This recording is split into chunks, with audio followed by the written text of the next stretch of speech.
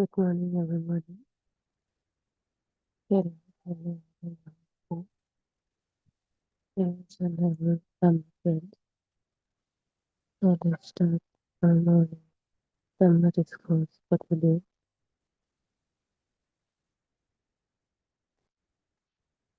So let's observe something quietly.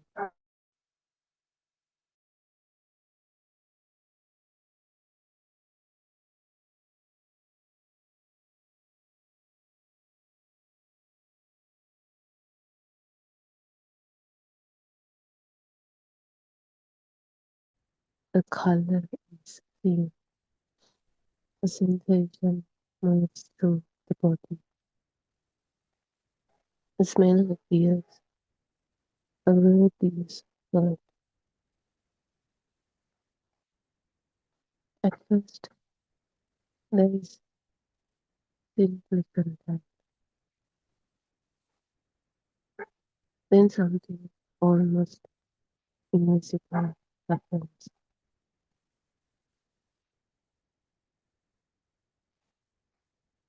Thought arises, and suddenly experience becomes personal, like it happened to you, to me.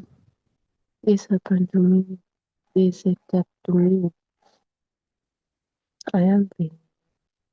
I am hearing it. I am seeing it.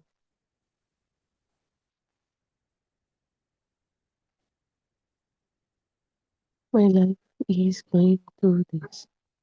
My problem, my pain, my future. So look carefully at that moment. The experience appeared as music appeared after. Not that an ownership that is existing, but that was an addition, a feeling.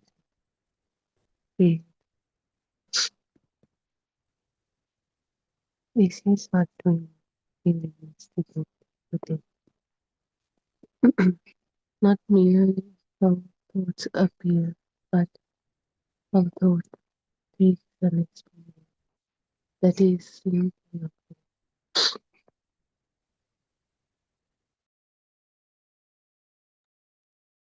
and turns it into something happening to some, to me, to listener.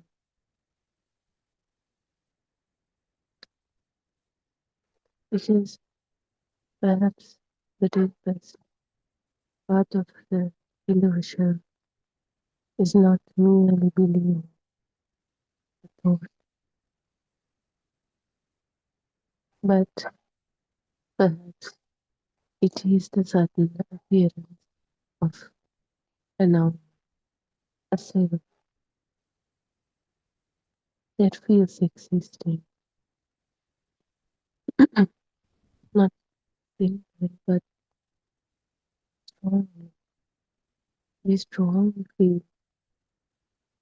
this sense of self, we strongly feel sense of a self is doing everything, is controlling everything, is affected by it. It can come in its different forms and mind, myself, any form, but the same thought. And as we know, thoughts are just a power, nothing. We can touch a thought, we can see a thought. There's no color, there's no sound, nothing, just a power. that creates this illusion of all objects that you feel like you're touching, smelling, tasting, feeling. But there's nothing, just power creating an emotion.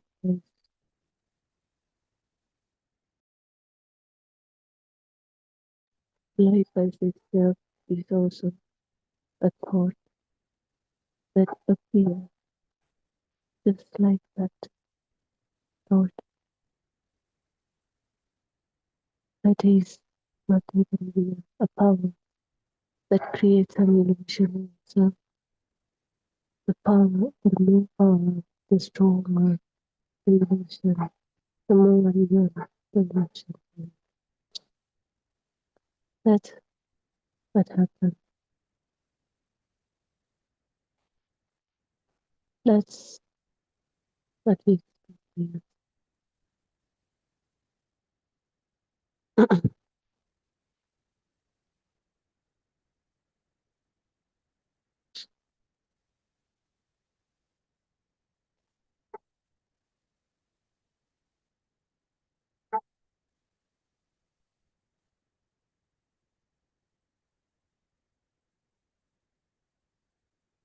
So now let's go back to the beginning.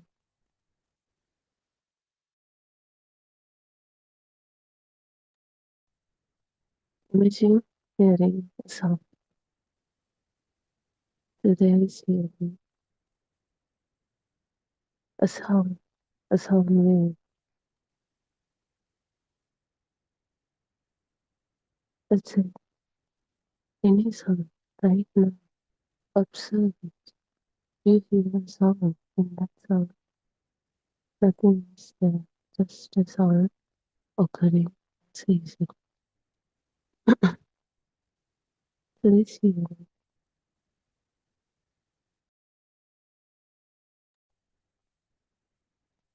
and immediately mind gives us a thought saying that is a bird. The more we are used to this mechanism, this sound, and this thought, the more soon, instantly, naturally that appears. So that's what we were used to. Is we believe any sound, any vision, any smell, taste, immediately the thing, the thought appears. Immediately to the point we mistaken it as something that comes from outside, something that is existing outside. It's like we are observing something that is existing outside. That's how this illusion is created. That is the wrong perception. This wrong perception is the illusion.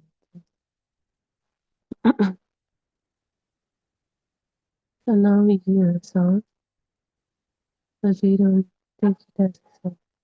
We take it as a bird, squirrel,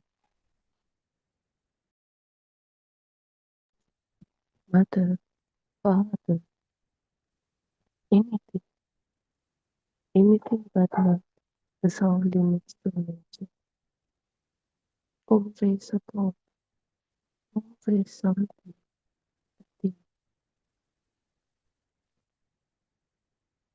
And before it says, I like that sound, before it says, that reminds me of a child, there's soon the occurrence of the sound. Once we get the thought from a single contact, it never ends there. Because mind wants something again, and this power, that power wants to move, to sustain, So it has to gain more power one after another. So when the sound is heard, immediately with the thought of a bird and it doesn't anymore. The powerful, the thought, the belief of this big illusion, the more thoughts reject. Now the bird reminds of childhood or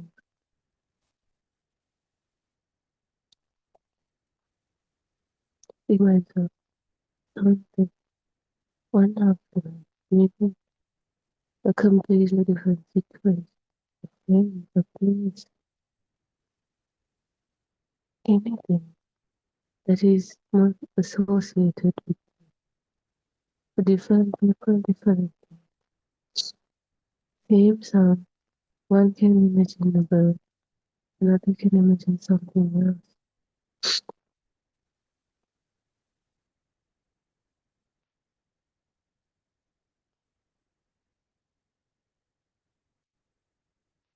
But there is simply the occurrence of the sound, and in that sound, nothing else is there. Did the sound say another? Did the ear say this is a bird? We are hearing a bird, this is sound like a bird. Yeah. The only thing that can say is the mind. The mind never say this is a bird. It gives us the feeling as it is already a bird. Not, not as interpretation, but as the real, but as truth. That's why we strongly feel it's a bird, not the assumption, not a mere symbol, not a mental object, but that is the real. This is the truth. That's how we feel it.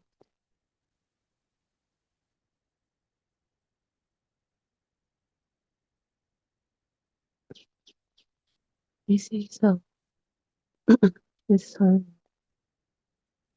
creates the illusion of real that feels real, but it's an illusion. And when you get the thought of this bird, one thing is strongly believe this bird is in other than outside. It's like something from the bird. Even the bird thought appeared in our mind, we immediately place it to outside, put it to outside. We think the bird is out there. When it's clearly bird is thought occurred in our mind. Like we said, ears cannot give us the whole bird. It can only give us the sound. Sound didn't say the bird. We didn't say the bird. We are the ones interpreting that sound as the bird in our mind. Yet we assign it to outside. This is what we were doing all the time since our childhood. So now we are so used to it. It's a wrong perception, yet we are so used to it. Now it appears like a habit. Now it appears upon immediately. So we take it as the fact, as the reality.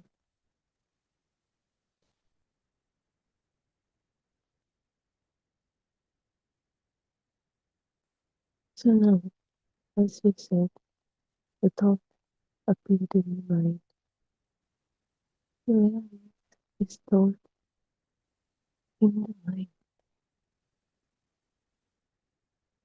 We say We get any sense of control, and this sense of contact begins the mind to create the thought.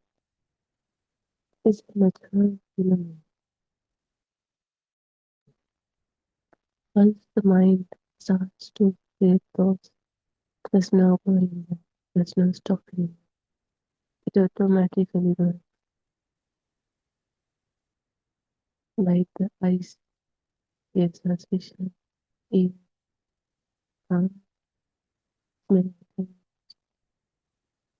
Likewise, the mind keeps giving us thoughts. You cannot stop it. But the thing is, they come as the truth, the reality, as something really existing out there.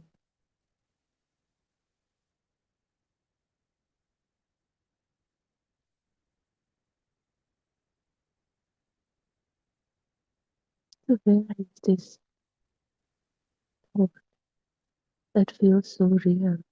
It feels so convincing. It's really hard to believe it's not the truth.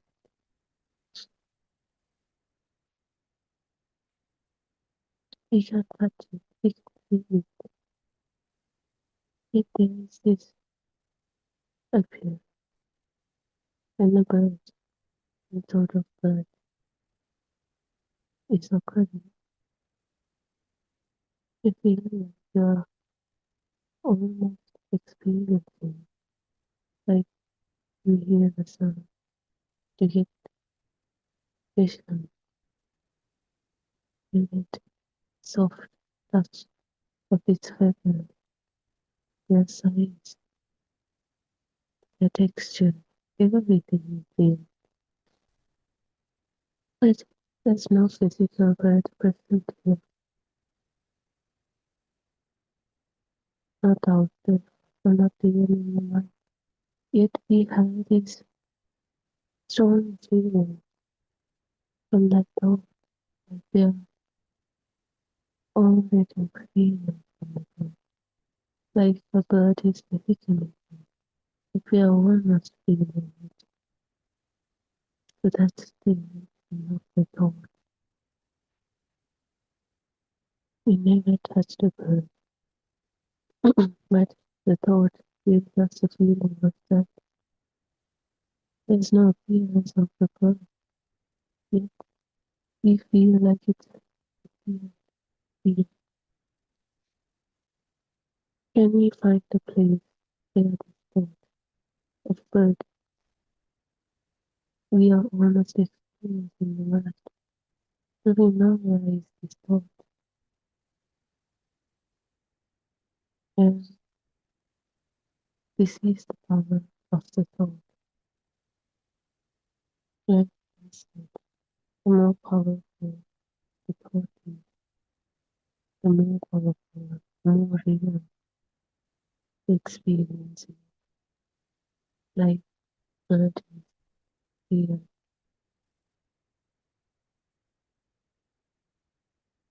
There's nothing else than a power. This power creates this illusion of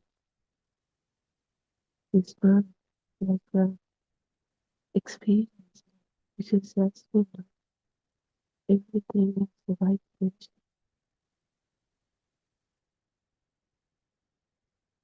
Sound, vision, smell, taste, touch, everything.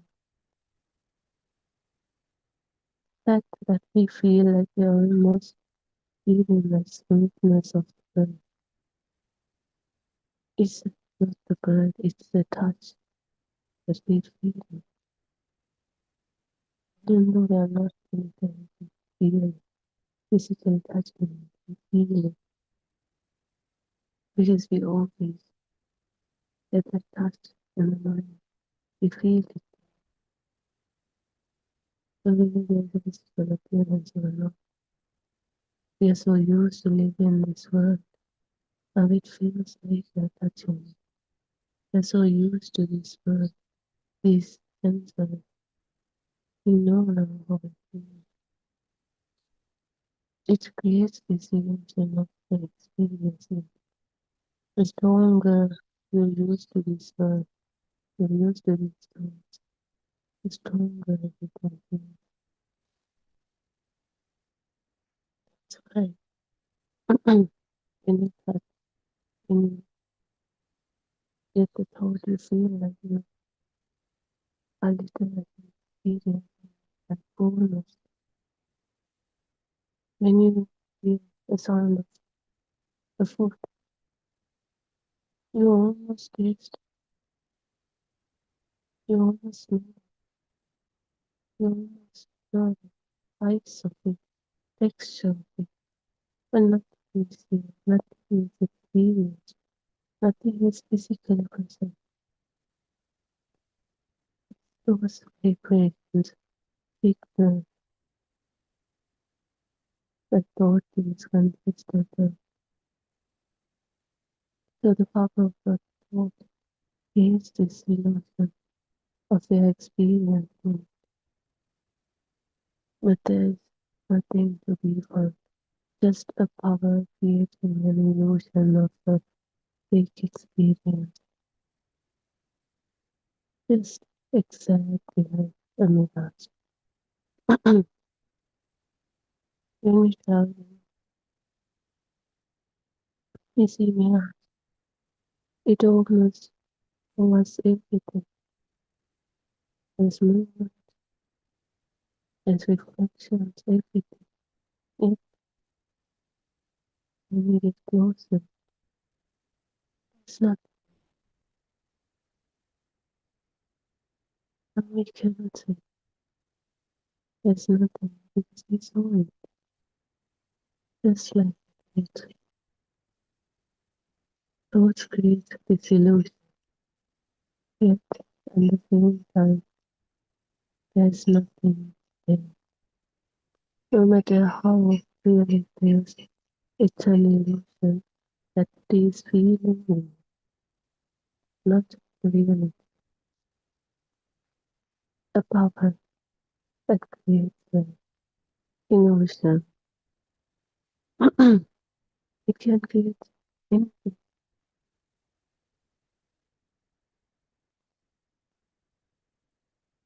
We can physically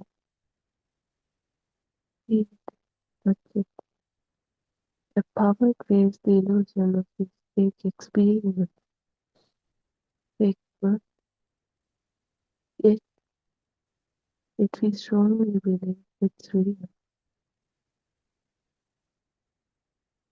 the bird itself is just a sensor contact, combination of sensor contacts, not a whole bird, because there's, there is no whole bird inside the mind. Mind can only create thought. So, using fragments of sensor contacts, not the whole 3D bird. When we hear the birds, we get this feeling of all sensors experiencing and creates a three-dimensional illusion of bird, a thought like the but there's no whole bird, just some vibration of a feeling, sense of fragment, not a whole bird. But the stronger they're attached, they're linked, the stronger and more real, like an object. It feels because of reason. None of our sense contents will give us whole bird. Each sense contact can give us sound or vision or smell. So there's no bird there, just a fragment of sense contact, vibrations, that got together and create an illusion of object, a bird that feels real, that feels three-dimensional. It is the mind's creation. It is the thought.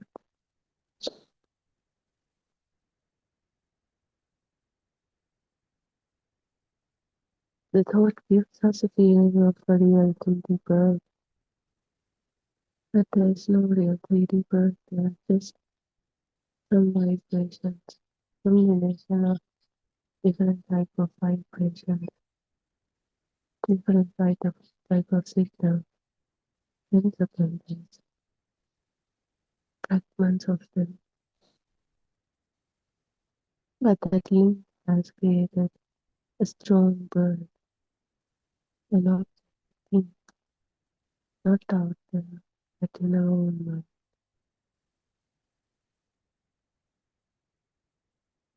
And that's the illusion. This power creates this whole illusion, just like hallucination. Nothing is there, but this power has created a strong object, looks 3D, looks real, from simple sense of fragment, simple sense of content, simple signal.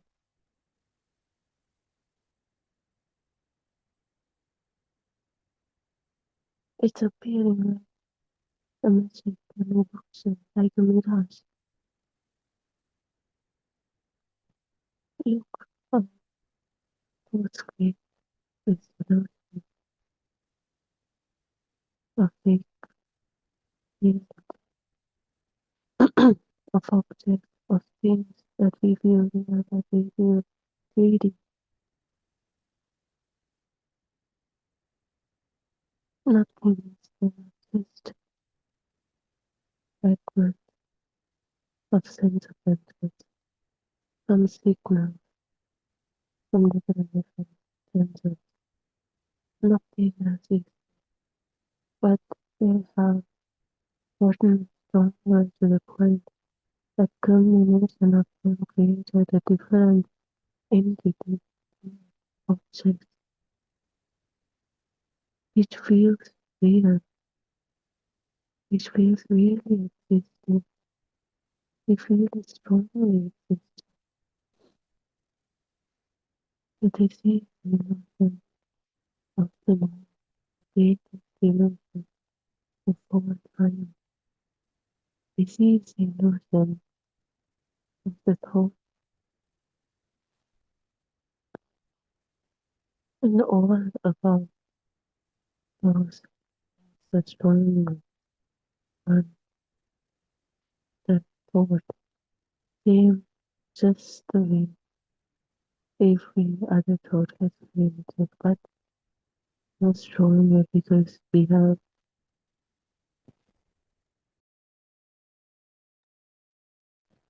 used it, we have interacted with mm, the self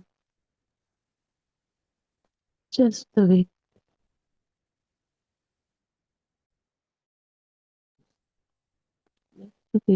that got created, thought got created from those simple fragments of signal and creates the illusion of a whole real 3D object. Self is source of one created in the same way. We don't get anything else except for sense of contact.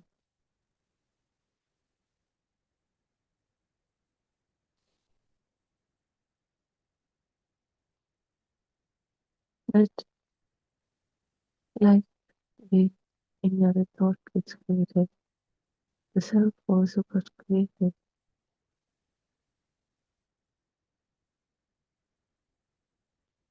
from those sense of fragments.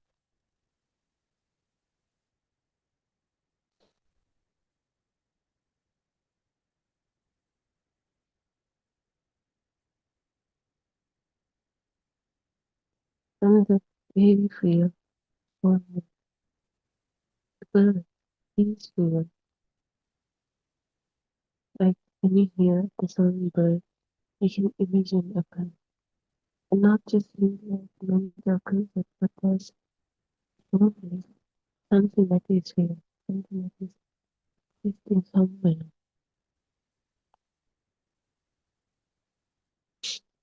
So feeling, we feel like of the self, we strongly feel their existence in doing something.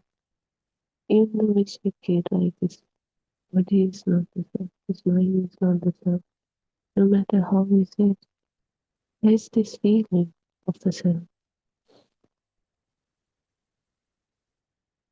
And there's this feeling of the self is doing everything, affected by it.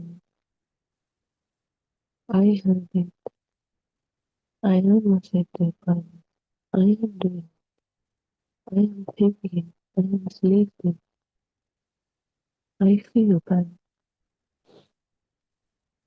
I feel happy, I feel excited, I am living.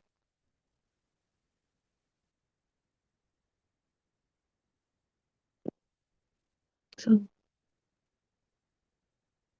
when we hear the sound of the bird, with that instantly another thought was created. We said, so now there's a bird out there, and there's this self is observing that. But what really happened is the sound. There's no bird, there's nothing, just the sound of a dancing.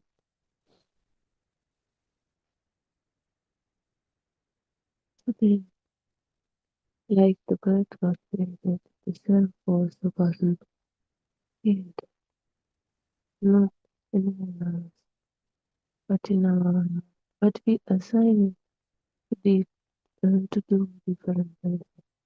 Bird out there, self inside here.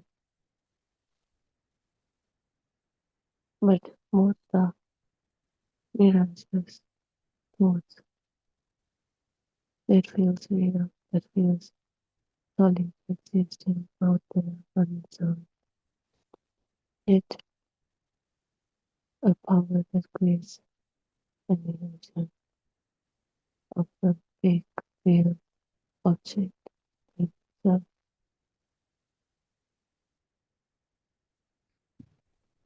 So did the word I heard it exist in the first instant of the contact. Like when we only get the sound, the rest, for interpretation, stories, everything is in our mind. We only heard the sound, but it became I heard it with the years I did. But there's this imaginary, this thought of love. We strongly believe it exists. So this thought is the one that gives us feeling. This self is the one who experiences it, not as something occurred as is, but as the self is hearing it. So now the sound is not simply occurring and ceasing, but I am hearing the sound of a word. But did the words I heard it exist in the first instant of them? No, they came later. I think important because if ownership came later, perhaps ownership is not contained inside original experience. That's the truth. That's the reality. There is not even a birth there. So how can there be a self in that thought, on that thought?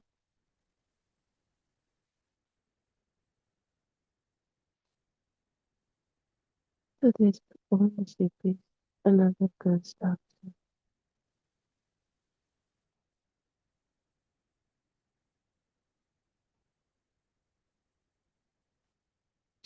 His ownership is another thought.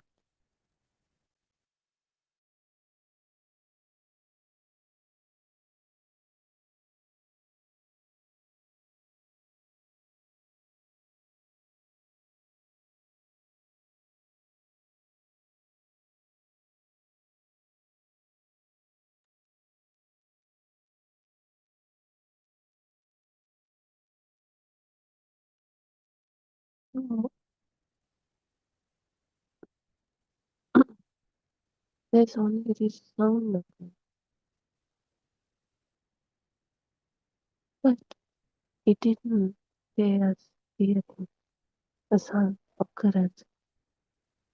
It became from hearing to I hear. This distinction is extremely subtle. There is hearing, and then there is I hear. It's always I hear. I'm receptive. I do. I see. I think. There is seeing, and then I see. There is thinking, and then I am thinking. There is sensation, and then immediately I am experiencing this sensation. So the mind always acts this unnecessary self-center. It places an imaginary, like any other thought, energy, or a self in the middle of this simple change in event experience.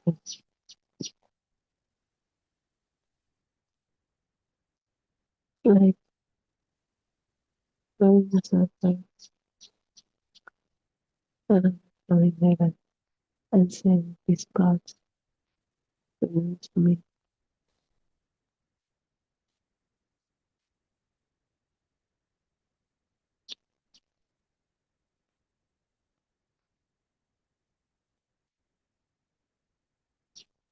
Because there's nothing said, there's a self experience.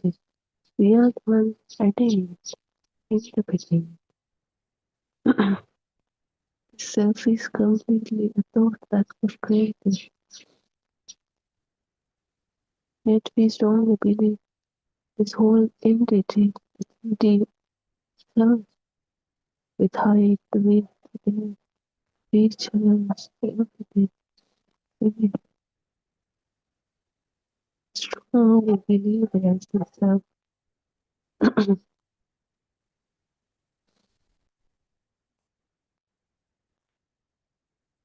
But the river itself never is the circle, the thought of it. Likewise, the sense of the light never gave us the self, but this addition, soul, interpreted, thought, heredity, not the thought, unnecessary thought. Yet we are so used to it.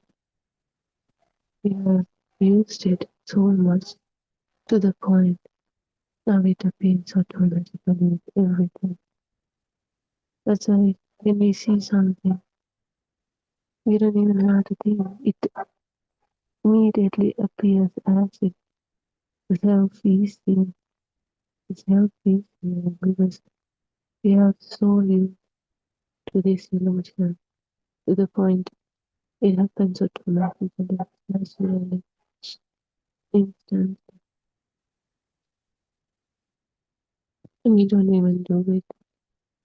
This system, the thought, any thought itself is comes from the mind. Nobody just thinks. That's like lies, your suspicion. Fears gives us the mind to give us thoughts. There's no thing, there's no personal. Everything is habitual. The mind is run from his habits. So when we see something, the habit comes and see. I am thinking itself is doing. Yeah. Indeed, we think might happen naturally, not automatically. It's not the truth, but the thought is a puppet of the mind. We cannot stop them.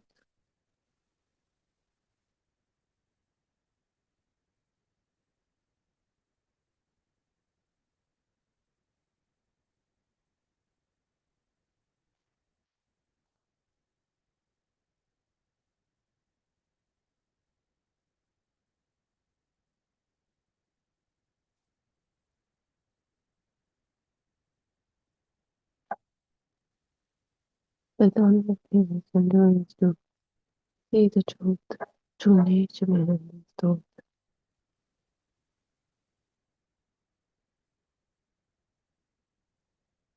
I always said there's no such thing as the thought, actually, just a powerless prison illusion. So when you see the truth behind the true nature of this illusion, with that deep understanding, it slowly automatically starts to loosen the problem of time, value of time, that reality like feeling with time. So in the end, what really happens is everything still appears thought, everything appears thought. Now you know the truth. Now there's this deep understanding of each and every thought. We cannot stop thoughts, but now we know this is an illusion. This is not the reality, and we can't control it. It is part of the system, is body now, but it is not the reality. It is not the reality. It appears to be. It is an illusion. When you understand this is an illusion, it that automatically starts to loosen the power it has, that fake reality carries. That's the only thing that happens. When that happens, the suffering, the sadness, happiness, everything is not going overboard. We don't take the thoughts, the illusion as the reality, because now we know the truth of it, the nature behind it, and with that, there's no suffering because of understand the illusion of the yet we cannot stop it.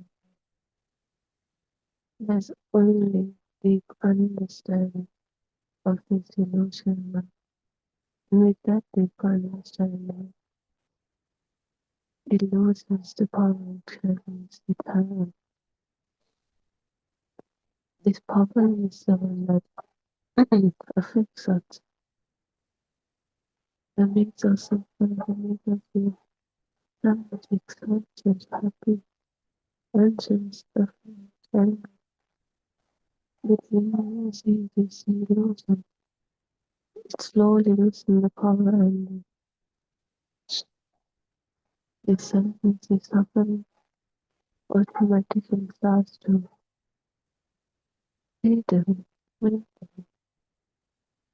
we cannot force it, we cannot do it ourselves.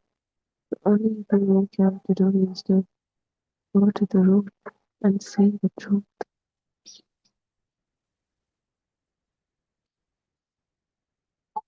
And when you see the truth, with that deep understanding, the rest happens automatically.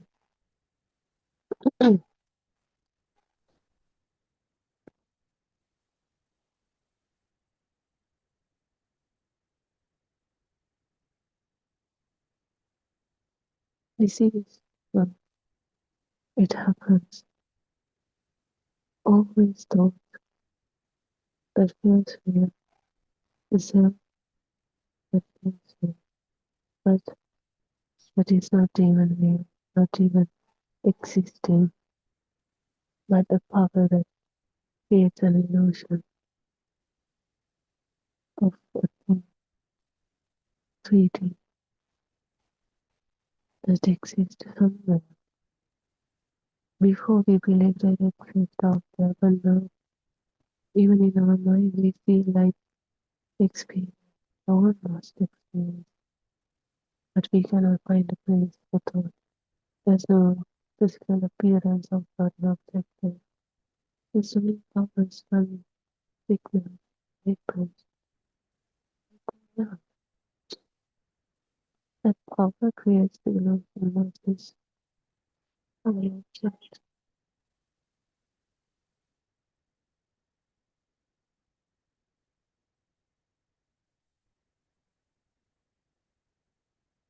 That's why in sound is occurring.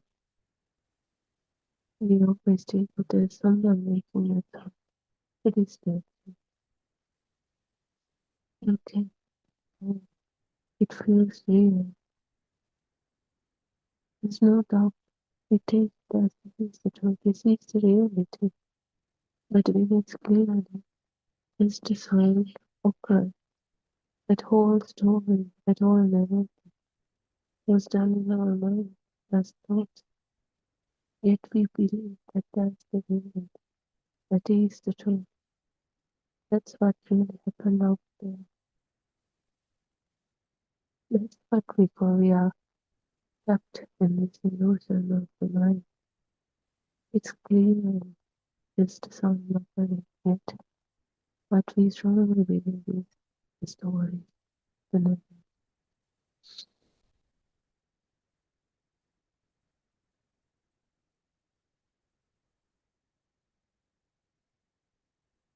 And there's this all inside the story.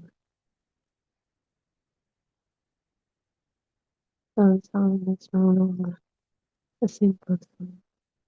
It has become a path, a personal something happening to someone. The suffering is no longer contained in the original content. It has been constructed around. This is the life of humans. This is how humans interact with each and every day. Simple principle that millions there but has become a complicated story interpretations that take humans reality and endless suffering with them.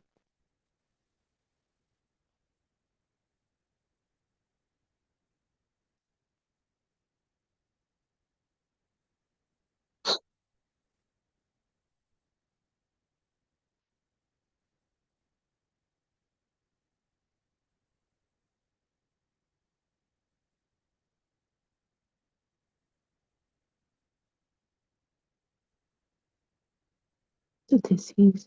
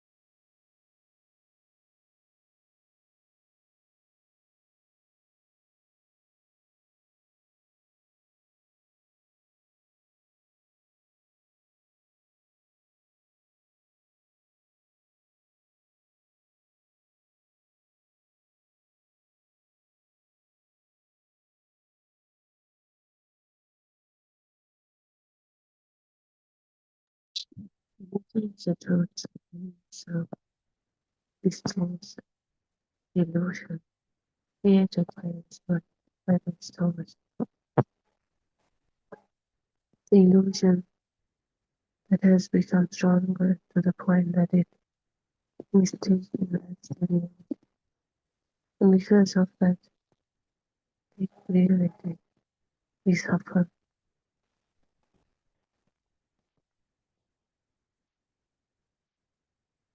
feel happy, sad, change, feelings, suffering, worries, because of a mere thought, the thought that is not even real, but feels real. Look how this illusion has trapped us. And the thing is, we're not trapped anywhere else but in our own mind. Mind has created thoughts. It's not that something real out there existing came to mind. Mind views the thought itself from sense fragments, from the color, from the vision, from the sound. It created this whole thing. And it's not a thing, it's a power that feels like a thing. And this thing is not simply like everything, it's just like now it created it and it believes it's real existing out there. Now the mind has stepped in of its own creation. This is what happens. But when you see this story slowly to this Dharma, the power of these thoughts has started to loosen. Not the thought is going to disappear. Thought will appear as usual, but now there's this power that we took the mastery. That is not going to happen. In the end, everything appears, disappears, happening as usual, but there is no power, no value, no owner, nothing taken as the reality, just a system working. So, feeling the morning Dhamma discourse for today, everybody.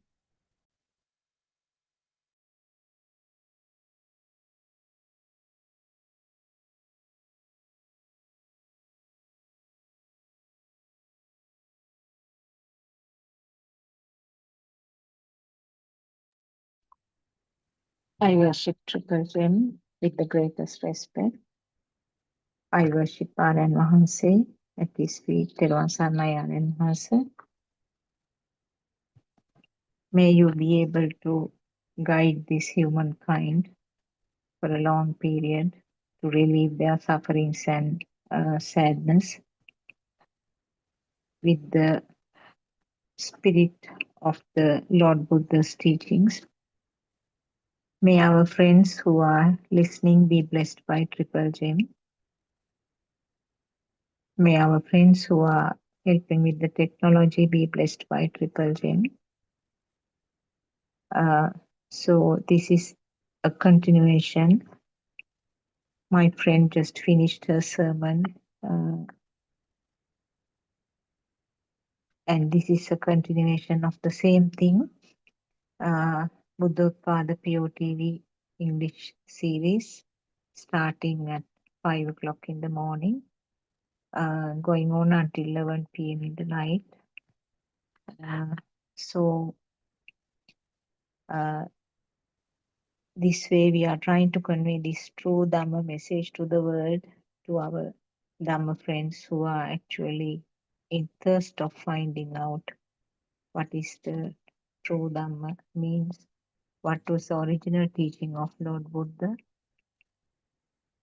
And we know that even though it is written uh, as a big syllabus, even though it is written as 84,000 sermons done by Lord Buddha, and we know that it has three main sectors actually, the Sutra Pitakaya, Vinaya Pitakaya, Abhidharma Pitakaya. So like that, there are three sectors.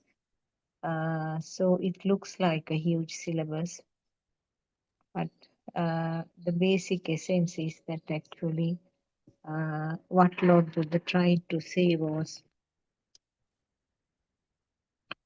something simple, uh, but he had to do so many sermons like this because uh, it's not easy to reverse this flow. We have been used to go along this current for so many lives in the samsaric journey. So it is not easy to reverse this flow, even though the fact looks very simple. Take it as knowledge. It looks something simple, but when it comes to the practical side, uh, it's something tough actually. And different people will realize this fact in different ways, different rates. Some will understand it very quickly, some will not understand very easily, even though the same thing is heard so many times in their life. Some will never be able to understand. So there's a great variation. Because of that, Lord Buddha had to repeat these sermons, repeat these facts again and again throughout the time that he was spreading this Dhamma message to the world until he passed away at the age of 85 years. So it is more or less same thing is happening now. The Dhamma facts which have been uh, declared or disclosed by Lord Buddha, which is the original teaching in the Sutra Pitakaya. Abhidharma Pitaka, of course, it has some fairly deep Dhamma facts, and Abhidharma Pitaka, the impression is that it is not actually essential. But if you know Abhidharma, it is going to be helpful. But it is not essential for a person to be a stream mentor, because we know many people who reached the Arhanthood during Lord Buddha's time, even the little monks, Sunita, Sopaka, they became the stream mentors at the age of 7 years. And we know the rich uh, businesswoman who was greatly helping the Lord Buddha and the temples. She was a stream mentor or became Sotapanna at the age of 7 years. So they didn't know about these deep facts of Dhamma at that time. So therefore, uh, what is most important is the Sutra Pitaka, which has the original sermons done by Lord Buddha. So the Sutra Pitaka always has been confirming what our noble friend Aryan Mahasi is disclosing to the world these days. So it's straightforward, it's proven very clearly. It shows that this is the true Dhamma message that Lord Buddha was trying to spread to the world. If I tell it as a fact, it's something simple. It is uh, about how to uh, get rid of the fire within the system, and also the fact that there is no person. The misconception called myself is completely wrong thing, but that is what that has been strengthened, empowered, and fortified over the time during this life, not only during this life, throughout the samsaric journey. this Atma Sanyava or the self perception has become stronger and stronger. So the self vibration in a very subtle manner, we call it uh, the self perception in a subtle manner, we call it self vibration, is there even in the zygote, which is the very first cell formed by uniting the sperm and the ovum from the parents. So it is something deep rooted. And the main misconception, the major misconception is the self. The fact that you think that there is a self and you feel that there is a self. So those are the two levels that we have to understand. The thought called myself is outer cover, and the thought is established after with prolonged self perception, which is the sanya. So, taking as a thought, as a real thought, where I am existing, is called Mithya Drushtiya or Sakkaya Drushtiya. So, Drushtiya means it is the misconception. So, uh, this is what you have to understand actually, right from the beginning. This was the misconception that we had. But as a child, we didn't have that wrong thought. The baby of uh, 5, 6 months, 10 months didn't have this wrong thought called myself. But you and me are having that wrong thought very strongly. Everything, wherever, whatever the action done, whatever the stimulus comes up, automatically the thought called myself is coming. So this has been established, as I said, if you are 40 years, maybe over the last 39 years, it has been built up, which was not there in the child who has the radiant mind. So the child with radiant mind, the level is different. The child experiences seeing things, hearing sounds, feeling the taste, feeling the smell, and feeling the senses of the skin. So uh, these uh, feelings or these sensor functions are confined to that sensor function alone because there is no further evaluation of that because the sensors are unable to evaluate further.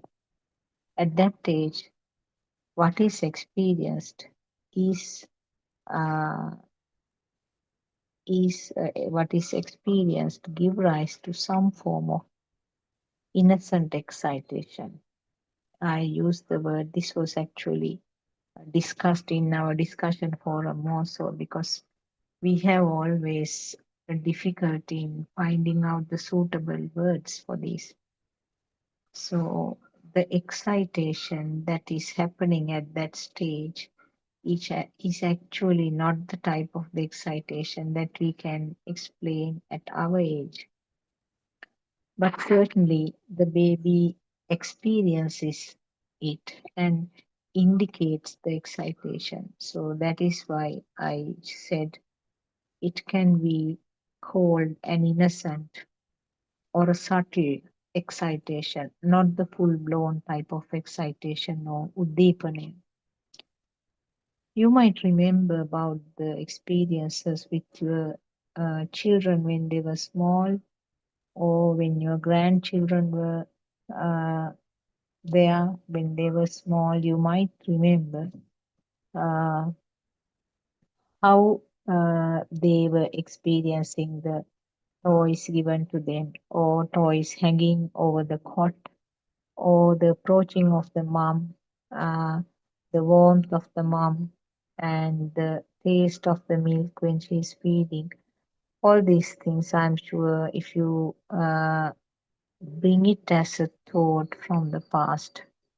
Now, here also I can explain a little bit of Dhamma. How did, if I tell you to recollect is ordinary English word that we can use, try to remember or recollect. But what is this recollection? Recollection means the past thought is being synchronized to this moment. When the appropriate causes meet, the same thought which was formed in the past will appear here, synchronized or telepathized. So, this thought is something which was created at some point, isn't it? So, that is called Pubbe Nivasanussati Jnane, or the wisdom of seeing the past perceptions or past thoughts. That thought is produced as a new thought here now. So when I tell these words, it is simply a sound to the ears. But see how you got that mental picture created about your child's small age, or maybe your grandchild's small age. How you, so that was a thought which has been reproduced here. And what does that thought has? It has all the components, isn't it? You say that I remember this, I remember that, which means that thought has all the components, that has the light component or the component of the eye. It might have the sound component also. It might have the touch component also. So if you take an example, you will say that yes, I remembered hanging a red color merry-go-round, and uh, there was a sound also, musical sound also. The baby was very much attracted to it. The baby could see, so there was excitation or the uh, creation of the eye there. What do I mean by creation? Creation means a function there. Creation of the eye means a function. Now, when you say use the word chakku or the eye, in Buddhism, it doesn't actually mean that it is the muscular eye, but you need the muscular eye for this function. So, chakku or uh, chakku sensor, eye sensor, all these means the function of seeing. So, the function of seeing occurs, function of the hearing occurs because there is vibration at the ear level and the vibration of the eye level that is in the baby. So these are actually functioning separately for the baby. So baby is seeing something, baby is hearing sound. For both, there is a very subtle excitation about it, subtle liking. And you might remember again. Now, again, remember means again the past uh, perceptions coming up as a new perception or a past thought again coming up as a new thought here at this moment. This is what was explained in Buddothpado Sutra by Lord Buddha. So something is being reproduced here again. Now, when I say uh, about what you remember about when the toy was removed, what was the reaction? You might remember again, which means again the past perception coming as a new perception here. A collection of past data being reproduced here as a new set of data, a new thought. So the answer will be yes. When I tried to remove, the baby started crying, indicated some unhappiness. The facial expressions changed. Now, this is actually what is indicated by the sensor function. So the sensors are functioning. but still no thought formed. So baby has no idea that it is a merry-go-round. Baby has no idea that this is red color. And also baby has no thoughts to say, why did he remove it? I want to have it back. Better play it again. That sort of thoughts are not coming. There was a stimulus, the baby felt it, and that's it. And you might remember when the distraction occurs, now even if the baby starts indicating the unhappiness or the baby starts crying, if you take the attention to something else and if you make a sound and smile at the baby, quickly the mood will change again. The appearance of the face will change again, and the baby will show an excitation or happiness by smiling at your face. So again, when you are talking to the baby and peeping to the cot, that means again the eye and the ear function, isn't it? So the eye can recognize a shape and there is a sound. Ear can recognize a sound. So that's all. There's no thought to indicate that this is mom's face, this is mom's voice. But again, to those two, there is a subtle uh, excitation, isn't it? That is why the the baby indicates again happiness by smiling. Now, these are some of the experiments that you can do. Uh, Even if you may bring it close, baby might touch it. Or if you bring your face to the mother, to the baby will want to touch it. So the touch component will indicate the firmness of the toy. Or if the baby is touching your face, the baby will have that soft nature of the face. But still, they are separate. They are separated from each other, and no combination, no combining, and uh, no thought formation. So individual sense functions occur. There is an innocent or a subtle excitation, which is indicated by maybe a smile or a facial change. On the other hand, now think about a wet nappy. Uh, the wetness is felt at the skin level. Because the skin is functioning, the wetness is felt at the skin level. And that indicates some form of unpleasantness, discomfort to the baby. And that is simply the sensor function.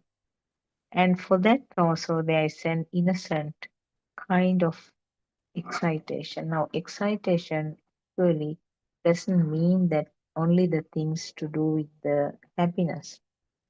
Whatever the feel that creates some form of uh, action, some form of feel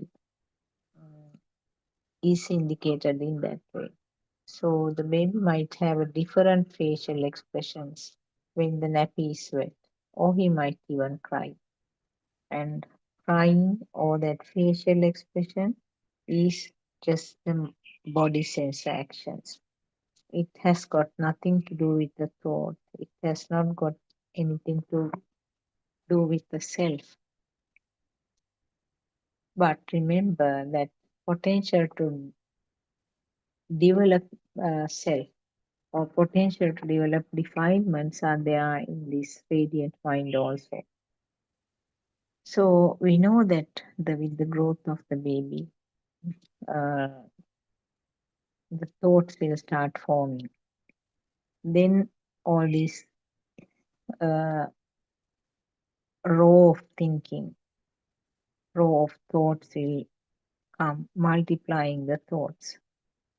Why did it happen? How did it happen? I don't like it. That sort of thoughts. Those we call prapancha or manjana. in Pali. That means the rounds and rounds of thoughts being formed one after the other, one after the other.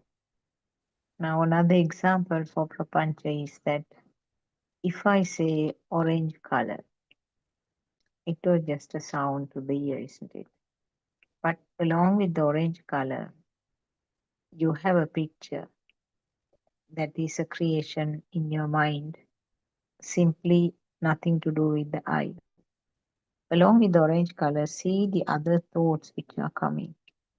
Orange color will be attached to a thought called king coconut, orange color coconut, the orange color robe of the monks, or orange color sunflower.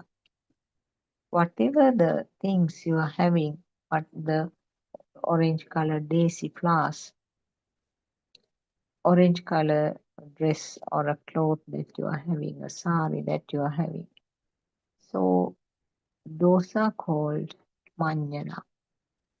The thoughts are going round and round, getting more and more thoughts attached to the original thought. So this is with this manjana or the prapancha gives rise to the feel that the thought is real. This is the nature of the normal mind, because simple one thought will occur, and along with that thought, depending on the data that you are having, uh, the past data or past perceptions, so many other thoughts will be attached to that. Now, when I say orange, the thoughts that are coming to a person from America or UK will be different. They will not get the king coconut. They will not get the robe. Instead, they might get all kinds of flowers that they are having, orange color. They might get the pictures of some uh, supermarket chain where the board is in orange color. Or they might get the picture of oranges, the orange color oranges. So, like that, depending on the past perceptions, it changes. This is the Chitta Niyama. So we have to understand that this is nothing to do with the person. It happens. It happens in a row, one after the other, one after the other. It happens. So taking this process as I am thinking is the biggest mistake that is happening. Can you say I am thinking? Was there an active person who brought up all these past perceptions to the present moment? No, there was no person who did this. It was an automatic process, just continued to happen. So we have to now uh, when our Dhamma friends are listening to these sermons for a long time, definitely from the beginning, the person starts experiencing some calmness within the system. That is for sure, it is there right from the beginning. So the relieved feeling or the calm and quiet feeling is felt even from the beginning when you go on listening to these Dhamma sermons. But that is not where you should stop. You should uh, navigate further. Now, what has happened very often, what happens is that when the system or the person feels that the points which made him to be angry or sad or have an unusual craving, when it is less and less, you feel that very happy and you feel contented. Okay, now this must be the end. So this is where Aran Wahanse and all our other now friends who are conducting these programs also explain that the self is well preserved.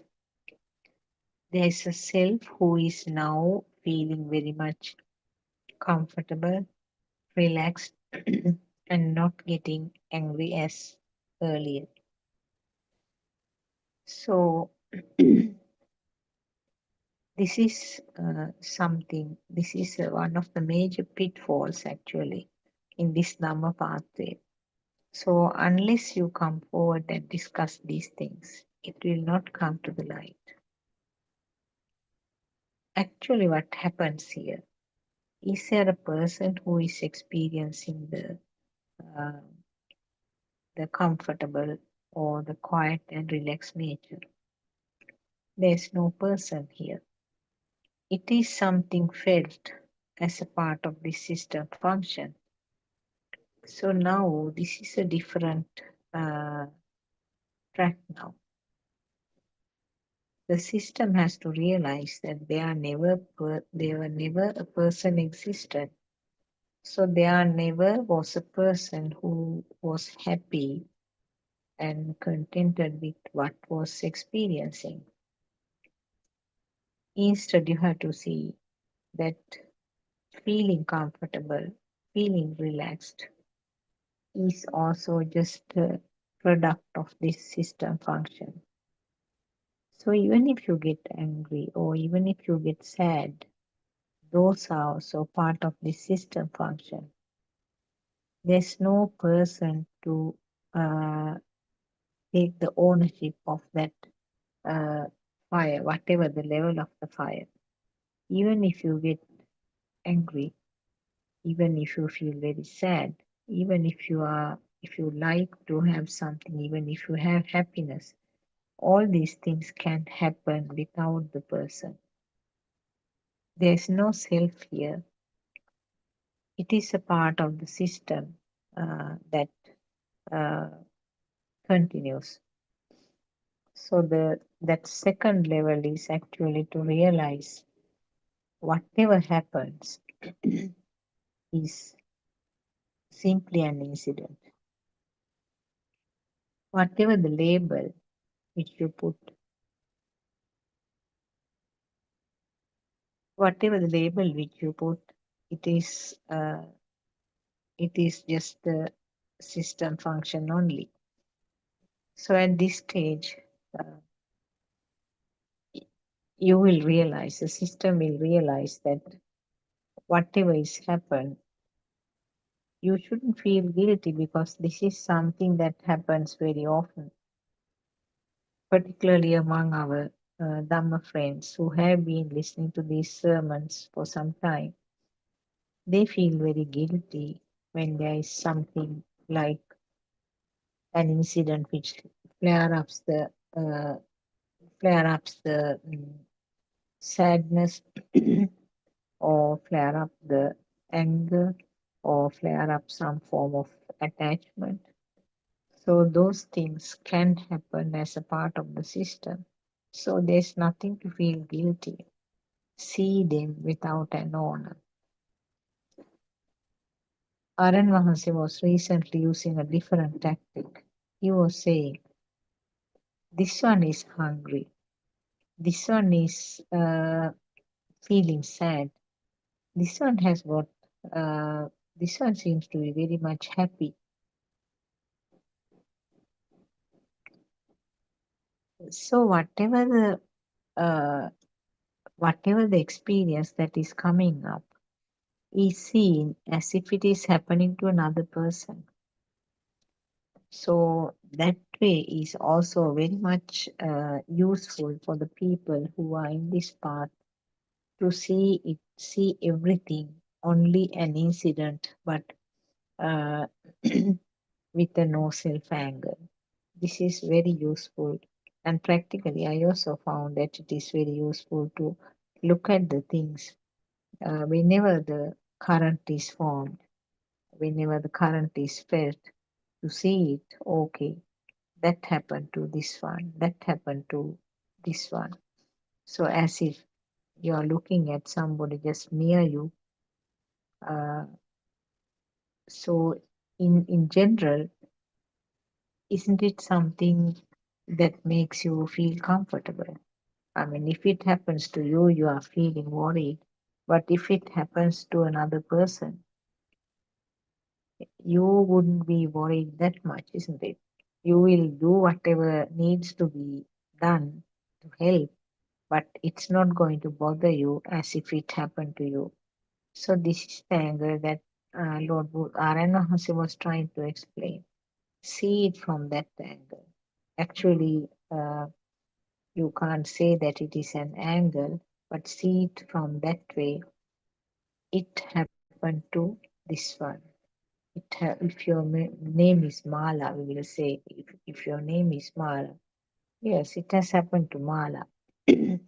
So Mala and the observer are two different things. So various tactics like this have been introduced by R.N. Vahanse to uh, make the person uh, to realize that there is just a mechanism only. This is just a system function only. Uh, and also the four levels of contemplation that R.N. Haas is explaining. Again, this is what has been stressed. We experience four things actually, four levels of contemplation, which has been practiced over a long period by uh, R.N. Mahansi. For all these practices, actually, wise attention or yatha bhutana jnana is necessary. Seeing it in the real proper way. So the wise attention means yatha means uh, as it is. Bhuta, bhuta means what is created. So seeing what is created as it is in the real way, wisely, is called yatha bhuta jnana. So yatha bhuta jnana is essential for a system who is going along this Dhamma path. So the four levels of contemplation that R.N. Vahase was explaining uh, has been long tested by him. And we don't see such a thing in any of the books which is written there because the tactics or the steps or the tactics that we have to practice depends on the nature of the society also. So it is something very useful. And it was actually right at the beginning, it was done as a 7-day course. But now it has been summarized, and because of the practical difficulties of the people coming and staying for 7 days, because of that, uh, we are doing it at RNH's advice. We are doing it at 1-day programs. So here, having a very clear idea about the darshan is essential. This is a kind of a model practice, which is not uh, uh, which is very useful and which is not the end of it actually. This is just a sample only. So when you practice this sample, it will be easier for you to practice at home whenever you are doing something, some activity. And walking, the here we use the walking, but of course, you can apply this to any activity at home whenever you are engaged in something. And here mainly we use the walking because uh, it's a kind of a monotonous type of activity. And in the places where we are doing this, mostly there are temples.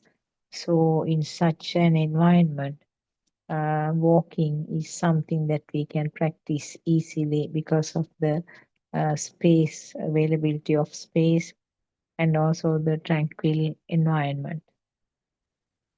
And in this process, what is tried is actually to uh, make sure from the self angle to turn to the no self angle, or being able to see from the self angle to realize what the self angle is, and then uh, move move gradually, layer by layer, to the no self angle. So it is something uh, really worthwhile practicing, and this is being practiced in many places throughout the country, and there were a couple of uh, practices happening in countries like Australia also. So actually, uh, the four steps mainly, uh,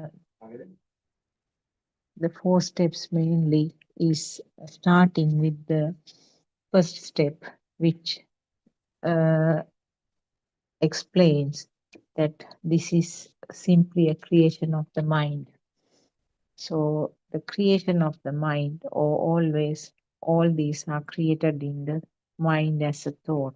So that is the first step. You might wonder, what does it mean really? Because uh, you feel, you see, you hear the things as if they are always outside, isn't it? Because it looks so real, you cannot break that idea. You cannot, it's very difficult to get convinced that all what you experience is not outside, but simply a creation in your mind. Uh, so, in the first step, what Aryan Mahanse elaborates is that to see from that angle, which is explained by the two sentences, uh, two golden phrases mentioned in Lord Buddha's teachings, Chittena Niyati Loko and Salayatana Loko Loko. So the Chittena Niyati Loko means the world is created in the mind, and Salayatana Loko Loko means the world is created with your senses, which more or less looks at the same point from different sides. So what is meant by here basically is, even though you think that there is a solid uh, physical world outside, it simply felt as if there is a solid and existing world outside, but uh, it is something created with the uh, creative ability of the senses. We know the five senses which the humans do have: the eye, ear, nose, tongue, and the skin. Some animals, like worms, earthworm, has mainly one sensor, which is only the skin. So it is a bit complex because the different animals do have different sensors. They are functioning in different ways, and something is created with that sensor faculty or the sensor function gives the impression that this is the real existing thing. So it is what is accepted, and it is what is felt as real. Uh, so there's nothing called permanent existing world, which is common to all of us. That is the biggest myth we are having. We feel that we are sharing this world with animals, and also we feel that even there are spirits which are not being able to see or feel. Again, they are also sharing this world with us. Because we humans dominate this world, we are putting our uh, assumptions also to the animal kingdom also. We are talking about the animal world or animal kingdom, and but we feel that on the other hand, we assume that it means that they are also experiencing this world in the same way.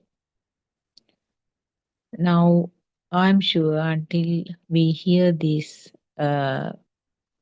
golden words, you may not have bothered to concentrate on this fact, isn't it? We assume that everything is common. The world is common to animals and us both, and we feel that we all experience it in the same way. What a misconception, isn't it? Now, if you explore a little bit more about these senses, and I'm sure some of you have learned in your science subjects that different animals do have different uh, senses, and also the fact that especially the people who have some idea about the zoology or entomology, which means the science about the insects and the science about the animals, they must be having definitely much more clearer idea about what I'm saying, that different animals are experiencing uh, the way that they are having their senses are completely different from one to another. Not only the way that they see the light, the way that see the colors, and also even things like uh, illum- very illuminated type of appearances. So they can have various bizarre type of experiences with their different types of eyes, with the different types of ears. They can again have a different range of sounds because the vibration of the eardrum varies from animal to animal, insect to insect. Not only that, most of them may not have ears at all. So you can't talk about a sound in their world, isn't it? And animals like earthworms do not have the uh, eyes. So you can't talk about the light in their life. Now, just these are actually the facts called penetrative meditation or vidarshanava. That means you take a stimulus, you take a fact, pierce deeper and deeper into that, transcend that point and see what you feel, what you understand. Because Lord Buddha said that Buddhism is for the wise person. So you can't take the pre prepared stuff as it is and believe as it is. Lord Buddha never agreed on that. He said you have to find it all by yourself. We can guide you, we can give you the direction, but the rest of the findings has to be done depending on the person's uh, ability to understand. So again, I am reminding that it's not the intelligence, it is not the book knowledge. Actually, the book knowledge sometimes can be a hindrance to this because you have got so many preconceived ideas, preset frames are there. So, with those, if you try to look at these Buddhist disclosures, uh, you may not feel like agreeing. You have the vichikicha or the doubt, is this true? Is what I am hearing true? So that sort of vichikicha always is an obstacle to your Dhamma path. Uh, so see the Dhamma with an open mind. Now, the first contemplation, first level of contemplation, as I mentioned earlier, is to see that it is all these things are thought. Now, as I mentioned at the beginning, the baby with the radiant mind has no thought.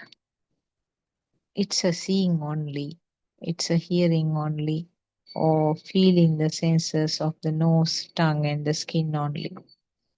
But as a part of the natural process, subsequently these inputs or these sensor functions combine together to form the thoughts.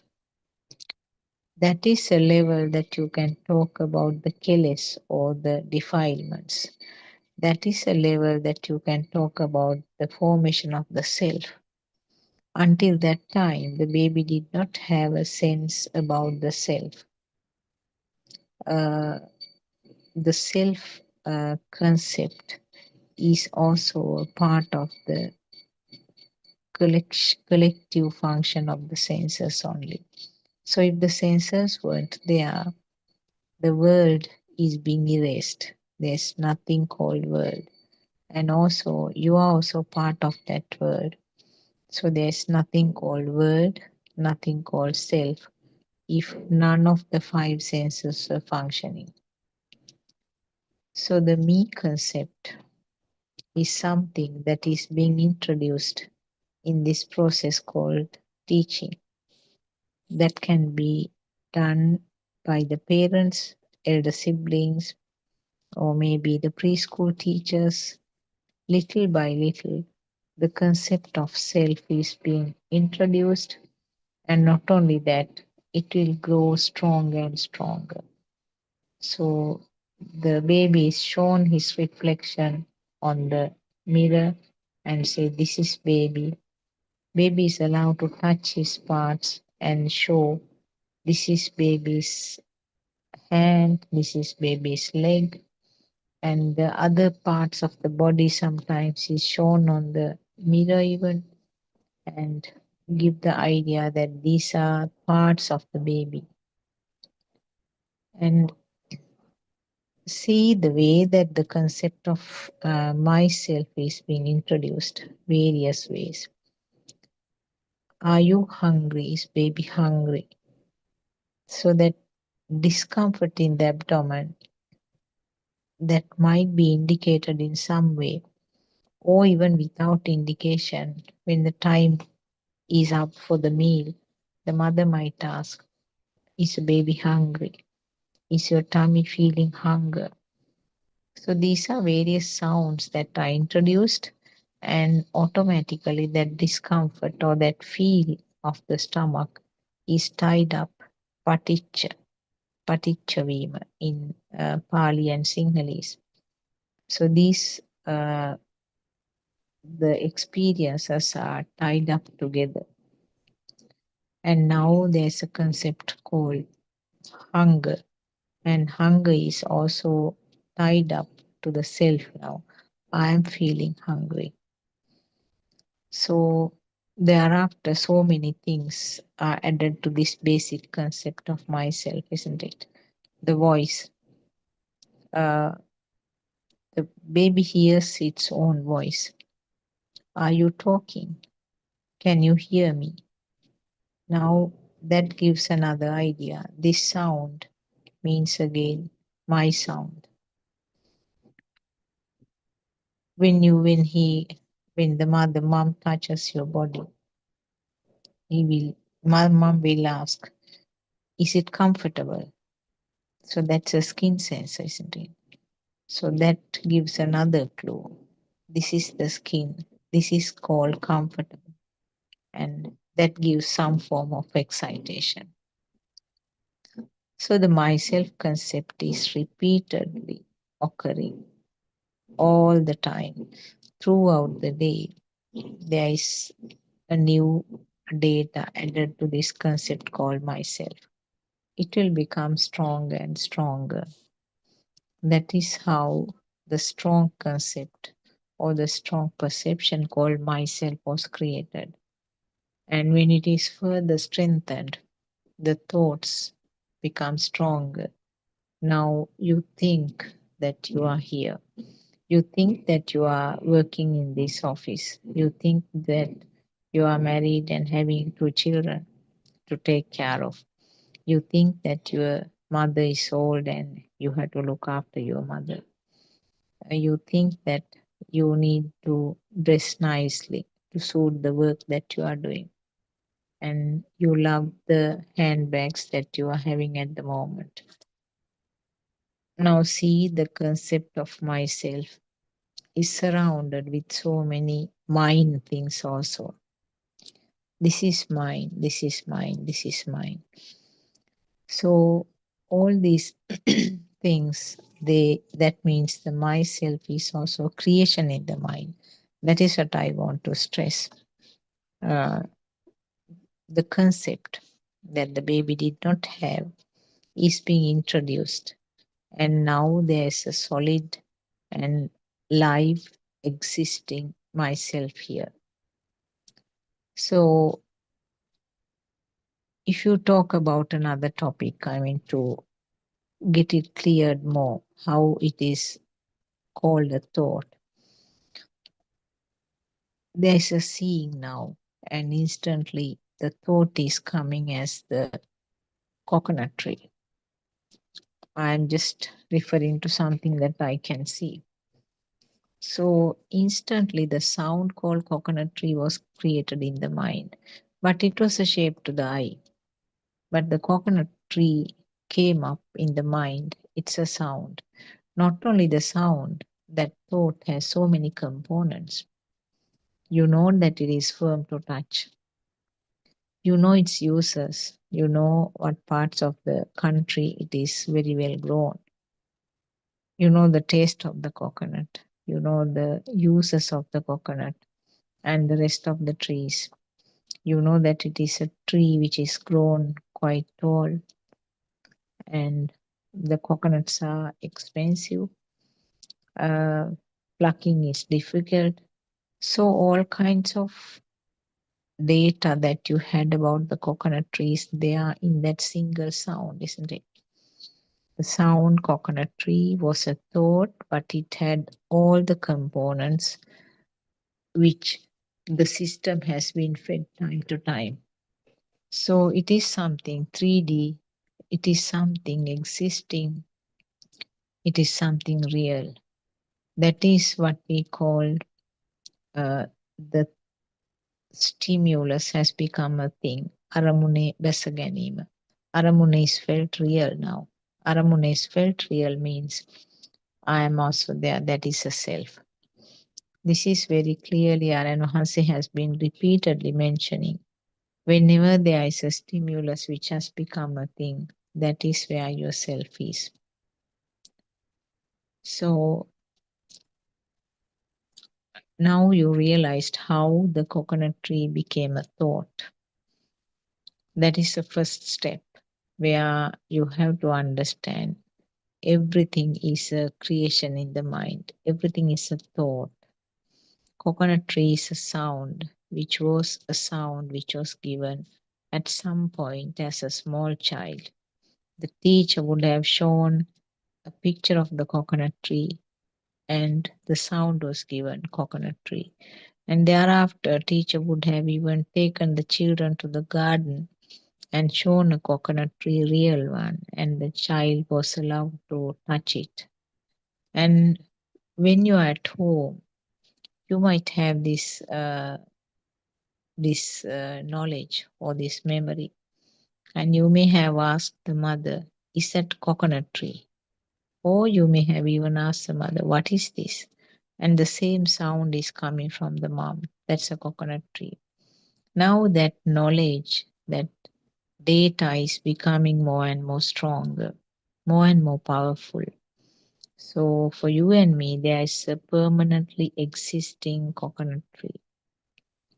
That is a live thought, a real thought. So wherever there is a thought which is really felt, there is myself. But when you sort of dissect this thought called coconut tree, uh, it was just a vibration at the eye level.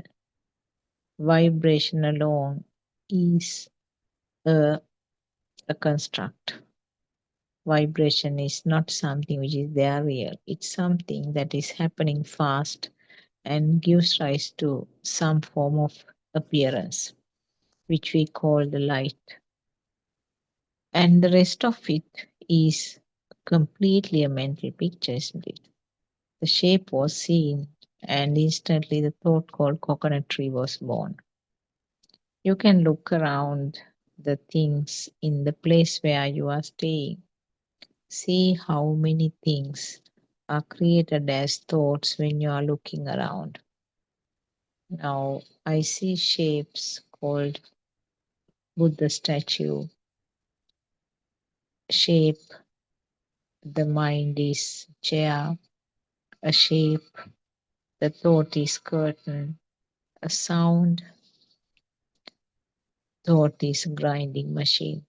Now, when it is just a sound, quickly the picture of that grinding machine, how the people are doing that work, the way that the dust is being spreaded all over the area, all those data are coming along with that uh, sensor.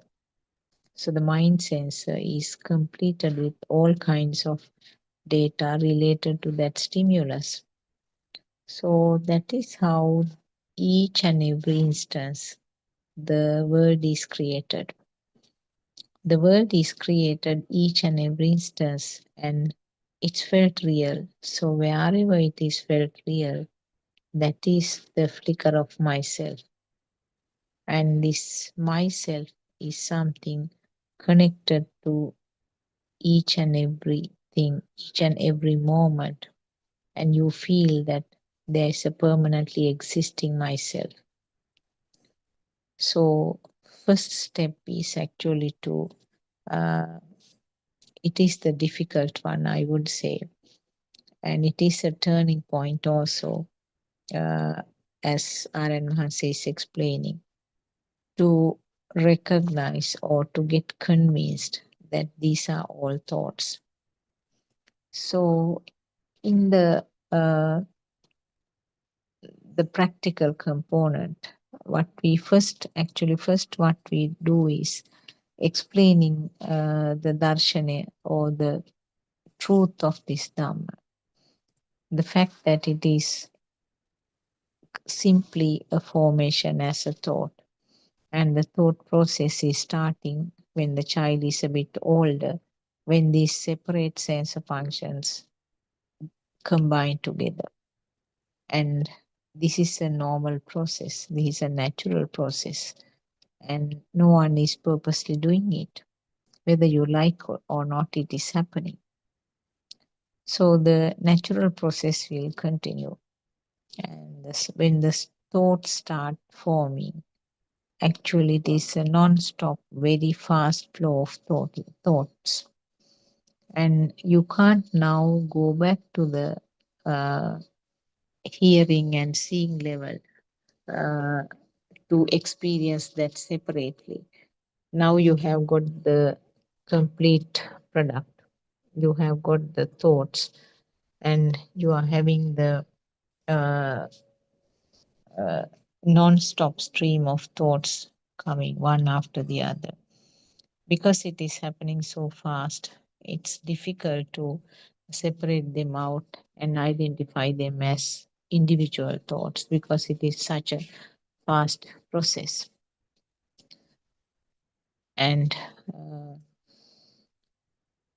so in the first step, what you try to do is to understand this as always a thought.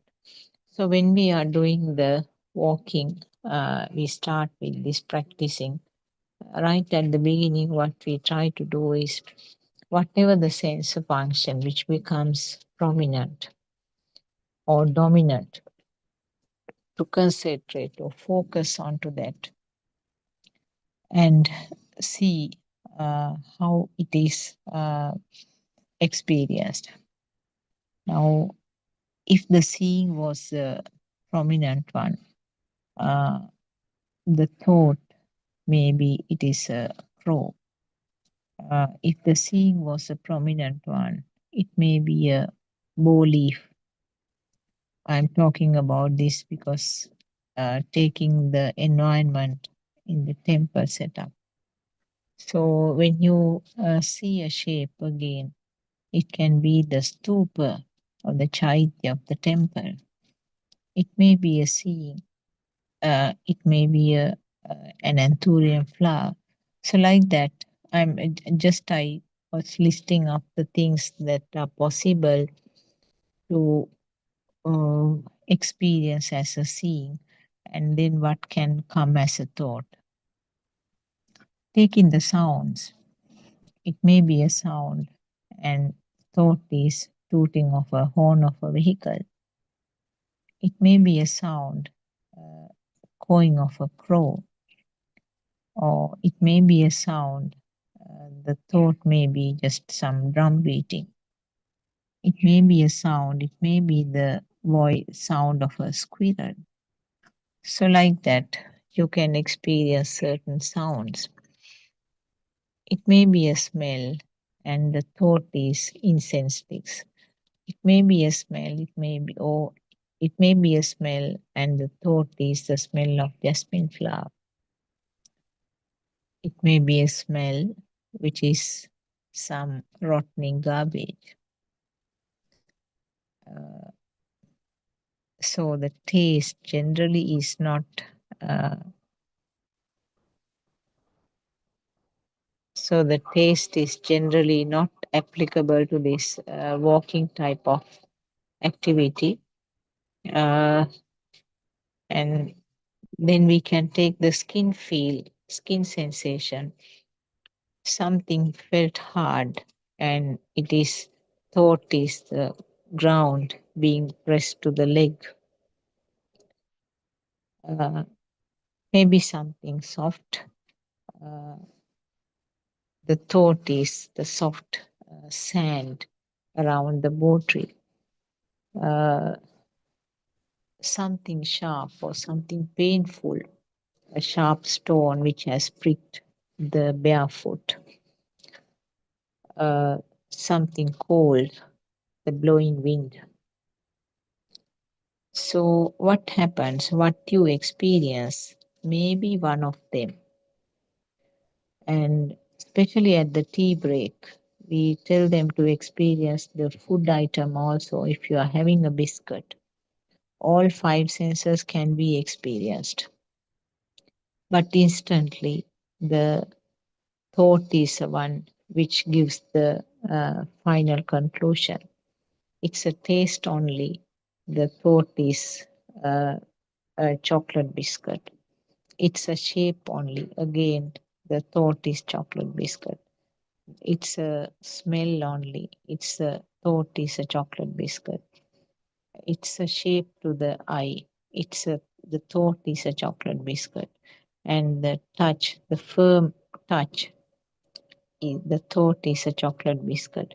Now see that the stimulus or the thought called chocolate biscuit is being empowered by all five senses here. So more empowering means that real feeling, the real existence or the perception of existence is strongly occurring. Itta sanyava is there in a strong way, provided that all five senses are functioning. So you have a really existing uh, chocolate biscuit for you to taste. And wherever the existing chocolate biscuit is, that is yourself. So these things I may have mentioned again and again, and I'm sure these facts may have been listened again and again from the other speakers also. But the same thing is being repeated because it's so difficult to get convinced that it is simply a creation. So when we do the walking, we tell our friends, or we do try to focus on whatever the dominant sense at that time. So at one point it may be a seeing, the next point it may be a hearing, it may be a hearing again, and next point it may be a skin sensation, next point it may be the nose. So like that, the sense functions are changing from one to the other. You will realize that the prominence changes time to time. So we usually walk for about 2 rounds And during that time, we try to get the person to experience the way that instantly how the thoughts are created in relation to the senses activity. But before that, you have to have the just a knowledge, the fact that the five senses are unable to give a conclusion, or they are unable to recognize what is experienced, but it is simply an experience only. So the rupa component only, there's no naming. Uh, Only the form is there. There's no naming, no name. Form and name, nama rupa. So the this is something that we want you to experience now. If you are in Sri Lanka, it is better to go to one of these centers and have this experience with some guidance at least couple of days before you try to do it all by yourself. Because when there is some guidance, and also in such a place, you will be able to uh, get many things clarified if you are not sure. So it is important to have this experience, and once you have it, you will be able to do it or practice it at home. Maybe when you are chopping some vegetables, you take something like uh, cutting some carrots. Where was the carrot born? Carrot was a sound, isn't it? But you have a real, really existing carrot for you now, which is a thought. It's a shape to the eye, and it is something firm to be felt uh, with touching. There may be a sound to the ear, but it doesn't stop there. And the sound, the name is also coming as a sound, which is carrot. And the color, orange color, is another thought, because we know the colors are something that is given as data. The child has no idea about the different colors. So the color is again another data only. Now you can feel the way that the senses are changing from one to the other. The eye, so there are inputs from three ways: the eye sensor vibrating, ear sensor is vibrating, and the touch sensor or the body sensor is also vibrating. When three together, along with the sound, which is coming as a mental picture, forms the existing real character. So when you are doing some form of work at home, even things like sweeping, uh, or if you are digging something in a flower bed, or when you are watering watering the flower pots, or simply when you are eating some food, you can see how quickly the thoughts are formed, one after the other, one after the other. The I didn't say that it is carrot, and the sound didn't say that it is carrot, and the firm feel of the skin didn't say that it is carrot, and the carrot didn't shout and say, I am carrot either. So the carrot was born in the mind as a thought. When thought is formed, where did the thought come from? Is the next question. So the first step, as I said, is to focus that everything is formed as a thought. And the second step is actually if you are very clearly convinced about that this is always thoughts, that is a turning point in your Dhamma path. You become a stream enterer, or the Sotapanna state. So that is what Aranahas is explaining. Second, you have to see, how did carrot come to the mind? how did carrot become a thought?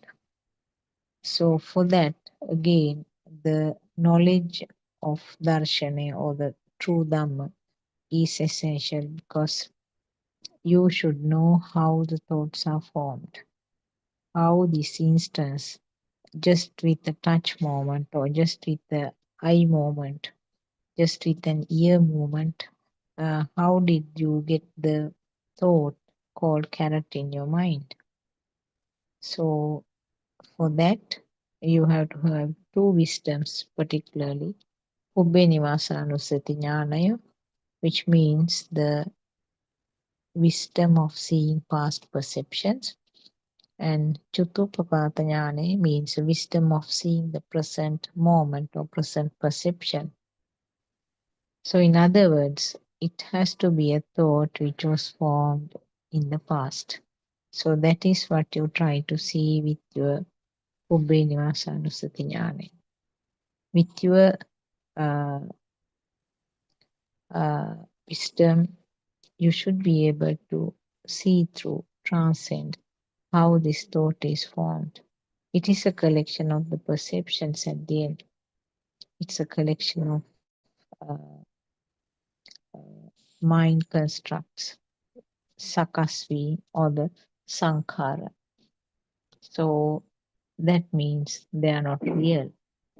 That is the most important fact that you have to understand. That is not real. That is not something uh, really existent. It is simply a creation in the mind, creation at the sensor level.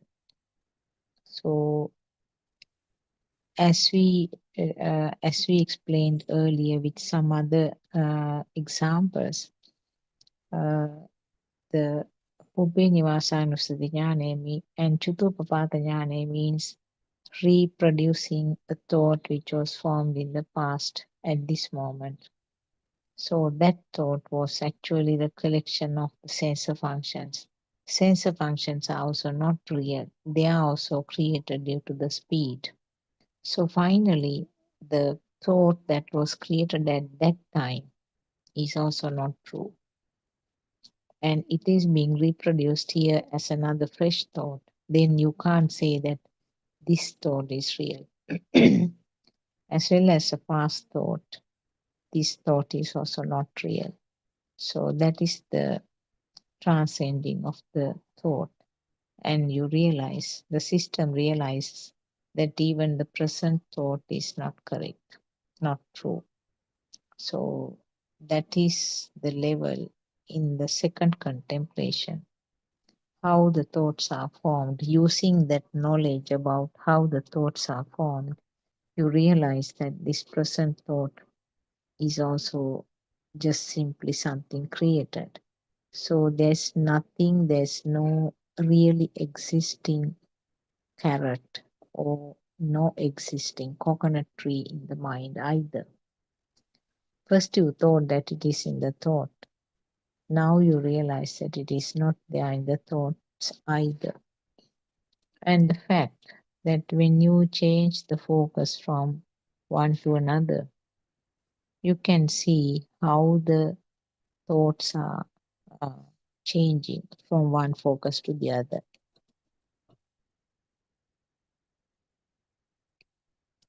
And the instance that I mentioned to you about the carrot, that was a fraction of second where the carrot was born in the mind, isn't it? And now I talked about the coconut tree, and that instance, the coconut tree was born, and no more the carrot is there in the mind. So, like that, this thought process is changing very fast, it is changing. Then you can't say that there's something permanent called carrot or coconut tree in the mind. That is a second part of your contemplation. So generally what we try to do is that uh, while walking, again we try to focus on the prominent stimulus or the thought, and that instantly was formed from the past thought. And when the past thought is not real, you feel the non-existing nature of the present thought. So, in other words, the weight or the current which is felt with the thought becomes less, because when you realize that thought is an illusion, just a simple creation right now, you realize that, and then it becomes uh, another illusion at this moment also. So the second, actually convincing this second point, second level, is really equivalent to the non-returner, because that is at that level only you realize that there's nothing called, nothing permanently called mind. Also, there's nothing called lasting thoughts either. So this also generally we practice for like walking 2 rounds and trying to experiment on the thoughts which are felt as significant, as real. You may not be able to focus on each and every thought because it is a fast flow, and then you realize that the thought is also not real. Thought is also not something lasting or existing. And the third level of contemplation, actually, even though I explain this in the form of theory, it is something that has to be experienced by walking or doing whatever, attending to whatever you are doing. That is what has to be done. So the third level or the third step is uh, to see that this is simply a sensor function. Now, that is something which is felt actually. The previous two were more or less in the form of thoughts. We were exploring the thoughts. And the third one is your focus, the system will focus and find out that only the sensors are functioning. Now, when we talk about the chopping of the carrot, alternatively, the eye sensor, ear sensor, and the body sensor, those were the three sensors which were functioning. That is what is called a system which is functioning. So there's a system which is functioning here and create some form of current which is felt as myself. Really speaking, there's no self here. So the any activity that you are doing, it's actually very interesting to see even things like eating. You can see there are all five senses are functioning. But the concept is that I am eating rice or I am eating bread. But actually it's a five senses which are taking place. The taste Juha will be functioning, seeing will be functioning, or the chaku, uh, the sound of chewing will be there, or the sound called bread or rice will come as a mind sensor, as a part of the mind sensor, and you will be able to feel the softness of the food, and you will be able to see it, you will be able to feel the smell of it. So, especially when you are eating, you can see all five senses are functioning there, and all five senses are not functioning at the same time, but it is felt as if it is happening at the same time. So, eating is something that you can try on, particularly to experience all five senses. Uh, Things like uh, uh, something crispy might even have a better, like maybe potato chips or something deep fried, which gives that uh, sound also, crunchy sound when you are eating it. So work out on these things. See how a name and a label and a sentence is given to a series of functions of the senses. The label and the naming is a part of the mind sensor, but it all depends on the data or the experiences happened.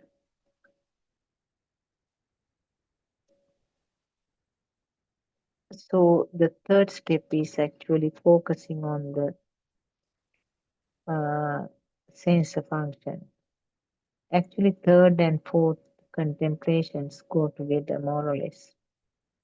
The fourth means it is seen or it is experienced by that time as if it is happening without a self.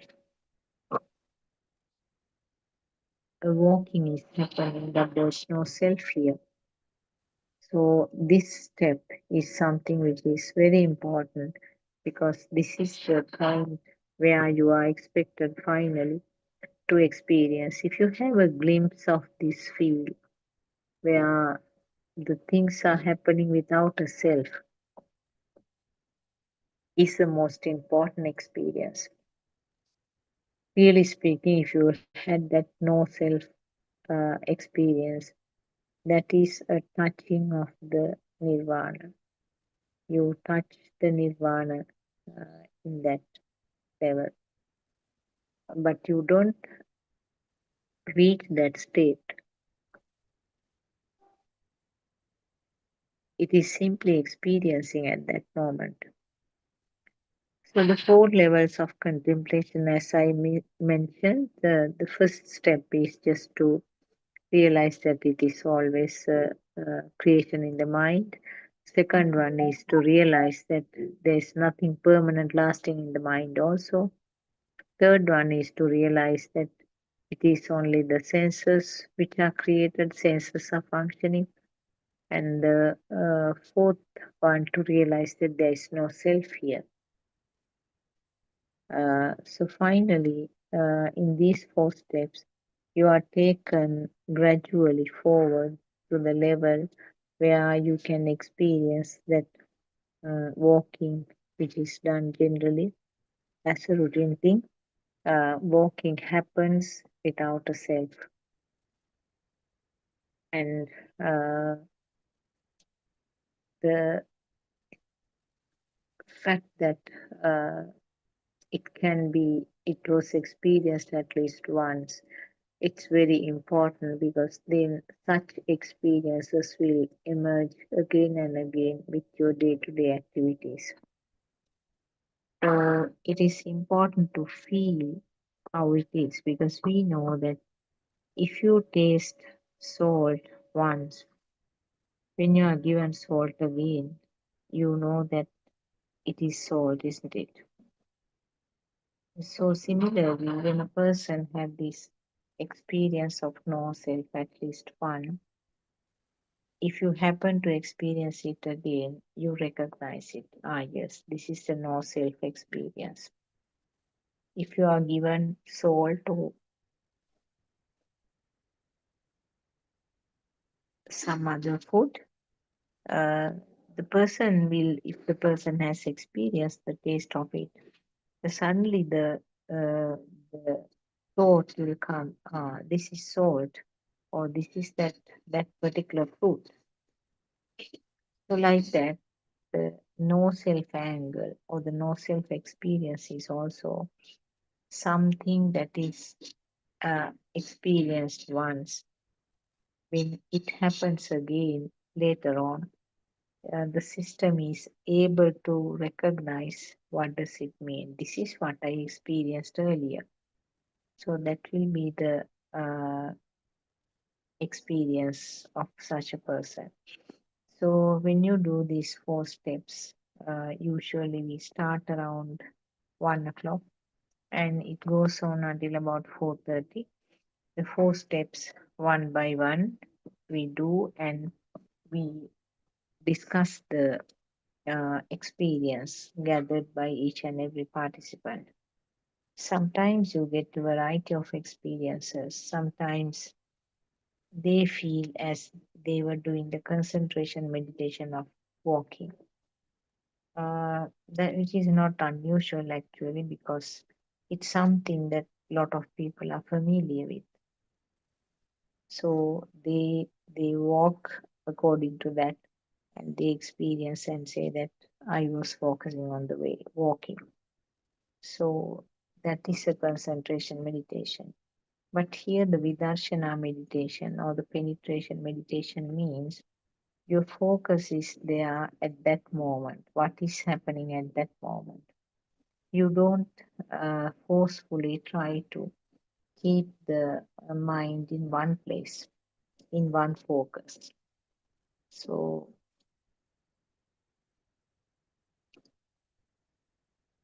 in such a situation, uh, the Vidarshana means you see how the mind is behaving.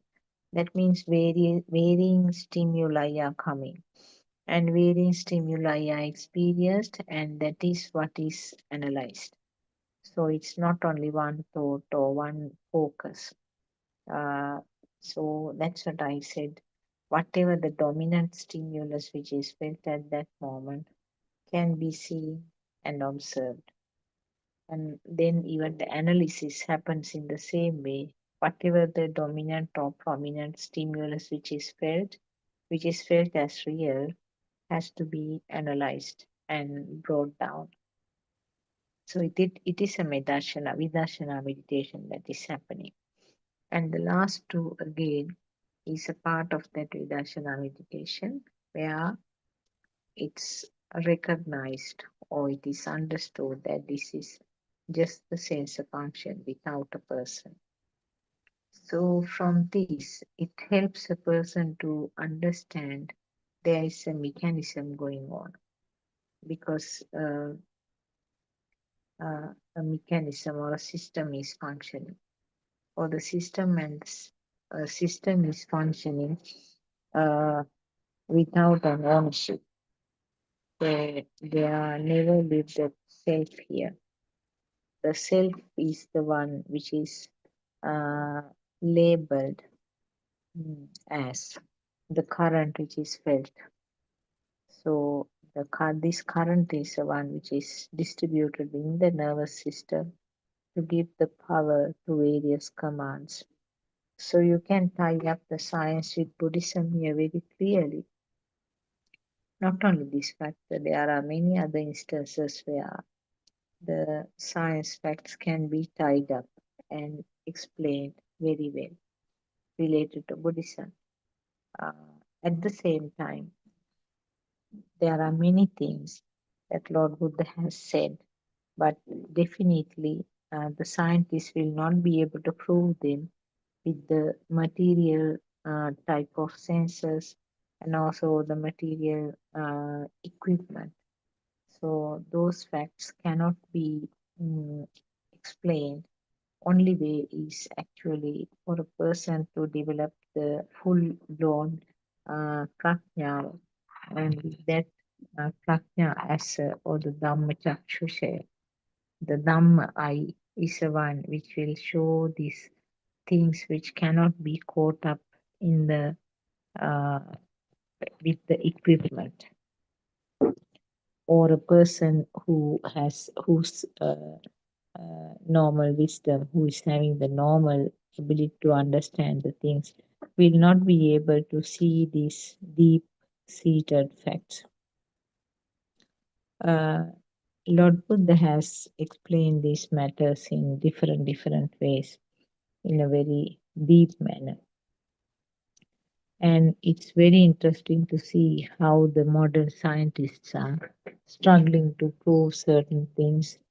And not only that, we know that the Nobel Prize for the certain things, the uh, quantum theory and the spring theory, was received by some of the scientists, but the Lord Buddha has explained those things in different words, in different ways, nearly 2,600 years ago. So it is not something new to us as the Buddhists. Only thing is that we didn't know them in detail because of the language barrier, because our inability to understand the Pali Sutras, and also we didn't have the necessary wisdom to explore these things into the deep level.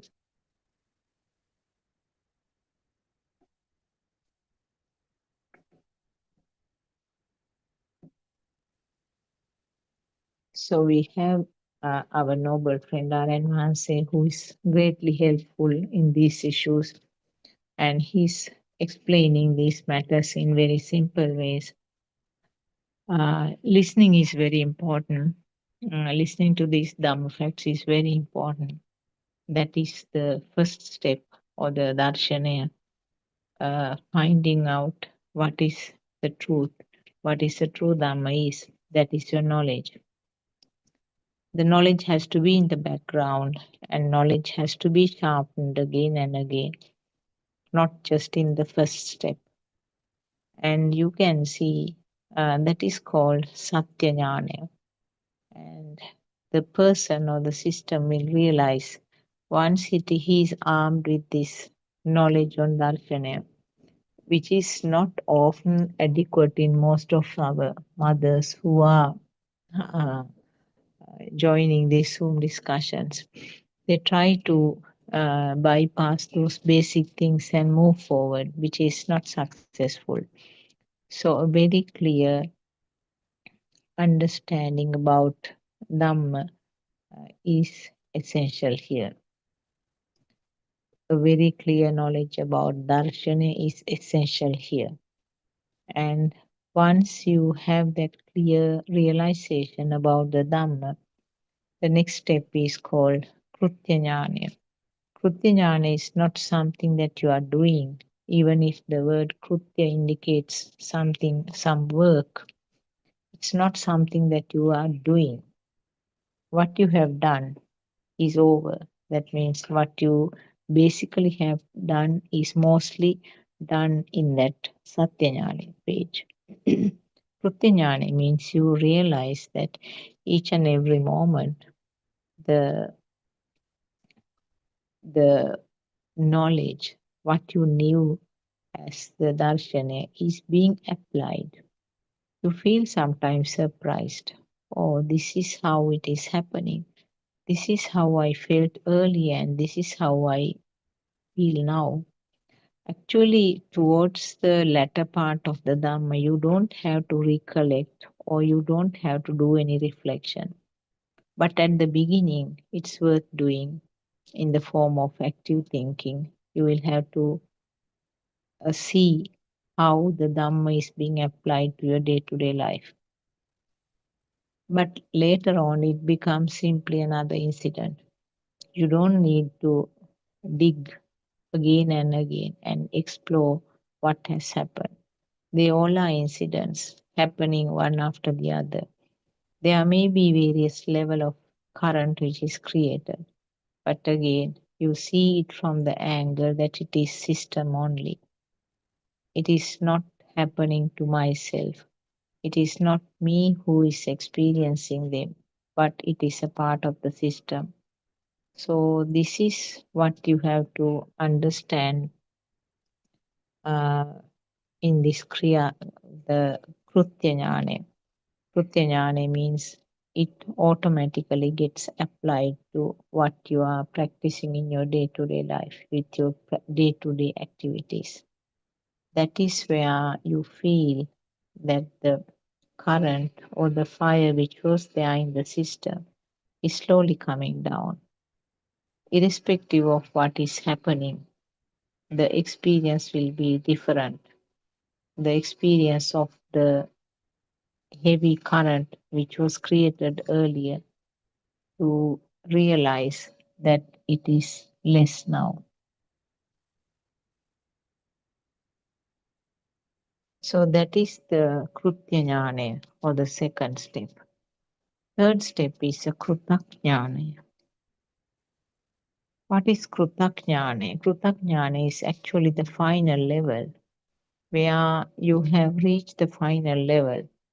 There's no system 100%. Sorry, there's no person 100%. It is only the system. And what is experienced is a form of very uh, relaxed, calm down status, which is not changing, which is not disturbed with whatever the position you are, whatever the posture you are, whatever the activity you are doing. It's not going to change. So it is a beautiful thing to experience. And it is not something that you can think and take. It is not something that you can exaggerate the process and achieve. It is something that will automatically come to you. So have to be patient, have to wait patiently. And it is very important to realize that all these things uh, will come effortlessly, provided that your darshana is very much purified and very much cleared. Uh, and the other beautiful thing is with this Dhamma philosophy, there is no need to change your regular living pattern. The earlier, the assumption was that only the monks and the nuns will be able to reach the arhathood. But very clearly, Lord Buddha has said the all four categories. That means the monks, nuns, and the lay males and females. All four categories will be able to reach this arhathood. Uh, and there is something in fine print to say that it's better if it is an arhat, he might find it difficult to be a part of this lay society uh, in the family. So that is something in the small print. But there are many stories or many incidents in the Buddhist history to indicate that people who were in the ordinary clothes has reached the arhathood. Uh, so whatever the response, whatever the way that you are communicating with the world will not be changed. Whatever you are experiencing will not change. As long as the five senses are functioning, there will be consciousness. The five consciousness will be formed, or the five vijnanas will be formed, and as a collective function, the mind sensor will also be formed. So, what is getting rid of is the itta sanyava, or the perception of existence and the perception of self. Itta sanyava and atma sanyava, those are the two things that will be shedded. Uh, so this Dhamma is very beautiful, and you need the courage and the willingness, determination, perseverance to understand this. And it might take some time. You, even if you are in a hurry, you cannot achieve it in that way. So you have to understand that it is 100% depending on the feel, not on the thought process, not on thinking. So it is just simply a feel that you are guided by. Uh, and the focusing on that uh, is happening with the Yatha Bhuta Jnanaya, or the wise attention. Wise attention is always a guiding tool in this pathway. And we request you and we invite you to join these discussions. We have a discussion from 3 p.m. to 5 p.m. Sri Lankan time. So you can join the discussion if you have any queries from what we are mentioning here in this Zoom, these sermons. If you are speaking Sinhalese language, of course, you have very many opportunities because most of the Zoom discussions are done in the Buddothpado series are in Sinhalese language, and there are about 8 uh, Zoom discussions daily, and a huge number of sermons are there done by our noble friend R.N. Vahanse, about 13,000 now over the last 5 to 6 years. So this is actually a tremendous amount of work, I would say. I don't think any other preachers in the country have done this number of uh, sermons. So it is uh, it's a mammoth work, I would say, and he's trying in his best to spread this Dhamma message throughout the world. That is why he is using this English channel also, the Buddothpado PeoTV. And in Tamil medium, we have a Zoom discussion once a week conducted by one of our Tamil Dhamma friends. So it is spreading to the root level now, and our noble friend is going from village to village, giving this Dhamma message to the very basic level people. They are the people who do not have much uh, chances of listening to uh, the correct Dhamma message. They are actually under the pressure of their day to day activities. They have to do earning. Sometimes it's just a daily income, or some of them, most of them are doing farming. So it's hard work actually. But really speaking, this Dhamma can be applied and understood of anybody at any level. You don't need to be rich. You don't need to be a male or a female, whatever the gender is immaterial.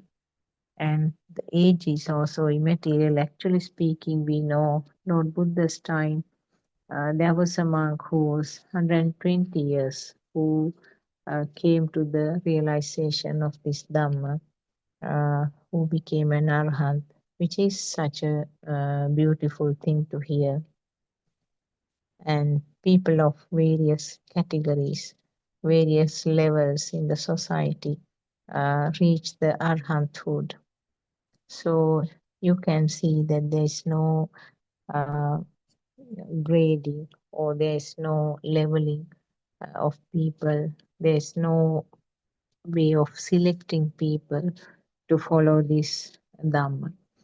And uh, it's not something you can see even at that time, even Lord Buddha's time, kings sometimes left all their wealth and then became monks.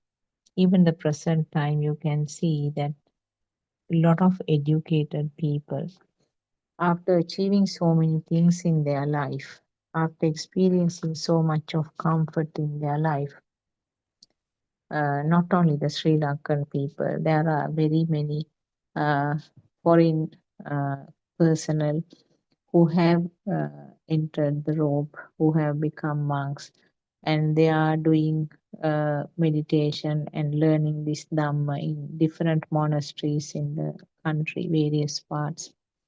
And also, we know that there are large monasteries in Thailand and Myanmar, where sometimes hundreds and thousands people can be accommodated. They are also coming in search of truth because they feel that the life that they spent with all kinds of comforts, achievements, wealth, all that has not make them feel satisfied. They feel that they are still uh, not being satisfied because this is not what they were trying to achieve as the final things. So it's actually kind of people are thirst of knowledge, or people are thirst of knowing what is this truth is. We know that there are very rich business people who converted themselves to Buddhism, hoping that something will make their mind be calm and be able to settle down. Uh, because more you loosen your grip, that is where the comfort is. The life means we are holding on to many things. We are having a tight grip. We are holding on to things. We are holding on to uh, the families. We are holding on to the job, holding on to the properties sometimes. Not only that, we are holding on to our own self. That is the biggest craving, I would say. More you hold on, more tight your grip is, more painful it is, isn't it? When you're tightly holding on to something, it makes it very painful. Tighter your grip, tighter you are holding.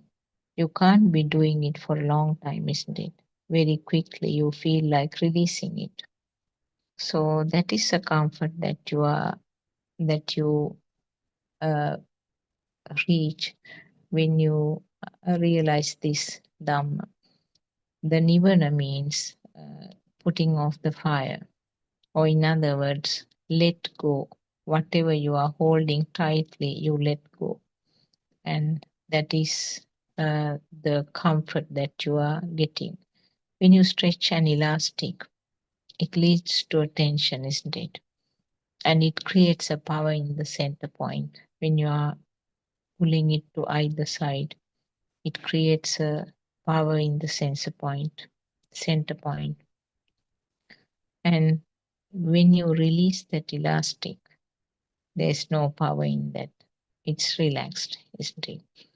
And just think now, if you stretch the elastic with both hands, and if you let go from one side, it will come and hit the other side, the other hand, which will lead to some uh, pain. So that is the power which was created, which got released. If you let go from both ends, then there is no stretching. No stretching means there's no power created. So it's something like that. You leave the elastic without stretching to the other side, either side. Or if you are holding some strings with your hand with a tight grip, let the strings go. Release your fingers. Open up your hand. That is the most comfortable level that you reach. That is what can be equalized to nirvana. What you are holding has to let go. And the strongest point that you are holding is named as a point of contemplation, or the Kamatahana in Buddhism. So that is the point that each and every person is expected to know, because this can vary from person to person.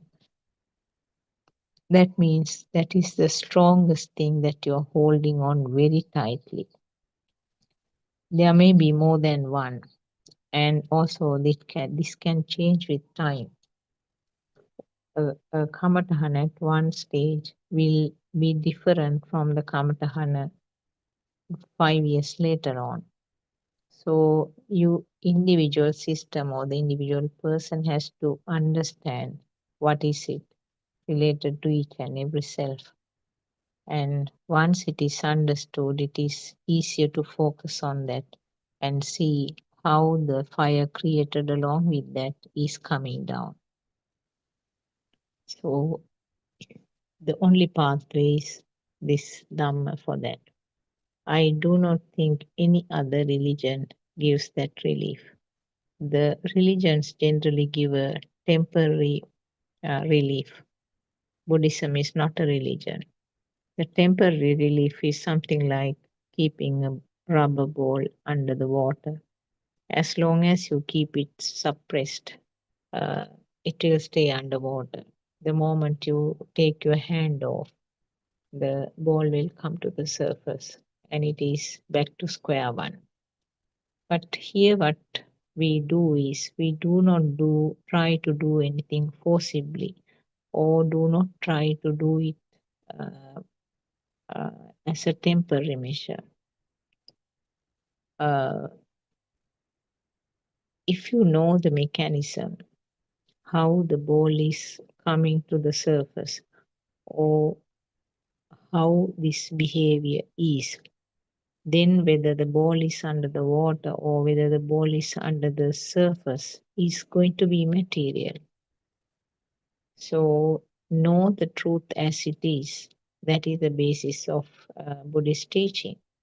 It's not something trying to change the focus to something else and have a temporary relief. It's not something that you are putting a plaster on the wound without clearing the wound properly and putting the antibiotics. So if you put the plaster on the surface without doing those essential parts, the wound will look okay, but in few days time again you can see the pus and the blood and all kinds of discharge is coming out of the plaster because you have not attended the root cause. So taking the attention to something else is also something similar. You are temporarily suppressing the emotions or your thoughts. But here, what happens is what we do is try to understand how the thoughts are formed. So, when you realize the behavior of these thoughts, when you realize how this processing occurs, you are liberated from this mind. You are liberated from these thoughts. So, whether the thoughts are formed, definitely the thoughts are formed until the end of this physical body. Whatever the thoughts formed, there is no owner to this, and it's happening as a part of the system.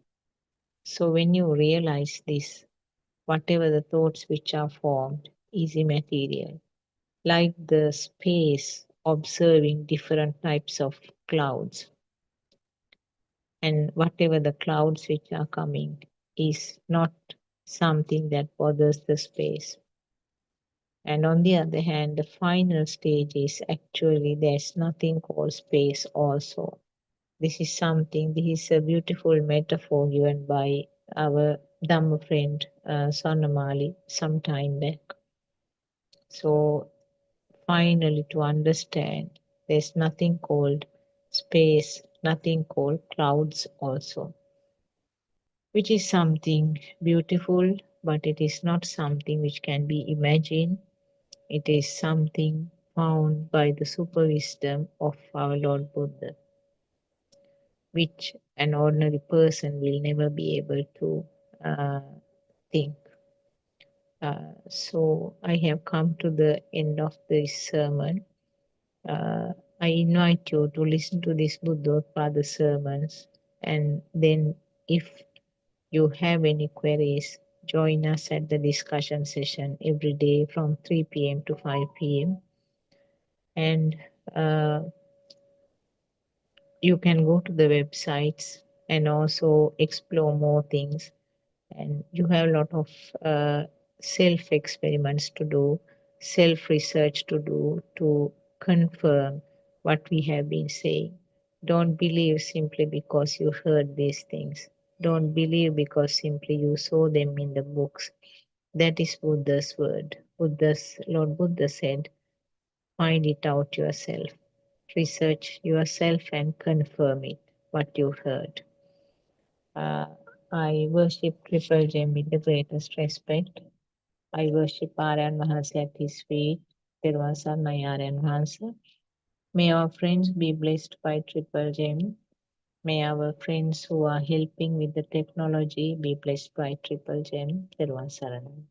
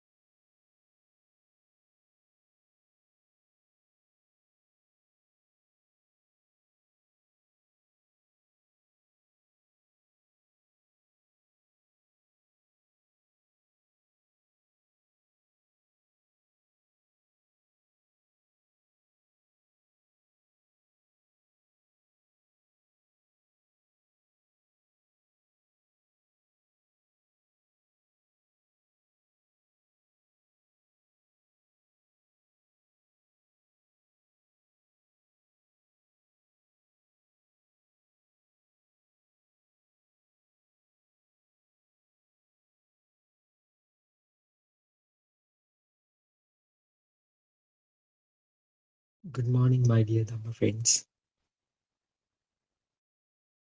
With the deepest reverence, I humbly worship our noble friend Buddothpado and Vansi,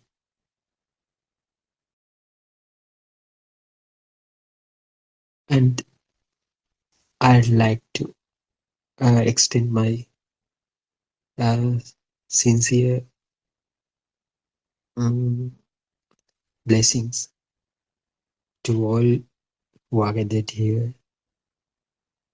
Tirwan Saranai to all of you.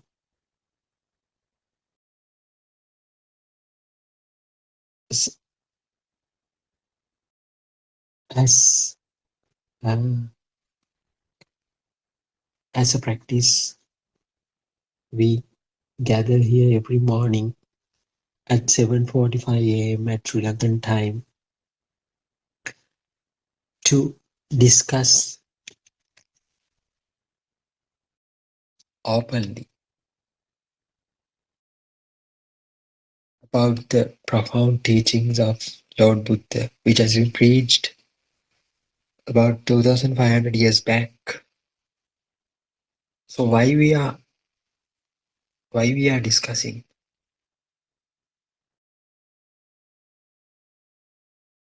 for the sake of understanding the truth.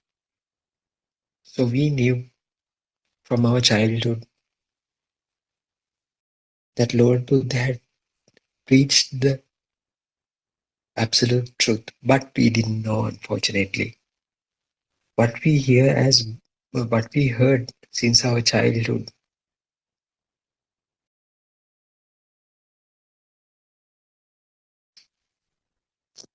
uh, mm, led us to some kind of a question. What was that question? Am I hearing the true Dhamma? Is it the true Dhamma that has been preached by the Lord Buddha? So, in certain places, we had certain questions, but there were no one to ask. When compared with the other religions, the Buddhism, what we heard, is more or less equal. Some people were saying that all religions are same. At a glance, we also thought the same.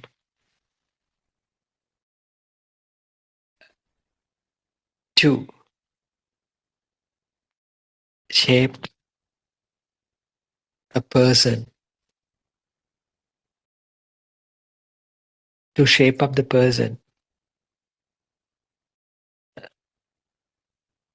every in order to shape up the person as a good person, all religions, that was the idea that we had in our mind. So whole purpose of the religion is to shaping up the person as a good person into and introduce him or her into this society as a good person. So we thought that is the ultimate intention of every religion. But as Buddhists, we had some kind of a query always in our mind, hidden behind. Is that the only thing that Lord Buddha has preached?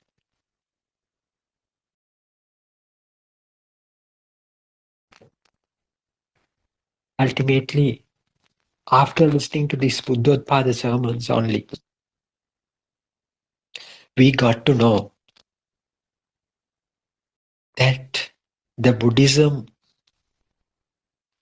is not another kind of religion. It is some kind of a philosophy. It is some kind of a theory which will help us to understand the absolute truth in this world. Not confined only to this world, into the entire universe. So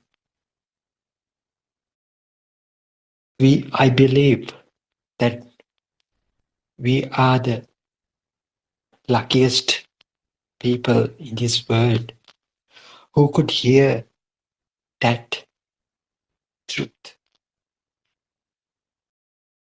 This truth has been hidden for 2500 years. Now it has been revealed through these Buddothpado sermons. So that convince us,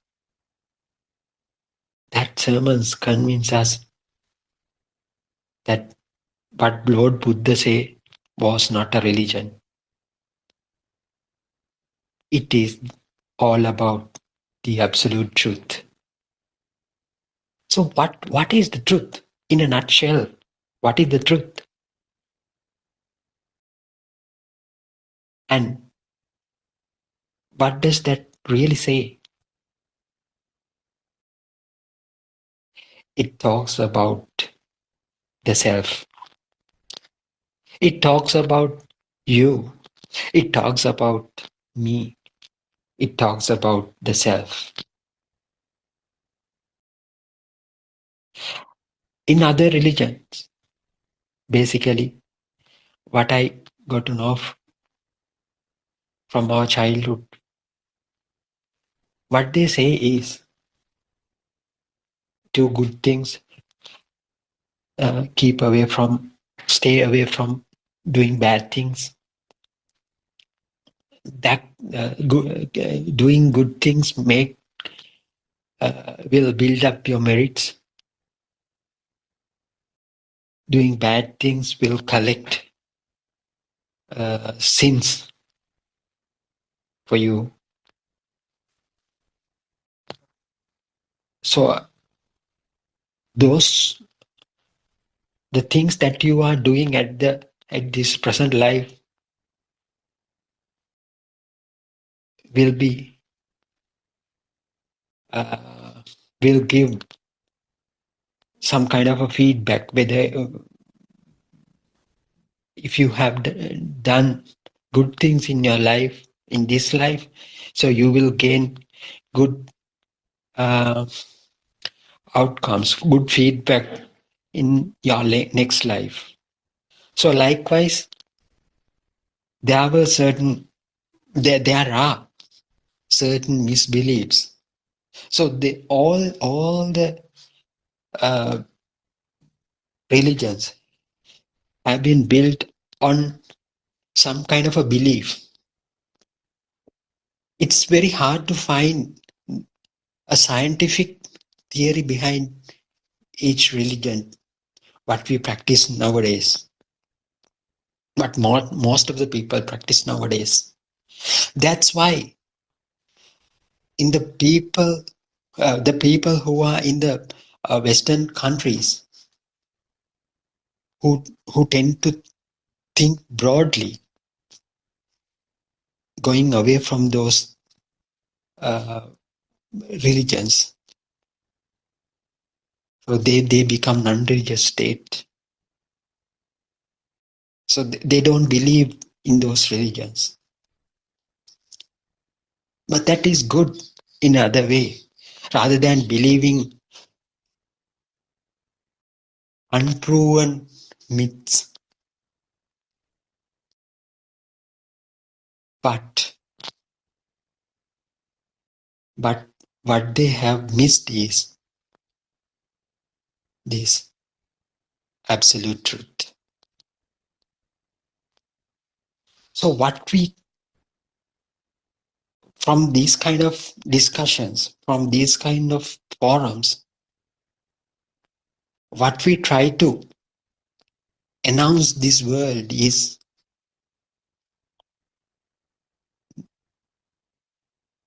just forget everything and come here and have a look.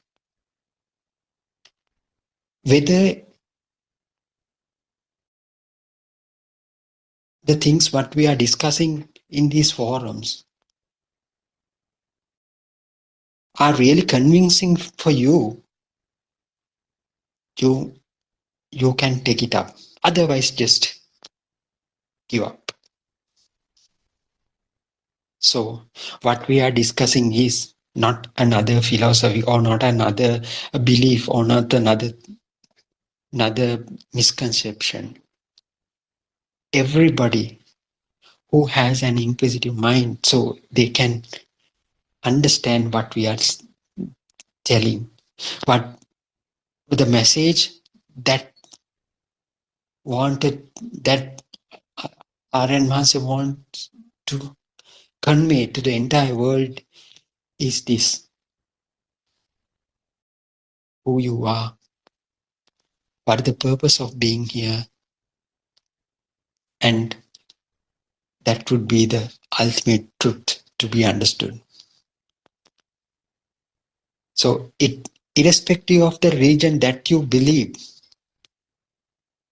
just set aside for a moment and come and have a look, come and listen what we are telling. Whether it's really logical,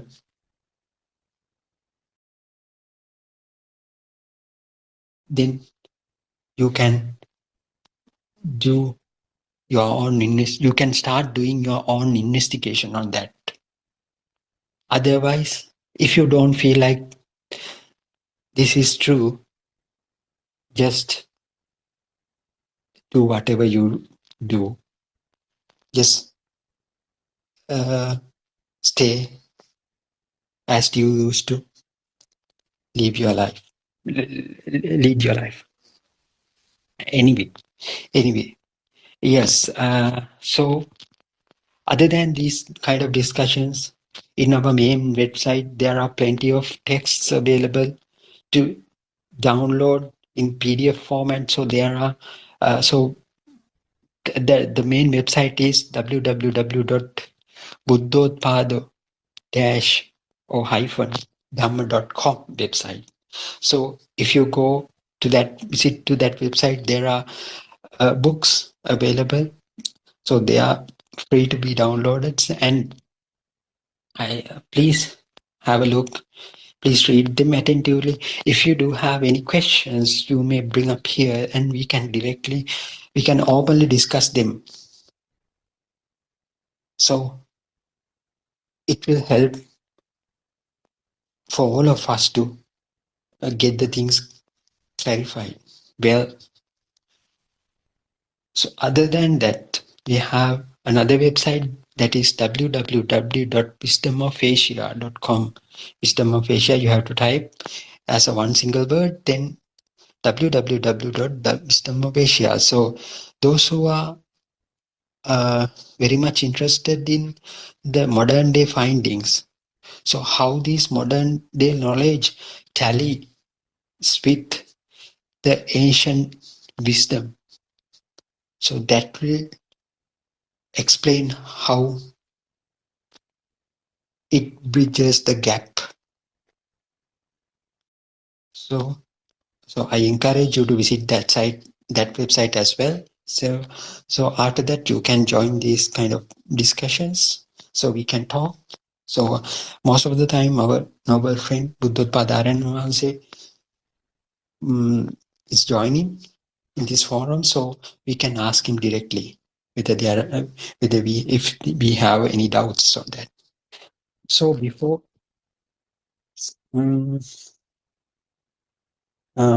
going into today's discussion, I thought of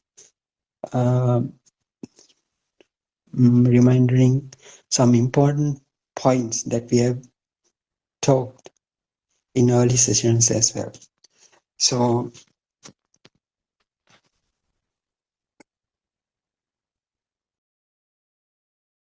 um, so the the path, the way that we usually live in this world is known as, can be named, it is known as Anusota. Anusotagami. That is the Pali word. So we are drifting with the current of ignorance. So as a person who is coming from ordinary world or the mundane world, so we don't know the truth. So for such kind of a person, we can call him uh, uh, a person who has the ignorance. He doesn't know the absolute truth. So such kind of a person is drifting with the current of ignorance. So treating the world as inherently real. So as the person is having the ignorance, as he doesn't know the real truth, because he doesn't know the real truth, he thinks the world is real. The place where he live in, he believes it's real. So at the same time, he thinks that he is also real. He is really existing. So that is again because he doesn't know the truth here. So the path of awakening is totally different from that. That is the Patisota, swimming against the usual current, seeing what appears as real is not real. And what we call the self is merely an illusion. That is the way of moving against the current. So for that we call Patisoti. So if you are in the ignorance, you are drifting with the current.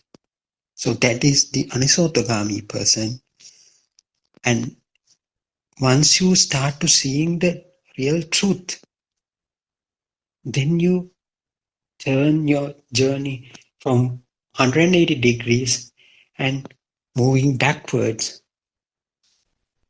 eradicating your ignorance. And that is the way that is the Patisotagami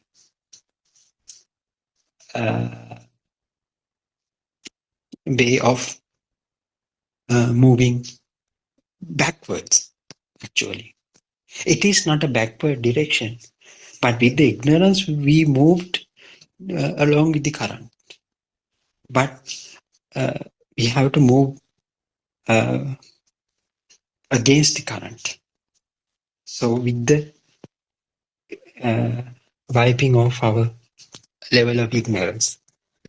So what Lord Buddha actually said, he declared, Vinaya loke avijja domanasanang kaya kayanupasi viharati. Lord Buddha announced the world is as it truly is not a fixed, enduring reality, but as impermanent and free of self thing. That is the ultimate truth here. So it's very difficult to understand as we say it as such directly. if you are new to this forum. But the understanding happens in a certain way. It will take certain time period for you to understand what does that really mean.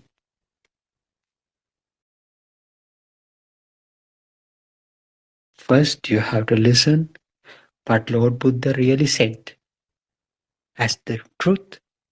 Then you have to incorporate these understanding or these lessons into your day-to-day life. Then you tend to feel that the world is not real. So even how much you know about this Buddhism or this true truth, it doesn't help, because if you don't feel it, the truth, feel the truth. If you don't feel the truth, it is worthless of understanding this truth. So you have to feel it. The world is not real. The self is not real. The concept I took as real, the concept of me or concept of I,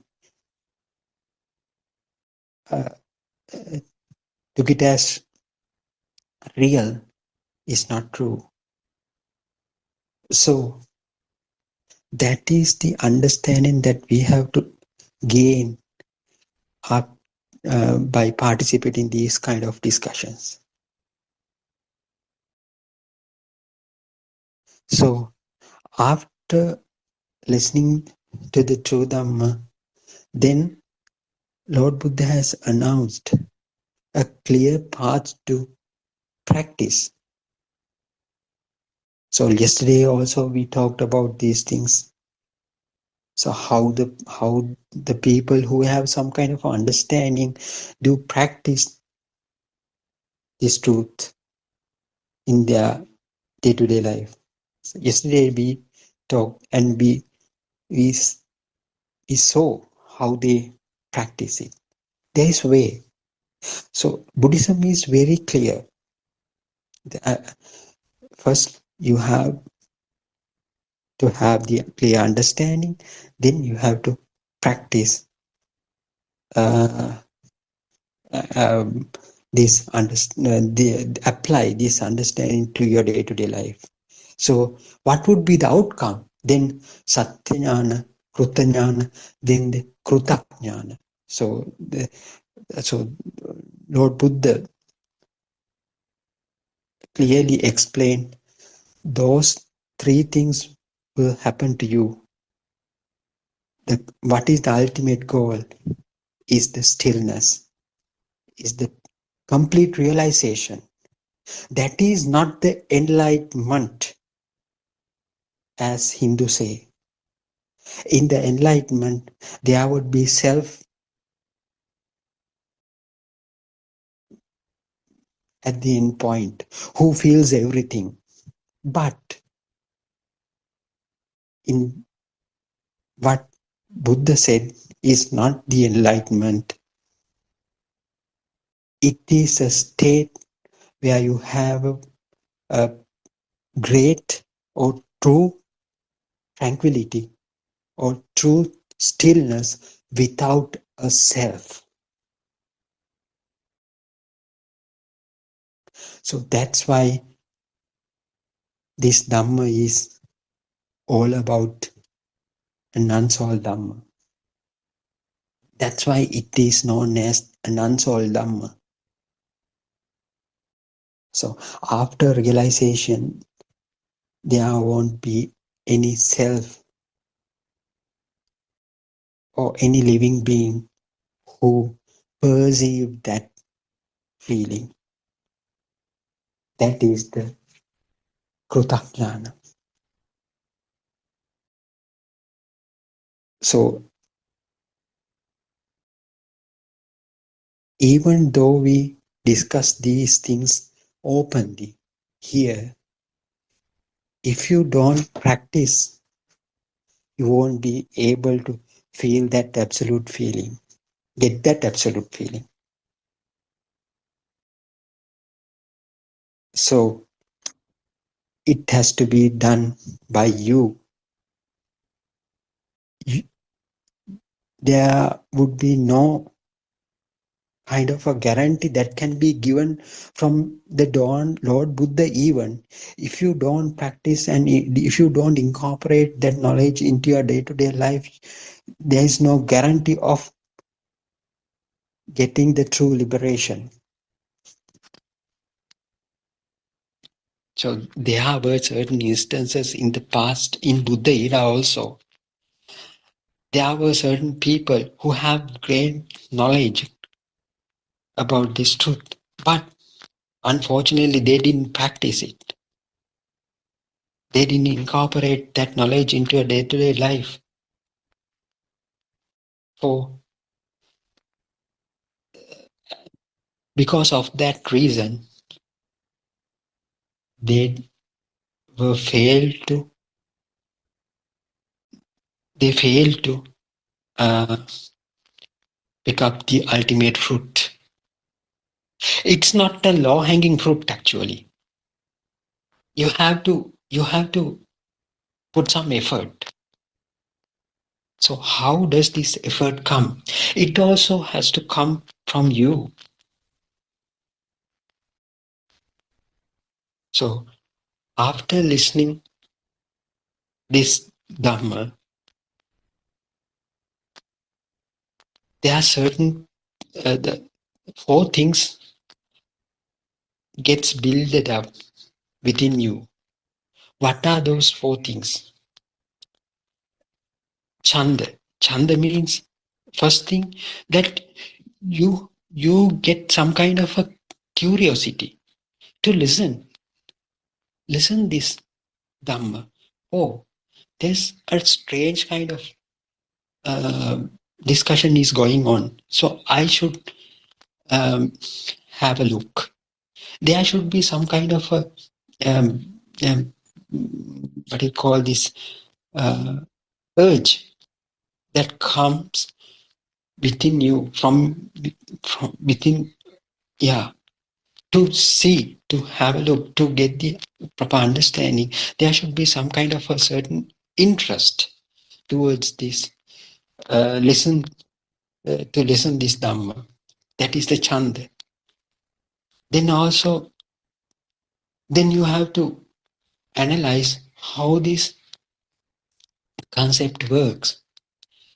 So you have to so you have to contemplate at the initial stages, and you have to find out whether these things are correct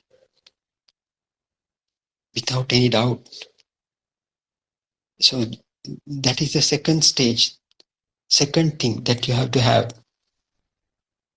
Then you have to have some kind of a courage. So it comes automatically when you listen this Dhamma,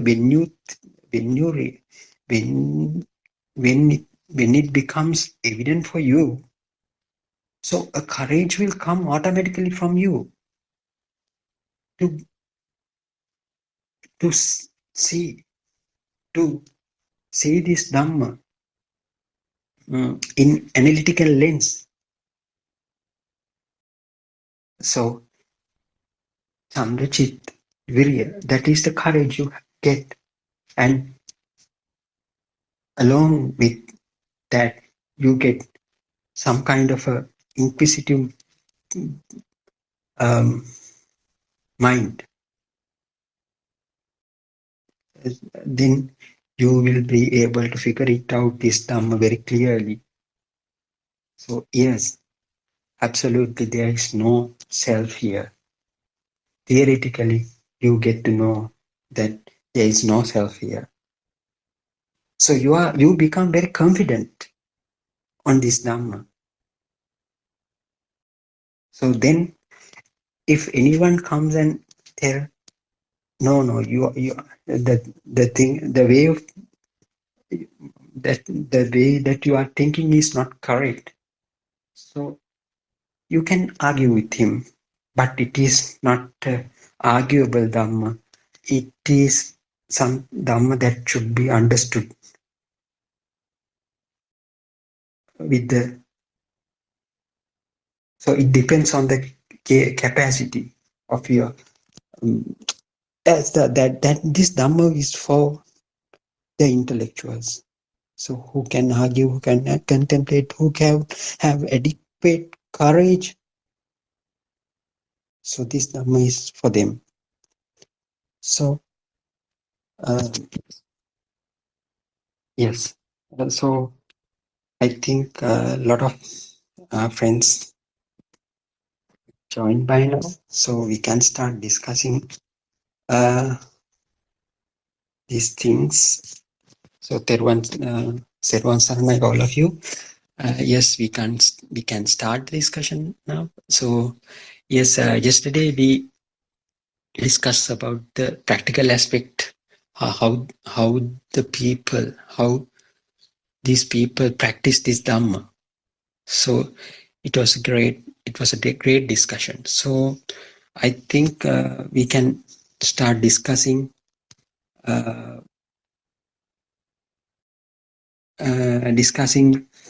it in this Dhamma in very practical aspect. In a way, yeah. So I invite Randima. So shall we discuss about the practical aspect? So the application of this Dhamma into day-to-day life, how we should start with, how we should begin with. So Lord Buddha has showed us a clear way. So through the Satara Satipatthana.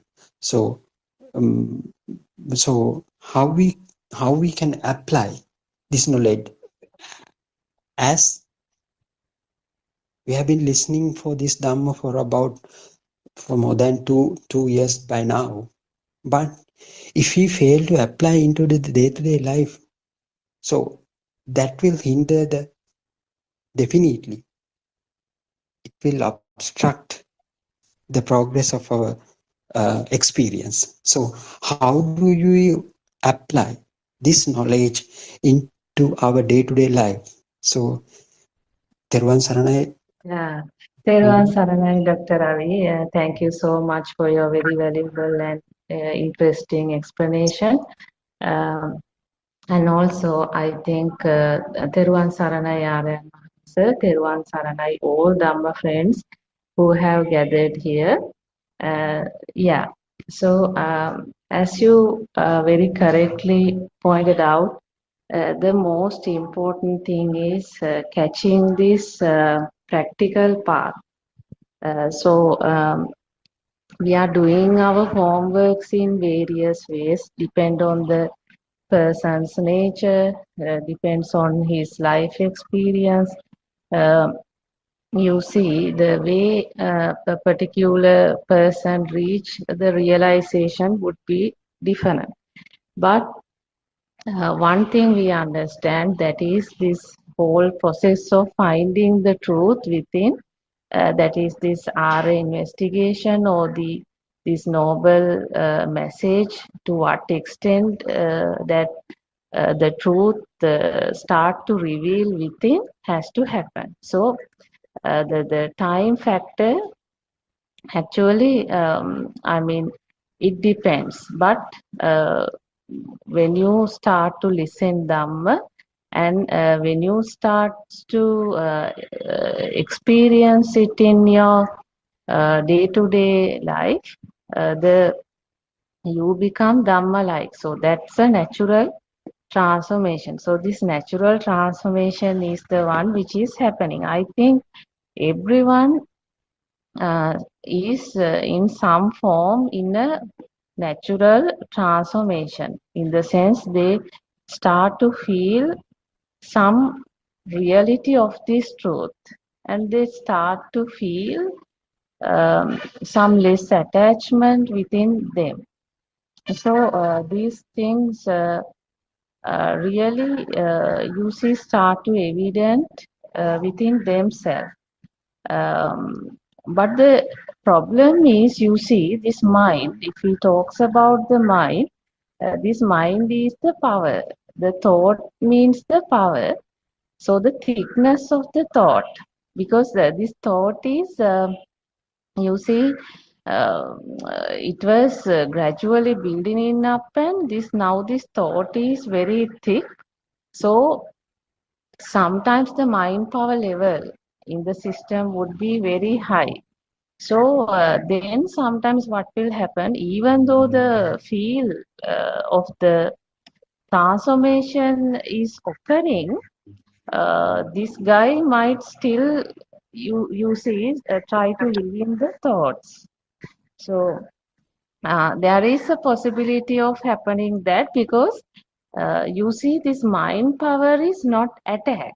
That's why the breakthrough of that mind, because that has to happen through the Dhamma itself, because mind power is still strong.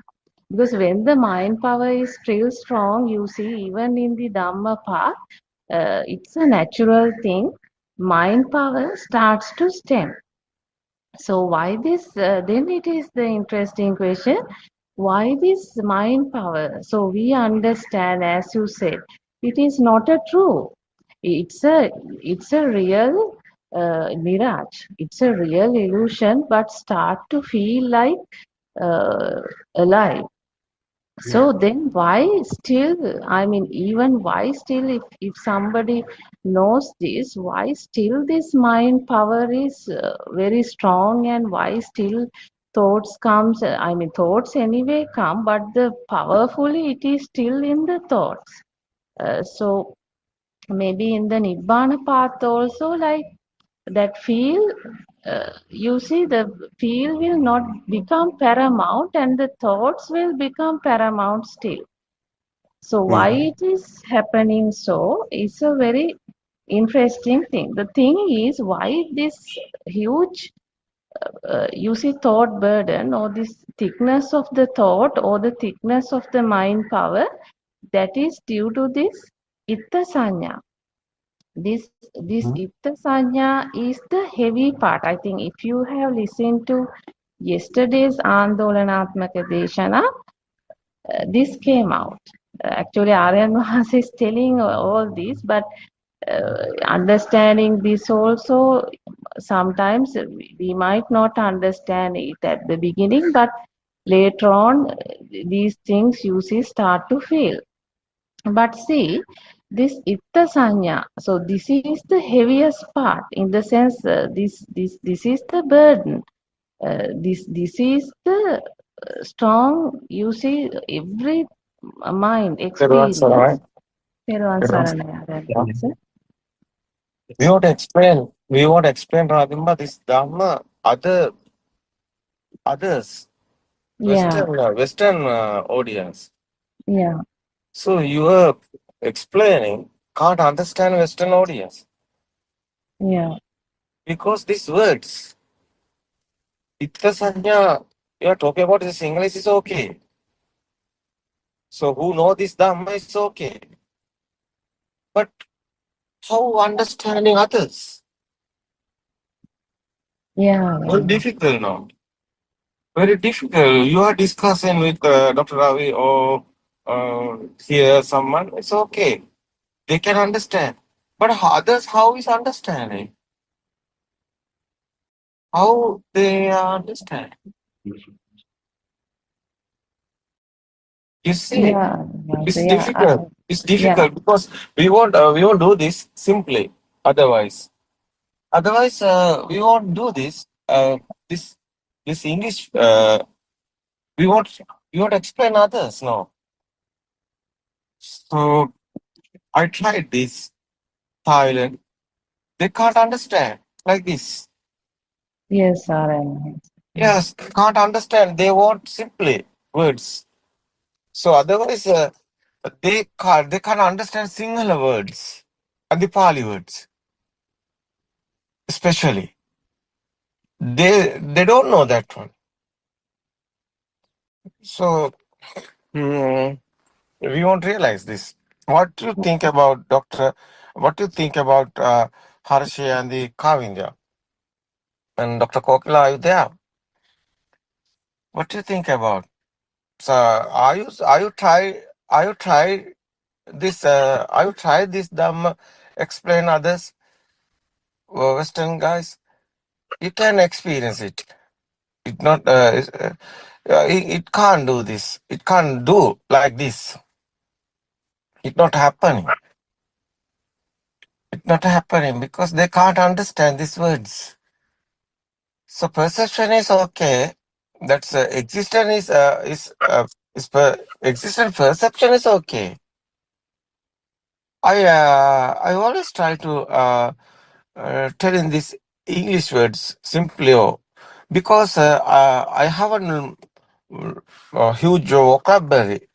I have little vocabulary, but I won't explain this others because Sinhalese and this our guys are know this. They have a problem, but problem is so we won't explain this other audience. So Western audience especially. So this word is very important. That's why Ita Sanya is very worth this word, but it's not. This word is not. This Pali or Sinhala is not. It can't understand. How understand this Pali and Sinhala? They can't understand. Especially, I won't tell this. Are you here, Doctor? Are you here, Harshil? Today I'm not here.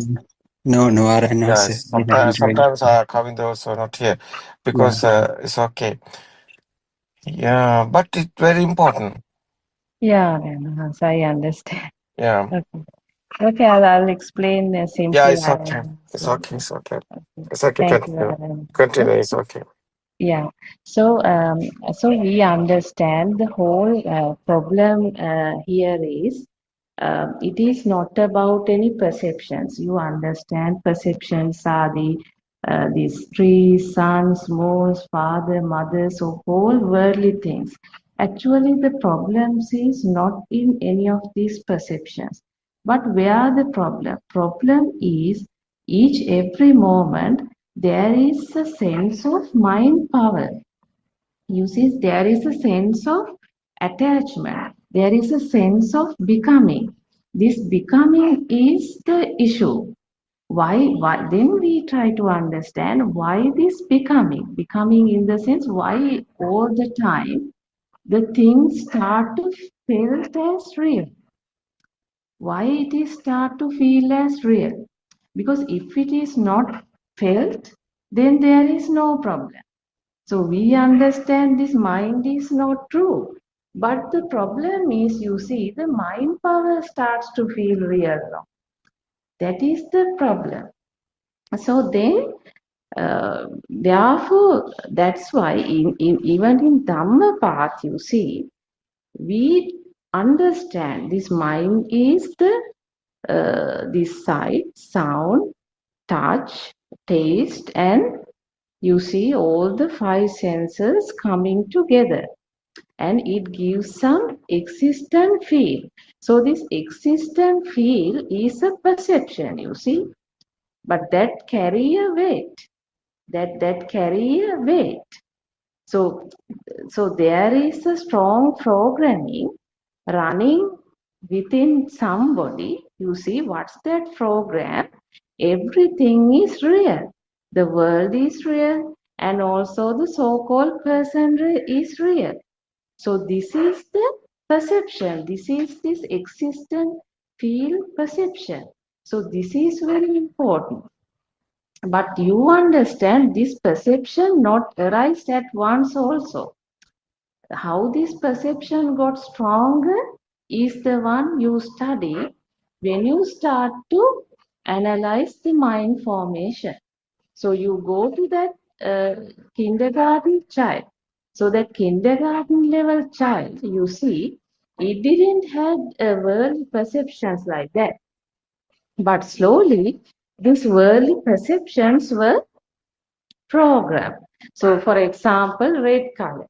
So it is sight to the eye sensor level, and also a sound to the ear sensor level. So this is how it was programmed, and it was programmed in a way like it is that outside is the one you are experiencing. That's how it was programmed.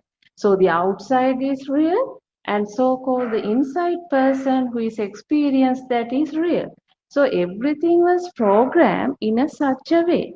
So what happens finally? There were things got accumulated as perceptions, and the perceptions got real in the system naturally. When these perceptions gets real, finally what is the final product? So there is a one vibration here, one ultimate spark here. What is that spark? That is this everything is real, this existent field.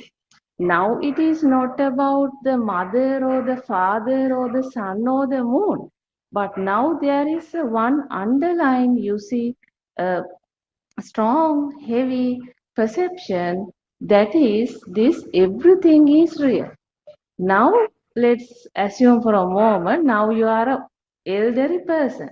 So now for you guys, what happened? Then and there, the senses will spark, and some perception give rise in your system.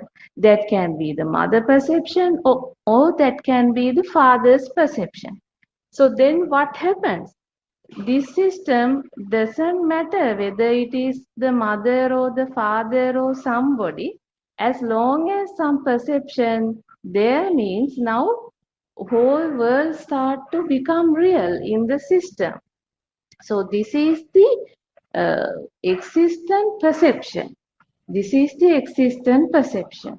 So if I elaborate this part, you see, in terms of very short kind of relationship form. So what is the reason? Cause. Cause is the speed. And what is the effect? Effect is the vibration. You see, vibration in the eye, vibration in the ear. And then what is the cause? Cause is that vibration in the ear or the you see eye, and these vibrations you see start to this is happening again and again and again, cause to have some existent feel, alive feel of something, alive feel of the light. So that's a completely different perception. That's why we try to experience.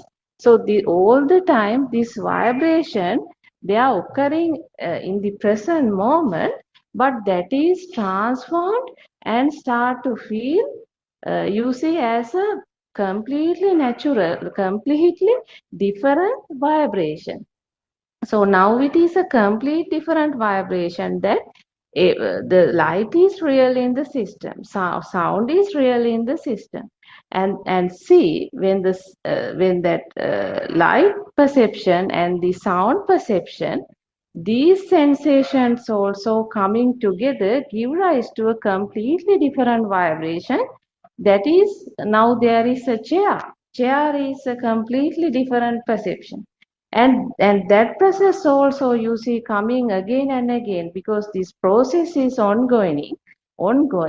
So therefore, due to that speed of the process, the speed of the contact process, you see what happens, the chair become real. So that's a completely, now it is not the chair, now it is the everything real, the alive feel, the existent field. So this is the critical, very important factor we try to draw. So now this vibration is a completely different vibration if you go compare to the original. So, and when the things you see become real, naturally the other side, it is the soul become real. So it is the same thing. So this existent field or the alive field is, if we do not understand, actually not understand. Understand is also not suitable, as Aryan has explained, but this truth has to feel And you see that breakthrough has to occur. Like that is this underlying system transformation has to occur. So when that transformation occur, you see now it is different, because all the time everything became real was the previous scenario. But with this, with the Dhamma, what will happen? What is the transformation? In that system, this vibration or this existent field or the so-called alive field become unrealistic. We become not meaningful. So hereafter that, so it is just a system running. It is not that soul perspective that everything is a soul will not occur, because now it is crystal clearly felt that it is not the mind, it is not the body. So there is no body here. So that is that, you see, that shall not end up with the knowledge. So this, you have to become reality in the sense there is no you after that. So this you means what? The I means what? I is another thinking. It is another misconception. So every worldly phenomena is a misconception, and this misconception is the one which is mask the whole process, because at each and every moment you see some process is happening. Some process is happening, but due to this process, a power comes. But why this power is huge, start to become very huge in the system, that is because of that misconception of the existent field. Because it is the misconception, so-called self is real and the world is real. But with the Dhamma, one understand if this is the experience, a very not, this experience is not meaningful either, and this is not anything related to outside or inside, but this is a moment experience which is not true. So this moment untruth is felt. So after that felt, that system liberate. System liberate in the sense system doesn't carry the so-called the soul burden anymore. So that's why after that, naturally, then and there system you see occurrence, the system experience, because the thought naturally comes, but that thought will not carry that soul burden. So that's the peace, that is the inside tranquility. So that is the otherwise samadhi. So whatever the word you can use, but it is a natural liberation. It is not a thinking. But as Dr. Ravi asked, what happens is when someone start to listen to this Dhamma, slowly this you see the transformation start to happen. But if someone's mind power is very high, means thickness of the thought is very high, means what? Still that power level is still high. So due to that, you see, it's a kind of a deviation between the feel and the mind power. Feel and the mind power, like a feel is not meaning like in the system. So feel is not consistent in the system. But if you, so you must be clever enough to catch within you or to experience the path also, because there is no point of you see living in the mind. But surely a person can't do, I mean by thinking also you can't do it, but naturally the thought needs to become irrelevant in the system. I think that will happen definitely. Yeah, Dr. Ravi, I think you can add. Yeah. Yeah. Thank you very much, Randima. Yes, the people, the person who hear this Dhamma for the first time, in the second time, he or she might think so we are telling always there's no doer here, but he or she feels that he's there. So he doesn't or she doesn't know the way of she thinks represents the self. So so what we have to understand is people tend to believe. So from our childhood, we believed the person who is thinking right now is me. So in other words, we believed the mind is me. It belongs to me. The, so does this, so what we have to understand is, does this mind really represent me? No. So what we have to figure it out, mind does not represent the self. Actually, what is happening, so so so if we say so, but somebody who is new to this forum, he might think, no, this is not like that. I'm the one who thinking, I'm the one who is listening, I'm the one who is dealing with the worldly perception, and so many thoughts would be there. But he or she doesn't know that thought are separate things, that we can't say that thoughts represent the self. So, but, but, but he will say, but I feel that I am thinking. So now we have to explain how does this happen.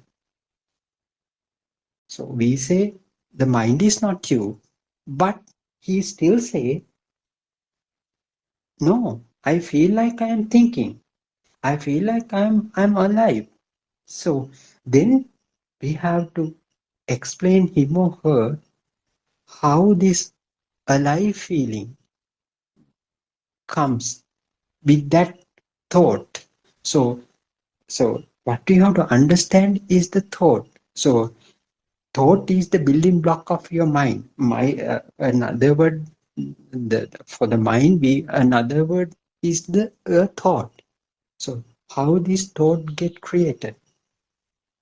So to understand what the thought is, we have to understand where the thought gets created, from where the thoughts get created. So our five senses are responsible for creating these thoughts. So that's why Lord Buddha said, mind is the world, because the perceptions we create in our own faculties or five senses combine each other, makes forms a contribute to forming a thought. That thought represents your mind. So it that thought, as you clearly said, has some kind of a power in it. That power makes you to feel that you are alive. That is the alive feel. The thought is there. In each and every thought, there is some kind of a power, because we know how the thoughts get created due to the vibration, telepathizations, and resonance. So that is the work of, that is the way how your faculties or your senses work, resonance and telepathization. So each vibration has, as you said, some kind of energy within it. So that energy collectively come into one single thought. So it has a certain kind of energy. So that energy can give rise to some kind of a feeling, that feeling is the existent feeling. So everything happens with that feeling of the existence. That feeling is the troublemaker. That feeling is responsible for everything, even for the suffering, even for the happiness, even for the continuation of the samsaric journey. That that feeling of the existence is the cause. So what what Lord Buddha revealed into this world is understanding how these feeling become a real thing for you, how this thought becomes a real thing for you, how your mind becomes a real thing for you. That is very well explained by the Paticcasamuppada Dhamma or the cause and effect Dhamma. So, as Randima clearly explained, so if the magic is not that one.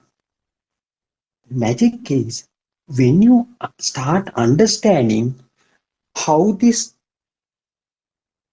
alive feel gets created, then that is sufficient for you to get away from that alive feeling. That means that helps to dissolve that alive feeling at the same time. So understanding will lead you to get away from or uh, slip away from your this alive feeling. So that will that in the sense what has happened here. So you are liberating from that mind power. So that means you will be able to escape from the mind. So at that point you will feel the mind is something else. I am is the not the response. I am the no, I'm not the one who is responsible for the mind. So mind behaves as a different entity. But we know with the Paticcasamuppada, the mind gets created then and there due to the interplay of these five senses, five faculties.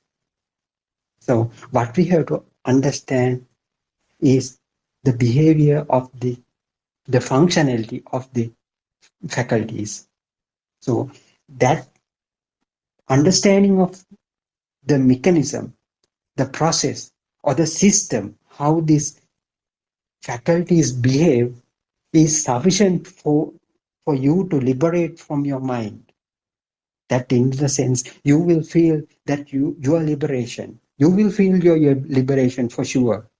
That means you are getting away from that alive feel, that feeling of that you are existing gradually. It will happen gradually with the understanding. So I think that is the thing that you want to highlight in your explanation. Yes. Yeah, Yeah. yeah, Dr. Ravi, I think, yeah, that's a very valid explanation. So we have to understand like this mind power, you see, so there is no place for the mind. So Exactly. this is a very unrealistic, you see, things start to feel as alive.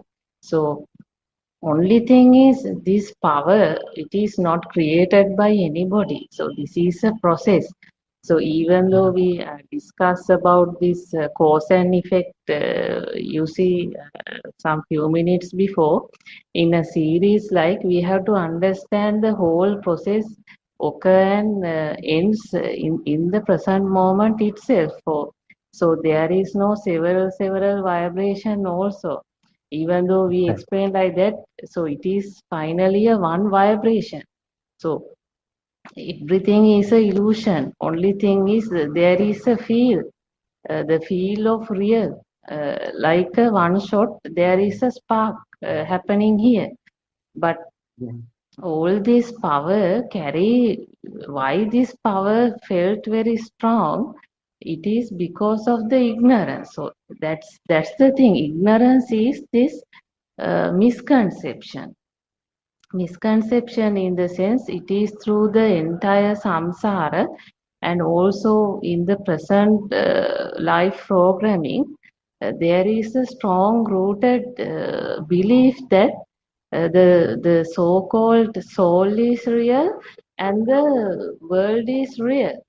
So this externality and the internality and the material concept is strongly rooted.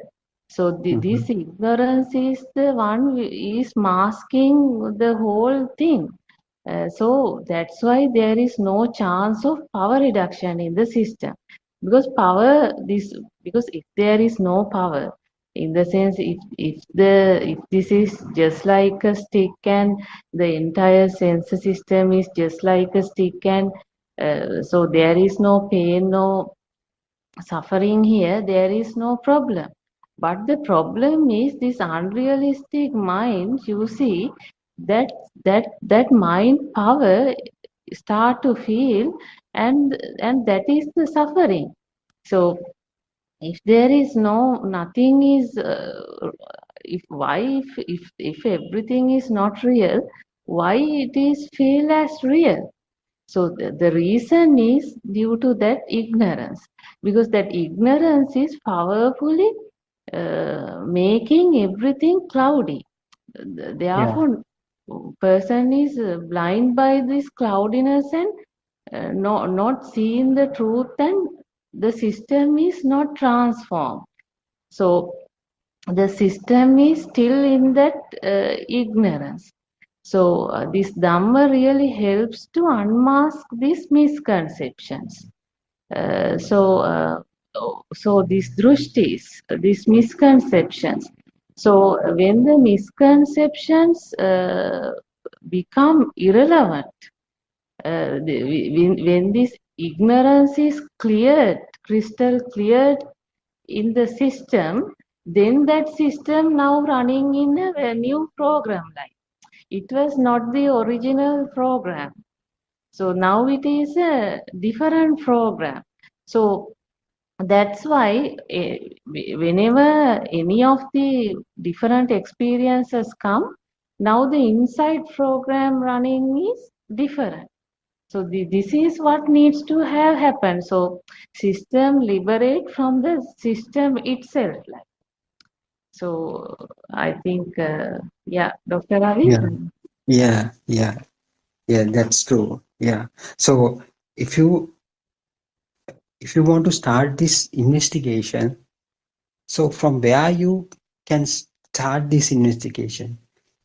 To start, yes, it's absolutely, you can start with investigating your own senses. So there are principally there are 5 senses. So you can start analyzing how the vision takes place.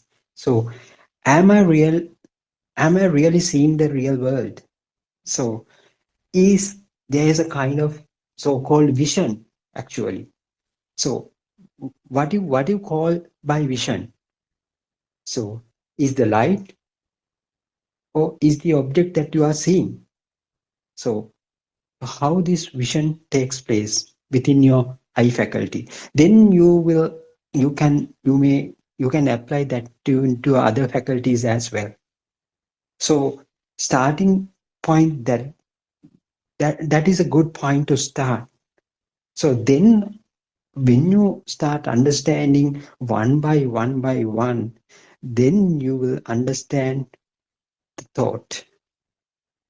Then Yeah, yeah, Dr. Ravi, yeah, that's very correct, because one has to start by investigating one sense at a time, because exactly. now all these senses collectively come and form the illusion. But when you start to study one sense at a time, you realize, my goodness, now I am walking, but my feet doesn't know whether it is sand or something else like so. That when you take one sensor at a time, you understand the world created in the sensor itself in the present moment, and that is nothing to do with the outside, and that sensor experience is just a spark, isn't it? Yes, exactly. Yes, so I can see Miss Lalana is also with us. She must have a lot of experience, and she must have conducted this experience for a long time. I think she knows more than us. So can you explain a little bit further? තෙරුවන් There was සරණයි doctor. තෙරුවන් සරණයි රන්වහන්ස. තෙරුවන් සරණයි Ranjini and all the Dhamma friends, doctor. It's a very interesting discussion. I'm listening now. Doctor, that means the Itta Sanya means, doctor, existing field. So existing field, the reason why it is still with us, because we don't know the exact truth of the cause and effect Dhamma. That is the reason why still we are having the existing field, doctor. So once we understand little by little the cause and effect Dhamma, in English, 5 aggregates, Skandha Vigraha, that means make us a thought or aramuna. So that is the summary of this Dhamma. The cause and effect, we haven't heard it before, doctor. That is why still we have the illusion the world is with us. The existing field also with us. Whatever happens, doctor, still we couldn't get rid of the existing field. Why? We haven't realized the wisdom has not polished yet, doctor, because of the cause and effect Dhamma. But doctor, when we listening this Dhamma over and over again in different angle, doctor, our existing field also try to existing field also diminishing. Why? To a certain level, doctor, when you are not attached to this world, that means Loka Sanya. Right, doctor? Loka Sanya. When you are away from this. Worldly perceptions. Hello, can you hear me, doctor? Hello, can you hear me, doctor? Yeah, we can yes, hear you, we can hear. Lalan. We can hear. So, doctor, so that means we, to a certain kind of liberation, once you experience, but no one is experiencing, doctor. Once you realize it and once you feel it, one day you can see your existing field is also diminishing little by little. But it not happens very fast. According to your wisdom that appears to you, the wisdom level increase day by day. The existing field also diminishing, doctor. So it may take time because your understanding level is differ with other one. We should not compare with others. She's having this kind of knowledge. No, we don't need to get. According to your understanding, the existing field, the pattern of the existing field, why it is still with us? Why? Because of the actually it's totally depends on the cause and effect Dhamma. So earlier we thought the cause and effect Dhamma in different stages, but Aranmas is clearly explained. It's in one thought. It's in one thought. So once you understand this to a certain level, doctor, the existing field also diminishing day by day. That's what I want to highlight, doctor. Thank you very much. Yeah, Thiruvan Saranai, Mrs. Lalana.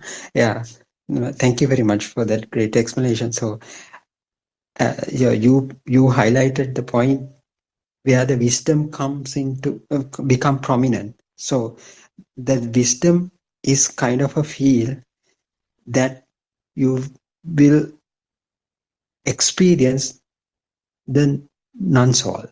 So it comes gradually, but once you start seeing the truth, that means that how much you get to know that you are living in such an illusionary world, the attachment that had been there to that illusionary world gets diminished little by little.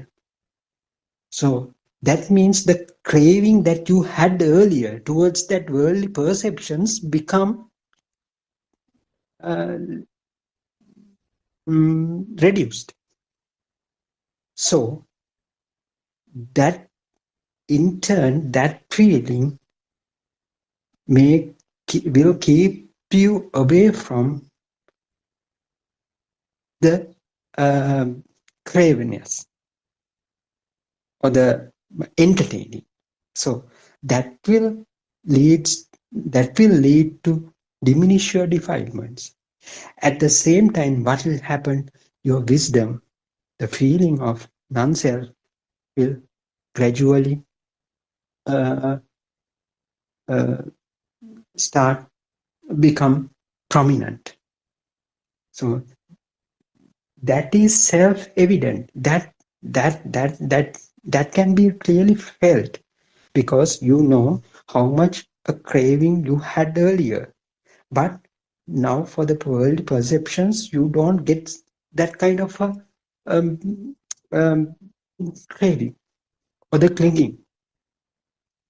So that's why this Dhamma is self-evident. So you know that the attachments you had previously, now they are very low. For that we call diminishment of defilements. At the same time, as Lalana said, what will happen? The wisdom comes.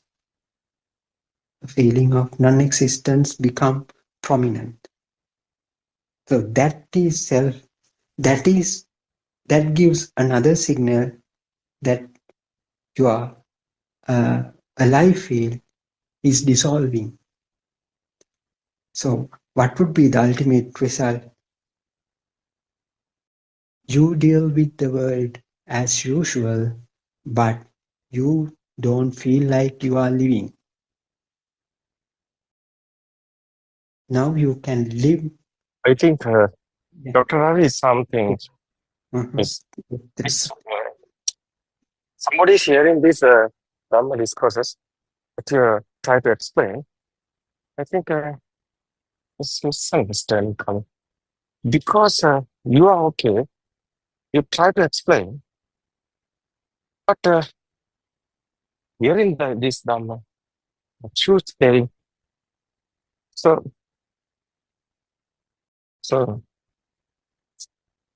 means no non-soul is okay, but I think it's something I won't pay. So entertain is not here, but entertain is yeah, entertain is here. So this what I say, entertain is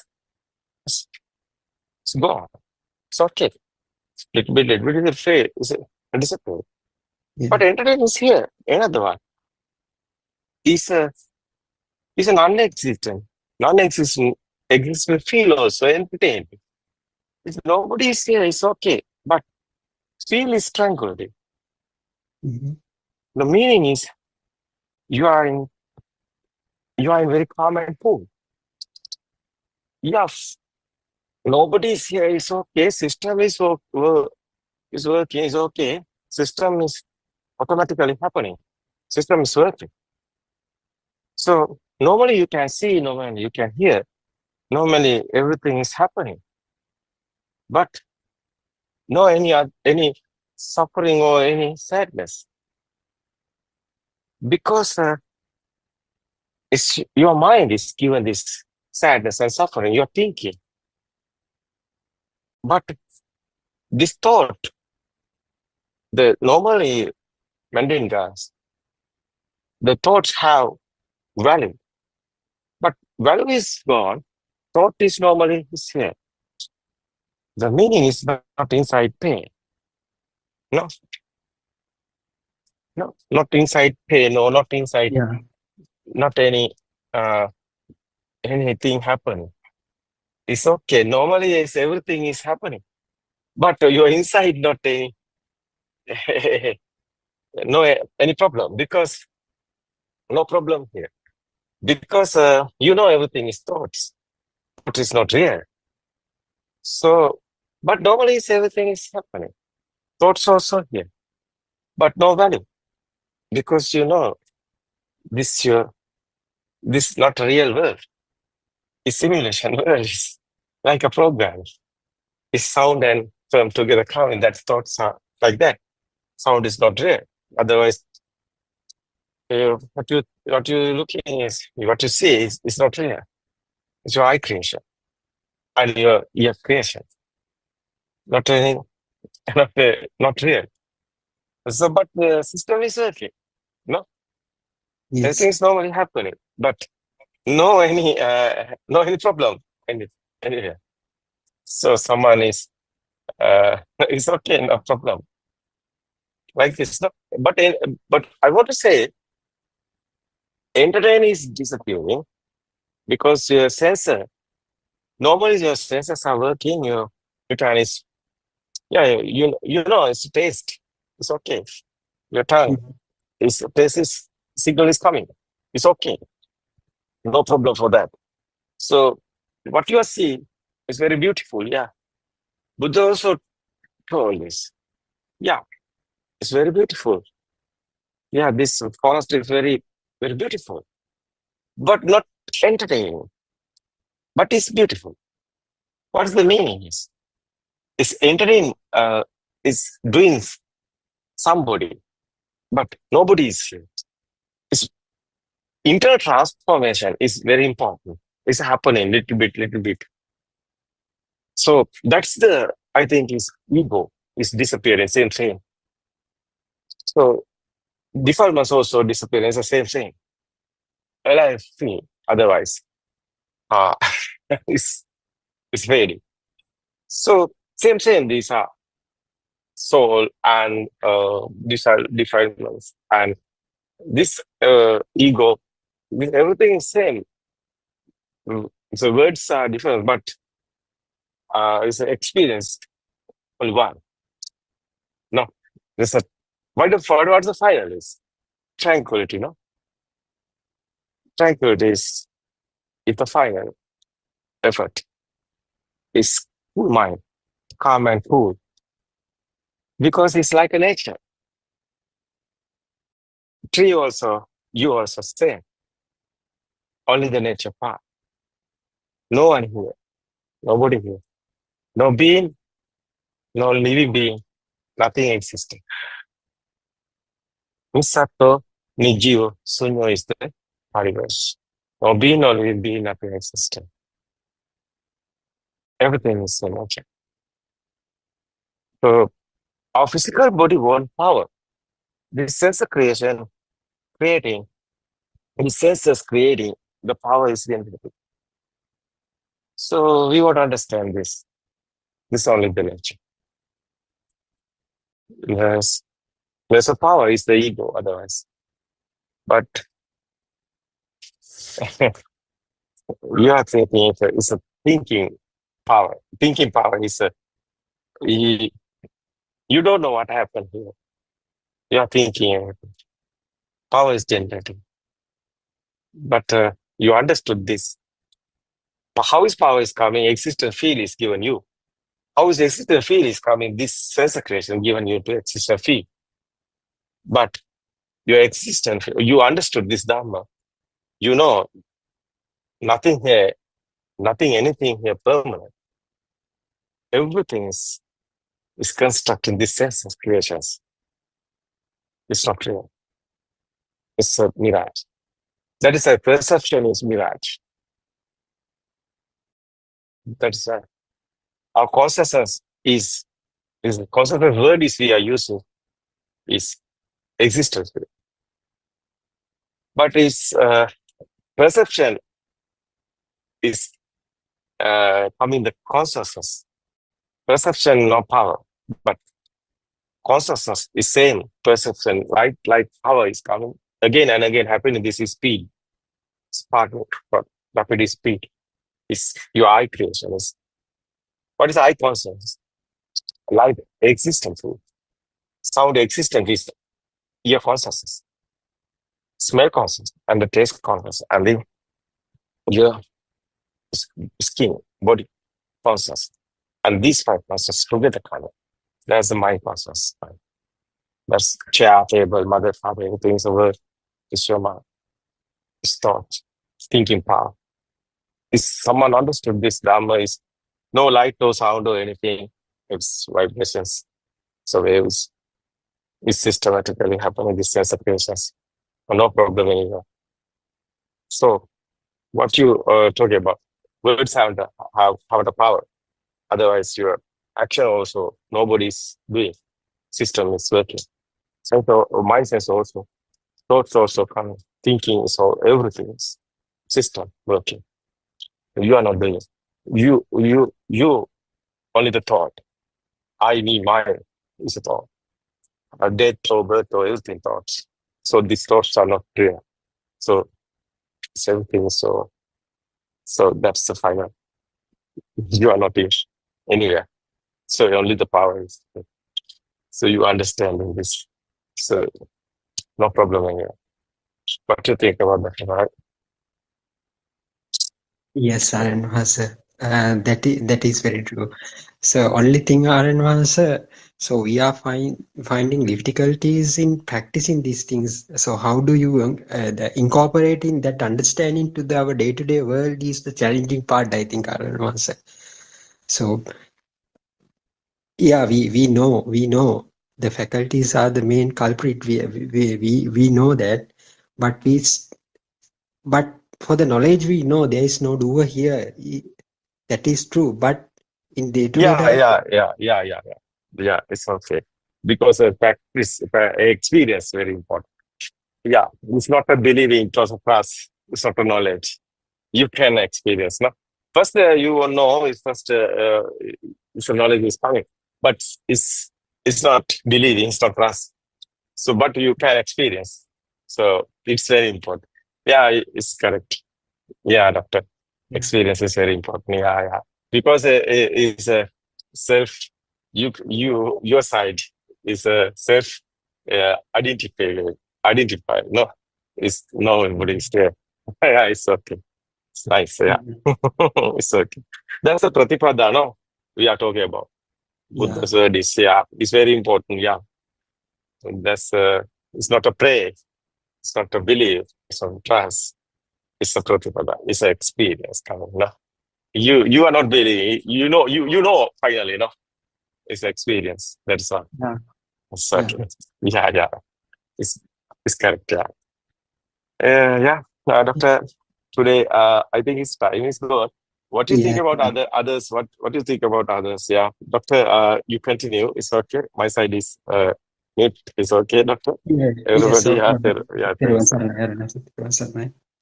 Yes, Dr. Sakuntala, do you have anything to add? Thirwan Saranai?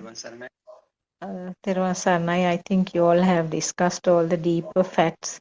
I just wanted to add something that now a person who is newly joining this discussion, so newly listening, might sort of hear these difficult things. I mean, difficult, completely different from what they have been listening in the traditional Dhamma Deshana. So they might think, what is this, all vibrations and sensor functions, there is no real world. So they might get a bit anxious and wondering. But I think simply what we have to say is that there is no way, there is no change in the way that you are interacting with the world, and there is no change at all with what you are seeing, hearing, and feeling. Yeah. You are the same normal person who is living in the same environment, the family setup, and you will be working in the normal way. Only thing is that that story about the magician, I think because a person who knows the tactics of this magician can still sit in front and then enjoy the magic, whereas a Yeah. person who doesn't have any idea about the magic, or a child, will be completely taken away by the performances that is done by the magician. So that is the only difference. So just I wanted to say is that not to worry about these complicated explanations, because you need to know the alphabet to be fluent in a language. So that is what you all have been doing all this time, because you are trying to teach a new language by teaching the alphabet. But once you become fluent in the language, you don't need to sort of go and dig and find out what letter is this and how is it pronounced and all. Yeah. Just I wanted to add that. Yeah. Okay, thank you. Therwan Saranai to all Dhamma friends. Therwan Saranai ආරයන් වහන්සේ පාද නමස්කාර වේවා. Thiruvaan Saranai. Yes, as you said, actually we are using the same language to explain a different thing. Uh, it's not merely a different thing actually. The way you have seen the world has to be has to change for a little. So there should be another angle. There is. So what we are showing is we are trying to show you another angle of seeing the world. So that were from that, if you look from that angle only, you will be able to realize what Buddha said. So that will lead you to achieve some kind of an understanding from a different perspective. So that perspective, that understanding will lead you to liberate from these worldly perceptions. That means, as you clearly said, Dr. Sakuntala, so we are watching the display, the same magic.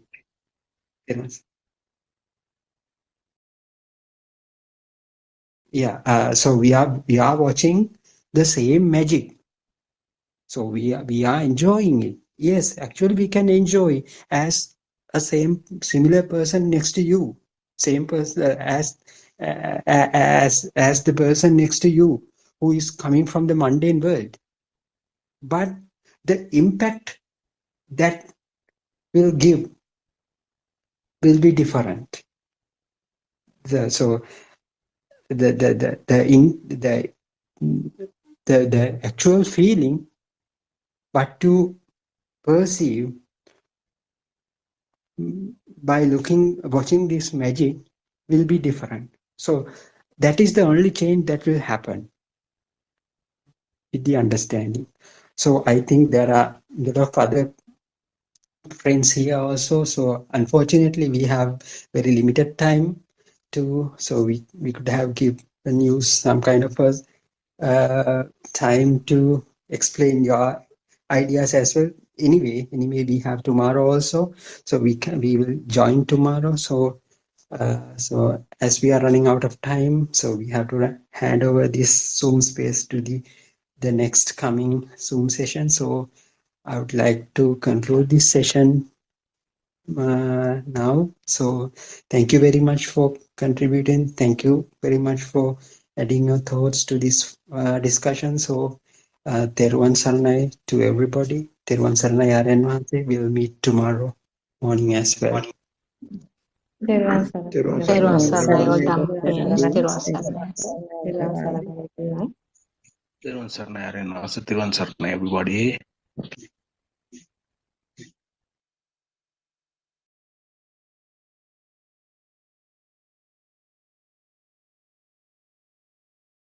respect to our noble friend Buddothpado and Vanse for giving this kind of opportunity to take part this um, kind of Dhamma discussions. So, and also I'd like to extend my sincere greetings to all who are gathered here today. So, as we always remind, this is not an ordinary gathering. It is a gathering of the truth seekers. So we have gathered here for a common purpose, to just not to listen to another ordinary kind of sermon,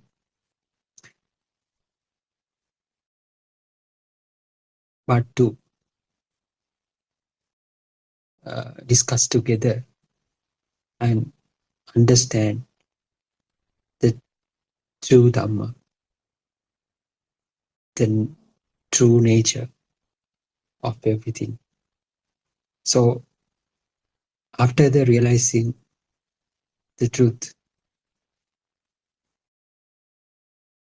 after understanding the truth completely, you should be able to feel that truth as well.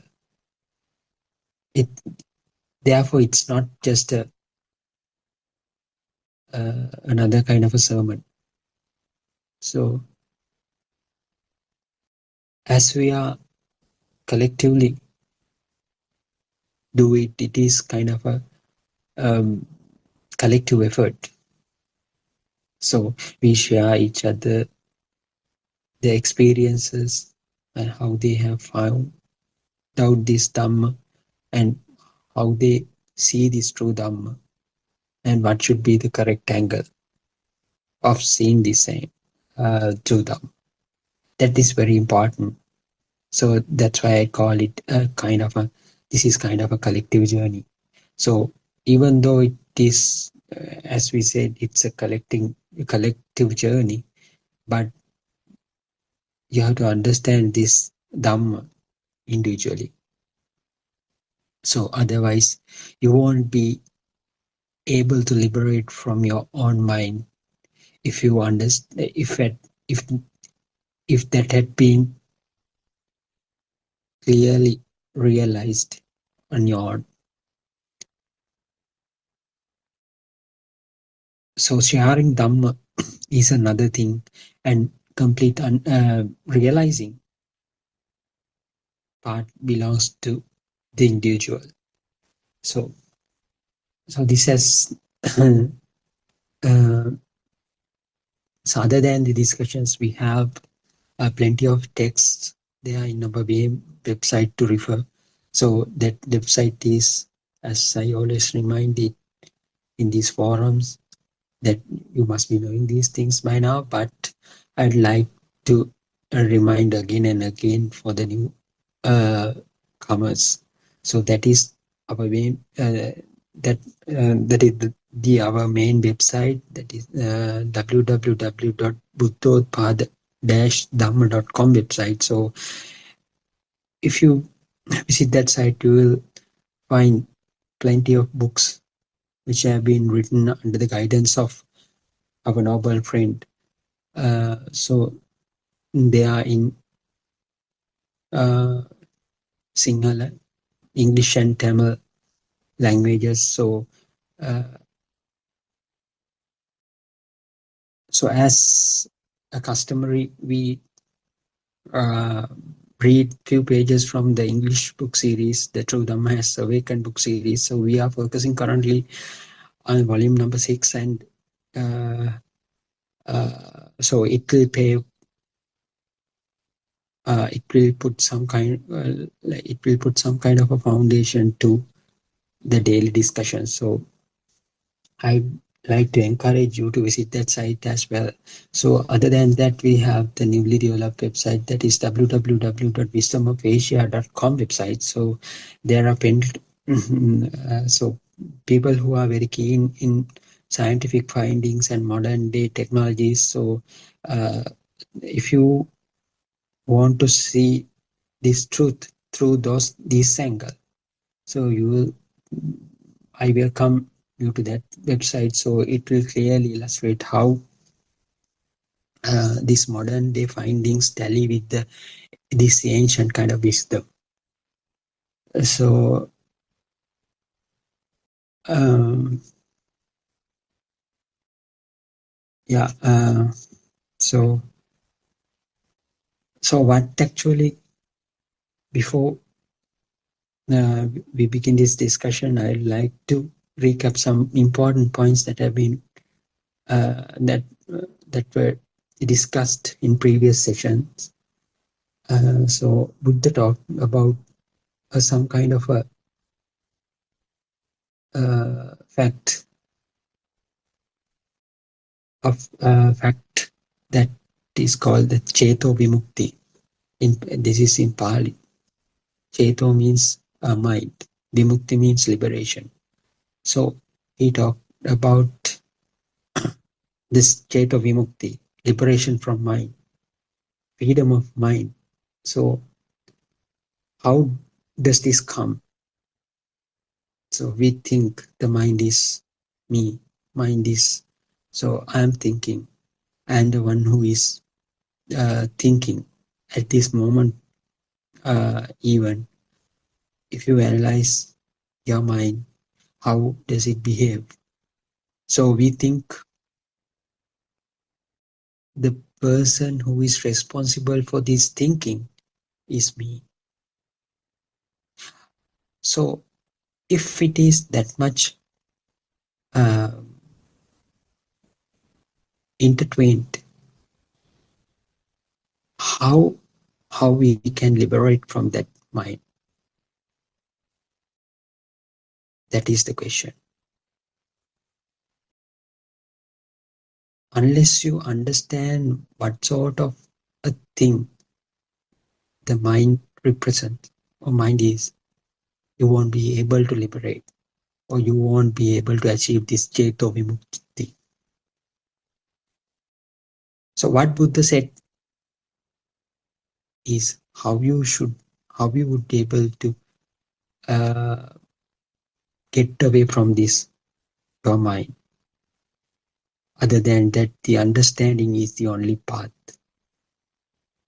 So why we should be very concerned about liberating from mind? Why is that? But so you can analyze through yourself. What does mind say at this moment? Mind says, just keep on listening this Dhamma. And if by accident, what will happen if this discussion would get interrupted? Maybe due to power failure, maybe due to interruptions in your internet connection. So you feel some kind of a disheartedness.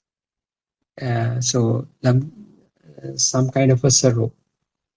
To where does it get into the mind? Because your thought was to be engaged with this sermon, but due to unavoidable circumstances, you had to stay away from that discussion. So your mind says, now discussion is going, but unfortunately, I can't join with this discussion. So you get some kind of a sad feeling. Why is that? Because your mind. So what is this mind? What is this mind?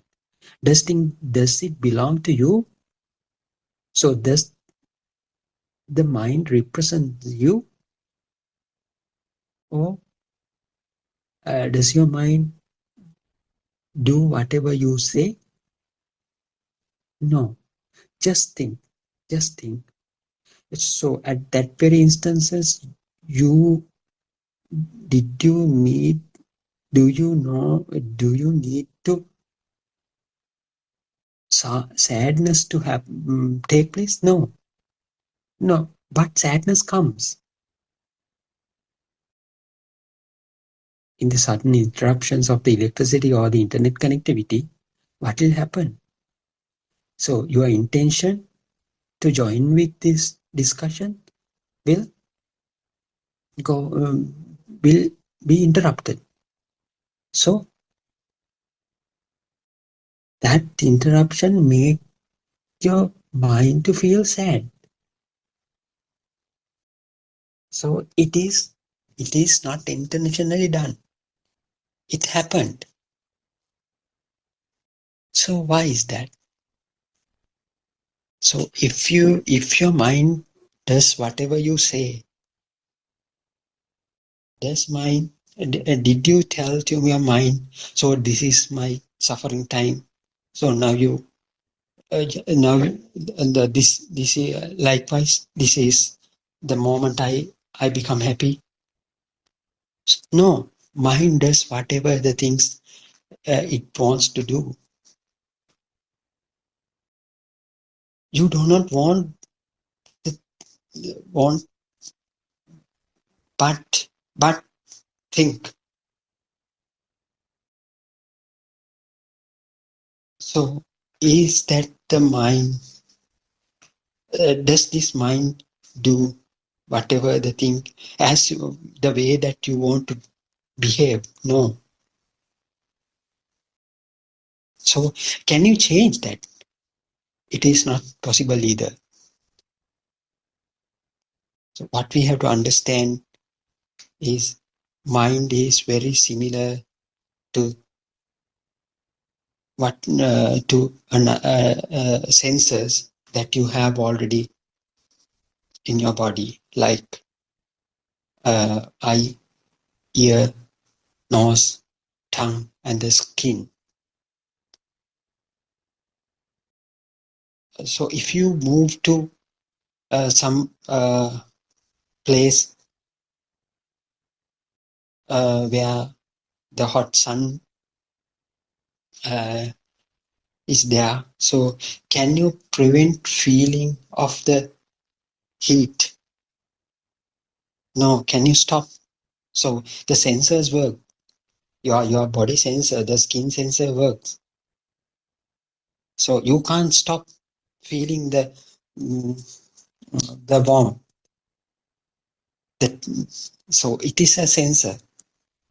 So likewise, if you go to somewhere kind of chilly environment, so can you prevent feeling the low temperatures? No. It happens. So as long as you keep your eyelids open, can you prevent seeing the objects outside you? No. Eye acts as a sensor. Skin acts as the sensor. As long as your earlobes are open, keeps open, so can you prevent hearing the voices or other noises? No. Your ear acts as a sensor. So likewise, as long as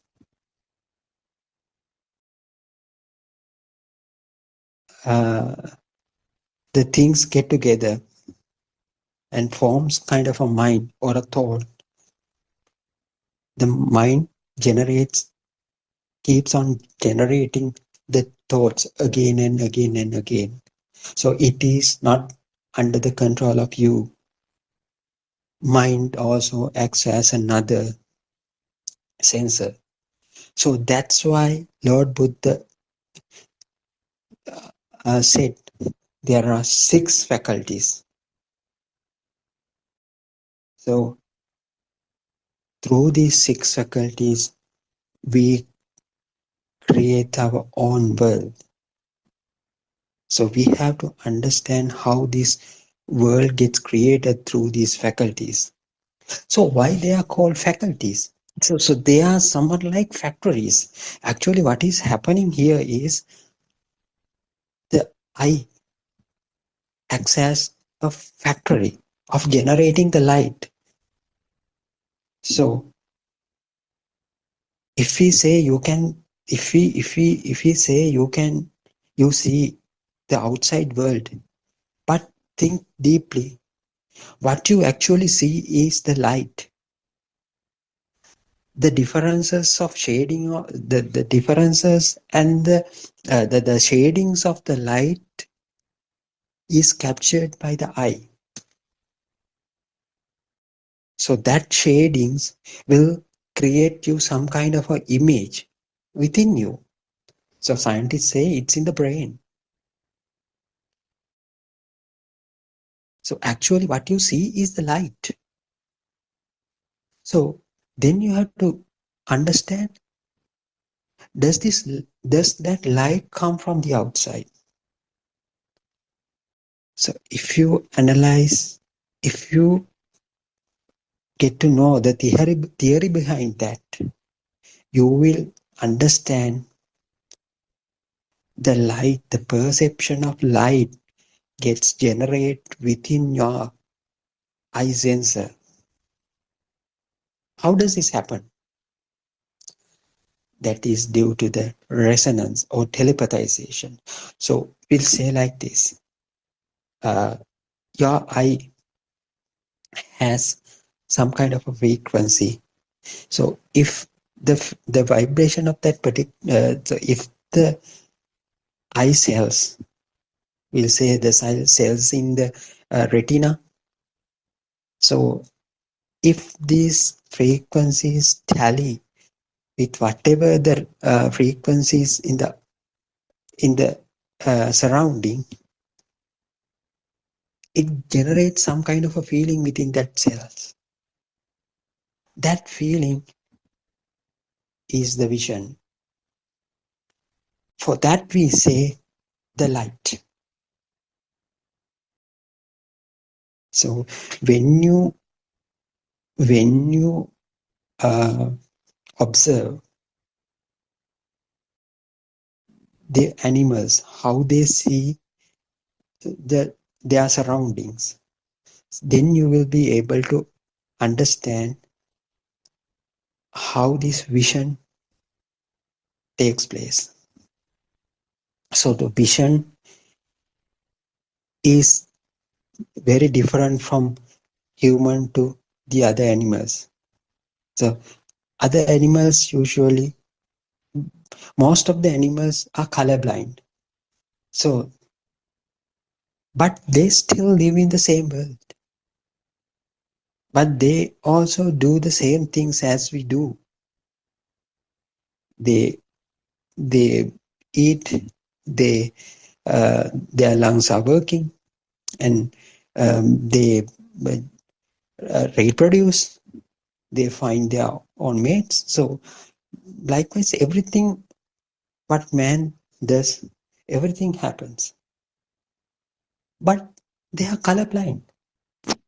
Scientists have found out that they are colorblind. So some animals might see the more vibrant world than we see. We don't know. So through that, you will be able to understand the vision, the ability to see is not because of coming light from the outside. The capacity of the ability of the faculty is the power of vision. So like same principle can be applied to the ear faculty, nose, tongue, and the skin. Same thing happens. So if you touch something hot, so it is not that much hot as you feel to another animal. So it may be different. The perception will be different. So likewise, you have to identify, you have to understand that we as human beings live in our own worlds that are created with the help of our six senses, mostly five senses. But how we say, what is this mind sensor? So we have been talking about that because Lord Buddha talked about a cheto vimukti. What is the liberation from mind? So there should be a mind sensor as well. So how does this mind get created? So the book says, so we'll read few pages from book. So I'm focusing on page number 59 in volume 6. The name of the book series is The True Dhamma Has Awakened. So I'm starting from the lowest paragraph. So Dharan Maharshi clearly explained how this mind sensor get created. Tinnan Sangati Passo means Ditta Sutta Mutta. These three together. Ditta means seeing, Sutta means hearing, Mutta means tasting, smelling, and sensation in the bodily feelings together. So by combination of all three things, Ditta, Sutta, Mutta, there would this statement has not been told before. This is the first time. So I'm reading the discussion. This is coming through Dhamma Abhijna and it is magnificent. So Tinnan Sangati Passo continues. The eye, colors and shapes and consciousness together make eye consciousness, which is also known as Patika Sampassa. With the contact of these three, eye consciousness is constructed.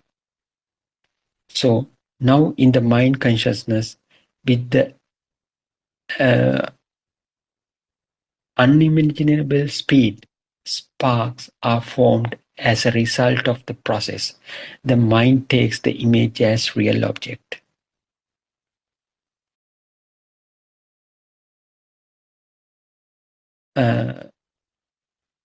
Manasancha patissa dhammesu upajjati mano vijnana. So this is the Pali statement. So this part refers to, due to the six senses, contact arise with the contact, sensations arise. At this junction, craving, value, and the samsaric cycle start to spin. This is also the birth of the I, as explained in the Jati Dhamma Sutra. This is the origin of cycle of birth and the death. The attachment leads to extensive thinking, vitakka, and again with the arising of the feelings of sensations, craving arises. So, and with the arising of the craving, clinging arises. With the arising of the clinging, a sense of becoming is arisen.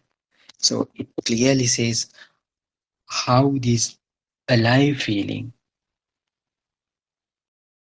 comes into action.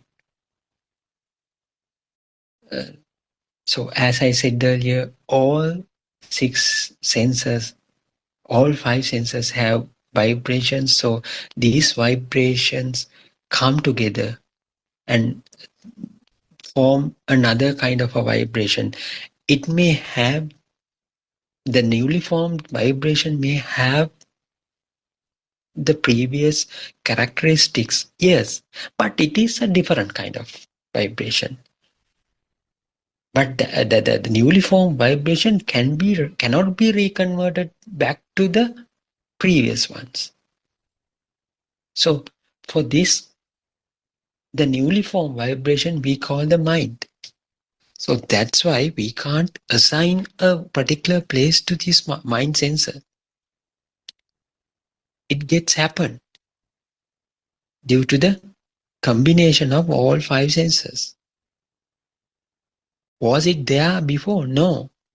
As soon as a stimulation happens in the faculties, the mind sensor will be formed. So that has some kind of, so that is also a vibration. So as in first Nibbana Sutra, whenever there is kind of a vibration or a duality, so the energy, the generation of the energy in between those two ends will not be preventable. So this energy would make you to feel like something is there. Something is there. So it is not a single vibration. We have to remember it comes again and again and again. So this repetitive happening of the similar kind of vibrations make you to feel that something is there. So to that we call the consciousness. That is the mind consciousness. After combining all five senses into one single vibration, when it is happening repetitively, it gives kind of a vibration, it kind of a feeling of something is there.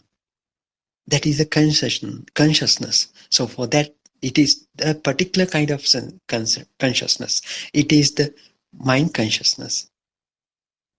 So in that mind consciousness, you have light, color,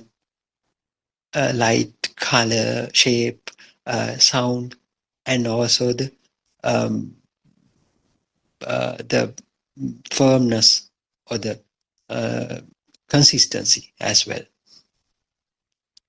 But you can't separate all these things. It is one single vibration.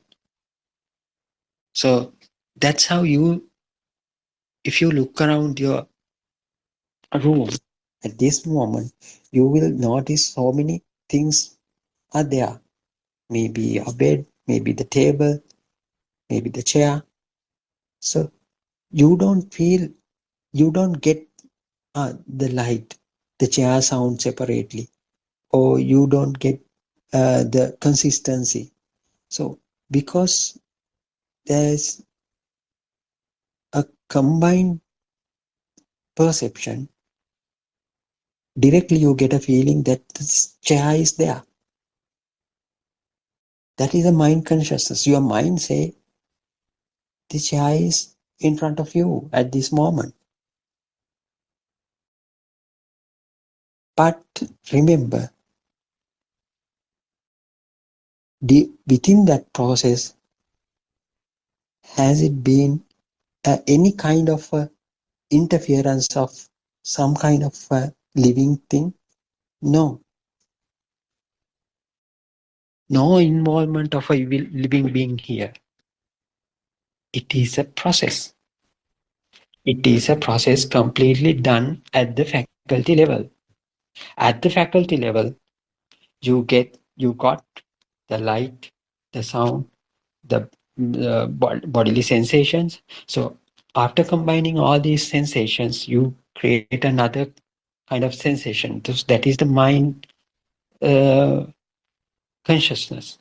So in that, due to that, the potential energy, we feel like that particular object is really existing. So when you feel something is existing, then another feeling would come. What is that feeling? Who is seeing this object? To that we name as me. I am the one who's seeing this object in front of me right now. So from that point onwards, the self gets created. But still, no one had involved in this process. It automatically happened. No one did it. But ultimate result is you, creation of the self. What was the initial step is the function of the faculty, I faculty. It generated the signal. What would be the ultimate result? Result is generation of the self. So this one has to be understood very clearly. Neither you did it, nor someone did it. So it automatically happened. It is a process. So if you understand this thing, can you ever say in this moment, a person, so-called you, is here at this moment? No. When you hear this discussion, when you hear this conversation, you create the impulses. The faculties create impulses of hearing, sound. If this sound gets become a real thing for you, real thing, that will create you. So in this very moment, you get created. In this fraction of seconds, yourself gets created. For that we call the consciousness, the it, the feeling of aliveness. So we feel that we are alive, but in the absence of the faculties, no one would be there. So what you have to understand is, what are these faculties? How do they function? So then you will realize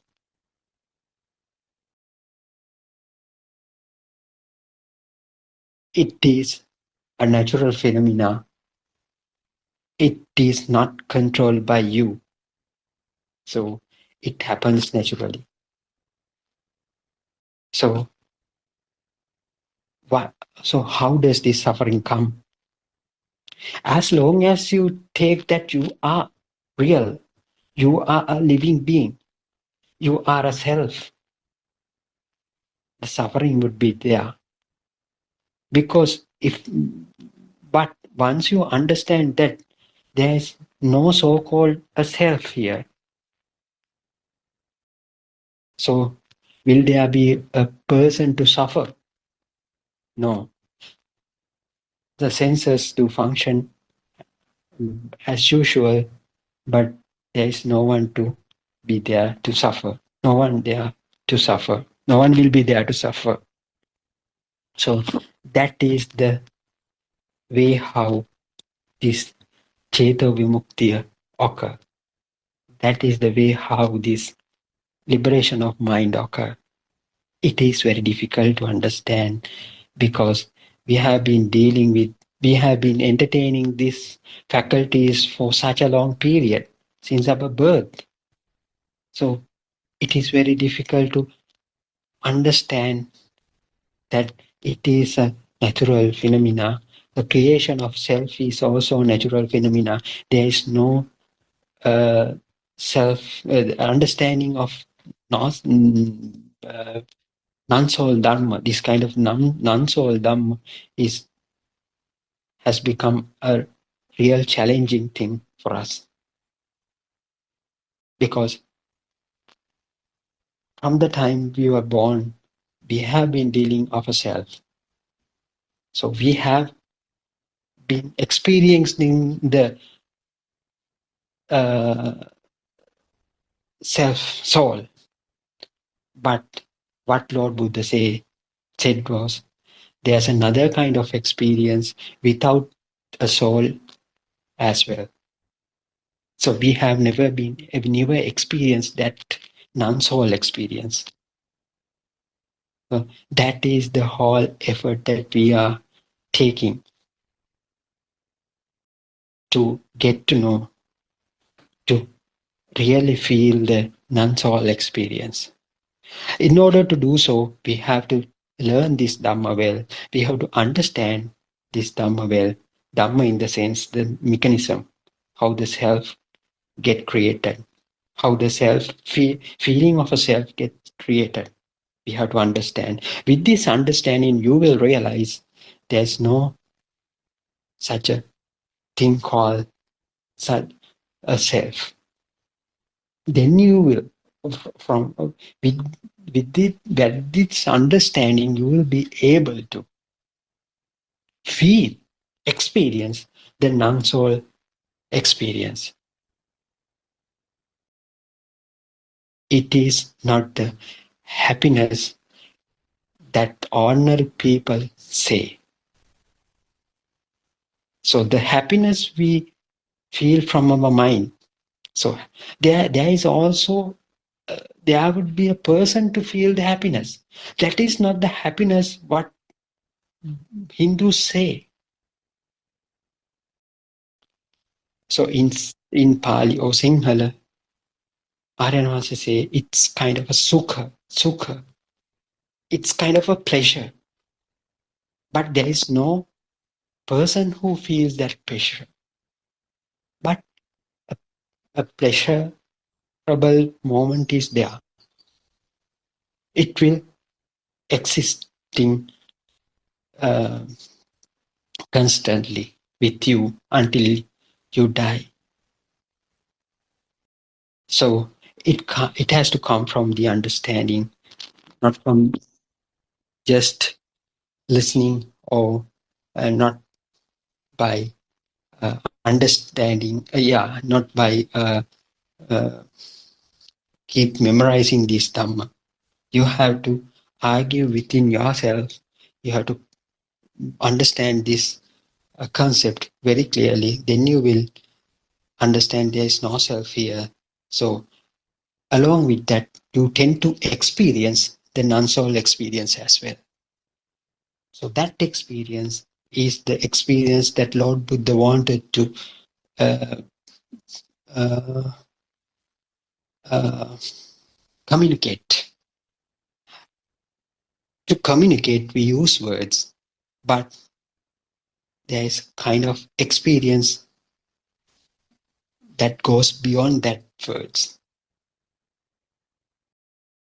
So I think, I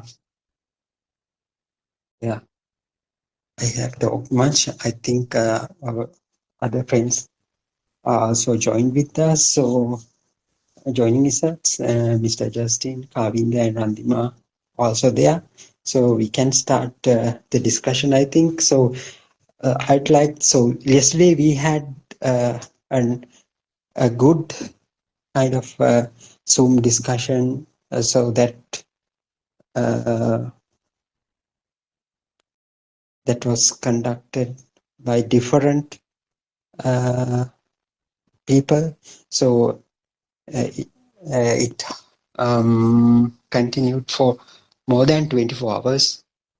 At stretch. So I think Randima was there and conducting a nice practical session in her own premises. I think you must have some kind of experience to share with us with the yesterday's practical sessions. Why don't you share with us, Mr. Randima? Therun Saranai.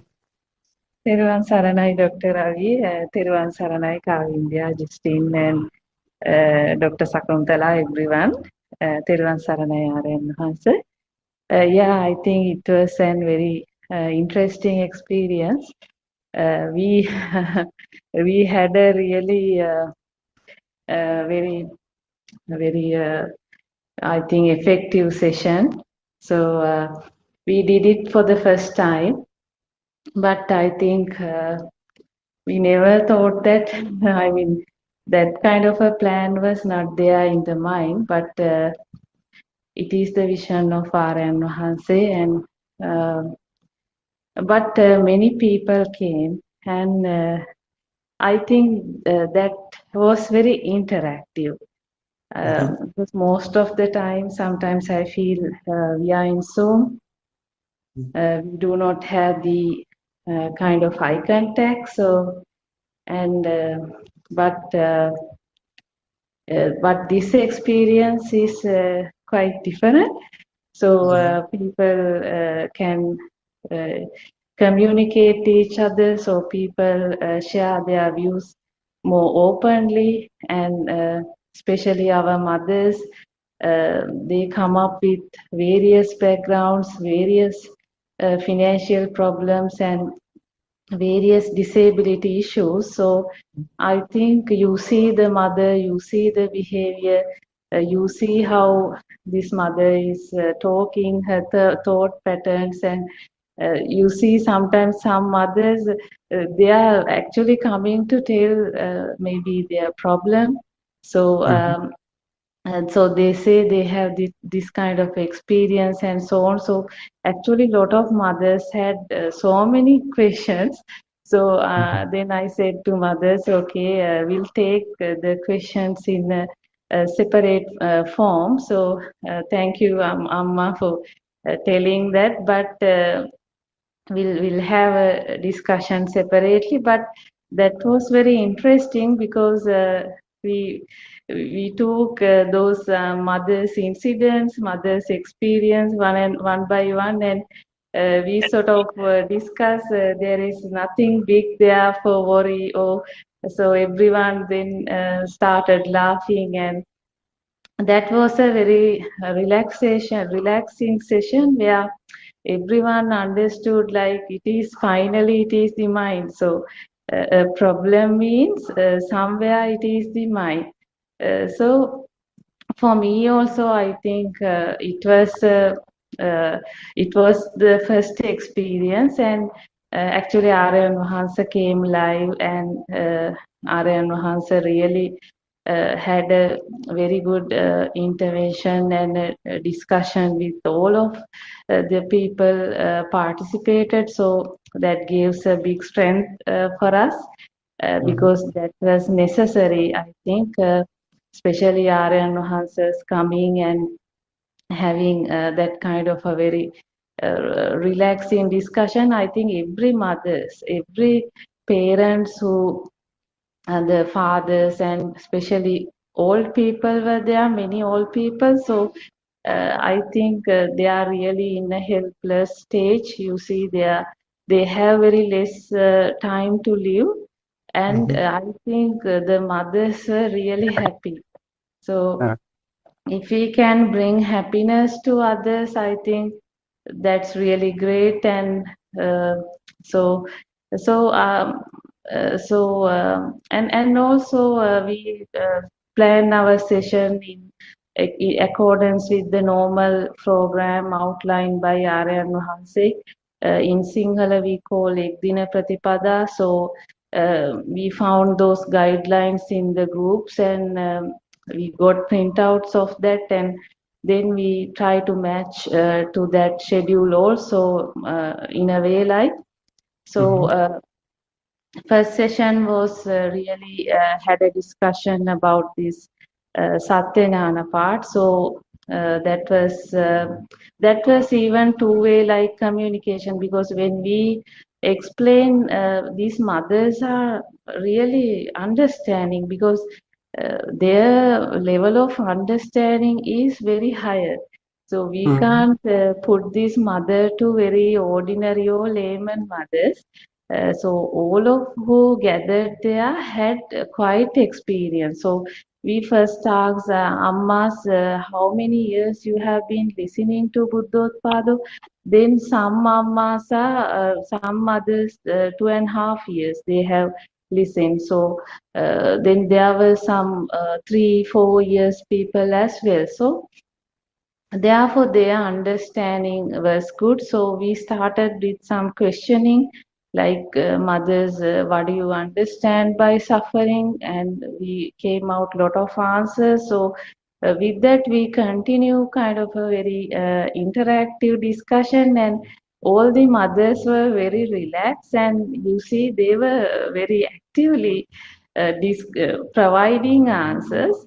Yeah. So I think that is one of the you see plus point in this kind of small group session, because at a time, even though it's a fairly some crowd, but that was controllable, manageable, and it was very easy to interact each other. And then Aryan Vahasa and the crowd, everyone got a chance to talk to Aryan Vahasa, because there were some others they have never talked. Mm-hmm. So I think they do not know the value of carrying out such a conversation.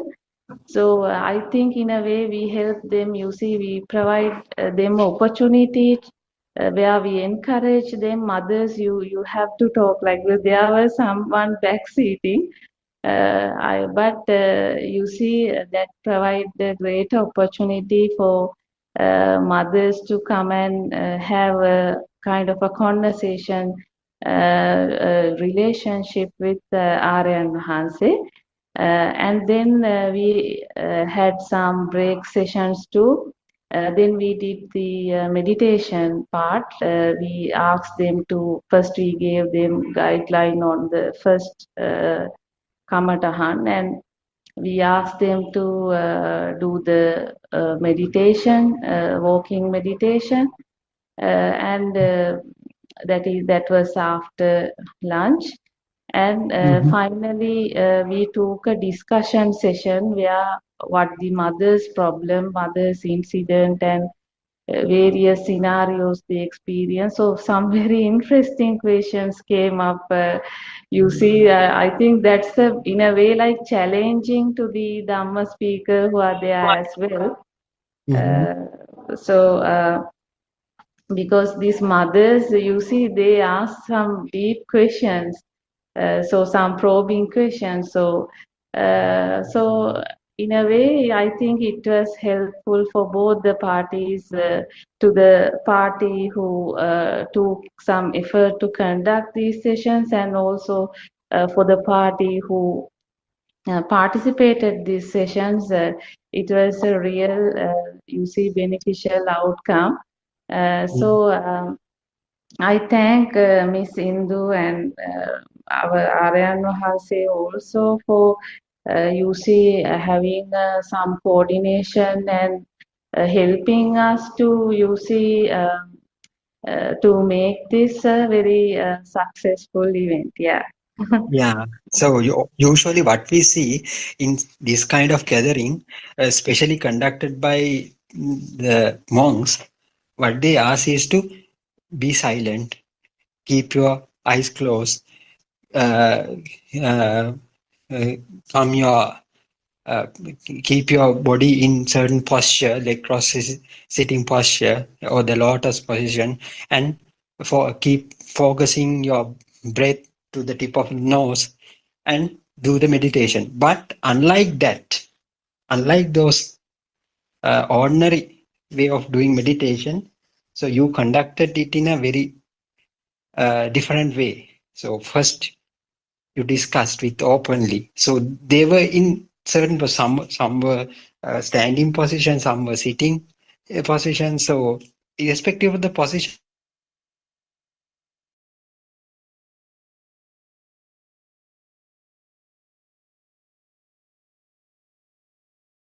you you convey the message of Lord Buddha, what Lord Buddha said, isn't it? So we have been feeling, we have been experiencing a soul throughout our lifetime, but Buddha wanted to convey the message. The message Lord Buddha wanted to say there is another kind of experience without the soul as well.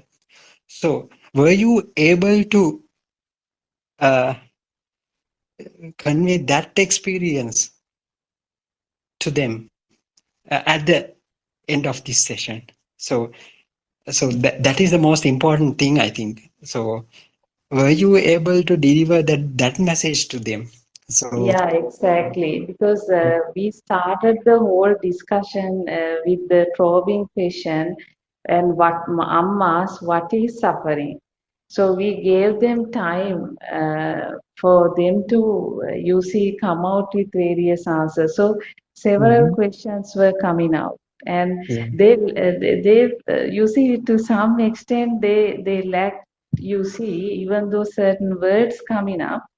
mhm, There were some issues relating to the not identifying like the focal point here. mhm, So finally, that was a very interactive, you see, conversation to show them that it is because of this itta sanya, inna thiyana කියන එක. So yeah, it is this perception of soul. It is this mm, misconception and the field of this existence, alive field is the suffering. So I think so mothers were really happy because we did all our sessions, you see, for focusing mothers to give this. yeah, And finally they then only they realize, you see, they are doing all kind of things because the problem is here, the problem is the existent field. So we exactly. understand how the existing field is formed, and we are doing all these pratipada for techniques also to understand this existing field is not real. And Yeah, finally, at the concluding part, we had some tea, and after that, all of us get together, you see, in a standing position in one place, and we were about to, you see, I mean, apart ourselves. And mm, then I said, Mother, so you got the message, and now you are happy because you know what you're looking for. The suffering is this energy what is felt, that is the alive feel, but that's not real. Therefore you must go home with the happy smile. So I think all our sessions we showed them and we directed them towards that focal point, Ravi, with the yeah, opening questions of what is suffering. Yeah. yeah. That I think that is the most important thing. Yeah. So, are there something that you have missed?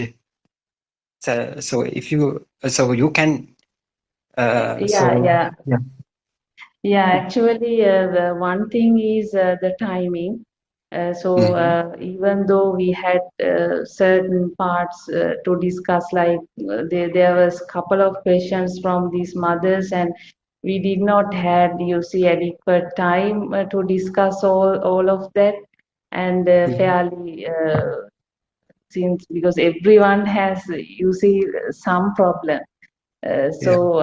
No, we did not have time, and even the Satyajnana part also, we thought of using not discussing whole the thing because anyway, you see, can't go to that because this has to deliver any discussion. We have to do step by step because more time we took actually for interaction. That is to communicate this the message simply. So I think this discussion can continue for another extent as well, but that depends. I mean, we manage the session where it has the meditation side, it has some questioning time, it has the interaction time, it has some happy, relaxing, some kind of, you see, sometimes it jokes also, like, because we can't just have the very deep things we can't discuss, you see. And so it was kind of a mix kind of a session. So Yeah, definitely we couldn't touch all the things, and maybe perhaps in the next session we'll try our best to yeah, deliver that aspects as well. Yeah. Yeah. We very much appreciate your effort. Yes, Randima. Very well done. Yeah. Yes. Yeah. As you said, in between there should be some kind of entertaining things as well. So the relaxed mind will grab this truth very easily. Tensed minds can't grab this truth very easily.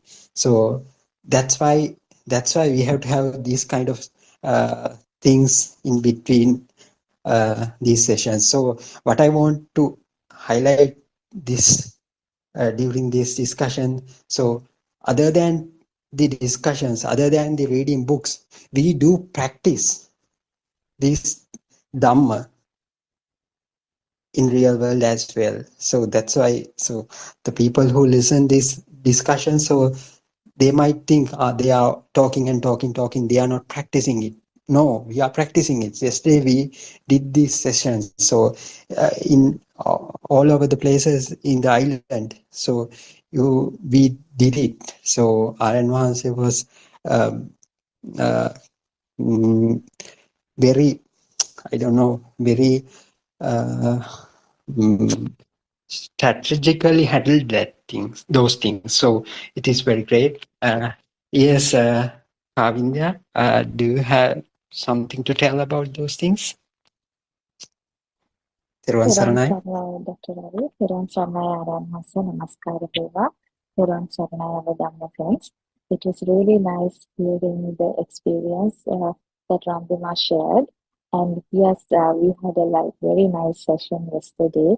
It was a 24-hour Dhamma discussion, and it completes everything because there were the Satyajnana, which is the truth about how this um, solve the existence field arise, and then how to practice this Dhamma, and the experience, the jnana part, the kritajnana part. So it was really nice. And then as Randima said, I'm really happy that she shared her experience, because the one-on-one experience with the mothers, especially our parents' generation, would be really nice. Now there are a lot of opportunities for these parents, I mean, all mothers and fathers, to join these sessions. And we saw it in many places. And it was really nice to hear the experience firsthand from Randima. So, and then I really agree with her about the happiness or the blissful mind is needed to see this Dhamma through. Because we hear from Buddha, Lord Buddha, that if you want to give Dhamma, first you can check are they in hunger. So if you're hungry, or if you have any other uncomfortable feelings, you would not concentrate on the Dhamma, and then you would always focus on that uncomfortable feel. So you're not listening properly, and you would not reflect it properly. So if you are happy and your mind is ready to accept Dhamma, that is very important. So I'm happy that you had a really interacting and very nice session. And further, I would like to highlight that how our Buddothpado Aranhanse, our noble friend, is dedicatively talk with many Buddothpado Dhamma friends yesterday.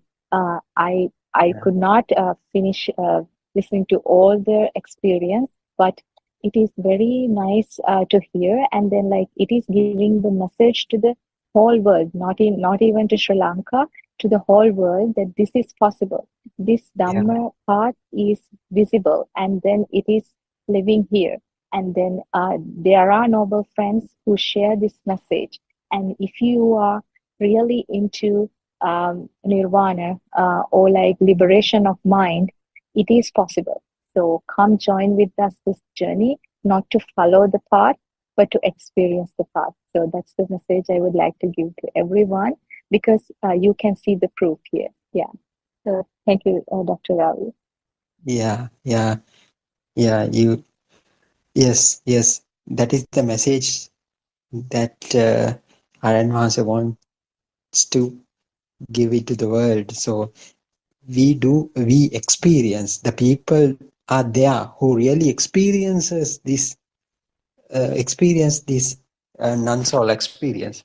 So everybody can join, come and join, listen. First you can listen, you can understand these things. So there are so many things, discussions are going on in English medium as well as in Sinhala. So there are plenty of texts available in our website, so they can refer them. So then also, if you are really interested, you can come and join with us to have that experience for real. So that is the invitation that we can make to this world. So yes, I can see Mr. Bernard is also here. Do you have something to tell about these things? Everyone, Saranai? Thiruvon Sarnai. Thiruvon Sarnai, Dr. Ravi. Everyone, Saranai. So, Yeah. Throughout the day, I was listening and witnessing these things. So I was so happy, and that it is clear that the lamps of wisdom, which is empowered with the true Dhamma, is being lit every nook and corner of Sri Lanka in this island. So we are very, very proud about it. And all the people, all the participants, our Dhamma friends, including nuns and especially the Aryan nuns, our noble friend, they were endeavoring it. Actually, that was a very magnificent, very exemplary, influential effort. So now we can just imagine the big picture which our noble friend Aryan Vanse has it his mind. Actually, we can't imagine even that. So the power of the power and the potential and the I mean his vision. So it is not actually put into action. This is the beginning. So yeah. it is being done. Actually, It's not the full potential, isn't it? no. It is not. Yeah. It is just the flight of the just a spark. Just a spark. Yeah. So we feel now. We are engaged, engulfed, and we are doing it with a lot of effort and I mean the enthusiasm. So everybody who participated and dedicated was very interesting, and we experience it as an outsider. I just observe how wonderfully it was organized, and it was supervised by our noble friend. And each and every Zoom programs and the participation and the discussion, everything was going so effectively. So it was so powerful, and the message was really given to the expected audience, and we experience it by listening to them. They speak. At the same time, we, as you all said, even in the very remote areas, the participants, the older people and the older generation or the senior citizen, whatever it is, they also speak with very enthusiasm. They are very happy to express themselves.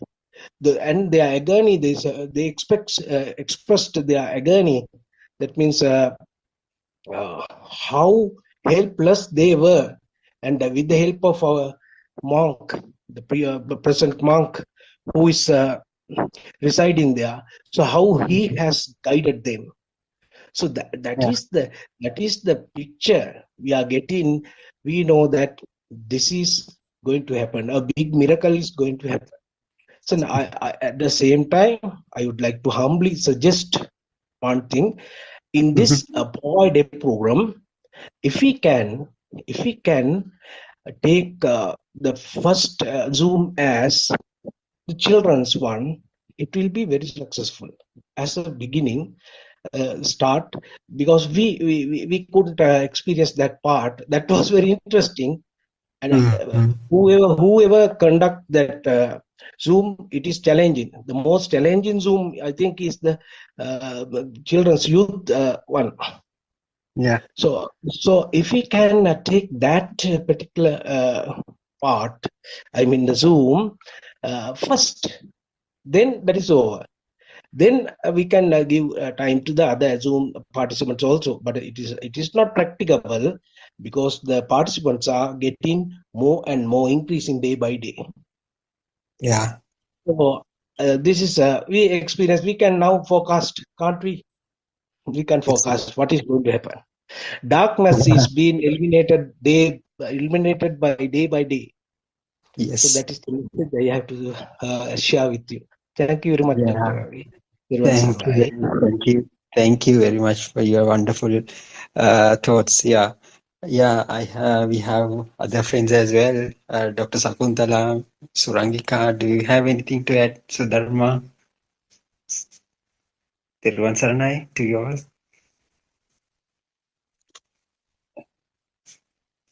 Tirwan Saranai, Dr. Ravi. Tirwan Aryan Saranai. Hansaita Namaskara Veva. Dr. Ravi, here in Gaul also we conducted a poetry program in one of the aram, about like 5 kilometers away from the city of Gaul, and there were like 25 participants. It was a little bit challenging at the very beginning because none of them actually knew about Buddothpado. It's because it's a new crowd. Some of them hadn't even heard about this. That is a bit surprising. Anyway, so at the very beginning, it was like an a briefing of everything, the program, and what is this, how it is different from what we have been following up to now in terms of Buddhism, etc. Because there were like 5 representatives of us, and we took turns, and so you can they were little, honestly speaking, little suspicious about this at the very beginning, some of them, especially the elderly ones. So once we started using, actually then we felt how effective and how useful it had been for us to listen to all of you in all Zoom discussions. I mean, all the presenters, they use diverse strategies to help participants to understand the mechanism of the 6 sensory organs. So it was interestingly, we managed. The first thing we decided that we should do is to help them to understand the mechanism of the 6 sensory organs. We did not have a huge target. What we planned was, Dr. Ravi, by the end of the day, at least they will be able to take something back, like at least to practice that everything is the mind, nothing is external, that which comes in the first point of contemplation or the first kamatahana. So interestingly, we very interactive session we conducted, because the group was also kind of a cross section of the society. There were educated people, kind of people coming from lower socio-economic backgrounds. So with the help of those people, we thought that involving them actively is the only way to get the message across to them. And then question and answer thing, like, so when actually the first question we asked was, okay, we have performed all types of meritorious activities, we have listened to sermons, we have offered alms, etc., etc., all pujas katna. So, what have we achieved by now?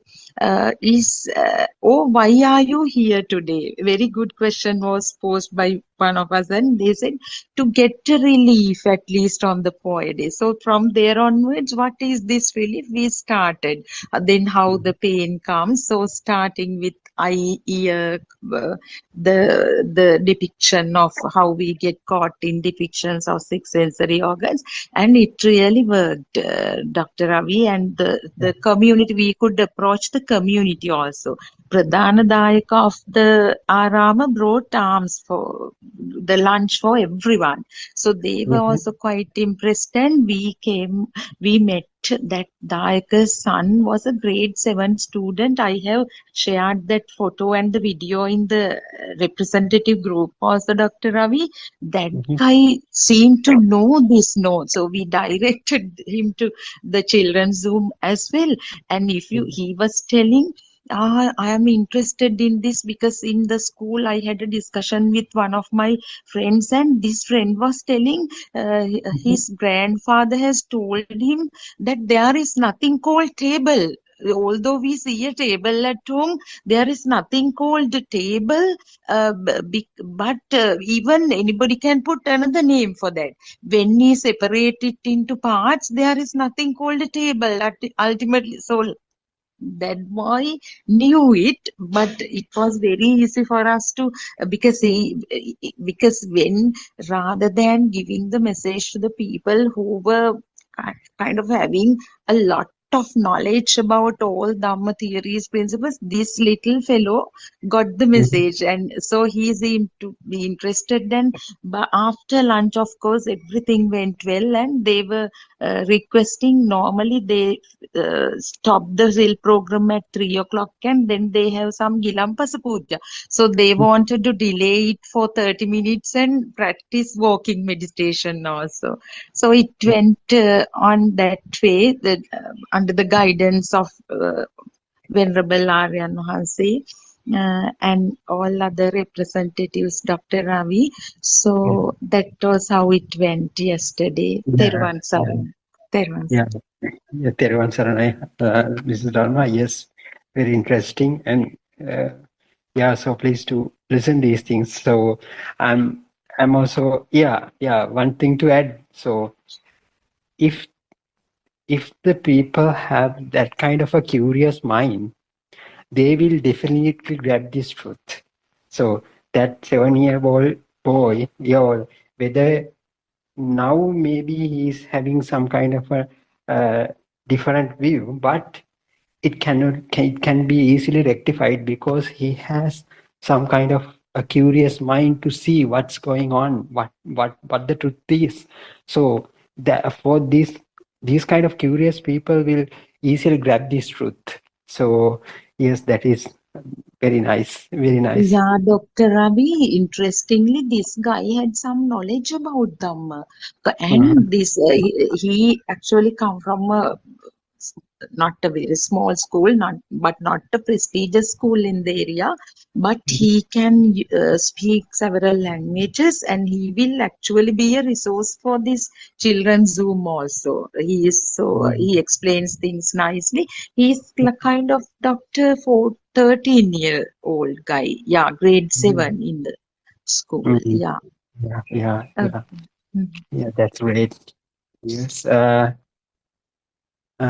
Yes, Dr. Sakuntala, do you have anything to tell about these things? Theruvan Saranai, not very big details like the previous two ladies. Actually, it was very interesting to hear the people talking with their experiences and coming forward. That was extremely nice. One thing I noticed that it's not available in the YouTube to listen, because I wanted to listen to some parts, but maybe it's a technical issue because it's a long Zoom, isn't it? Maybe they will sort of section it and publish it later on. Right at the beginning, you explained very nicely about how the sensor faculties, how the forms are formed. I think that is the level that you have to sort of clarify and purify. Not 100%, I would say about 200%. So when you realize that there is no solid base here in the form of uh,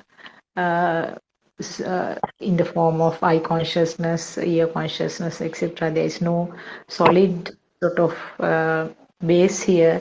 Then the structure that you build up on top of that in the form of thoughts collapses, and then you realize that there is no solid thoughts either. So I think that explanation is very good, and the experiences that Randima and Sudharma had also very interesting. I suppose they will definitely need more and more days, I suppose, more meetings to sort of get everything be more clear, isn't it? Yeah, that's it. Teruvan Yes, Saranai, thank- Teruvan Saranai. Teruvan Saranai, Dr. Sakuntala. Yes, how about Ms. Rangika? Do you have anything to add? So, you know the differences, the way the people think about this Dhamma. So, you are in Australia, so they look at this Dhamma in a different way. But the actual Dhamma, what we say, what Lord Buddha says is very much similar, very much go align with what we really experience in these days. So, what do you think about this? Everyone, Sarangika? Theruvan Saranai, Dr. Ravi, and Theruvan Saranai to all Dhamma friends and Theruvan Saranai and Mahansa. Yes, Dr. Ravi, I think yesterday's experience, I think we've had a 24-hour Zoom before, but yesterday I think we all felt it. There was this huge resurgence nationwide, isn't it? As I think Mr. Bernard very correctly pointed out, you could see not just, I mean, at the grassroots level, this whole, it's almost like a movement, a whole new regeneration of a spiritual movement, almost like the days of the Buddha being awakened, little by little. And it was really illuminating to see that.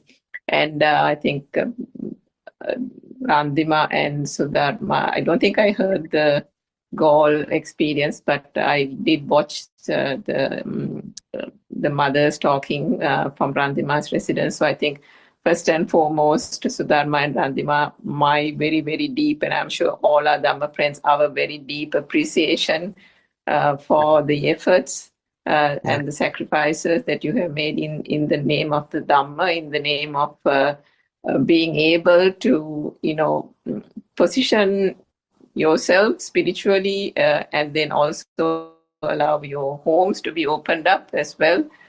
And to give the time and the effort to bring all these other mothers along this journey.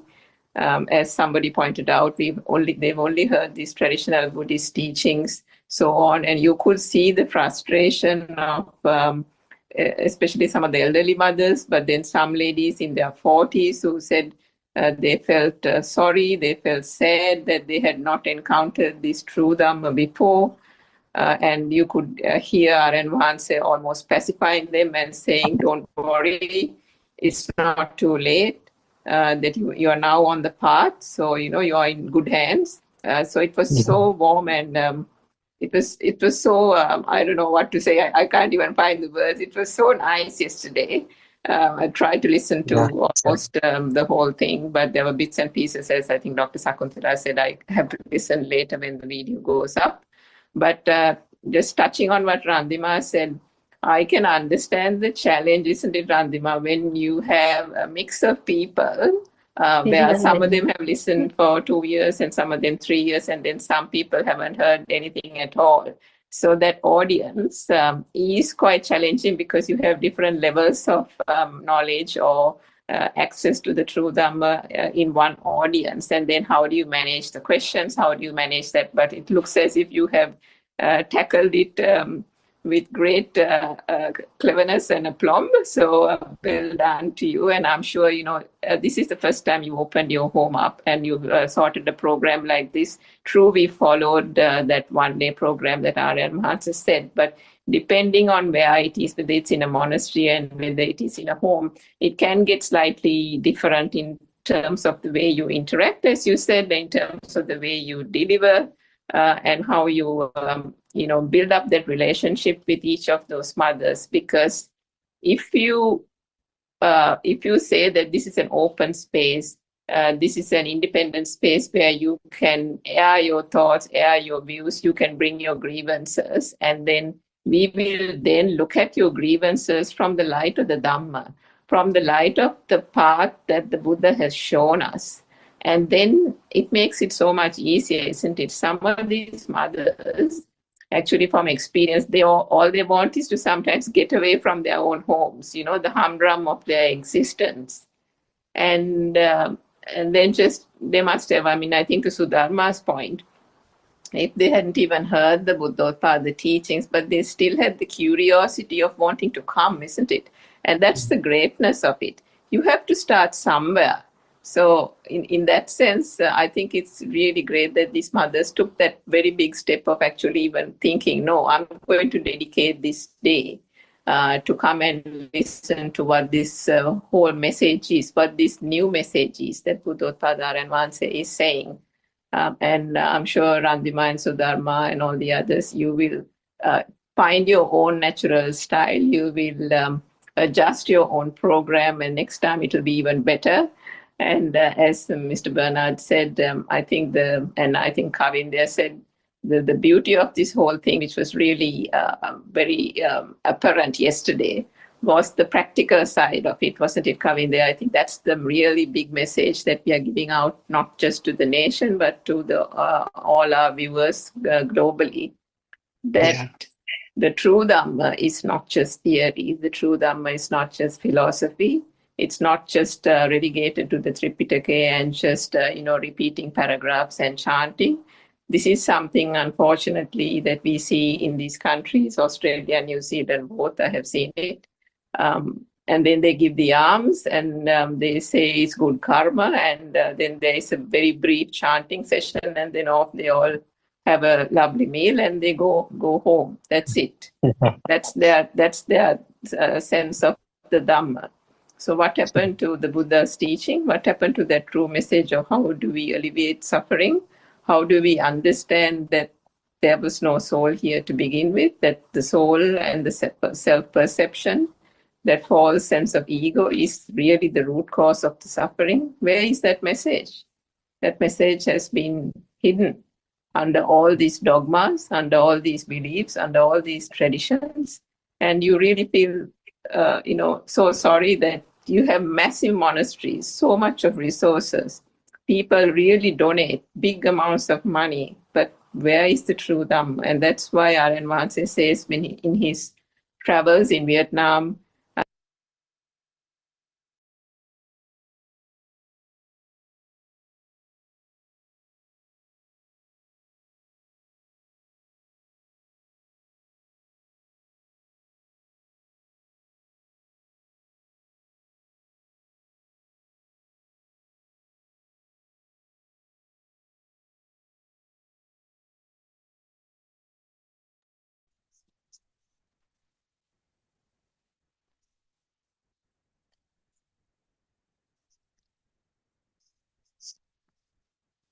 Teruvan Saranai.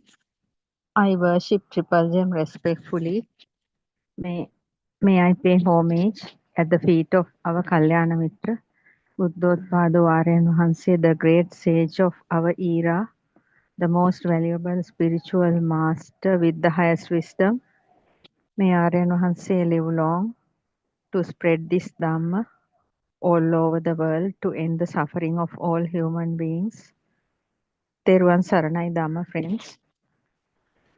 As I always say, we have to bow down to Buddothpado Aryan Mahansa for revealing the ultimate truth of Lord Gautama Buddha's true teachings after 2500 years and speaking to the people of this human world, 800 billion people with 3 languages, Sinhala, English and Tamil,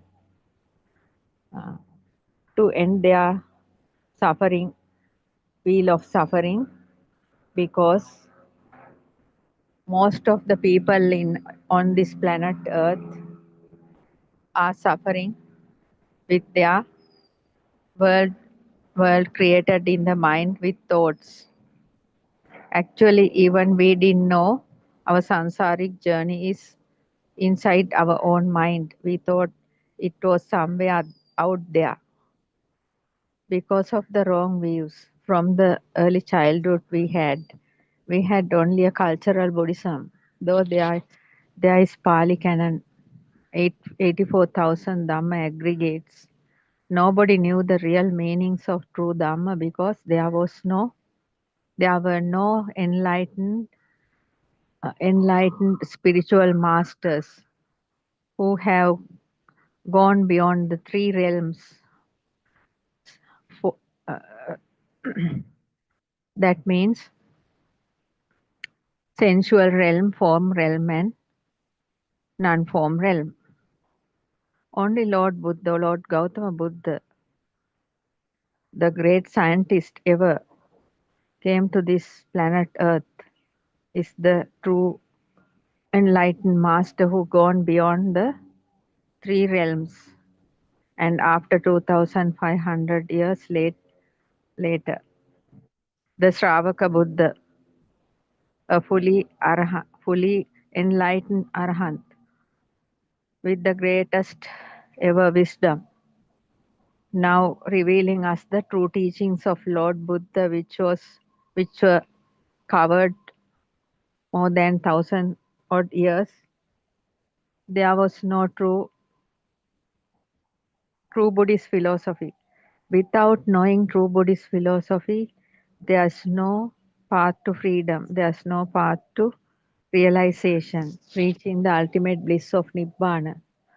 Because nobody knows how this humanity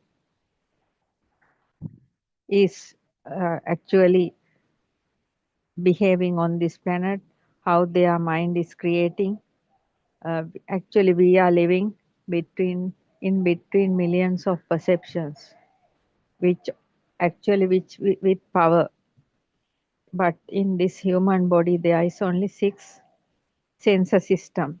Since 6 sensors, through those 6 sensors, all the perceptions are coming inside as stimuli, and each and every stimuli brings different types of forms: color forms, sound forms, touch forms, taste forms, smell forms, like that. But nobody knew how this creation is happening. Actually speaking, we have 2 lenses in our eyes. According even to our school days, we know coming through a lens means that is only a reflection. So that means we are seeing the reflections everywhere through our eyes. But without light, we cannot see that. Light is also a kind of vibration. There is a big science behind this light, sound, and touch. Actually speaking, everywhere when there is light vibration, then our eye vibration is happening. When our eye vibration is equal to the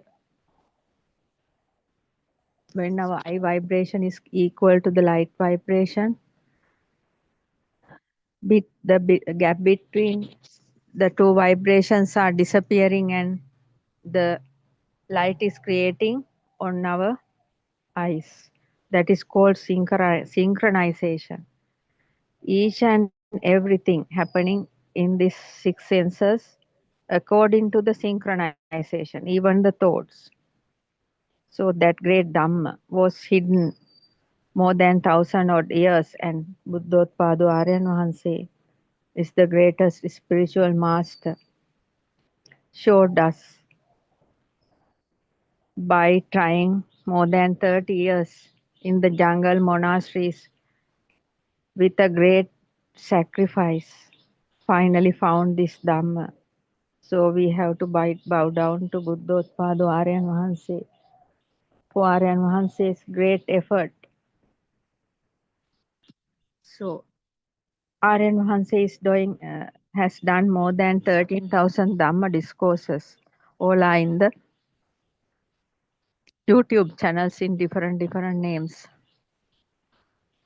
And even though www.buddhothpada-dhamma.com, www.wisdomofasia.com, and so many other websites, and through social media, Facebook, YouTube, Thread, Instagram, Facebook, uh, and TikTok, Twitter, in everywhere you can find Buddhothpada Dhamma sermons.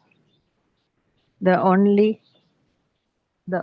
way of redeeming from the suffering, because the greediness, the craving happening in the mind, what we see, what we hear, what we feel, all the time there is a craving, greediness. It's called in Dhamma tanha, which tanha is actually happening because of the mind consciousness illusion. So because of this craving happening in the mind all the time, people have a desire towards what they see, hear, and feel, and they used to run around to fulfill their pleasure of these six senses, but finally understanding that cannot be done, and they are dying at a unknown time without realizing what actually happens in this human mind. So I am doing a Dhamma discourse, self-translated Dhamma discourse of Buddothpado Aryan Vahanse's Nivana Oba Langamai, third sermon, part of the third sermon. Those sermons are quite long and very methodically done all those discourses, and we have to clarify them very carefully and with a clear mind. Then only the hearer whoever can hear this Dhamma will absorb this. All these words are true words, true Dhamma, the ultimate truth of Nibbana, the ultimate truth of this world we see, hear, and feel, and the thought flow. And according to the Nibbana is near you, third sermon, there is no anything for this Nibbana is where we have freed from thoughts. Yes. Actually speaking, we are living all the time in a thought that you can, when you keep your awareness to your mind, you can understand that. Each and every moment, thoughts are flowing like a river in your mind, and we are always living in a thought. So Nibbana means where we have fully freed from the thoughts. That means the thought power is very low, and thoughts have no power to pressurize the seeker, the person who listen to this Dhamma and practicing this path to Nibbana. There are thoughts in religions. Religion means a thought. Yes, religions in this planet Earth actually based on thoughts, and they are always uh, telling this and that.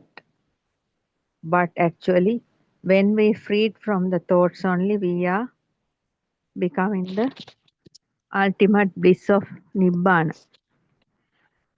But Nibbana means the point of redeeming from thoughts. Yes, so actually speaking, when you have so many thoughts, there is a big pressure in your mind. There are two uh, people we can see in the two ends.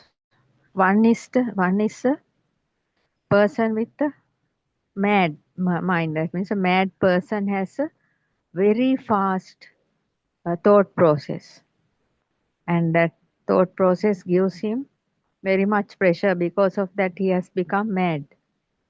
The other end, there is an arahant. Arahant has a very low thought process and very low thought speed and a very low power of thoughts, and arahant is in the living in the complete bliss because those thoughts are not overpowering arahant. That is the two ends, and all others like us are in between that. We call it Nibbana because we need a name for it.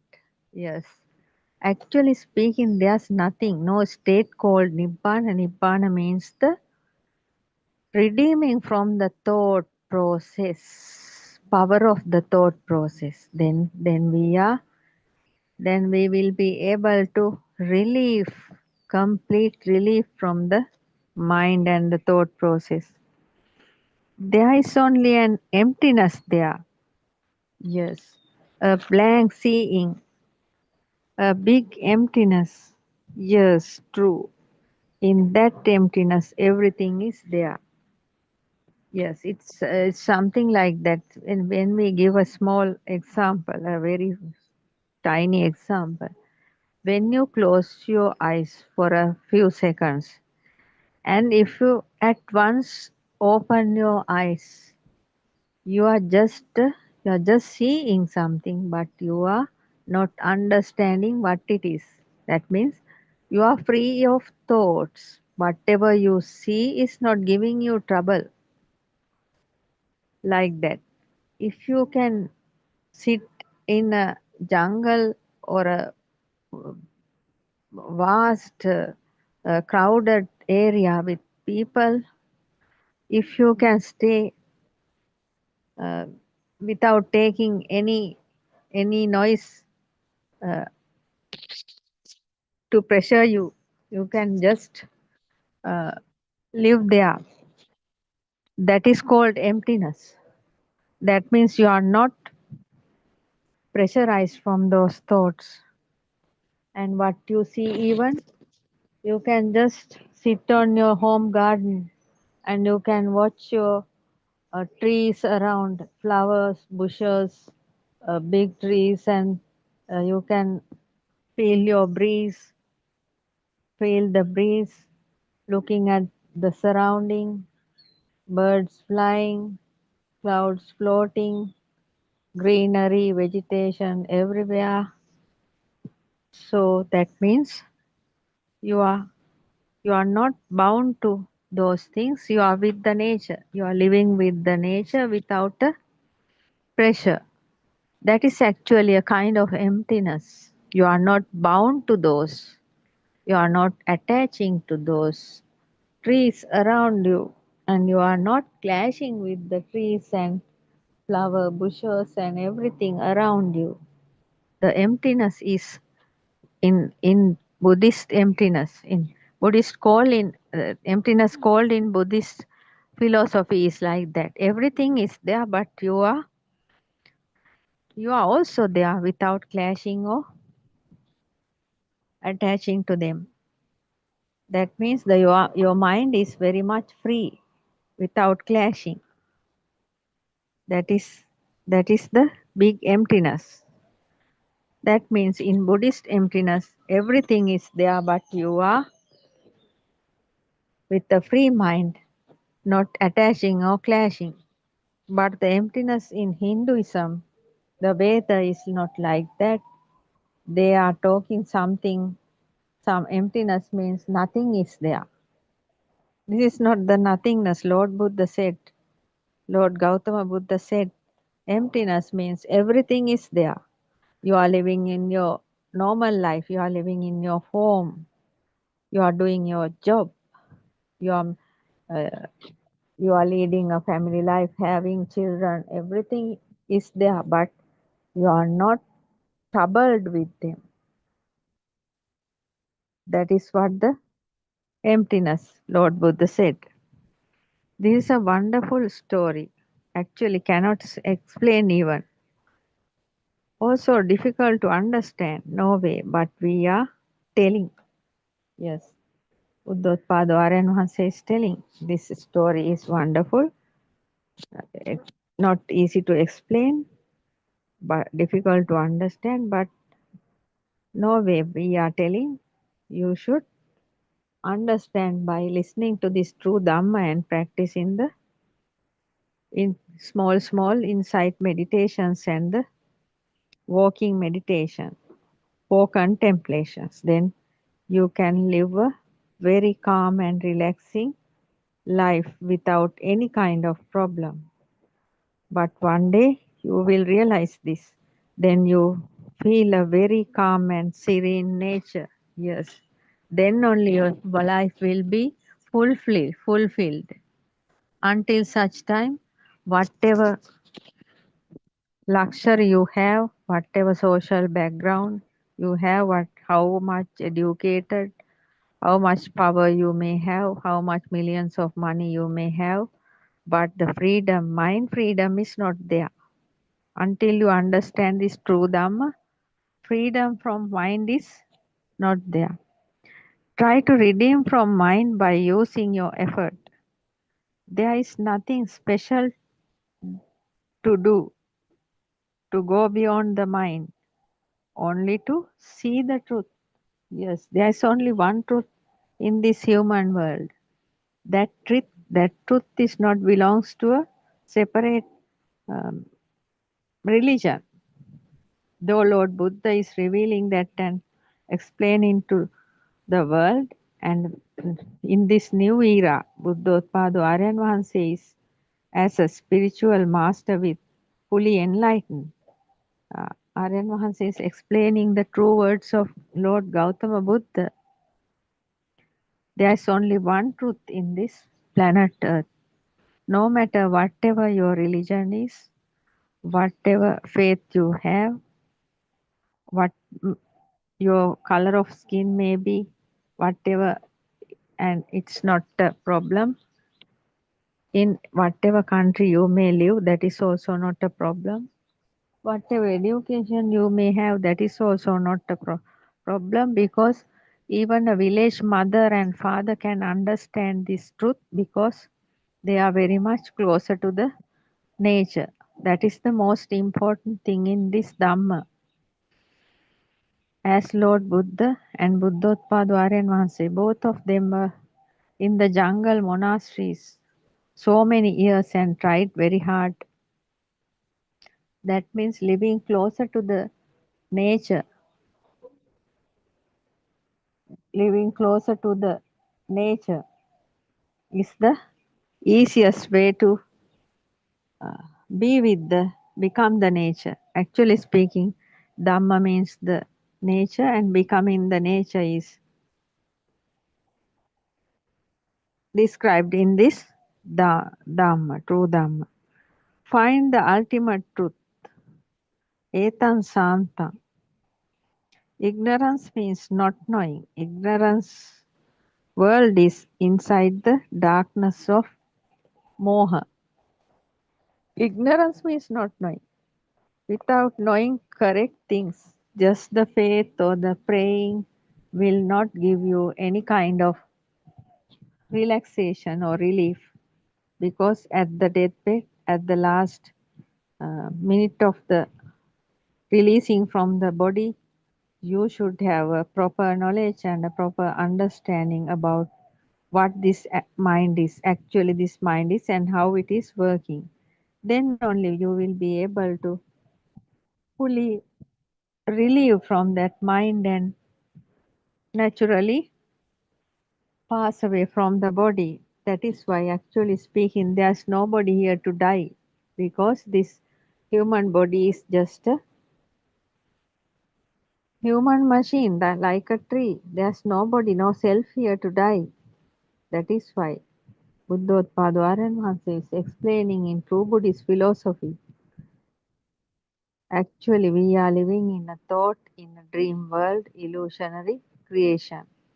That is why all the time people are having so many problems in the rat race they are running.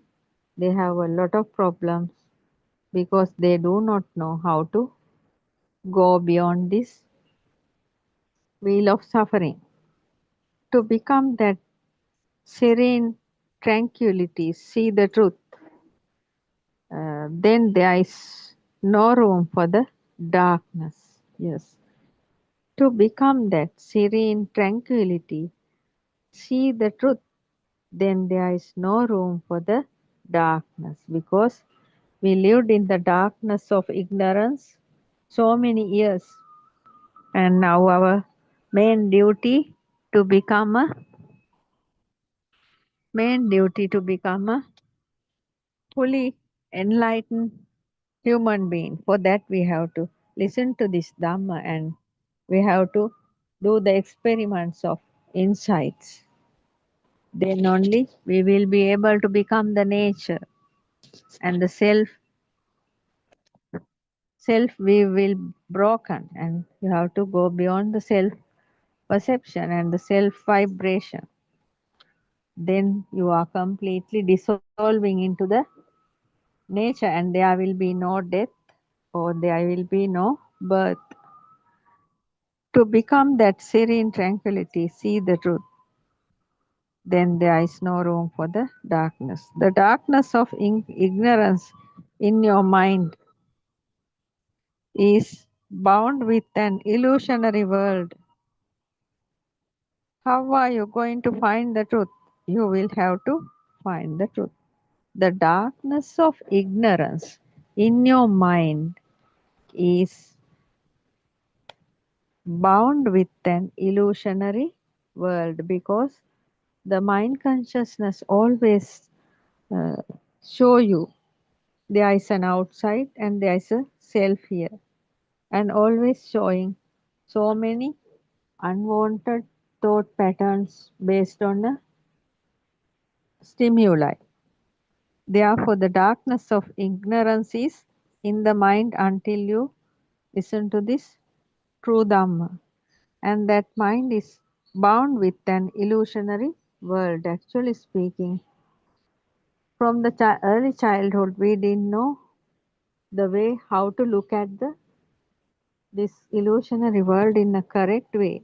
Therefore, we have taught a wrong way to look at this world.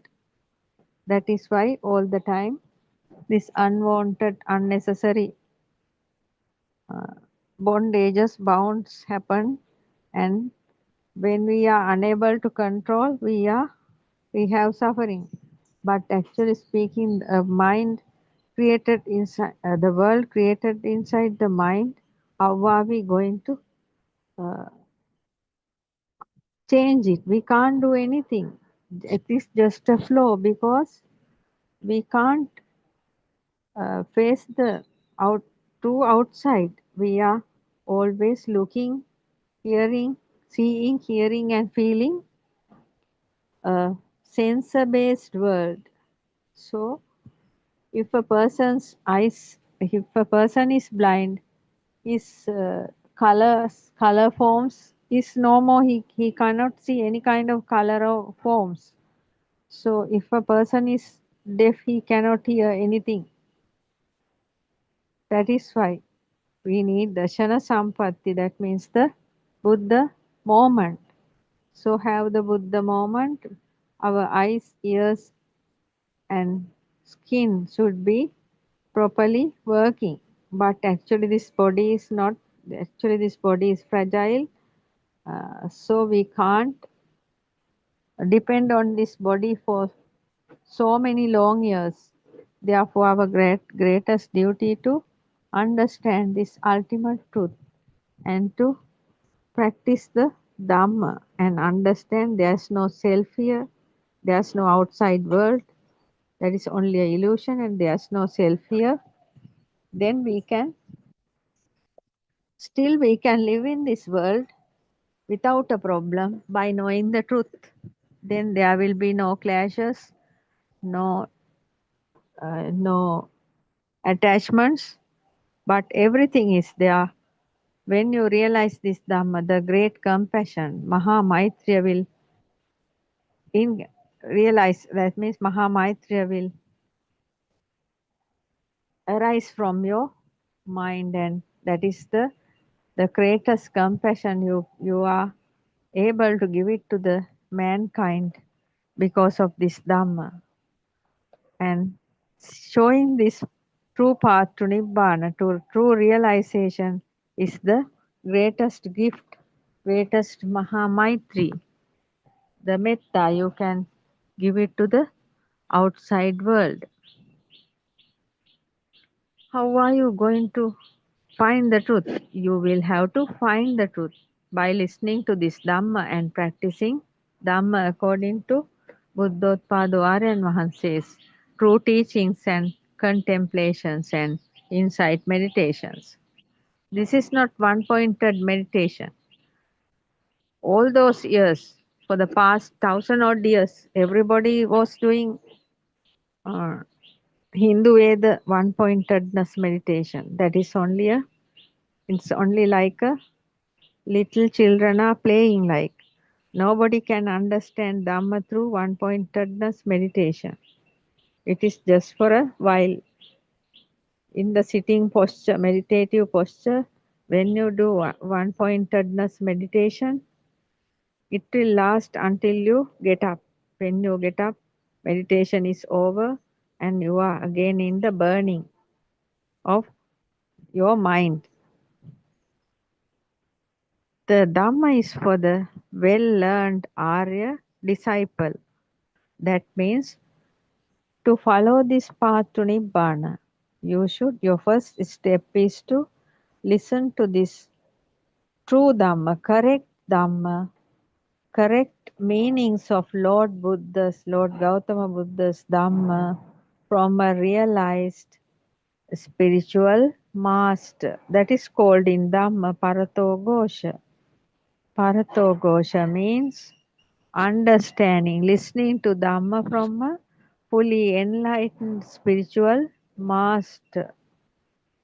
So then, after learning Dhamma from a fully enlightened spiritual master, the seeker will become an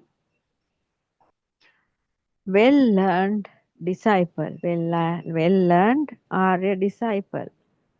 That means he knows first of all, he is understanding the true Buddhist philosophy. When somebody is listening to true Buddhist philosophy and when he realizes the true Buddhist philosophy, he will be a well-learned Arya disciple. This Dhamma will receive by a seeker who has wisdom of truth. Yes. After listening to the true Buddhist philosophy, then only he will understand how the stimuli are around entering through the six senses and how the stimuli are coming as names and forms. When we see forms, names are given by the mind according to the data fed from the early childhood. When the name and the form is combined and a thought is creating, and the thoughts are powerful, they have a thought power, then the power is transforming into the knowing level, that is mind consciousness. That is like a power generator, because In the mind consciousness level, mind consciousness is the illusion because it is creating so many thought patterns based on the one stimuli and misleading the seeker, because all the time mind consciousness is showing there is an outside world and there is a self here. But according to Lord Buddha's true Buddhist philosophy and Aryan Mahanse's true clarifications, there is no outside world. We have no way to understand the outside world because we are creating our world actually in our mind. So when understanding how this true Buddhist philosophy very well, then the seeker will have the wisdom of truth. That is the first jnana Lord Buddha asked us to have. The first jnana is wisdom of truth. Second one is satya krutya jnana, the wisdom creating through the practical experience.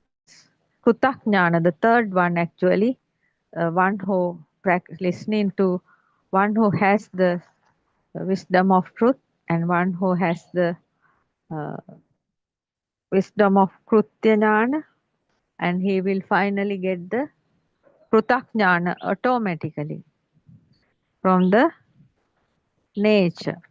So the seeker who has the wisdom of truth will receive the wisdom of practical experience. That means when he do the walking meditation with the four contemplations, he will understand, the seeker will understand there's no outside world and there's no permanent mind, and there's only a six sensor based system here working according to the nature law, cause and effect law, and the habits of this system, and the six senses are working according to the action minds.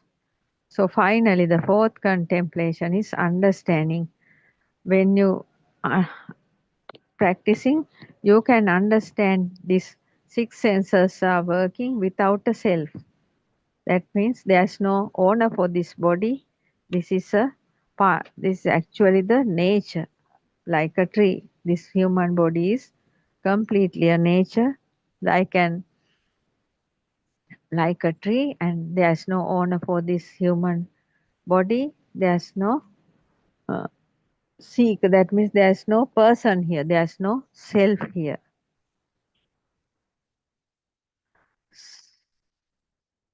Seeker who has the wisdom of truth will enter into the stream. He is called a stream enterer. He is called a stream enterer. Stream enterer means in Dhamma it called as Sotapatti. That means the seeker who first very clearly know that there is no outside world. He is seeing only his mind. He is hearing only his mind, and he is feeling only his mind. And the thought flow is just a thought flow, and nobody is thinking. Thoughts are just flowing. When he realizes this fully, there will be a sign. There will be a sign. You have completed that through the nature. Naturally, we will become something, that means gone beyond the sensual realm. You can experience some special experience. Then you will know you are not belongs to this outside world. You are fully realizing that. Fully realizing. Then that is called the stream enterer, the Sotapatti. Wisdom of truth means realizing the truth. Yes. In that truth, there is no self-view. Self-view is the mind. So the stream enterer is having the wisdom of truth. That means He is realizing the truth. In that truth, there is no self-view. Self-view is in the mind. So entering into the stream means you are breaking your self-view. Actually, that cannot be done purposely. It has to naturally break. When you understand in the true reality, you have to show your mind all the time with awareness. You have to keep your awareness very well. All the time you have to check whether you are living with awareness in each and every moment. You have to check whether you have the awareness, and you have to feel your uh, whatever the activity you do, your mind should be with the activity. If you are in one of the poses, sitting or standing or walking or sleeping, whatever it is, your mind should be with the body. So that is called awareness. You have to be fully live with the full awareness.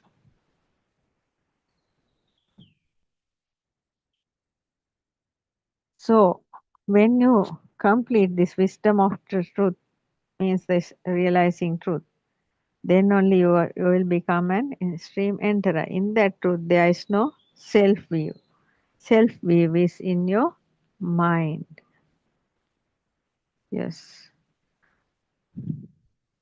When you realize in this truth, in that truth is there and there's no self view. Self view is in the mind. Actually, it's for a little baby in the cot didn't have a self view. Parents and the elderly, the people around the baby and the preschool teacher and all other teachers are education levels are giving the self view, because baby didn't know that there is an outside world and there is a self here. Parents are taking the baby to a mirror and showing this is the baby. This is the baby's mother, baby's father, like that. All the belongings are showing. Then only the self view is creating inside the baby's mind. There is no self at the point of redeeming from the mind. Yes. When you are at the point of redeeming from the mind, the self view is not there. Until the doubt about the true Dhamma, they are in the self view. Yes, some people have doubts about Dhamma. Then that means your self view is there. Mind roaming here and there, scattered mind in the uh, reason is the reason for doubt. So mind is always here and there. Therefore, the doubts are also there. When you are overcoming those, redeeming from this scattering mind and the doubt, that means you are entering into the stream. Until these are cleared, they are in the self view, where there is samsara. Though you are talking about the samsara, there is no samsara out there. It is in your mind. Yes, we thought about our past generations and the future lives and things like that. But actually speaking, everything is a creation of your mind, which we are unable to overcome without this true Dhamma. When you hear the true Dhamma, your mind will be relaxing more and more. And when you practice the contemplations and doing the small insight meditations, then only you are realizing slowly what is actually happening here. You have created the world inside your mind. People are not knowing about it, but people who are listening to this great Dhamma of Buddothpado, Aryan Maharaj, they know very well You have created a world inside your mind. Chittena niyati loko. There is a existence, bhava, in your mind, and jati, jara, marana, birth, old age and aging, and death are in that. Whatever way you talk, this path to redeem from suffering is not gaining after death. Yes, nobody can have any kind of realization after death. While living in this world only, we will have to understand and realize this Dhamma. That is also a very wrong view in this society. Most of them are telling, most of the clergy even telling, nobody can uh, become Nibbana. But actually, Lord Buddha has given a true Dhamma. It's a timeless Dhamma. At any time, you will be able to understand this Dhamma, and if you are interested, you can very easily, slowly, redeeming from the wheel of suffering, the samsaric journey. While living, you are redeeming from the suffering. That serene, relieved, calm mind gets the subtle perception. Subtle perception, you are in the heaven. By practice listening and practicing this Dhamma, your mind will be serene and relieved and calm mind, which will get the subtle perception. That means you are in the heaven. While living in this world, your mind is in the heaven like. Very light, very light. Your mind will be very light. You will live in a heavenly nature, and nobody can see that also. Yes, you can live in between thousands of people, but you are not shaking for anything because your mind is relieving. So nothing will become a problem for you. No clashing, no attaching. You are very well uh, calmed and relieved, and blissful mind you will have. So thoughts can't find it. Yes. Having a human body and you are in the heavenly nature, you have awakened from the death. Actually speaking, thoughts are there until the death, but the thought power is becoming lower. Actually we didn't know, but the thoughts have power like electricity power and gravity power. Because of the thought power only, the fast uh, fast thought process gives us problems. When we understand this true Dhamma and understand how this magic is creating, how these thoughts are creating with color and sound, that means the shapes of light plus sound are how that is how the thoughts are creating. And when we understand how these thoughts are creating, thereafter these thoughts will not be a problem for you, because you know how these thoughts are created.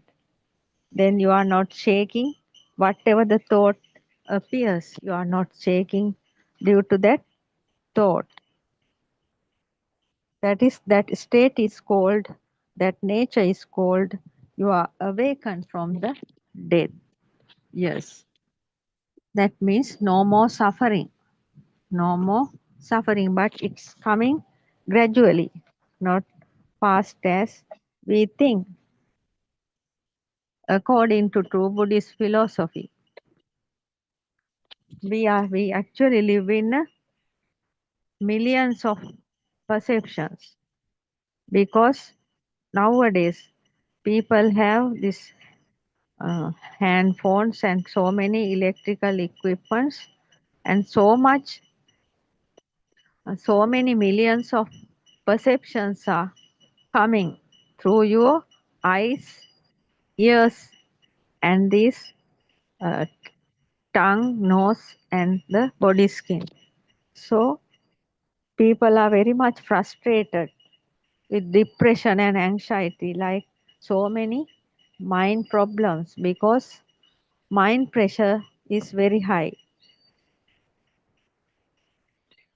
The only reason to uh, overcome the mind pressure is to listen to this Dhamma and practicing the ultimate path to uh, relieving from the thought power.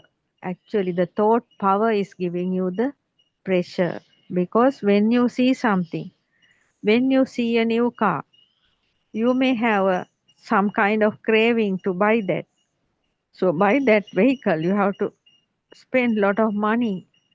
So that is a kind of a craving. When you see some uh, different types of foods, you may have a craving to eat them. So you are planning to buy them and eating them, and you are becoming sick. That is how, whatever way you are running around to fulfill your pleasure.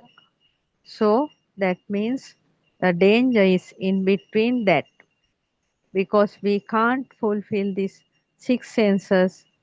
Whatever way we tried, there is no end. This mind cannot be satisfied in that way, because actually there is nothing called a permanent mind.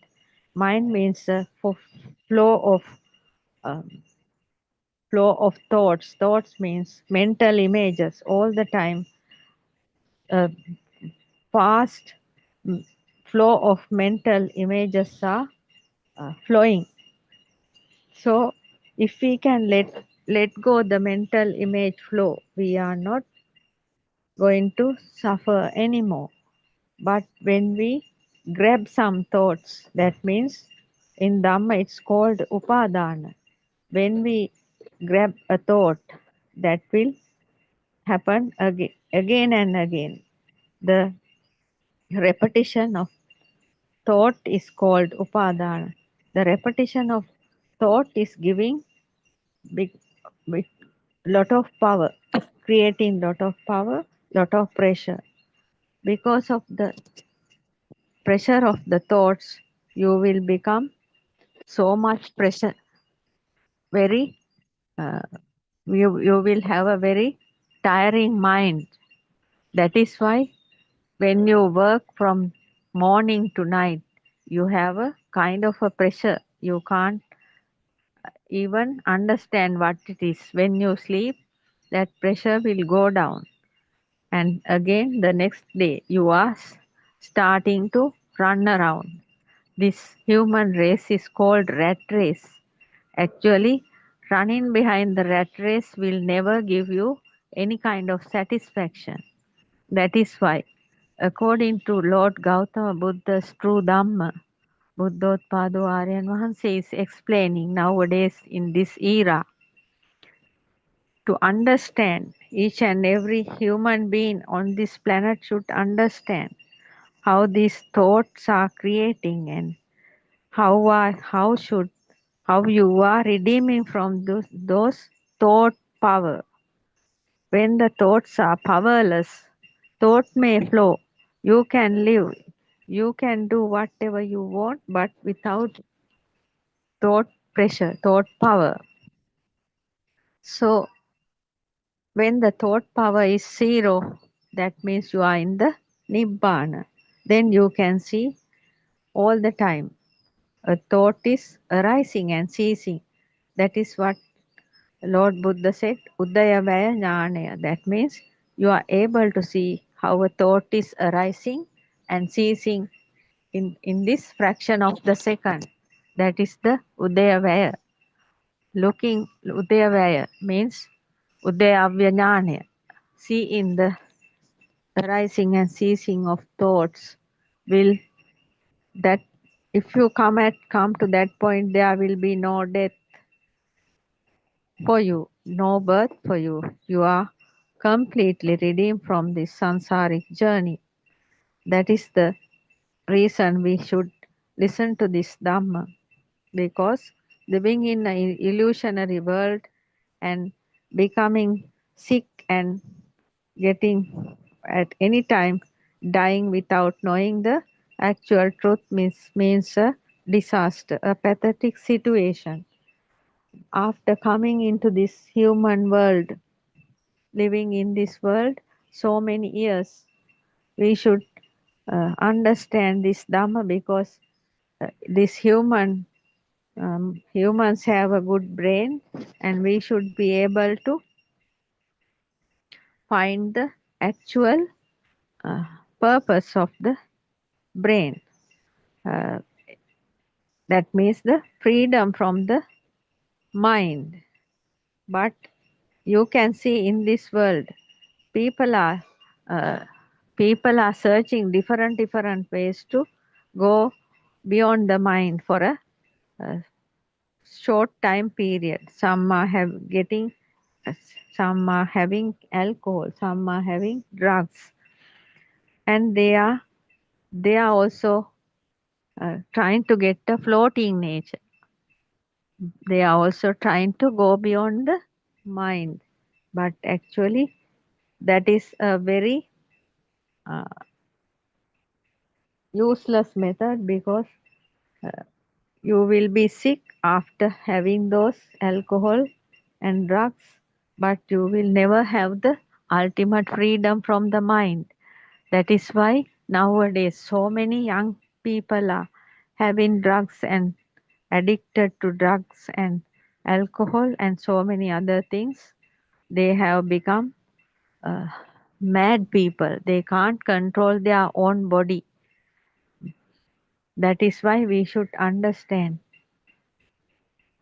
after coming into this human realm, without listening to this great Dhamma, dying is a pathetic situation, because there are 31 realms of existence.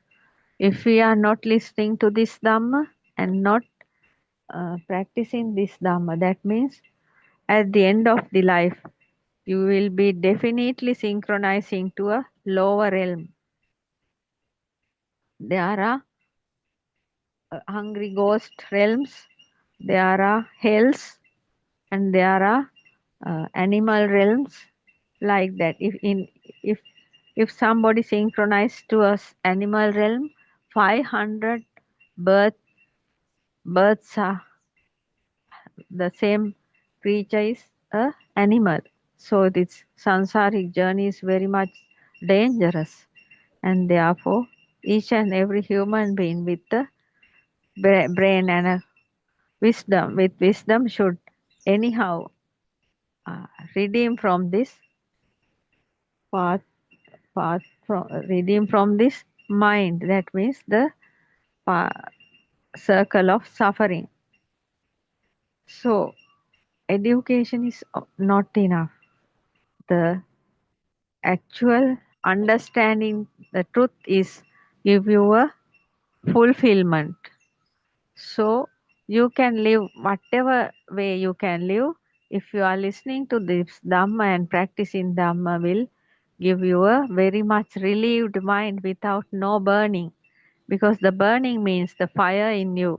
When you see something, the fire is becoming in you. When you hear something, you are trying to shout. That means the fire in you. So this fire is the self, is creating due to self view. So if you are not understanding this fire, that means your sansaric journey is so long and you are trapped inside this. If you have wisdom, you should understand how this fire is creating, because it comes from the zygote level. So it's not easy. The sticking power is in a human baby, and when the baby is growing, only the sticking power is becoming higher and the mind is creating. Then the baby is having so many types of thoughts and craving and so many illusionary thinking patterns are happening, and the baby is not a baby, then baby may be baby will become a human, and then very easily a human can become an animal. That is why Lord Buddha is telling, after coming into this human realm, the fast vibratory nature of the mind is increasing due to the defilements. So the defilements are changing your destination. So understand this Dhamma very carefully and try to redeem from this. For today, I am going to conclude this session. Teruvan Saranai. I worship Triple Gem respectfully. Also, I pay homage at the feet of our Kalyana Mitra Buddothpado, Aryan Vahanse, the great sage of our era, the most valuable spiritual master with the highest wisdom. May Aryan Vahanse live long to spread this Dhamma all over the world to end the suffering of all human beings. Teruvan Saranai, Dhamma friends.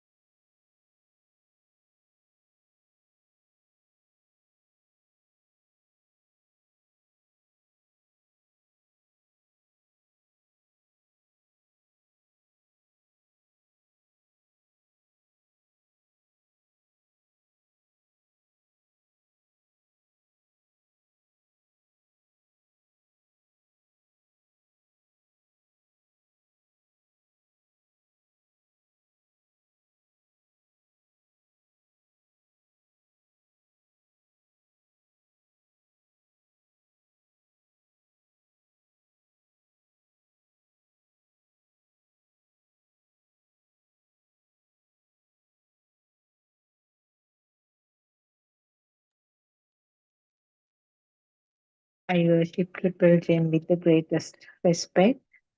I worship Aryan Mahansa at his feet. Therwan Sarnaya and Mahansa. As we always say, we are very grateful, extremely grateful for all the guidance that you are providing us and the teaching that you are doing, showing us a Dhamma pathway. May you be able to do it for a longer time with all the strength and support of everybody who are around you. May all our friends who are listening be blessed by Triple Gem. May our friends who are helping us with the technology be blessed by Triple Gem. Uh, this is, as usual, our discussion session from 3 p.m. to 5 p.m. Sri Lankan time. And as some of you know, this is the time allocated for the questions and discussion because during the rest of the day, sorry, we have the sermons continuously done by different Dhamma friends. So this is the time, this is the opportunity that you have got to clarify whatever the doubts or queries you had with those Deshana or with any other Buddothpado sermons. You are mostly welcome to join us.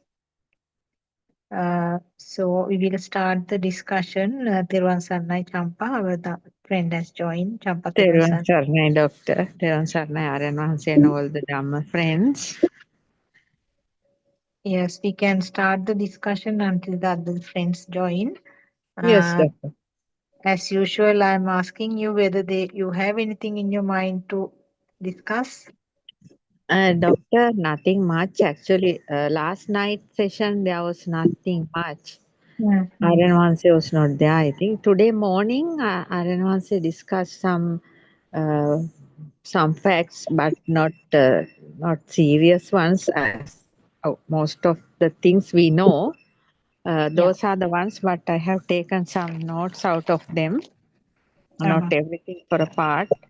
Uh, if you want, I can read one or two, three or four those facts, Doctor. Okay, we can start with one until the others join.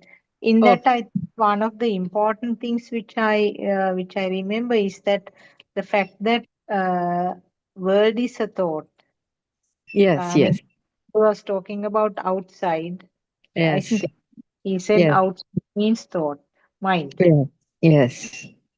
Okay. That means what we are knowing each and every day. Aryan says, uh, taking some finer points to show the same thing in a Yeah, different angle. Close. exactly. Yes. Yes. Yeah, Yes, I think Doctor. that's because it is not something new, but Yes. we feel it as something new. But I Yes. mean, when you deep down, when you analyze, you know that you have heard it so many times, but Yes. it in a different way as a new thing. Yes. Yes, Doctor. Okay, I'll read two or three. Uh, Children, house and property, all are what we think, all Mm, are thoughts. Though we think that we live outside, all those are our mind. When we think about mind consciousness illusion, all those are creations due to this mind consciousness illusion. A mm, chair is a creation created in a human mind first. Then only we take some wooden pieces and set accordingly. We say that it is a chair. mm. Yeah. Yeah. As you said, everything is created in the mind. Now you call it a chair. Yes. It's a thought. Uh, it's created with the help of the eye function, ear function, and the body function or Yes. senses. Three senses mainly involved. Yes. Uh, so the three senses combine to form uh, a thing called chair, because now we have more components in that. In addition to the basic thought, we have that perception of existing chair and also perception of self because of that. Yes. It is not something a simple chair. Now there is an existing real looking chair, real chair, which Yes. means, on the other hand, the self is here to experience that. So, Yes. Self is created due to that chair. Yes. yeah. Yes. So, all the things in the so called world is created in this way. Yes. So, there's nothing called outside world. It's Yes. always in. And this is what we are practicing in the first point of contemplation out of the four things that we are practicing. The very Yes. is to realize that all these are thoughts, isn't it? Yes, doctor.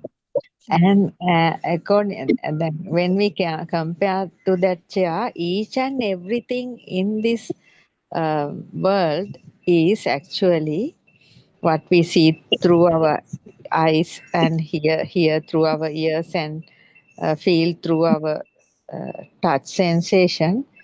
Most of them are created in a human mind first. Even a house, a building, a vehicle, everything is created in a human mind. Then only that thing is created. Yeah, if you can give me an example. That means a vehicle, doctor. Yes, yes. That Yes, again, now it started from the very basic level, isn't it? Now, yes, with more data now, right at the beginning, when they realized that something like a circle yes, can roll on the ground and it makes yes, it easier to move around when it is round shaped. So yes, we have been an experience, accidental experience even.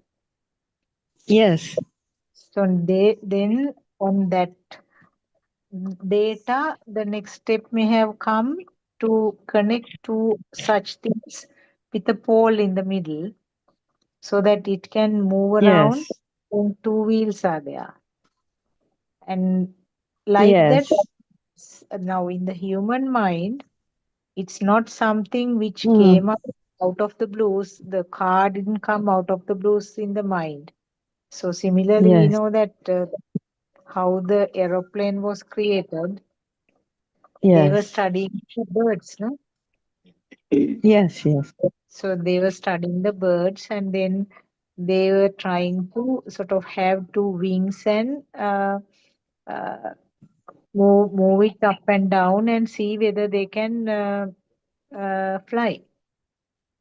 And yes, little by little, using a motorcycle engine like that. So it's not something that came up in the human mind as the ultimate product, but yes, step by step, different data may have brought up that thought, yes.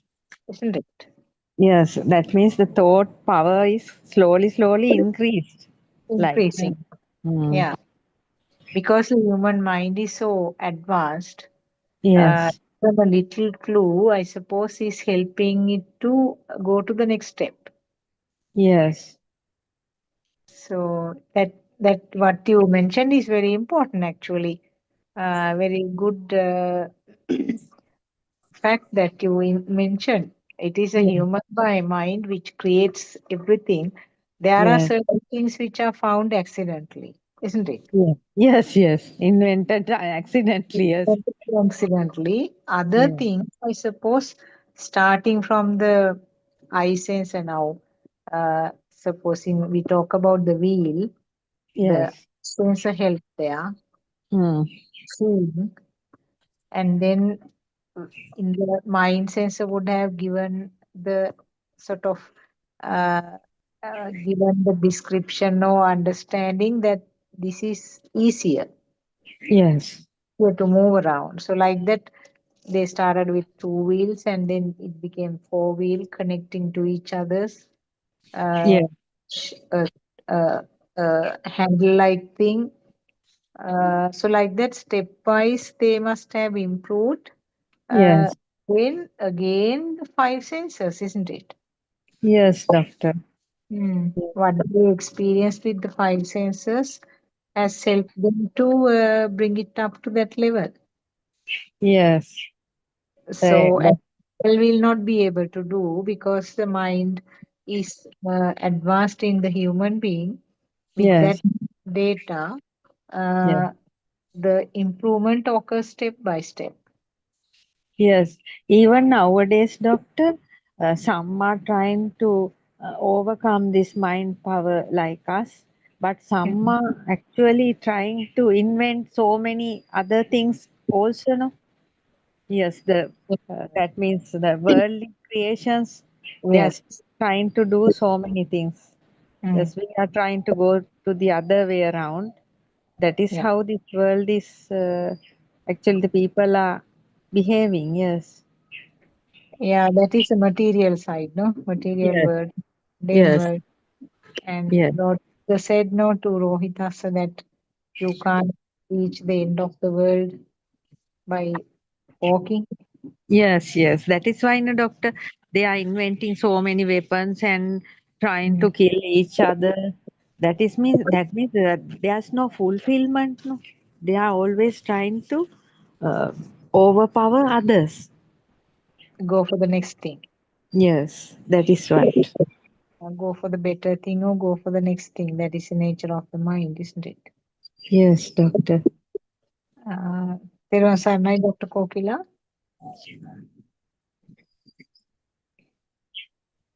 Therwan Sarnai. Therwan Saranai, doctor.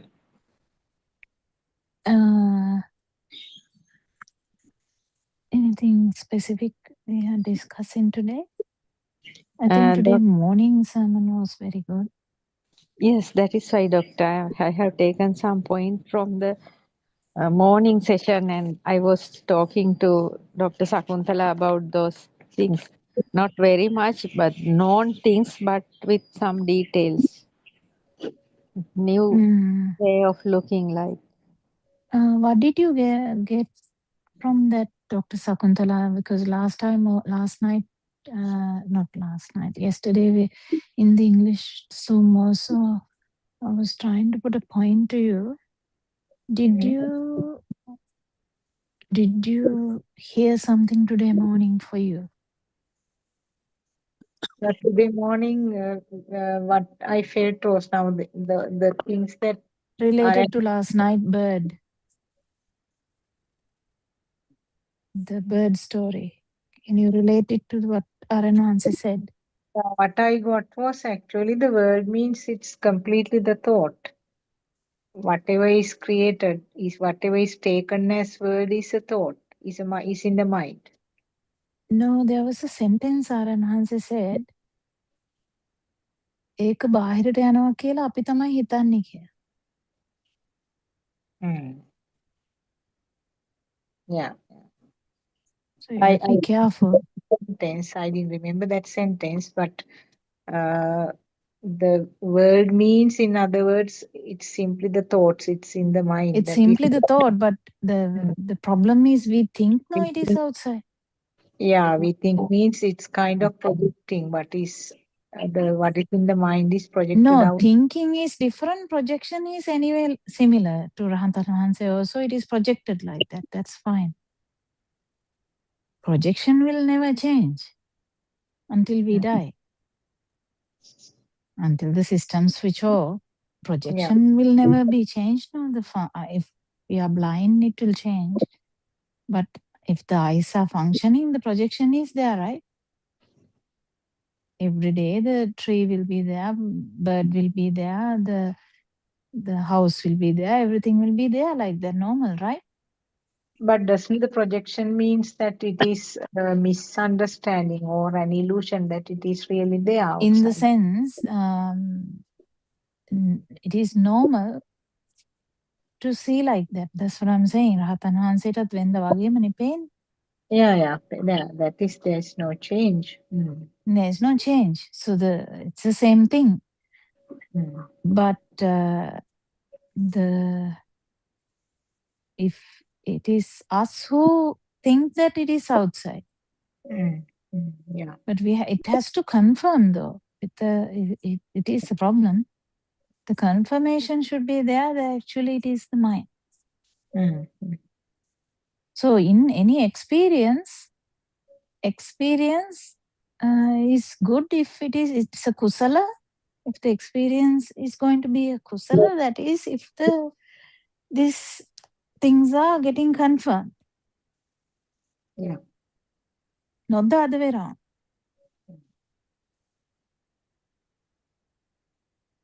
So any experience, if you kind of that experience, whatever the experience clicks, that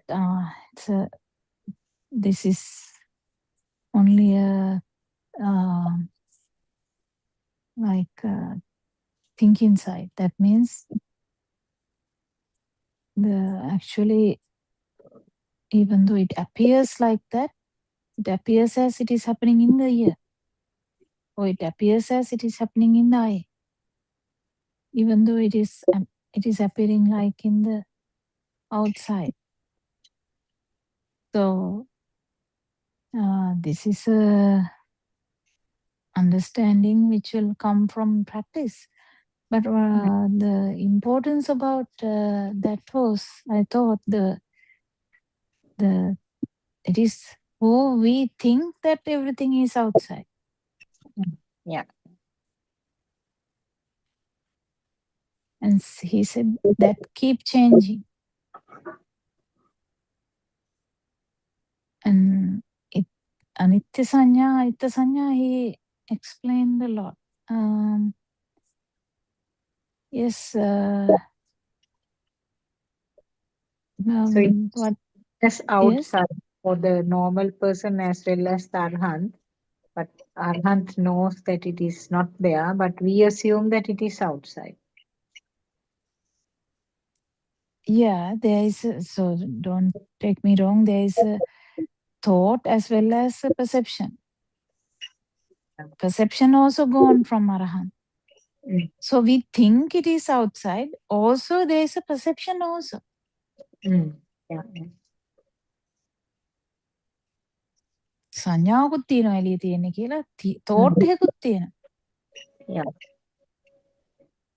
And there was another point that bird is the only thing that is there. These are the things that should be confirmed.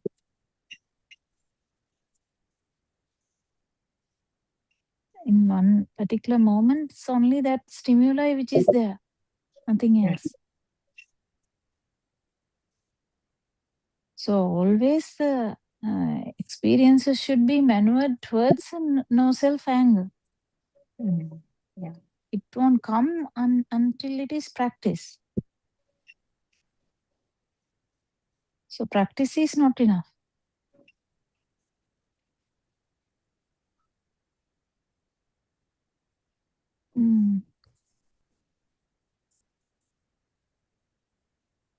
So, Champa, did you write the thing?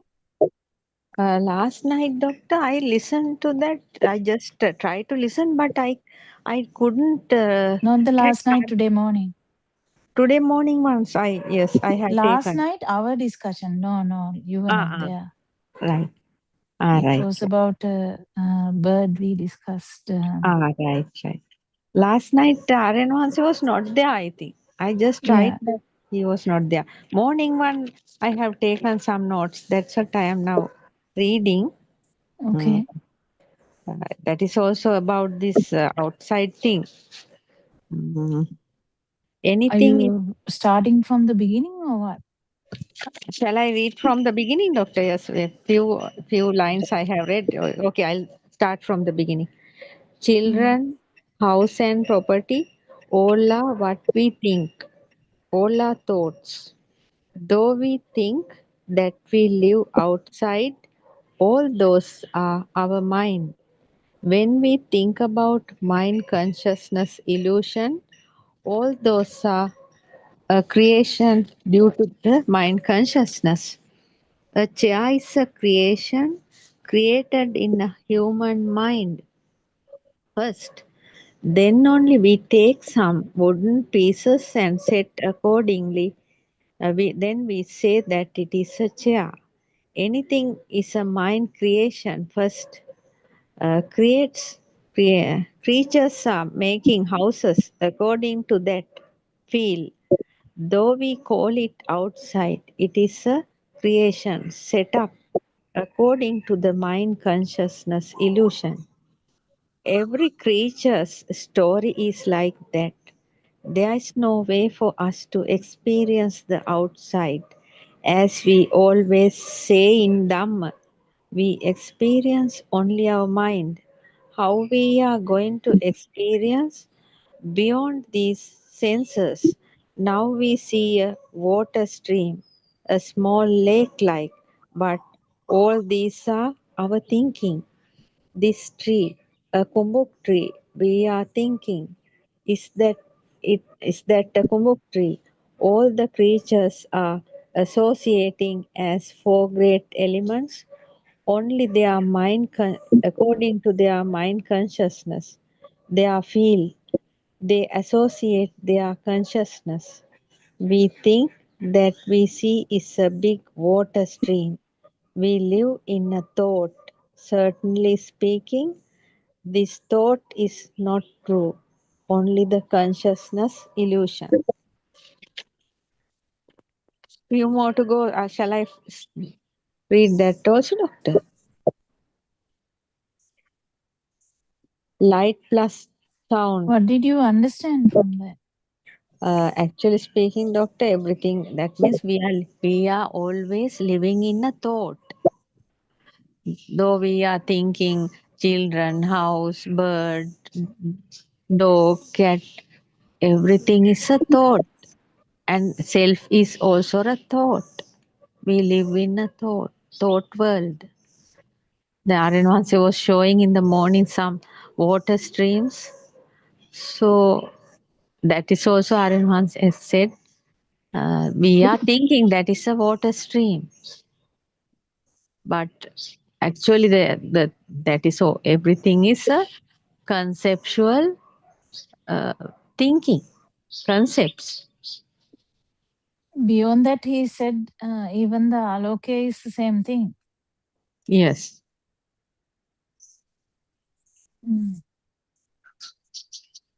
Light and sound is thoughts. All these are our senses. Those are not in anywhere, but most of the people cannot see that. No words. Is this body you? Is this mind you? Is this name you? Is this form you? Where are you? You are not in the mind, not in the body. You are not in anywhere. There is no proper uh,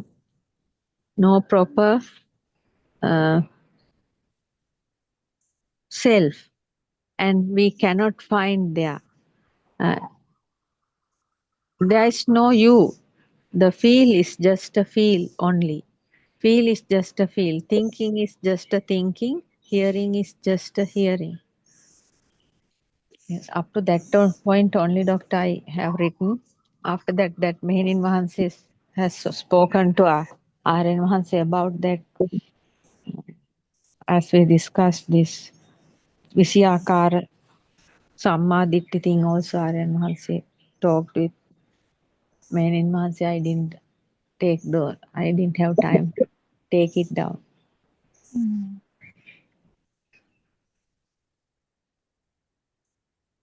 Yeah,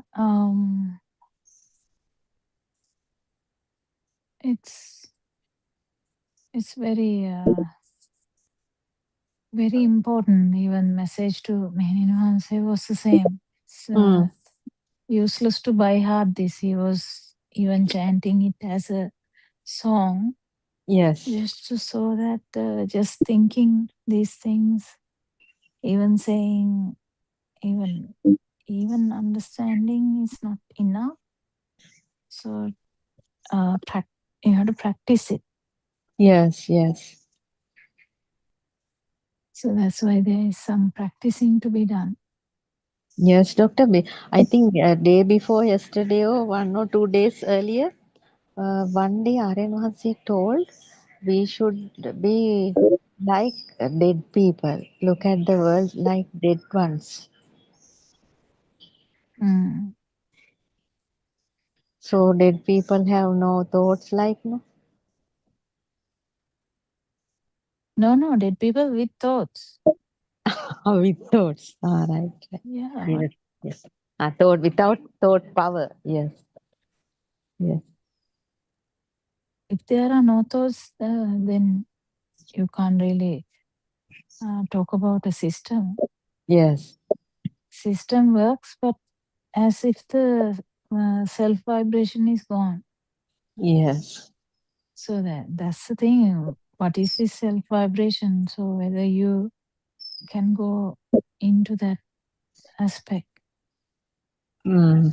So the practice should be there when any specific experience happens, it comes in that way. Otherwise, it comes in normal self way. Yes. And Every Aryan, experience comes in the self way itself, not the yes. no self anger. Yes.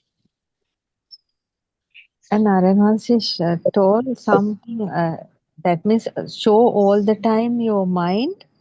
There is no outside. What you are seeing, hearing, and feeling is just your mind. Aryan Vahansi said to practice that. Mm. For the past, I think, 1 or 2 days earlier, he told that, can't remember morning or evening, he said that again. Because that is the most important place we have to overcome. Outside is not true. That is the first step of contemplation, of the 4 contemplations, isn't it? Yes, doctor. Yes. Because outside, the world is outside, that misconception has come up from our small age. Yes. The Yes. thoughts are forming. Mm. Gradually, it has been built up and become strong.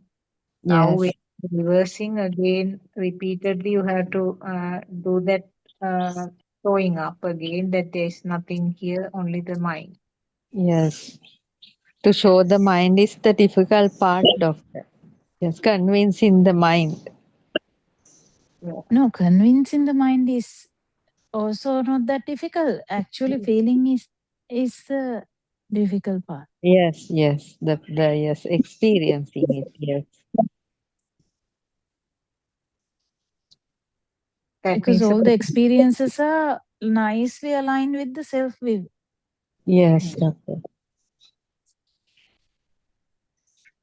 I mean, no problem at all. It is nicely aligned with the self view. You Yes. don't have to even be a human for that. Any animal, any being in that sense it is aligned with that self perception. Yes. Self perception. Even if the animal has no thinking ability like a worm, still the self perception is nicely aligned. Yes, they are trying to protect them. Yes, shouting, barking. Yes. Yeah, they mark their territory, right? Mm. Yes, territory marking is also there. No? Yes.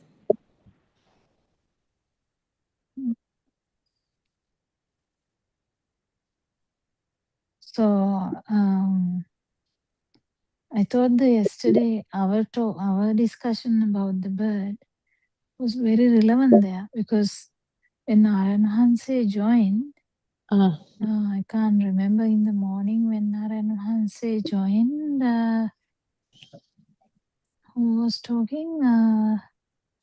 Some other, no? Some other from. Yeah, then it's because every time when Aryan Hanse intervened, that point is very important. Yes, yes, very true. Yes. Yeah, because even day before when Sudharma joined also Sudharma's sentence. You Yes. quoted nicely that Mm. it is not only about the self-view, it is about the self-perception in the sense level. You can't Yes. just put it aside and say, the self-thought is gone, now everything is all right.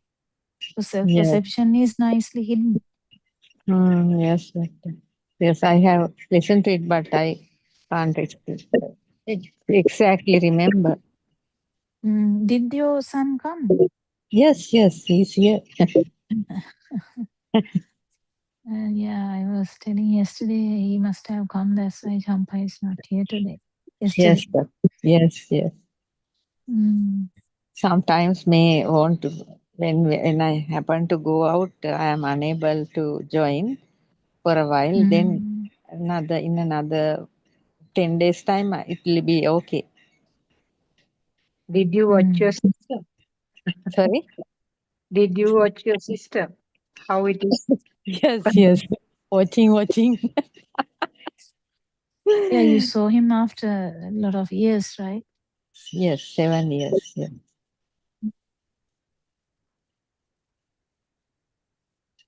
What was your response when he arrived? When you first saw him? Nothing special. That's what, doctor. I some kind of something happened inside the mind, but some that means nothing special. Like there's no big craving or things like that. Nothing happened like that. But certainly the happiness must have been there, no? Even if it didn't have a power, Yes, happiness. yes. It is there. Yes, it is there, but with not with such a power that I can see.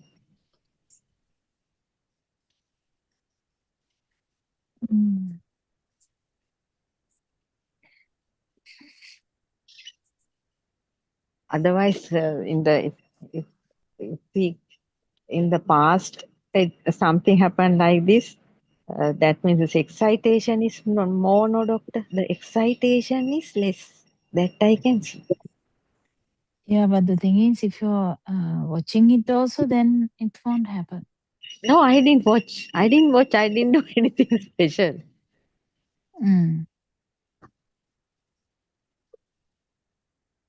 And any comments from your son? Yes, he's a big commenter. He's always, that means criticizing me. Oh, what? Because he's telling that is he's picking up my point. You are jumping all the time like this. He's telling me. We also tell it, Yes, jumping. I said, yes, that is my mind consciousness problem. I have to understand it like that.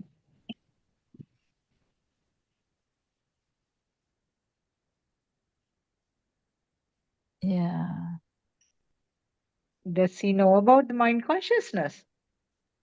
Don't know. I don't know. Maybe doctor, maybe he's also listening to that.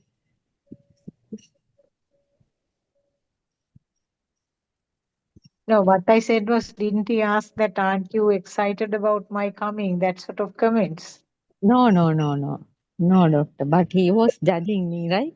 And asked, if you are trying to go beyond this samsara, you should be like that. He is criticizing with that.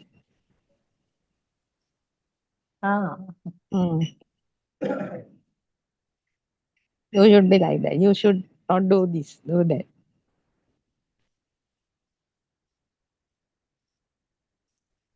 So, do you think he has noticed a difference in you compared to the previous time when he left?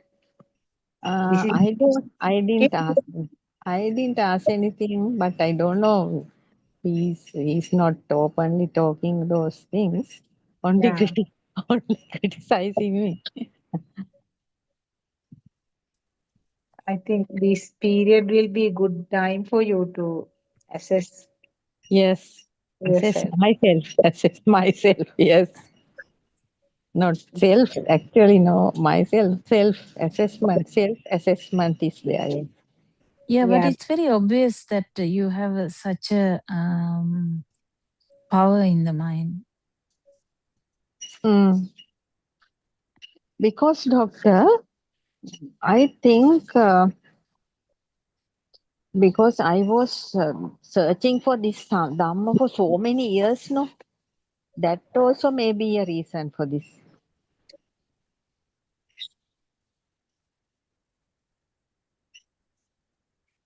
Searching, reading, listening, going here and there. All the time I was, not now, I had a very big panicking all the time to understand what the real Dhamma.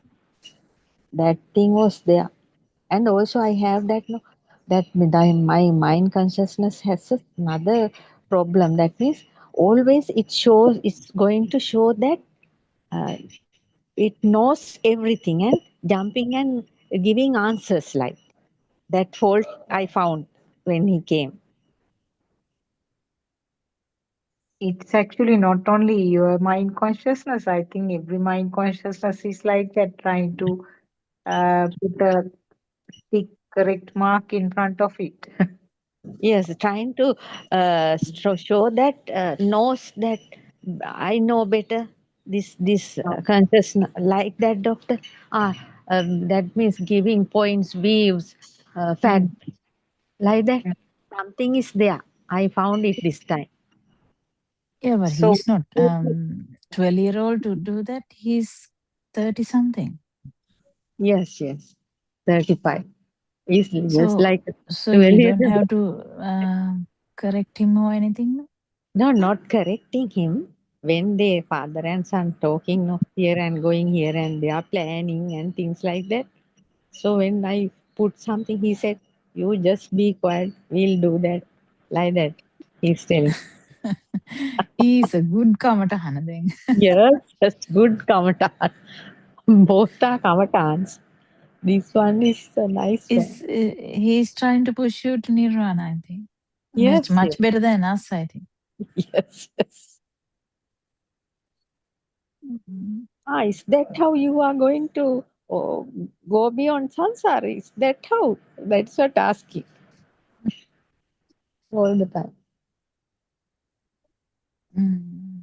You don't know any Dhamma, he says sometimes. Therwan Sarnai, Shampa. Therwan Sarnai, Terawan everyone. Saranai, Surangika, Terawan Saranai. I think without saying, I was listening for the last 5 odd minutes. Without saying like that, now you're recounting something. Yes. Can you give us a specific conversation from beginning to end? Because I think that way, like, mothers in the Zoom, that way, I think Dr. Kokila would be able to really analyze what you said and how you reacted to something, and what that person said and what you thought and how you reacted. Now, the way you're saying it, it's here and there. So it's a bit, I don't know, for me, but Dr. Kokila, what do you Yeah, think? give the proper thing like the bird or something like that. Yeah, Yesterday. exactly. Say it say it exactly the way it happened. Now say you had a conversation this morning and that led to your son saying something, but don't just say he said this. That's all. Just say from the beginning what was the incident. Say you made a cup of tea or he didn't have it or you took it to him and then this happened and then he said this and I thought this and then he said this, like that. Say the whole thing. No, that Then means Dr. Kokila would be able to get a better idea to explain to you the whole no, how it what you nothing special, Surangika. When I happen to give my views, right? He says, "Don't No, you?" we want to know the view. That's the thing. Because when you say like, when you generalize, you Yes. can't, it's difficult for the person advising to. Yeah, because for a child you can give the view. Yes, no, these they are actually planning to go and stay somewhere. That means we have to go here and with him. No, that means to the worshipping places and to see the friends and the families, the relatives. So while going, we have to plan the things. No, so when they are planning, when I give points, he said, no, you just be quiet. We'll do that. That type of things only, nothing special. That is otherwise because I am that this consciousness has some viewpoint. That means weak point I Yeah, but found. what is the point that you tried to put? That means then planning the hotels and things like that. So I'm trying to give no ideas. Then he says, no, you better be quiet. We'll do that like that. And each and everything they discuss, father and son, they discuss, and I put a point. Then he said, "You are jumping to each and everything." So on then only I understood that is my weak point because I had that. Actually, I had that kind of mind all the time, putting unnecessary whatever they talk. I am going to interfere and tell this and that, so I understand that is not suitable for them. So whatever they can discuss and they can do. So if I don't want to uh, think of that if everything is Are happening. you also going? Yes. So according to the happenings, I have to just be with them. So if they are doing everything accordingly, no need to trouble, no, like that. Yesterday also we went to see a friend and he's taking us here and there. So he's planning and he's like controlling us also. He's having some kind of attitudes like that. So he wants both of us to the way of So when eating. he said that, how was your mind? Don't overgeneralize. Yes. Just at that particular moment, not like 10 minutes after. Yes. How did you feel? No, I didn't feel anything special, doctor. I So you're understand. used to that type of talking, right? Yes. I used to.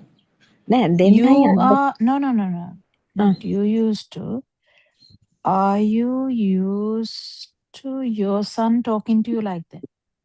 Yes. Because he's like that. So in the normal his way is like that. He's some So it may be generalized too. Now it's nothing really different. So it's like day-to-day life to you. That's the thing. So yes. nothing is actually making you to realize any dhamma there, right? But doctor, I had that. I have that. No, that means jumping and giving points. That is my fault. No, I understood that. Right, all No, the that time. is not the fault. Fault is whatever they are talking is real to you. Yes, that is what. That I So also. now try to understand this, because even Aran jumps at things when he has to. Yes. So this jumping thing is not the problem. What has made you to now imagine a child is going to harm himself, and a mother shouts loudly saying, "Stop." Yes. Do you think it's abnormal? No, it's No, normal. normal. Yes. The thing is, this Dhamma application is completely inside. Yes, doctor. Whether that situation, now imagine Yes. a police officer who knows this Dhamma Yes. completely, and even feeling this Dhamma can do the job. Yes. Anyone can do the job. So if that job is to teach children or shout at someone doing the wrong thing, specifically someone like a police officer, has to shout at people, has to stop people doing some things, has to jump and do things. Yes. But still, whether the outside is true or not is a different story. That is what I'm going to tell you. Sometimes I look at both of them and understanding these are shape of light, 3D No, shape. that is thinking. No, that is thinking. That is thinking. But actually, with them, the world become true. That is the problem. Not only with them, the whatever the talk is also true. I imagine the talk is about a other. Now the thing is, you don't even acknowledge that whether you got hurt or whether you got happy, because you can get happy because there was some Dhamma understanding there, or you can get sad because you can see that the child is spoiled. Yes. There are so many aspects to this, but none of these things are coming out properly. So it is not a proper discussion. As Suranka said, it's not really pure discussion when it comes to that. You may be finding it difficult to talk also if they are there. So I don't know. So yeah, so it can be difficult if the people are actually around. Yes. Yeah. So we'll stop that in that way. But what I'm trying to say is there are so many aspects to this. So someone can jump to the talk, and or someone can jump and say don't, or stop, or anything in that sense. Someone can be very stern and say something. But if the system has passed that situation, like the Dhamma is so sure. The shaking was not there. Shaking is not there. Not shaking. Whatever said and done, shaking, I don't feel any kind of shaking. That is also can be due to the mana, you know. So these are really, really tricky areas. So you have to be very careful. Yes, we can't analyze. Actually, Because we can't. now imagine someone is shouting at someone, specifically that the person who is listening to the shouting may not get hurt, but with 100% ego. Why not? But some kind of burning should be there. No. Because of the ego, that there is no burning. Burning, I don't know what burning you are talking about. I'm talking about sadness. No sadness. Yes, sadness wasn't there, but you are there now with ego. The ego in the sense, not the adambrakama. I don't know how to say this. Mane, or this self vibration is there now.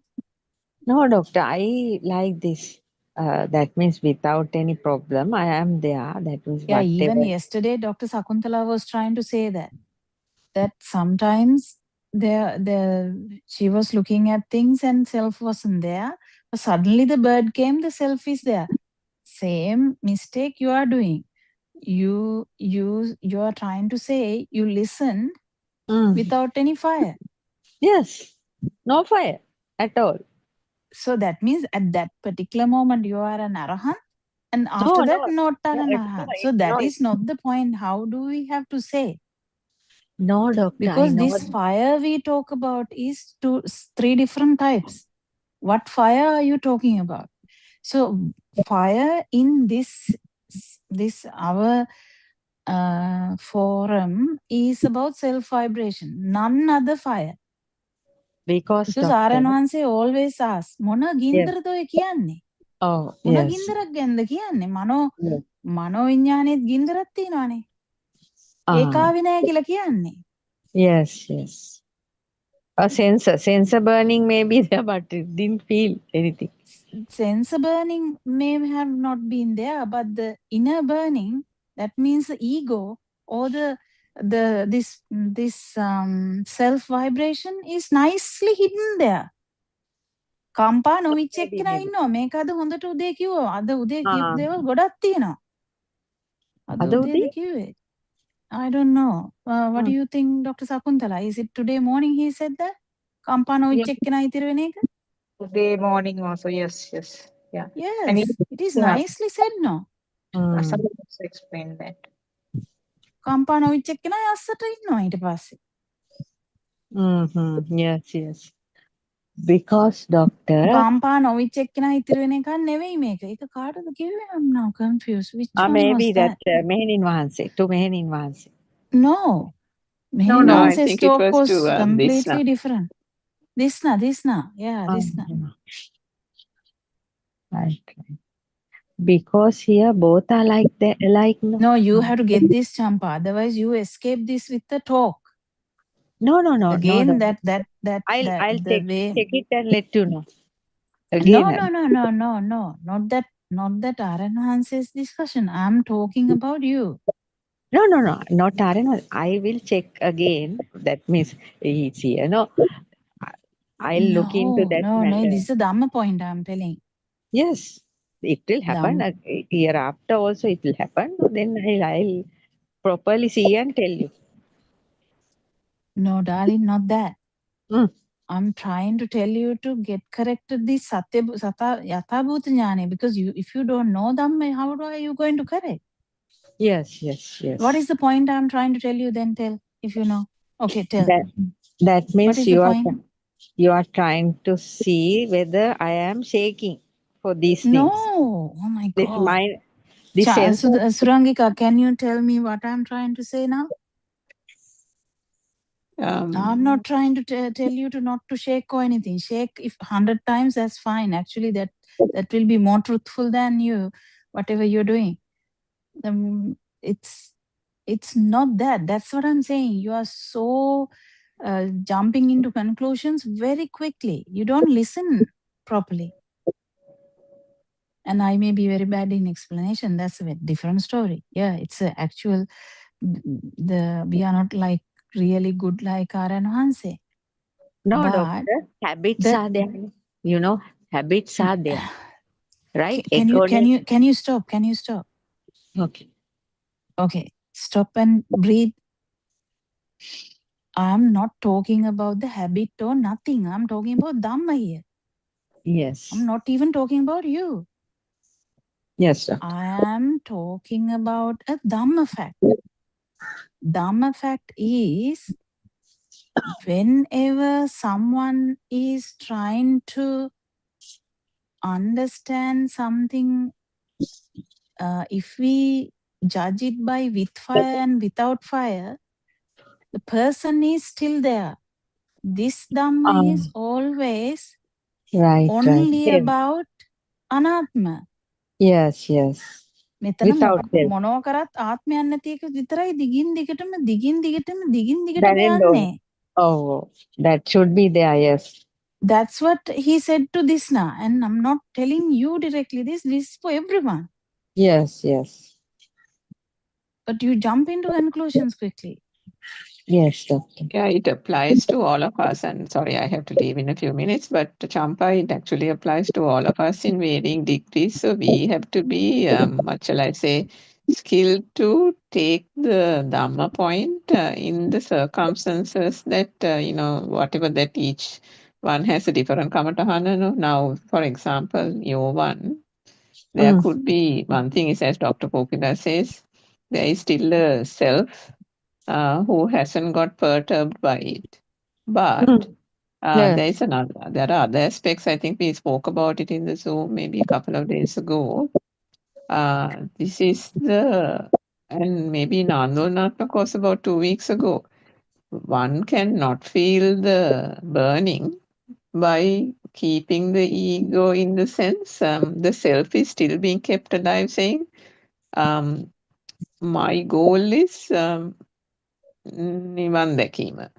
Therefore, whatever that is happening is still almost not felt, because there is an ultimate goal that is being, the eyes are set on an ultimate goal.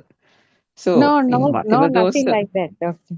Nothing like in that. whatever those, no, I mean, sometimes you don't, it doesn't, it's not apparent, Yeah, Champa. It's yes. almost, it's like hidden. And then another reason is, because it's your child, one thing is, number one, you are used to his ways, right? Yes. Then, so because of that, you are tolerant. Yes. Even if, now consider for a moment, if someone else came to your house and started planning and you suggested something and they Yes. said you keep your mouth quiet, or something, Yes. we will plan it. Now consider the reaction there. So now, and then consider the reaction to what happened now. So how did the self become tolerant there? Is that coming from an understanding of the Dhamma, or is there some other subtle self thing that is not actually properly recognized? And to recognize each of these subtle points, we talked about subtle points yesterday also, that awareness has to be there. Yes. Awareness is to let it go. Yes, that is the awareness. There is the person who is letting go. That's what I'm saying. Yes, maybe. I agree with that, yes. Letting go person may be there, yes. And because over the years, because you're you used to the appear sun, right? overconfident. Because you're used to the sun, because you're used to the system. Champa system is Yes. used to the sun talking that way. Yes. So that itself has kind of can bring an immunity. Yes. It is not an immunity coming from the Dhamma. Yes. It's an immunity that has been built into the system to almost protect the thing from getting hurt or getting offended or whatever it is. That can happen for everybody in different relationships. Because sometimes people can come out with various things. Sometimes people can have bad habits. Your spouse can have a bad habit and you're like irritated. But you can choose to either shut your pretend not to hear or pretend not to see sometimes, just for the sake of keeping the peace, or various types of things like that. And over the years, then it has kind of got numbed. ඒක අර Zoom වලට ඇවිල්ලා කියනවා. ගොඩක් අම්මලා කියන්නේ අර දැන් ඉස්සර මේ මහත්තයා කරපු ප්‍රශ්න දැන් මට ප්‍රශ්න නෙවෙයි. දැන් ඒ ප්‍රශ්න වෙච්ච එක්කෙනා ඉන්නවා දැන් ලස්සනට. Because මේ අනාත්ම ධර්මයක් කිලිටි වෙනවා ඇත්තටම මේ වගේ ඇන්ගල් එකකින් ගත්තොත්. So you have to be very careful. Yes. It's just you have to understand that this mind conscious, the vijnana maya thing, has all kinds of ways of trying to manipulate itself through these scenarios and still persist, still maintain that ego. Actually, yes, these people are very independent. Like, so they are not from the beginning. They don't like to, from the small age is also like that. It's very independent, very, so no, don't like to much interfering. That is the way of their lives. So much. So can't do anything, just to let it go. No, even that sentence is wrong. Can't do anything, let it go. What is there to let it go? No, when there is a needful thing, when I say something, he's taking it. So I am the one who. Yeah, who cares whether it is taken or not? That's not the point. මේක ඇත්ත වෙන එකනේ ප්‍රශ්නේ මේ scene එකම. ඔව් ඒක තමයි ප්‍රශ්නේ ඉන්නව අම්මත් ඉන්නවා මේ කියන්නත් හදනවා කියන එක ගත්තේ නැතුණාම දුක හිතපු නැති එක්කෙනත් ඉන්නවා. ඔක්කොම ඉන්නවා ඉතින්. ඒක අර ඒ no self angle is the important thing. That's what I'm trying to highlight here. Yes, Otherwise, Dr. we can actually say Yes. from a lot of things we can say මේකත් දෙයක් උන්නේ මේකත් දෙයක් උන්නේ මේකත් දෙයක් උන්නේ මේකත් දෙයක් උන්නේ ඒතකොට කවකෝ අනාත්මය දැන්. No, I am not telling that. So I am No, not for you. Everyone. This Yes. is not directed only at you. Yes. Not even trying to correct you only. Actually, Yes. this is even yesterday we discussed this. Mhm. Actually, it was more subtle than yesterday. Talk was more subtle. So today it is very obvious. What do you think, Dr. Sakuntala?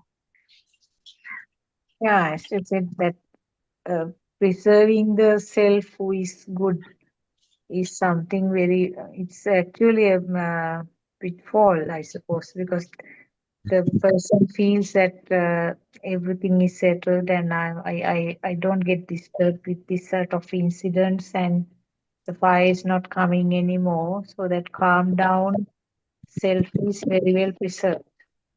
And Preserved and will not go towards the no you know self. that no self exploration will be very dormant. It will slow down. It's a very common experience that we hear actually, because particularly now these wives of the alcoholic husbands, the now husband continues to be drunk and causing all kinds of disturbances at home, but the wife says that I'm quite okay now. So in such situations, the self is there, self is very well preserved, but calm down self is there. The thing, doctor, we have to do is to understand this world is not true, no? One thing, and the self is not there. So, to understand the self is not there, first we have to understand the world is not there. No? If the world is not outside there, then the self problem will automatically solve.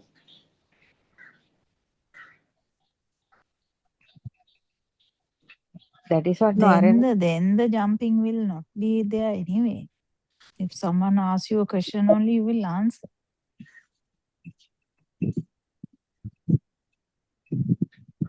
Because this is not it's not a Dharma forum. Sorry.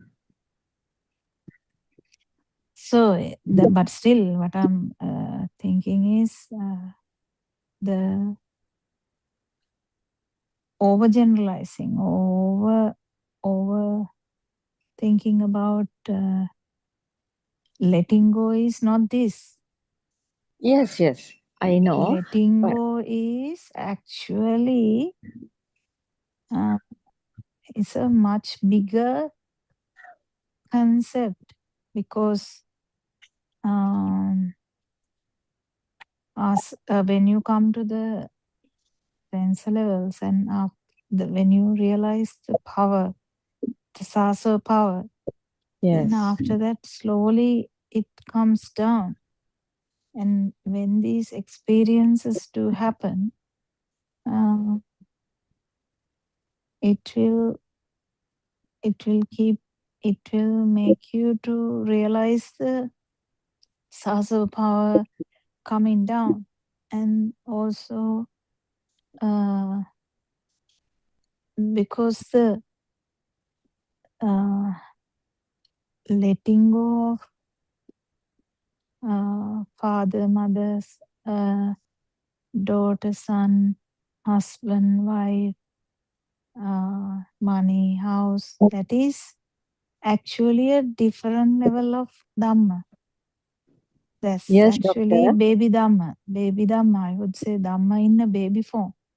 Yes, doctor. But here, actually, difficulty is letting go of the actual Cheto Vimuktiya. Cheto Vimuktiya is kind of, it is also letting go, because to happen, there should be a lot of practice.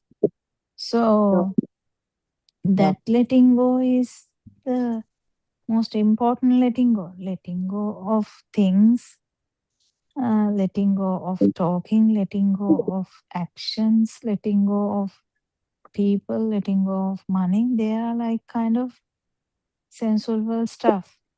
I mean, you can do that if you want to, but that's kind of baby stuff, I would say, in this part. Excuse me, doctor.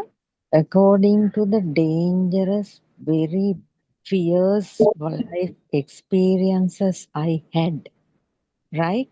Very fierce. These things are nothing. That's what I am telling. So these actually I have faced. You all can't imagine the way I faced, right? So many dangerous, fierce experiences I have faced in my lifetime. Yeah, Now, that is all in the past now. yes. So No, if these you things are actually, not compared to those things. yeah, These are that's not. what I'm saying. That's what exactly Surangika also said. So the immunity to things we can't really say that it is due to Dhamma. Because now imagine someone get a slap every day from someone. It is very normal. Yes, that is due to life experience, no, doctor. That's what Aryan was just telling. Yeah, that is not Dhamma though.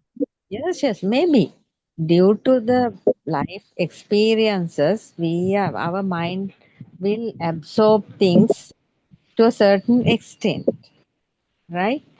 Then the minor things are not nothing. Yeah. Now, if you talk like that as a clinician, a lot of diseases are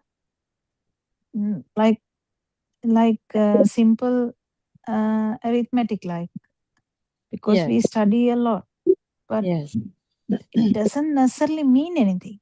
Yes, that may be So true, if but someone say disease, we don't get anything out of that because we are used to that. Now, does yes. that mean anything about the path? No. No, doctor, I am mainly focusing to understand the outside world is not true, even for looking at them. That is what I am trying to do. Nothing else. That I am trying to do. That is Yeah, the but the shaking can't be limited to these things. That's what I'm trying to say. no. Now, if There's nothing. someone collapses in front of me, I will not be shaken because I'm used to that. Yes. So that is not Dhamma though. So because we are that now, if something happened to a baby in front of Dr. Sakuntala, because she is a pediatric doctor, she will not be worried about it. She will do whatever she has to do, but the worrying part is different.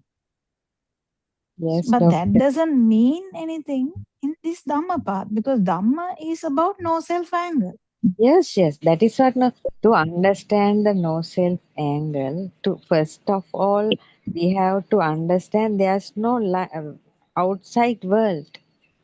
Right? Only the mind we are seeing, hearing, feeling. Only the mind. That is what I am applying to those situations also. What I hear is the mind. What I see is my mind. That is what. That is how I take Yeah, it. but I'm still worried. The way you apply it also may be actually highlighting the self.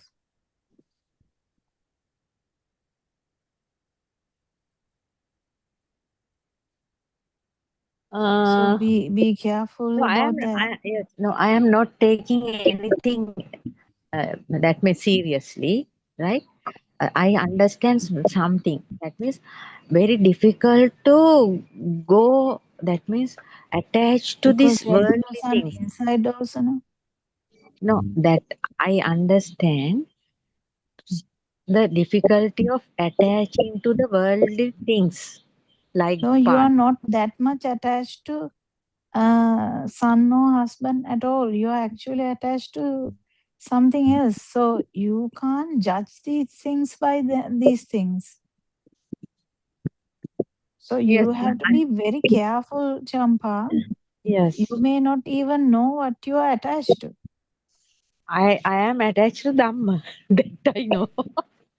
That's That what I was to say. yes, Probably Dhamma or Nirvana. yes. That not Yeah, you Nirvana. have to be very, very careful because you are trying to put plus points everywhere, saying, that is all right, this is all right, I know this, no, I know that, no. Everything is in that angle. You don't Yes, have a yesterday. Yes, all the time I am trying to listen to Dhamma, even this environment, with his work and homework and everything. Husband is what are helping, you searching for? searching to come listen to Dhamma, translate things, and Yeah, to but join. what are you searching for by all these? To join, that means to be with the Dhamma. That is what I feel all the time. To be with Dhamma. Yeah, so someone has to attack that point, then you will get angry. Yes, maybe not. Yes, I am always trying to. That means I need that to be with Dhamma. That is Yeah, the then main. someone has to actually attack that part. Then we can find actual champa. Because there is a lot of things about people. I Yes. can get upset by one thing. Dr. Sakuntala can get upset by something else. Not And upset. Rangika will get upset for something else. And someone else, if Sudharma was here, Sudharma will get upset for something else. So that's why Aranvansia is asking, which person are you? Are you the wife? Are you the husband? Are you the brother? Are you the friend? Are you the working place person? Who are you? So which person are you? At the end it Person, matters because person whom who likes to be with Dhamma. Self who wants to be with Dhamma. Practice Dhamma. Listen to Dhamma.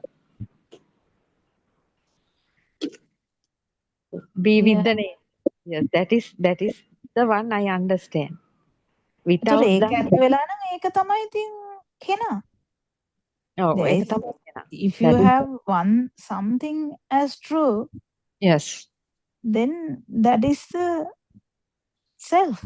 Yes, that is the self. I can see that. Without listening to Dhamma, without doing practices, without insight, things difficult like. That means all the time mind asks for that. That means need this. Even to sending messages to Surangika is also a very great pleasure like. Even with this, mm, that means work and things like that, writing and sending those things are very big pleasure. I get pleasure through this Dhamma only. But on the other hand, Champa, Nivana or Dharma becoming a Kamatahana is no different from sun being a Kamatahana. There's no Yes, yes, difference in the two. yes. No, actually, not directly thinking about Nibbana, but always, I don't know, it is Vibhavatanna, I don't know, I always want to be with the Dhamma. Something like that, I feel it. Yeah, that is also same, no? I mean, maybe you don't use the word Nivana, but Dhamma, Vibhavatanna, maybe Vibhavatanna. yeah, be with Dhamma means you want to come to the ultimate destiny. So because of that, you want to be with the Dhamma. Yes, So other there things is a other difference. things are not important, like just as duties doing all those things. But other Yeah, things, yeah, yeah, but there is nothing called good kamatahana or bad kamatahana. yes, Kamatahana means a kamatahana. Wherever you are clinging to, it is a yes, kamatahana. So whether it is a nivana or dharma or whatever, it's not yes, going to be different from the son or the husband becoming the kamatahana. yes. I can So see that. wherever there I is a can see pressure, where there is some form of attachment to whatever. that. Yes. For the time being, I am living with that because it needs much than every other thing. I need Dhamma. I can see that very clearly. Yeah, work out and see how that strong thought called Dhamma was built up gradually, how Yes. it became a reality. Now you said you have been listening to Dhamma and you have been going to, now you said you had to undergo lots of difficult situations. So Yes. maybe as a form of diverting the attention to that, you may have turned to the Dhamma side. So Yeah. I think there Actually, are, yes, it is something like, definitely. Yes, yeah, it is from the something like, from the childhood, even from the year 14, I Mhm. understood this life is not easy. As Lord Buddha said, must must go beyond this. That is the only intention I had Yeah, yeah. throughout. So it's okay. That's okay. I mean, turn into Dhamma when you have some kind of devastating experiences. That is perfectly all right. That is what Patachara and Kisa Gotami, that is what all of them did. So Yes. now the thing is the Dhamma. If Dhamma also has become a strong thought, something uh, with power, a lot of power, then you have to go back and see how the Dhamma became a thing to you. So, right at the beginning, when you wanted to divert your attention to something else, it is something like a samatha bhavana, where when we are disturbed with something, we turn our attention to something and then try to calm down. So, in that way, people sometimes turn to Dhamma. That's okay. So, but now with all the listenings and you have been going through from one month to the other, reading lots of books, with Yes. all the Dhamma has become a strong sort of concept in Yes. you. Yes. Life, So, life. That means the it- life is Dhamma like. Life yeah, is so life is Dhamma means you can't be without it now. That is the issue. Now, Yes. as Kokila said, if there is something unexpected happens, say if you sort of completely lose all the kinds of contact, I mean, there is a huge technical problem issue, and you lose all the kinds of communications, and you are stranded with no way of listening to Dhamma. See how will it will affect. Then you will be burning. No, yesterday I saw that there was no time to listen. When while we were going, I was that means with the nature, right? Looking at the nature and no burning, but I can be with the nature like that. Yeah, but it is not what I was saying now. You said that Dhamma has become a thing to you, so that Yes. has become your kamatahana. So that is not different from a bad kamatahana. Yes. Yes. All kamatahanas are in the same. Yeah, Aranwansi told me, no, either Kokila has to become blind or lose everything. Yes. So Whatever. why Aranwansi is giving such examples? Because sometimes the La La Land is so comfortable even with the bad stuff. So we are Not a kind of comfort. Not a comfort. even But the depth whatever here that. is not there because of that. Yes, that means it gives me a lot of pleasure. Like even not listening to them and looking at the tree, even it gives me a big pleasure. That is why. So that is you. Mm, that is me self here. So But if a self is looking at a tree, never no self angle will never come. no, no, not a self-looking doctor. Just whatever No, Aryan in say. your case, there is a risk, Champa. I don't know Yes, whether you get it. yes. There is a risk. Maybe doctor, but can't drop it now. No, dropping that is dangerous. So let What do it you go mean like that. dropping? How to No, drop no, down? there's nothing to drop. Yes. But just To realize understand. the Understand. power has to come down. Yes. Understanding. I am very much fond of Dhamma and be with the nature, things like that. I am understanding. It gives me a lot of pleasure.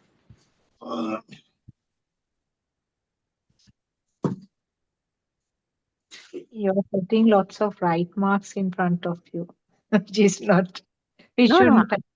No, I am Yeah, not it's very telling difficult to that. talk with Champa because Champa puts everything is it's a thing. No, doctor, without Dhamma, there is no lifeline, right? I am not telling that I am correct. Maybe the self is there. Yes, very true.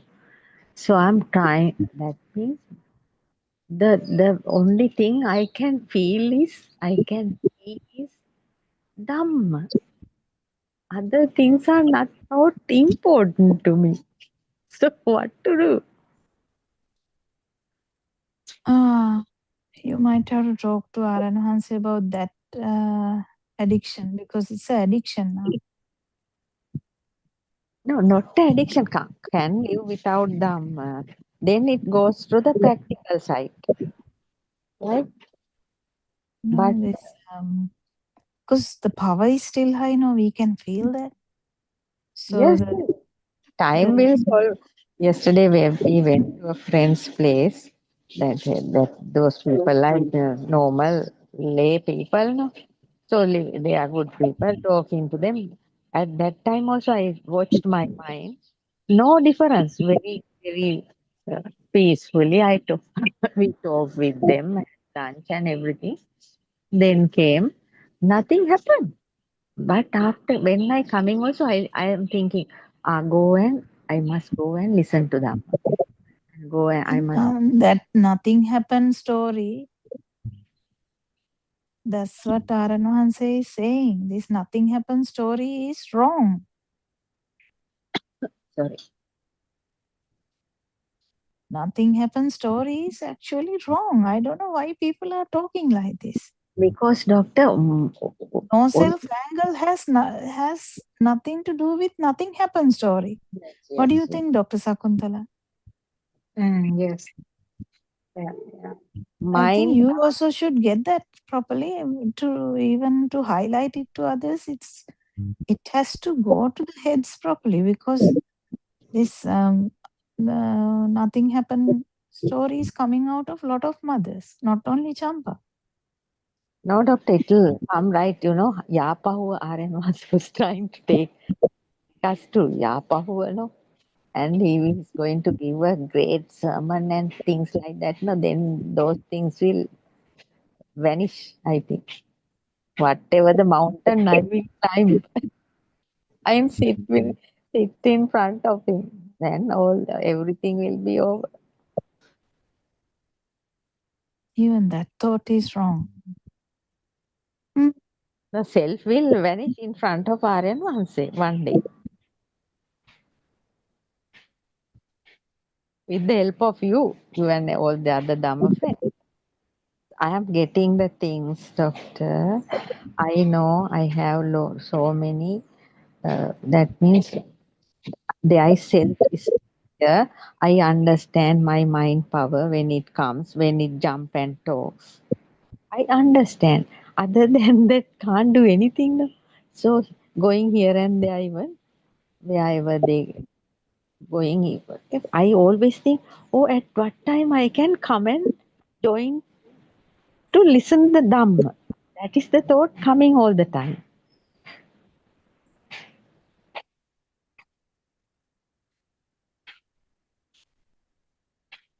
Yeah, so that shows the Dhamma has become a thing, isn't it? Maybe, doctor. All Dhamma the is time, like to be. That means, අර මේ ගුහාවකට රිංගලා වගේ, like ධම්ම ගුහාවට රිංගලා ඉන්නවා වගේ, something like that.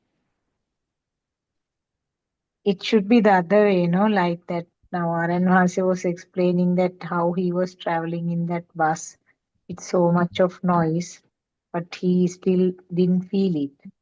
And also, on another occasion, he explained that he was walking through the people at a musical show where there was lots of, people were dancing and singing and lot of sounds. So Yes. inner side was very quiet. So like that, you rather than thinking of coming to the cave and sort of uh, being isolated, you should have that inner calmness, whatever the surrounding that you are.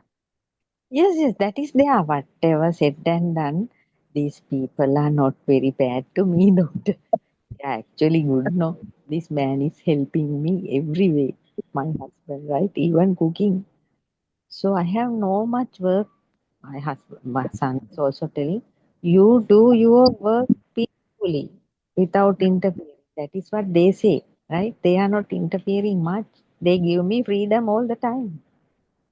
So that there's nothing for me to worry about because I have helped them. Yeah, we have to pay someone and get to disturb your Dhamma work. Then only we can find out true Champa. Now, there is no way to find the true Champa now. Every time the good Champa comes out. No, good, not good, doctor. The bad thing is my mouth and mind. It's bad, no? Jumping and talking. It's not bad. It's talking about all the good things. Jumping and talking, no. It's bad. Yeah, No. talking about good things now. Bad things are over now, like most of the bad things are over. Yeah, you don't know the life. That's why. Yes, at some time the worst thing is to die at one point. We'll die. So which vibration will you be having? That is the thing. You don't know that. Which champa is the correct champa? You don't know that. I know, doctor. Actually speaking, I am not bothered much more things now. Some kind of that I don't know what it is. No botheration about much things. I don't know how it happened. Even the world is that means all the everywhere these people are fighting in the prisons and things like that. I just watched the TV yesterday also, but it's just an incident like.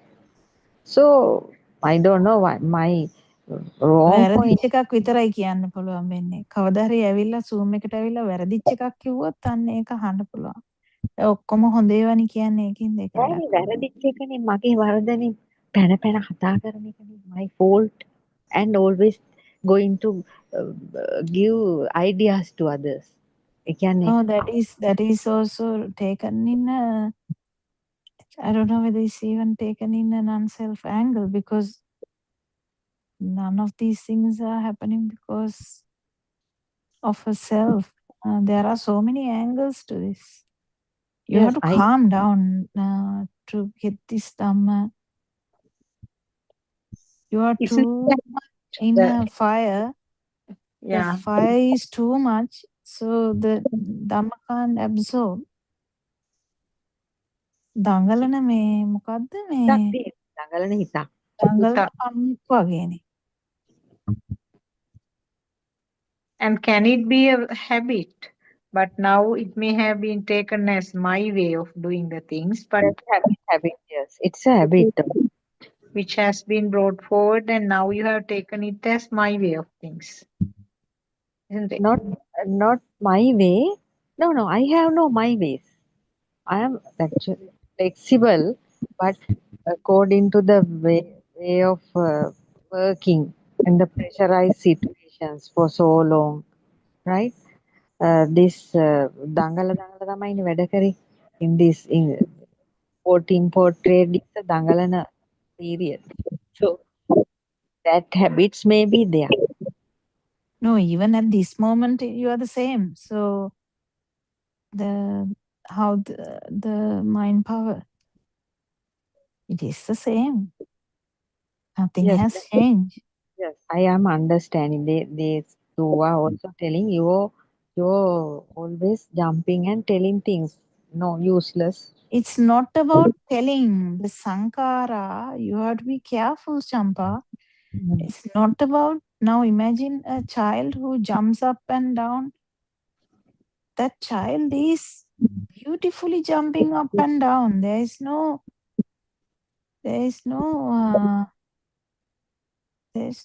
fire in that. Yes. So this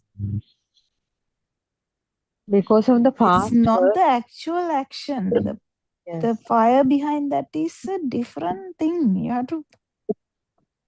have to calm down to feel that. Yes, because Not the actual action. You can shout at someone. You can scream even. You can say call 911 or something like that. You can do anything. You can scream to the whole world also. But there is no self there. yes, I understand there's no self here, but when the outside world is not true, only the no, this self view is vanishing, doctor. Other than up to that point, we can't do anything. Yeah, but the power is high. That power being high and the action should be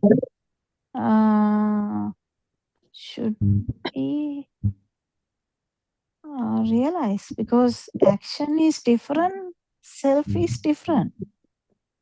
It may be Sastrava power also, doctor. It may have come from the Sastrava name. Yes, I have told you that before. The Saso power is high. Yes, maybe that. But the thing is, everyone's Saso power can be high. No, that's not the point. This now imagine someone is cleaning all the animals that had been killed by husband,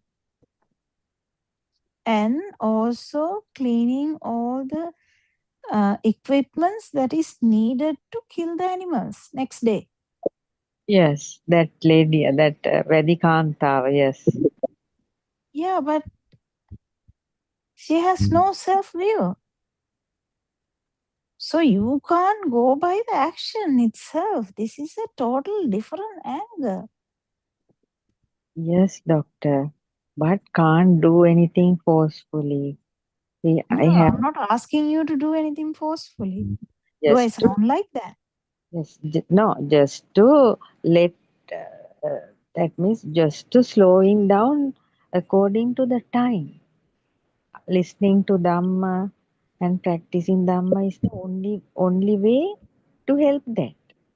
So I am mostly in that, maybe because of that. You have to find out. There are so many aspects here, because even the urge to attain Nibbana can actually jeopardize the whole thing. So No, there's no urge like that, doctor. you can't say that, Champa. Every time you are correcting yourself without even listening properly, you have to be very careful. There is urge 100%. Maybe that. How can you say there's no urge? Everyone has it in different ways. Because I understand this world is nothing. No, I can't see any interest in this world. Then your power must have come down now by now, if whatever you're saying is true. So the saying actually doesn't carry anything. You can say so much beautiful things. You can chant Dhamma day to night, night to day. Doctor, I have done one thing, this chanting Dhamma for so many years. Don't know, because of that only this has happened. That may be another reason. No, it's nothing to do with the chanting, but what I'm trying to say is you can do that. You can do that, but that's nothing to do with the no self-anger. So these actions, sabbe sankara anicchati, this nothing is actually, these are just things.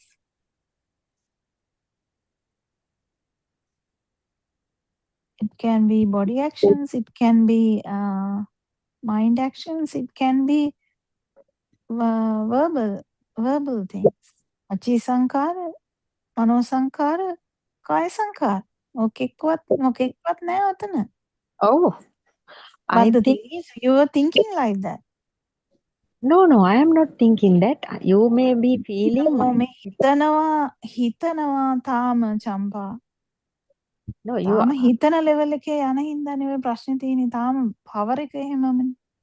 Oh, ඒ කියන්නේ my thought process may be fast. That is what you are feeling. Not fast. It's still powerful. Yes, doctor. The Aranhansa says this nicely. I think Aranhansa says it nicely. I mean, I'm not good in saying these things. Aranhansa says it nicely. ඔය හිතනවනේ තාම මොනවද ඔය කරන්නේ හිත හිත ඉන්නේ නැතුව දහම අත්දකින්න බලන්න කියලා කියනවනේ Aranhansa. No, මම හිතන්න යන්නේ නැහැ doctor. I don't have time to think. හිතන්න යන්නේ නැහැ කිව්වට දැන් මේ හිතන එක තමයි තියෙන්නේ. I am listening, translating, practicing. Right? Not going to think about them. I don't know what you are practicing. What practice means several things to several people, because practice word is also very difficult, very different from person to person. Practice word can be a different thing to Dr. Sakuntala. Practice word can be a different thing to me. Practice word can be a different thing to Dr. Sudama. Practice word can be a different thing to you. So the words doesn't matter. No, the four contemplations, no, nothing else. Otherwise, just to look at a tree. You know, doctor, recently, day before yesterday, I was listening to Dhamma, sitting on a chair outside like now. And the synchronicity I found at that time, I was looking at a video, and there was a chair behind that, where there are some small holes. Suddenly, those holes I see in that video. So I thought these holes have come to this video.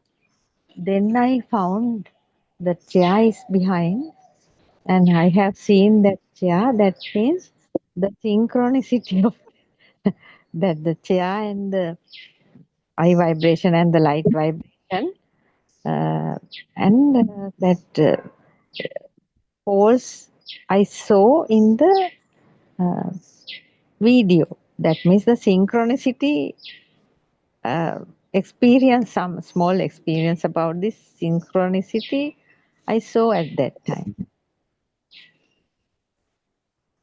Yeah, but still the person who is seen there is there. No? So the no self angle, if there is an experience, then if the no self angle is highlighted, that's the only good thing. Yes. Yeah. Then doing that for contemplations sometimes, and looking sometimes that one means, day Aran Hanse might tell you, give up on everything and just sit down and or just do the homework and just wait. One day he might tell it to you, and I think then you will listen. No, I can do it, doctor. That means all the time can't listen to Dhamma. At night only I used to listen to Dhamma. Today only I joined this session last I few never tell people to stop listening to Dhamma. This is about overreacting, Champa. Yes, yes, doctor. I never tell people to stop listening because I have never stopped.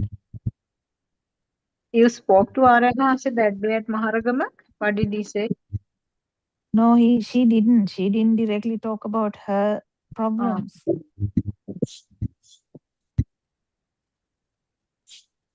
Aryan Mahansa is seeing me at that where Harshimisa's place also. Aryan asked me to come and sit in front of Teruvan Saranai, Dr. Kokila, Dr. Sakuntala and Champa. Sorry, joined just now, got late. Doctor, I didn't understand what Champa explained in terms of synchronicity.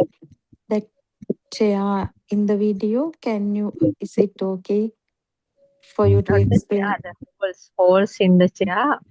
I have seen I on the didn't even get that get any intention of understanding, because it is still with the self angle that you see that any experience, if you are seeing with the self angle, that experience is not counted. That's what I'm trying to say.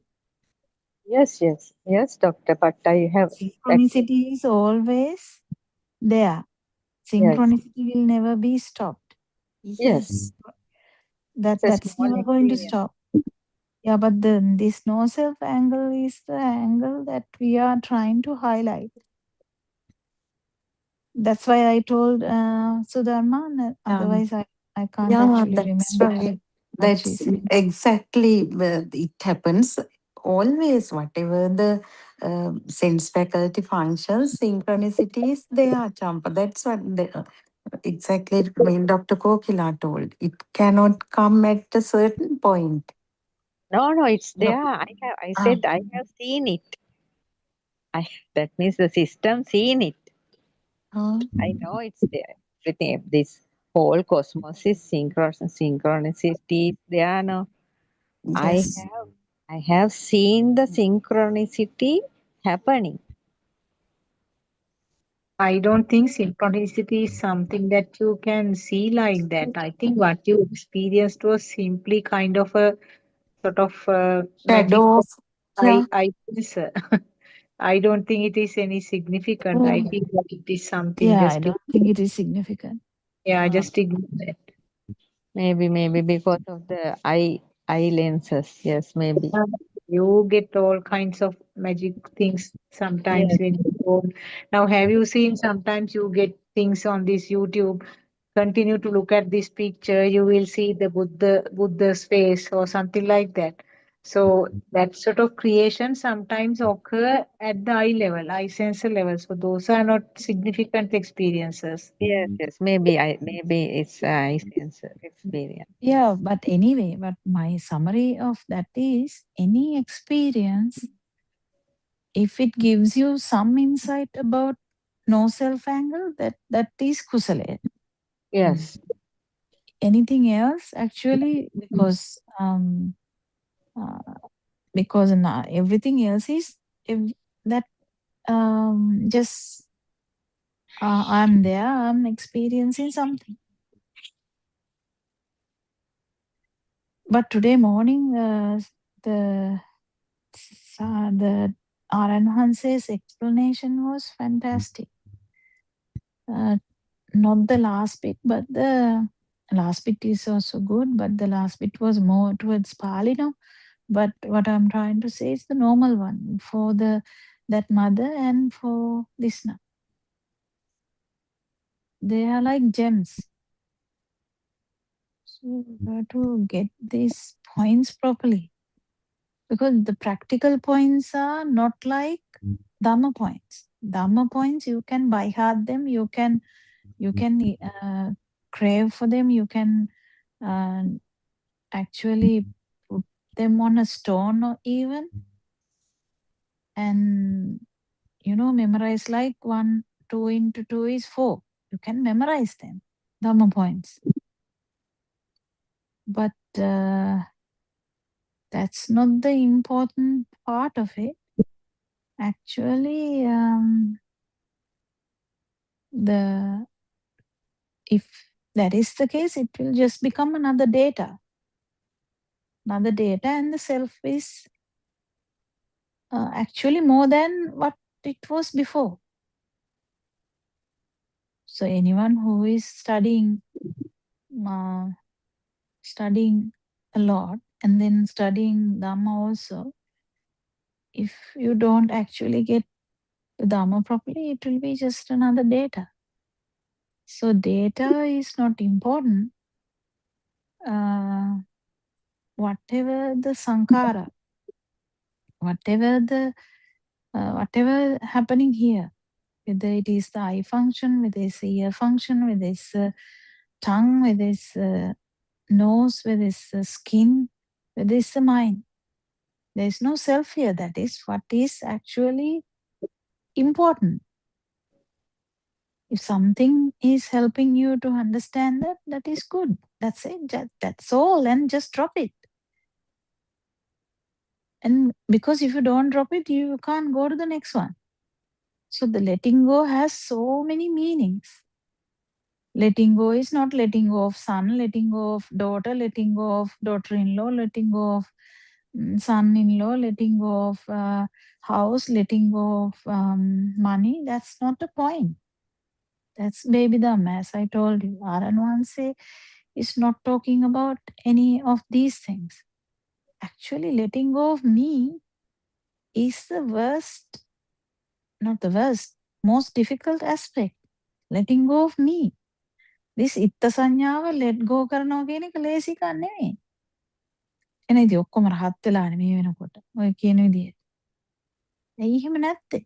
Because it's difficult.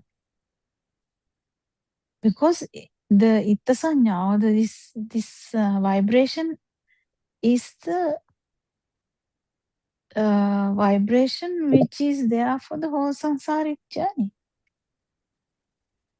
So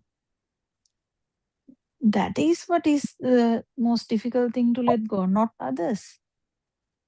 I can let go of the fan easily, chair easily, even the family easily. But then when it comes to letting go of the self-perception, self-vibration, even the self-view can be difficult. And other thing is understanding that the bird is the only thing that was there. That was the only thing that was there is also very important. Mama nibbanට යනවා වගේ එකක් ආවොත් that's a self view. Nibbana is the only thing that was there. That power is the power. Then you have to work to get that power down. And then one day when that power is down, then Nibbana might happen. That's how it works. What do you think, Dr. Sakuntala? Yeah, true. What you say is quite true because that explains that let go. Let go can happen even for a person who has no idea at all about the Dhamma. Then the next kind of people will be a person who has some knowledge in Dhamma, very superficial knowledge, as you said, letting go all kinds of things, the belongings or whatever, letting go is the next level. And as you said, the very deep level is that let go of the very deeper level where the self or where the sense. Actually, what happens is even not letting go of self-perception. The perception, we are actually understanding how this happened. That's all. Yeah. How did this Nothing problem happen? Yeah, yes. there's nothing to even to give away. Understanding how it happens, yes. And whenever we come to a problem, that problem may be not a thing. As I told, Sudharma's problem is not a problem to Champa. Champa's problem is not a problem to you. All of your problems may not be a problem to me. The problems can be variable. Yeah. So, but the powerful. Doctor, for this system, there is no problem because I have first faced millions of problems during my 66 life time period. So nothing is a problem for me now. I'm just waiting. Whatever may happen will happen. Other than listening to them and contemplating, we can't do anything. We have to just live according to the instructions of Aryan Vahansi. Other than that, what shall we do?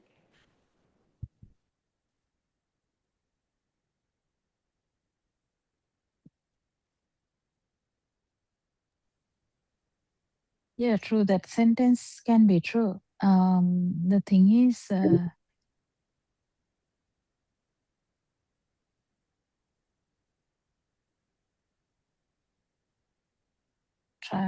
problem is to get the people to the field side, because even Menin Vanse has this problem. For a long time, even I have tried to tell her to come to the field side. There's a problem in this field actually maybe gone because of the previous issues. Yes. So the field, to get the field up is problem. Because Mentale Menin Vanse was the same. She has been listening to Dhamma from the time I started. I still remember. She had more feel than now before. Like long time ago, she used to talk about the Kessel Canna. She used to talk about the Kessel Canna. At that point, actually, she was much more, a little bit feeler than now. Now completely the feel is gone, and mind is very prominent. So the feel can actually vanish once with the Dham also. So you have to be very, very careful. This feel to come up, you have to actually actually, I don't know. It's a very tricky thing. Because if the feel doesn't come up, it becomes Padaparam. Yeah, doctor, there one has to fully realize the mind, isn't it? To come to the field. That even as you said in the morning, what Aryan Hanse was trying to say is even these bamboo trees, water, stream, whatever, do you feel that they are thoughts? Now, in that case, even letting go is something to do with these thoughts only. So, yeah, that is actually until and unless we contemplate properly on thought creation, mind creation, and how that the fact that whatever we associate with is a thought. I mean, honestly, as you always say, deeply and honestly, until one fully realizes that feel will not arise. Yeah, the mind bubble is thicker because as Champa said, Champa had so much problems and whatsoever. Like if I say million problems, million times her mind is thicker than a child. So that's why 7-year-old can feel Dhamma quickly because they are more into the feel side. And facing problems and overcoming them successfully in an existing world may create a stronger self view Stronger also. self view, yeah. Stronger bubble. Stronger bubble. Now the bubble is actually impenetrable. I don't know, even the word didn't come properly there. Impenetrable, is it? Cannot be penetrated through. Yeah. So the maybe one has to actually dissolve it, like Swarnamali sometimes says. See why your mind is so powerful. And that's the thing, because every time if we try to talk about that, Champa jumps up and say, no, I'm all right. But that's the very thing that I'm trying to break, but it's difficult. because this bubble, it is not like a soap bubble. Soap bubbles are very easily broken. It is now like a rubber ball, which is not easily broken. They are very powerful. Dr. Tervansarna, there is a way of doing it, right? In Lord Buddha's time, they say, no, be like a beggar. Like, that means we have to change our complete attitudes and something. That means just No, but going. she did that. No, the Mehenin Wahanse actually became a Mehenin Wahanse. She wasn't a Mehenin Wahanse at that time. She was a lay person. And she changed to a Mehenin Wahanse. But still nothing has happened. No, not So, that means to become a beggar, like there's a this thing in Lord Buddha's no, even the beggar can get a ego from being a beggar. So it's a actually going backwards and find out why this mind bubble has become thick. Because reassurance,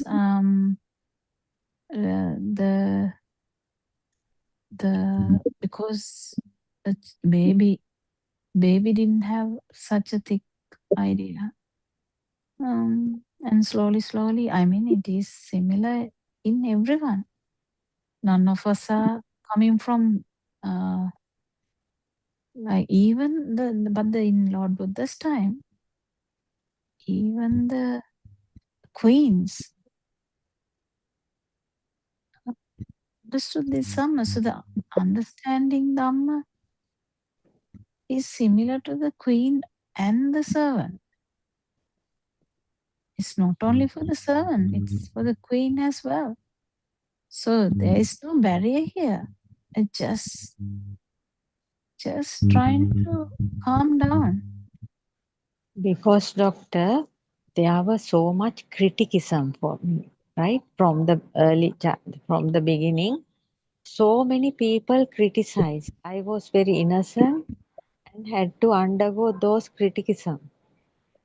I think that is also a reason for this. So much criticism. How much I helped or whatever good things I do, return is a criticism in my life. So maybe those things also, due to those things, the hidden. I have that feeling. I don't want to go out and meet people and talk and things like that. That hidden kind of self is here because I'm scared of the world, scared of the people. Due to that criticism, it has happened.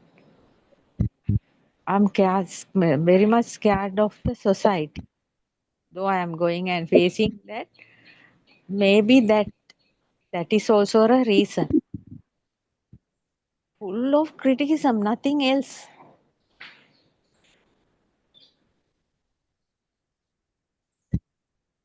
Eroan Saranai Champa, if you can talk to Aryan Wahanse, exposed to Aryan Wahanse will definitely help because those days he used to shout at me every now and then, but still I was so courageous talking to him. Then again he scolds. Then next day again I go and tell that happened. So that way some systems need a lot of, even Dr. Kokila has done the same from couple of months ago. Yes, I must do it in the morning. You must be courageous enough to do that, Champa. Yes. Whenever there is an opportunity, make use of that opportunity in the path. These days it's difficult. That way you can challenge the self view like that. Yes, I can ask from Aryan Wahanse. Yeah, and In the evening even Because Arinvansi is still in more than 2.5 years, people only can come and listen.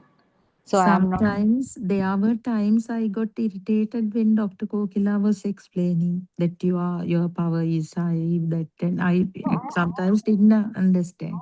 That is again the self. No, you are much better. You never get irritated, but that is the nature of these certain systems.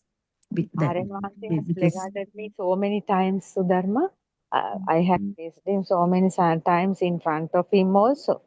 So I ask this No, question. there is another reason that you don't get irritated, because you have your problem is different, or your whole idea is about the Dhamma. So you are actually open for criticism. That also you can't judge self by that also. So I ask from Arinvansi, my mind power is high. What shall I do? Like that I can ask, no, doctor? I can ask that question from Arinvansi, but these days bit difficult. That is a thought. My mind power is high is a thought. We will say that. That is not the actual way of talking, like Surangika said sometime that like few minutes ago. You Shall I have to actually find something that you felt, because the problem is, what I'm trying to say here is, you are not a feeler. experience You don't actually feel anything now. So you don't know where you are even, because you don't feel anything. You don't feel in the sense, doctor?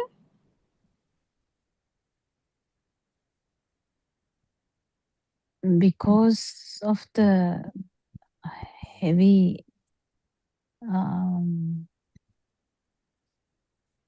you say no, you don't feel anything. No.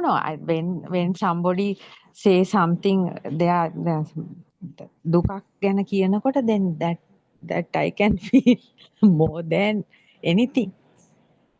I don't like people are suffering. I always jump and help. Now even those feelings are there, but that self feeling, that I'm not taking any interest about myself, right? If somebody scold me, or because I had that experiences so many times. No? Even Aryanvansi, how many times he blackguarded at me. The other day I'm going sitting in front of him, and I'm not that means it didn't become a hurt. So if I have, that means you are telling me, there's a big problem. So tell me what I have to go and ask from Aryanvansi. It has to be a genuine feeling thing. One day I asked him, actually it doesn't matter, but the genuine questions I got, I asked. Right. Life experiences. Yeah, you're talking, you don't have a problem now, so you don't have anything to ask.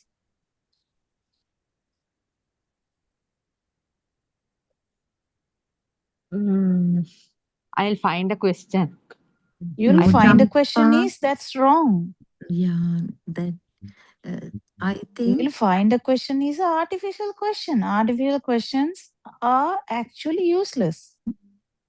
Now I like this discussion. Today discussion I like, because actually they are genuine questions. Now Champa is trying to actually solve something, then it is genuine.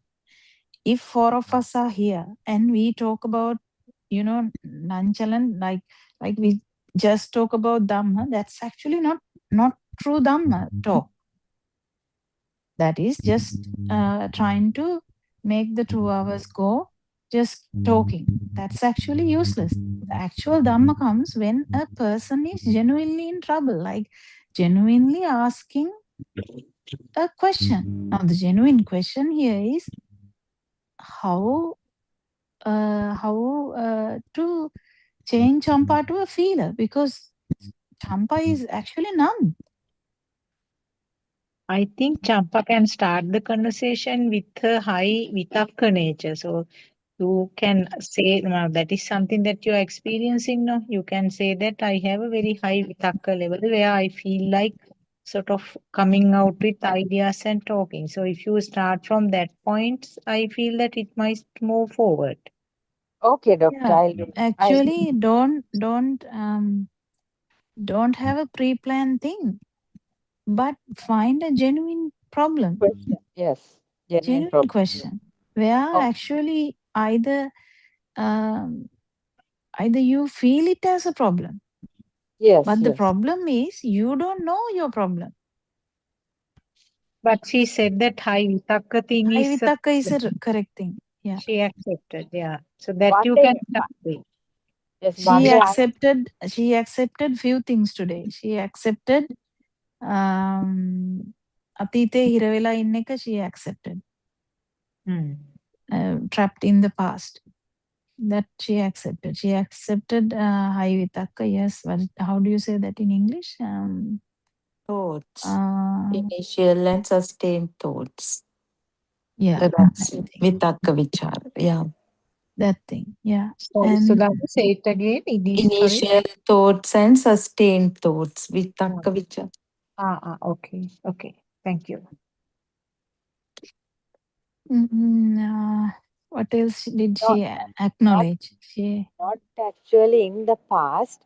Due to the past, now this has happened. I can't remember the past all the time. I'm not thinking even. Due to the past experiences of life, my mind is not shaking. Not And, much. and maybe Champa is addicted to defend since everybody was criticizing to defending. yeah. It's Maybe, kind of maybe. addiction, isn't it, Champa? Maybe, yes, Yeah, but rather than admitting, and you don't have the patience to maybe you listen to sermons, but still you No patience at all. I don't know even 1% is going to her head, even though she translates also. So this absorption of a sermon is different. Actually, it is completely different. So it needs some kind of maybe, Doctor, maybe Champa's genuine contemplation time goes to translate, and it is just a mechanical task, and so she's not getting things better. But she knows Dhamma now for about 2 years. She has listened, so she knows Dhamma. The thing is about feeling that. Yeah. Because Aranwanse says, when you listen, you can change. But the thing is, how do you change? If the bubble is so thick, it is difficult to change. Butter වගේ දිය වෙලා යන්න එපා. දැන් එහෙම නෑ. හරි ගණයි. And doctor, when we talk to mothers, as you said, even Mihintale Mihinin Wahanse, they are really stuck in Dhamma points. Even yesterday, one mother was talking about some sutra, Bhattekaratna Sutra or something, and talking about Sukha, where she doesn't know the basics. I mean, that is a real problem. The people are trying to get Dhamma as facts per se, and they miss the feeling part of Dhamma, the practical. our time is over, doctor. Ah. We'll tomorrow. Yeah, we'll talk tomorrow. But yeah, it takes time to calm down, but we all should calm down because to capture moment, it's not easy. Capture the moment is not easy. And thicker the mind bubble is, it is worse. And faster the mind is, also it is difficult. So yeah. Only thing we can do is to understand that now, doctor. Mind power is high. Mind bubble is thick. Understand. No, not only understanding. You have to go backwards and try to face it. Try to, even if you want to cry, it's fine. It's just let it melt away. Nothing for me to cry. Yeah, that is the problem. Yeah, that is the problem. So much, underwent so much cruelty. That is why, maybe, doctor. So much cruelty. People Now, were. cruelty, I mean, you are talking about a cruelty. You don't know. If you ask 100 people, 100 people will talk about cruelty in a different angle. Yes, yes. even Sudharma can say nature was cruel to me. Even I can say nature was cruel to me. I don't know whether Dr. Sakuntala can say that, but Dr. Sakuntala will say something else. We can keep saying stories, but that doesn't necessarily mean anything. This is about feeling your own self vibration. To get to that level, the arupa level, that's the problem. No?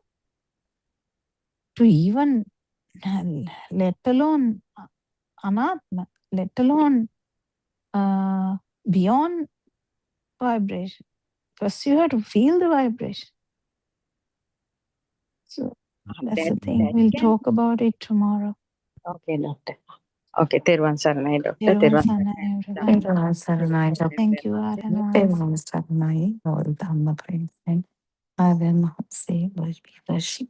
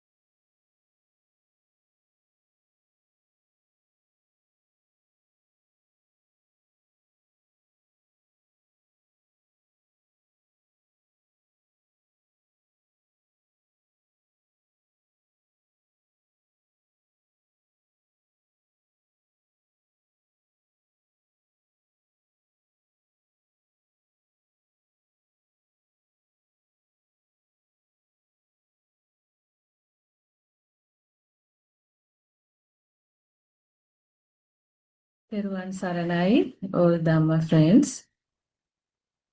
Teruvan Saranai Aryan Wahansa, please accept my humble worship.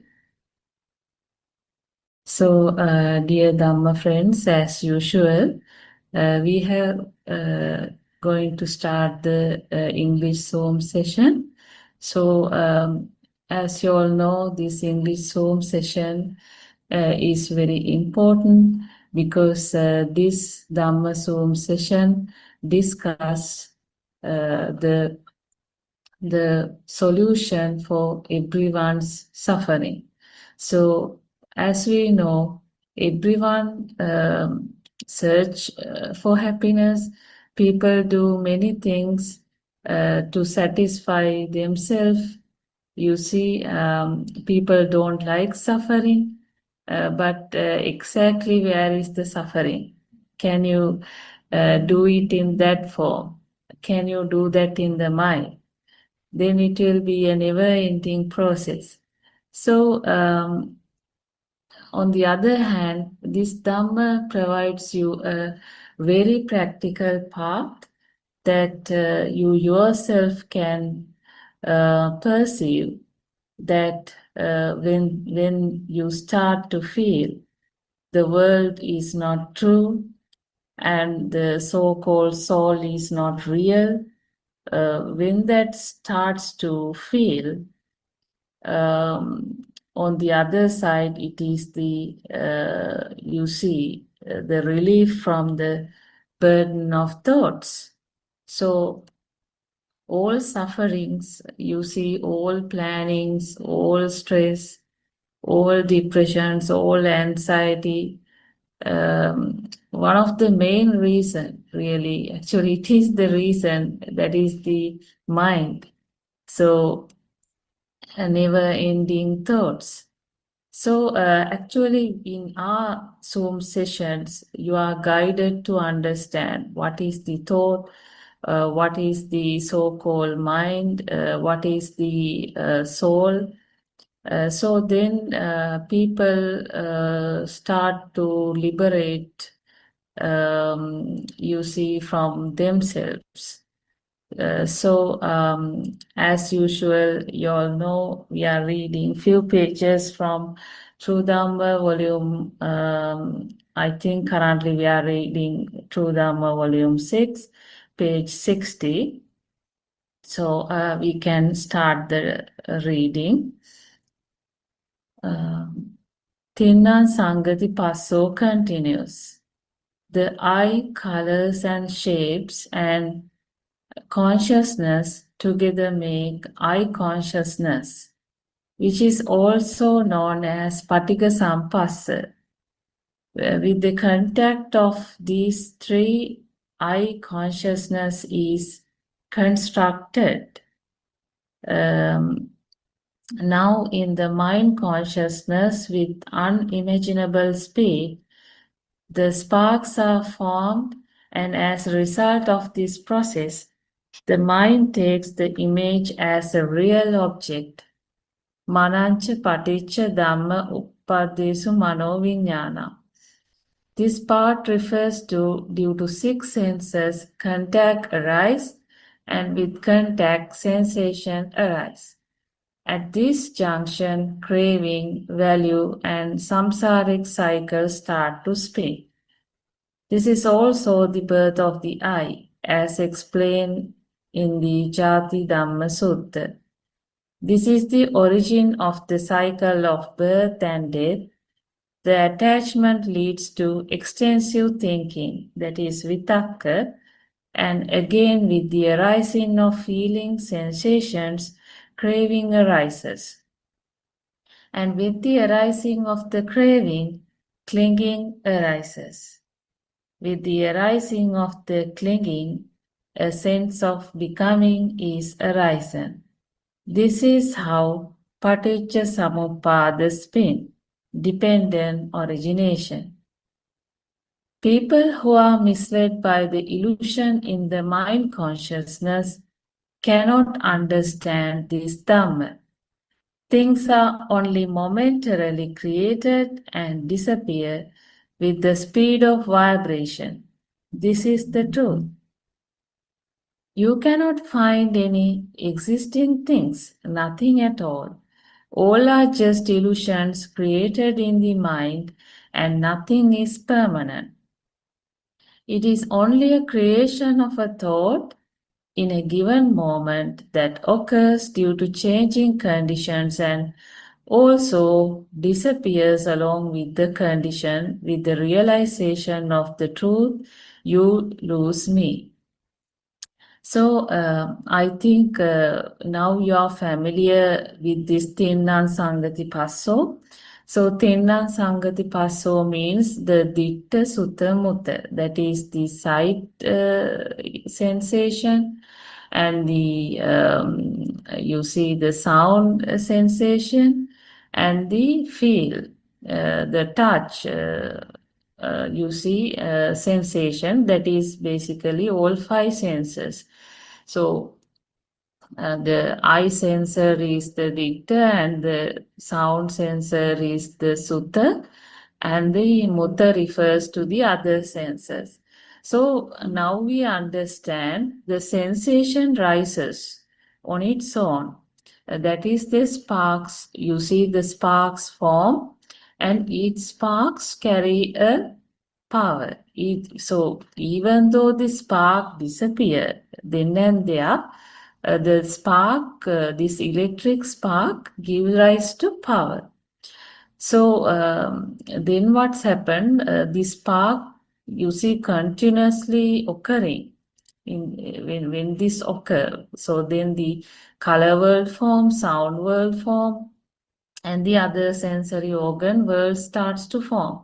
So actually there is no meaning here, because when someone see really how this is happening, it is just the spark. But when it continuously happen, it gives rise to some alive feel of something is there, like, because at a one point, you see, at a given point, some composition of sparks is happening. So so when that you see occurring again and again, and you see the nature is that the spark combine, and because that spark continuously occur, and when these sparks comes to some level of power, like it's coming together, like in the sense it's feel as a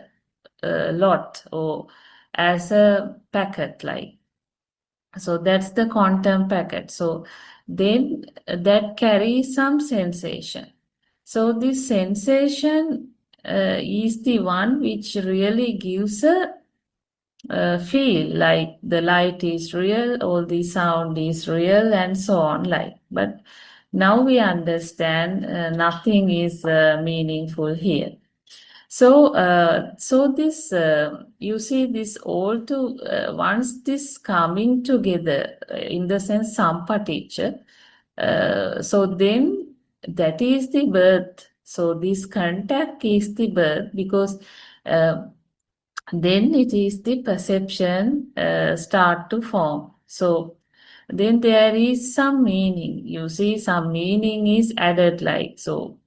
Some reading in the form of name starts to occur. So, but nothing meaningful, because if the origin is not meaningful, the product of that those sensory faculties also not meaningful. But we can understand totally different sparks here forming, like so. When you take even at the light level, it is just a one spark which will not fade, but a series of spark will start to fade. So so then it carries a different kind of a meaning there. So some light consciousness in the system, but all that is the speed. All that is the speed. So this process, so that's why actually here there is a process only, a process. Continuous process gives you the feel of something, but they are not existing thing. So that's why if something happens to your eye, thereafter no such color will, like. I mean, so then that sensory organ doesn't have the capability of forming a color world. So that's why the world created, you see, with the origin of the sensor, with the sparks in the sensor, and but that sensor level, it doesn't, you see, carry a deep meaning. But when sensors comes together, you see, it totally drive a very different feel of something alive, things actually, mother, father, like that, son, daughter, moon, tree. So then slowly this 3D, this film starts to create. Right. So, so Manovinyana means that. So you have to understand then Manovinyana, when you say mind consciousness, so it is actually not a existing thing. It is that the same sparks you see coming together and drives a completely different spark. So so that's why in this section it is mentioned these 6 senses, contact arises, and with the contact sensation arises. Actually, it's all the time is this contact. So the contact points, the sensation starts to feel totally as a different thing. But if you take isolately, actually this sparks doesn't gives any meaning. So, but what happens is with the birth of the eye, this you see the things start to feel, and then it will not start, because then the spark of something will give rise to another spark. So the vitakka is that the endless flow of thoughts. You see now, for example, let's say someone wants to, let's say, buy a car. Then what will happen? Then he will start searching. You see, it will like insane. You see, until the car reach home, he's panicking. He's searching the internet, he's searching the colors, models, and so on like that. Then think about the financing. Sometimes this guy may not have money, but you see, it will somehow, at least, you see, in some way, he wants to buy this life. So what is that? How that power came? That's why this is a spark. So when one spark comes, and you see, and that spark give rise to another spark, and then you are in the film, and then the spark starts to, in the sense, the spark getting stronger, and that film sort of getting very stronger, and until the car reach home, this guy is not satisfied. But once the car reach home, he's back again now in a plan or in search of another satisfaction target. Now it is not the car, maybe it is something else. So this is the behavior or the pattern of the mind, because mind doesn't bother. You see, whether this is a cow, whether this is the house, or so on like that. It is a spark. It wants to keep the level of power ongoing, because here there is some level of mind power. Some power is maintained. So this power maintenance is the nature. That is for this physical body to continue. The power must be there. So what happens here, the physical body all the time wants to maintain. You see, the whole system wants to maintain this ongoing power. Actually, this power is in a way like it is balanced with various other vibration in the environment as well. This is actually vibration talk. If you leave the physical body and everything set aside, this so-called mind is also another vibration with all which is linked to it, various other vibrations. So that's why you see, even when you sit somewhere, when some group of people sit in a room, inside the room the temperature level will go up. So even though we do not see this in that way, there is an impact. We see a permanent body, permanent mind, permanent things like. But it is not true. This is every moment forming. Everything is forming. Everything is constructing. And it is the vibrations. So nothing is real here. Nothing real. So actually we were talking about this vitakka thing. So then what happened? This vitakka comes, but when you say this extensive thinking, that is thoughts keep on flooding, means what? Very difficult in the sense that lead to stress, and you can't sleep, you can't eat, you see, because more than that particular power, mind power. That's why when the mind power is start to imbalance, like it's until it is done, you can't do anything else like. So this power is coming to very strong end. So if it is not satisfied, something can happen even. So that's why at whatever cost, people try to satisfy. Then naturally you become slave because you have no any other choice. You need to do it like. So when that comes, it's so much stress, so much pain.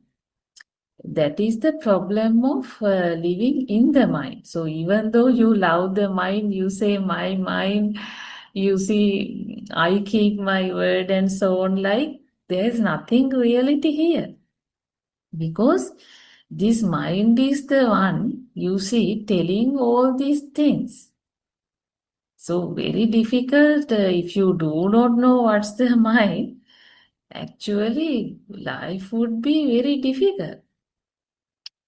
Because the mind says so many things and your physical body deteriorate day by day, because with every breath, this physical body drives this mind power, and body get wear and tear.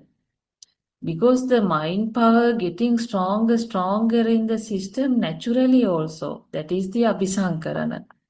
When there are many things, and day by day things also form now in the system, unlike the small child.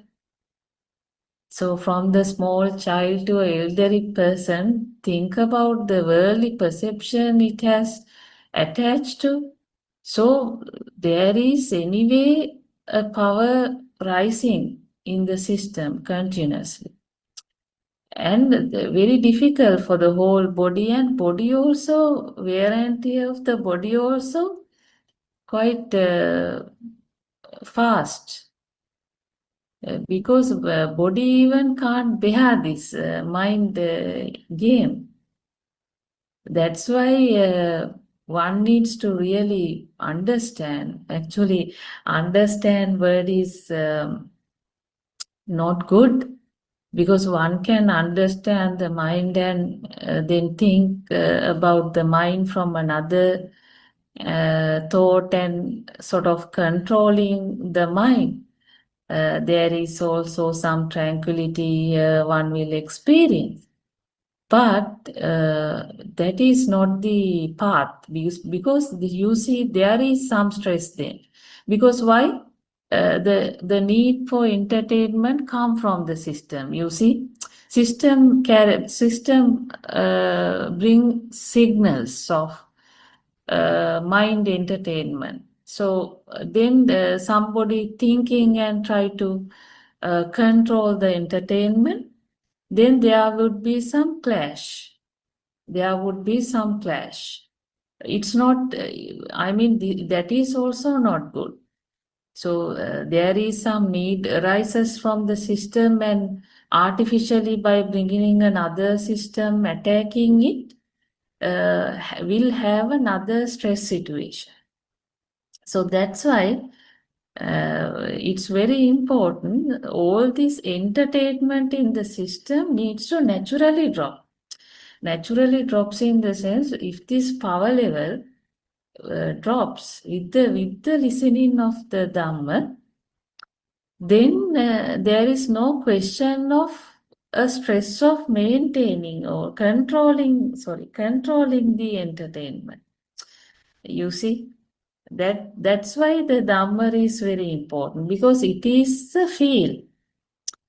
Rather than using the term understanding Dhamma, if you become Dhamma, like, so it is a transition. Otherwise, it will be bit of a difficulty. But if naturally with the listening of Dhamma, if naturally there is a feel of transition, and you see unnecessary this need for that and this and those things are not arising, and then it is the less vitakka. Less vitakka in the sense, then each and every moment it is the present moment. Because there's no fire, like it is cool, it is calm, because even though some sensation arises, that will not carry the way, like, then it is naturally vibrate, because your hunger, your system is hunger, your system have a thirsty for satisfying that and this. So as long as that is there, it's quite difficult. At least you will leave something and try to search Nibbana. That also can happen. So that's why we need to understand this. We are doing something with the mind. So therefore, don't take this too light also. Don't take this whole process and the Dhamma as too tightly also. Because this has to happen in a natural transformation. So therefore it will happen. So you have to continuously have this Vidarshana meditation in some balanced form. So then automatically you see the reality of things will start to feel much better, because when the system, because it is the system drives the mind power, it is the system drives need for that and these things like that. It is the system wants the entertainment, and if the system change, then you are liberated. Until such time, you are trapped in the system. In the sense, you're trapped in this speed. Nothing else, this speed of illusion. So here I think R.N. Wahanse explained about the Paticca Samuppada. So whole Dhamma is this cause and effect, dependent origination. So this is the gem of Buddhism. This is the gem. because all these years it was the karma bhumi, karma was discussed, giving much prominence. Actually, very less talks about this dependent origination, that is the cause and effect Dhamma. Actually, Buddha saw the cause and the effect. So the cause is the vibration. You see, actually it is the speed and the effect is this vibration. So this vibration is the cause, and then the effect is the alive field, some existent field, so which is not true. So that is the Dhamma basically. And if let's take for example a chair. So when that chair become real means that is the Paticca Samuppada. So simply as that. So you do not want very deep that line by line explanation, right? So chair real means that is the dependent origination. The chair has become real in the system. But once you understand the cause and effect means, then it is the liberation. That's all. When you see how the things formed, how your alive field start to form, then it is when you see the reality, there is no point of back again be blindly,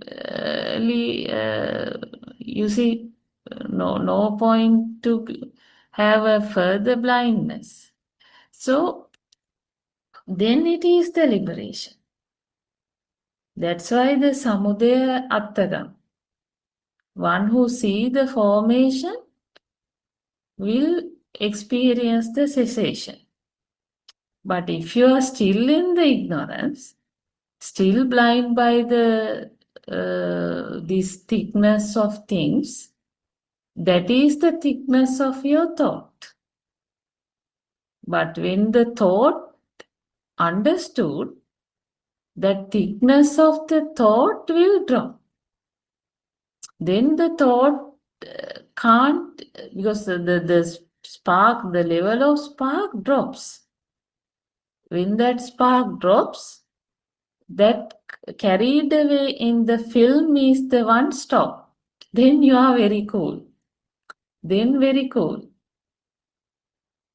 So I think we talk a lot. Let me see. Yeah, I think we have a few friends today. Do you have any views of yourself? Just feel free to unmute yourself and talk. We have Justine and Kema. Yes, your idea or how you understand this and what do you experience?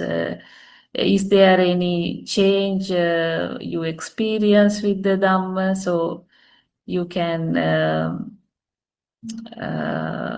unmute yourself and talk. Yeah, Teruvan Saranai, Justine. Are you in a position to talk? Yeah, Teruvan. Yeah. What you explained is just the beginning of the world.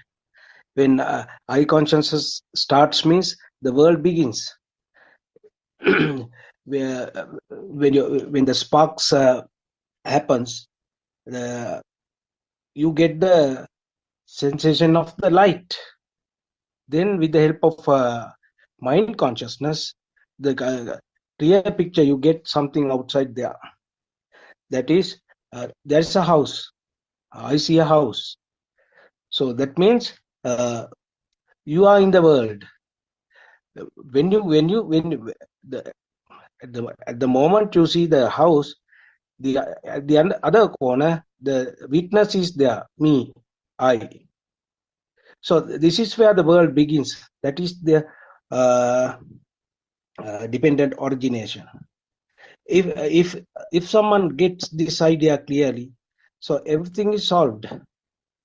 But to understand this, the most important concept is, most important thing is to understand the spark. That is, this is not real. This is get created at that moment. Momentarily it sparks and it fades away. So when it diminish, the thought still, the process is going on. And with the mind consciousness, we get what we felt earlier. The house is still remains. So there the illusion begins. Then at the beginning, it is just an object.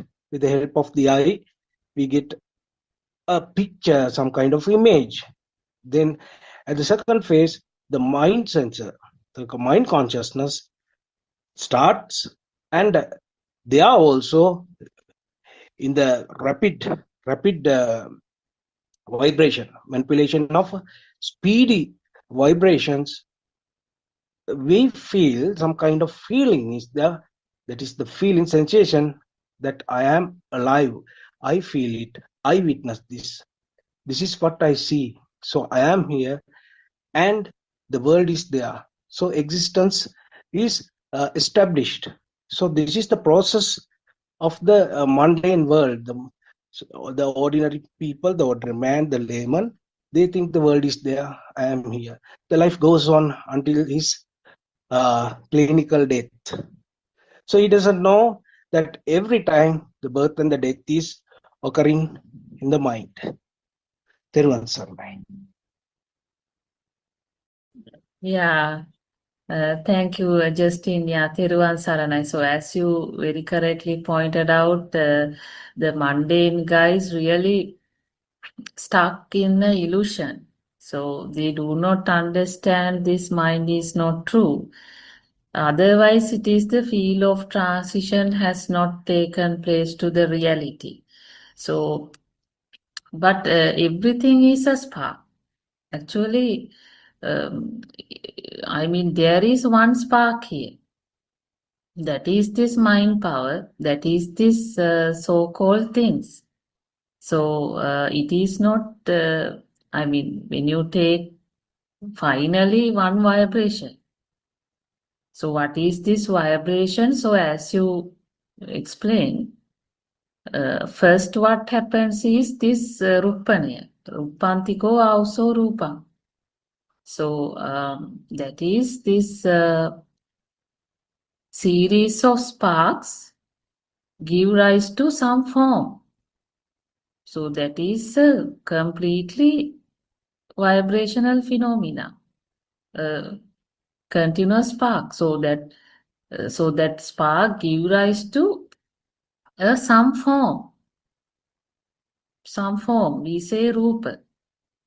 But you see that Ruppanaya start to felt.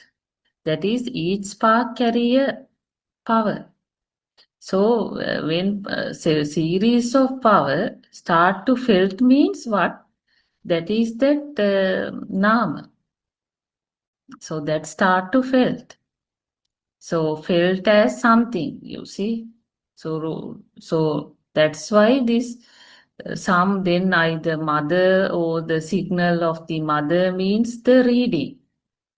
So that Ruppanaya, that form, it is an internally generated form in the present moment.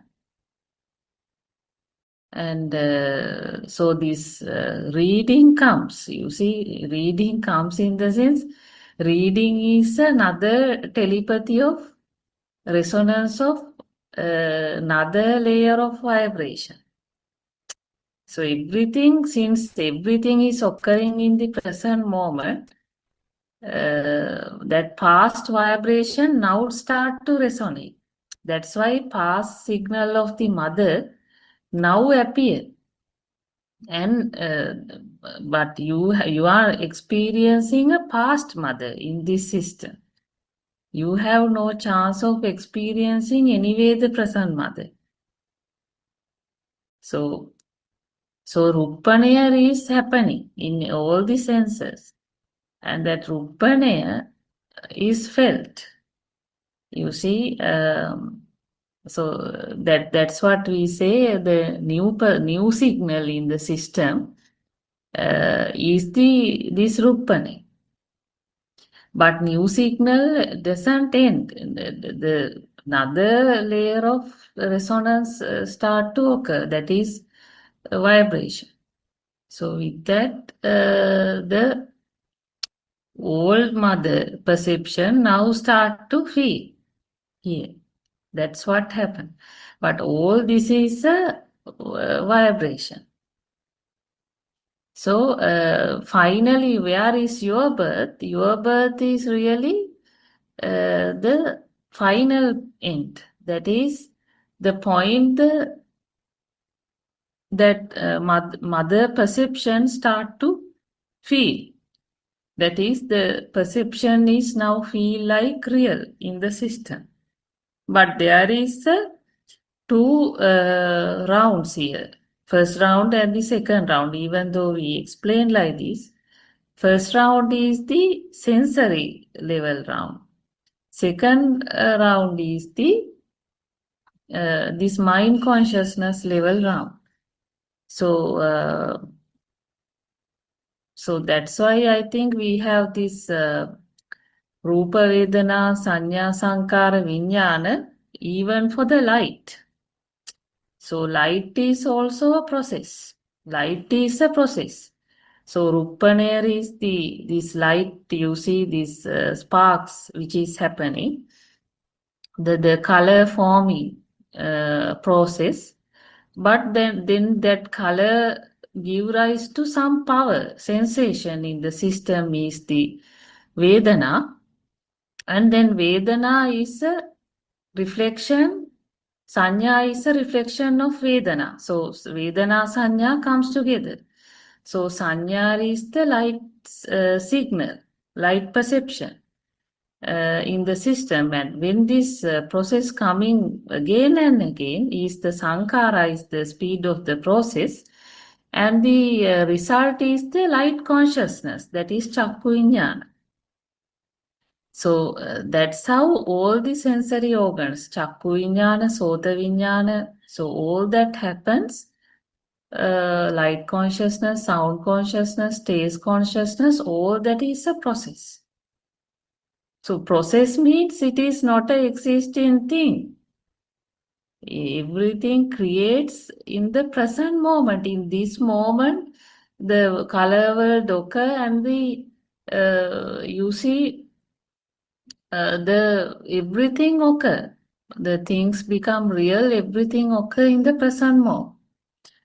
So when this consciousness, you see, start to feel together, gives a totally different thing. That's why. Then it is not the color, sound, or taste or touch.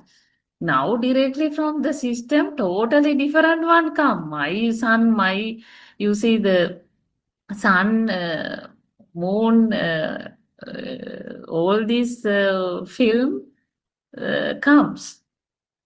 So that's why the thing means actually these perceptions, they really do not carry a meaning. But where your birth is there. If there is no perception world, you can die even today, isn't it? But if the perception world start to feel stronger, you see, then it is, it gives the feel like something, things real, and the existence of things, the Itta Sanya, and then like the two sides of the same coin, the Atma Sanya. So it's all same. So finally it is one vibration here. The vibration is the one transforming like into different ways, and finally it's a totally different one here. That is this Itta Sanya and the Atma Sanya. So the existent field. So that is the one we try to understand here. Yes, Justin, okay, you all can add. Yes, Justin, anything else you like to add here? Actually, the Itta Sanya and the other one, Satta Sanya, these two, the feeling, the sensation happens at the same time. In the process, it happens so instantly, so quickly, rapidly. So we can't distinguish it so neatly. But this can be done only through Abhijna Desana, the person who actually the noble friend only reveals it. So what we have to understand is about how it happens, the process, how the process is going on. Actually, as you said, we start from one point. We see with the help of the eye, that is our vision, we see some object outside. Outside means you experience something. That is a spark. There's actually a spark. Nothing but spark. It get created then and there. It vanishes. And the ultimate result is I am existing. There is a witness. I exist. There is Lord Buddha always asks from his disciples, is this I permanent? Then the disciple says, no.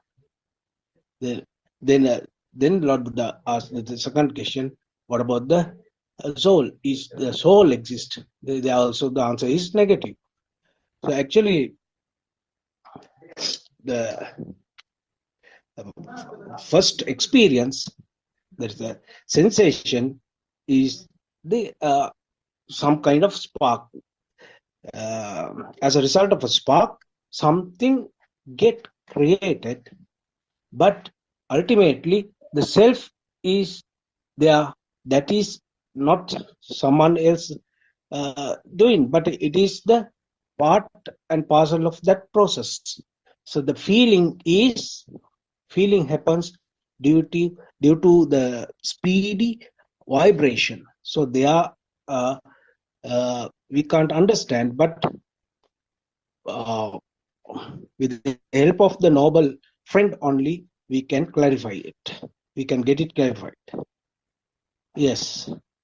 Yes, Justin, as you very correctly pointed out, actually it is the Aryan Vahansa revealed this Dhamma to the world, because I don't think on an ourselves can you see understand this kind of a thing, because we certainly did not had any abhijna or like super awareness, but it is through the journey that Aryan Vahansa took, like doing meditations for very long period from the childhood, and going into this asanya tala, where there is no perception, nothingness stage. You see, practicing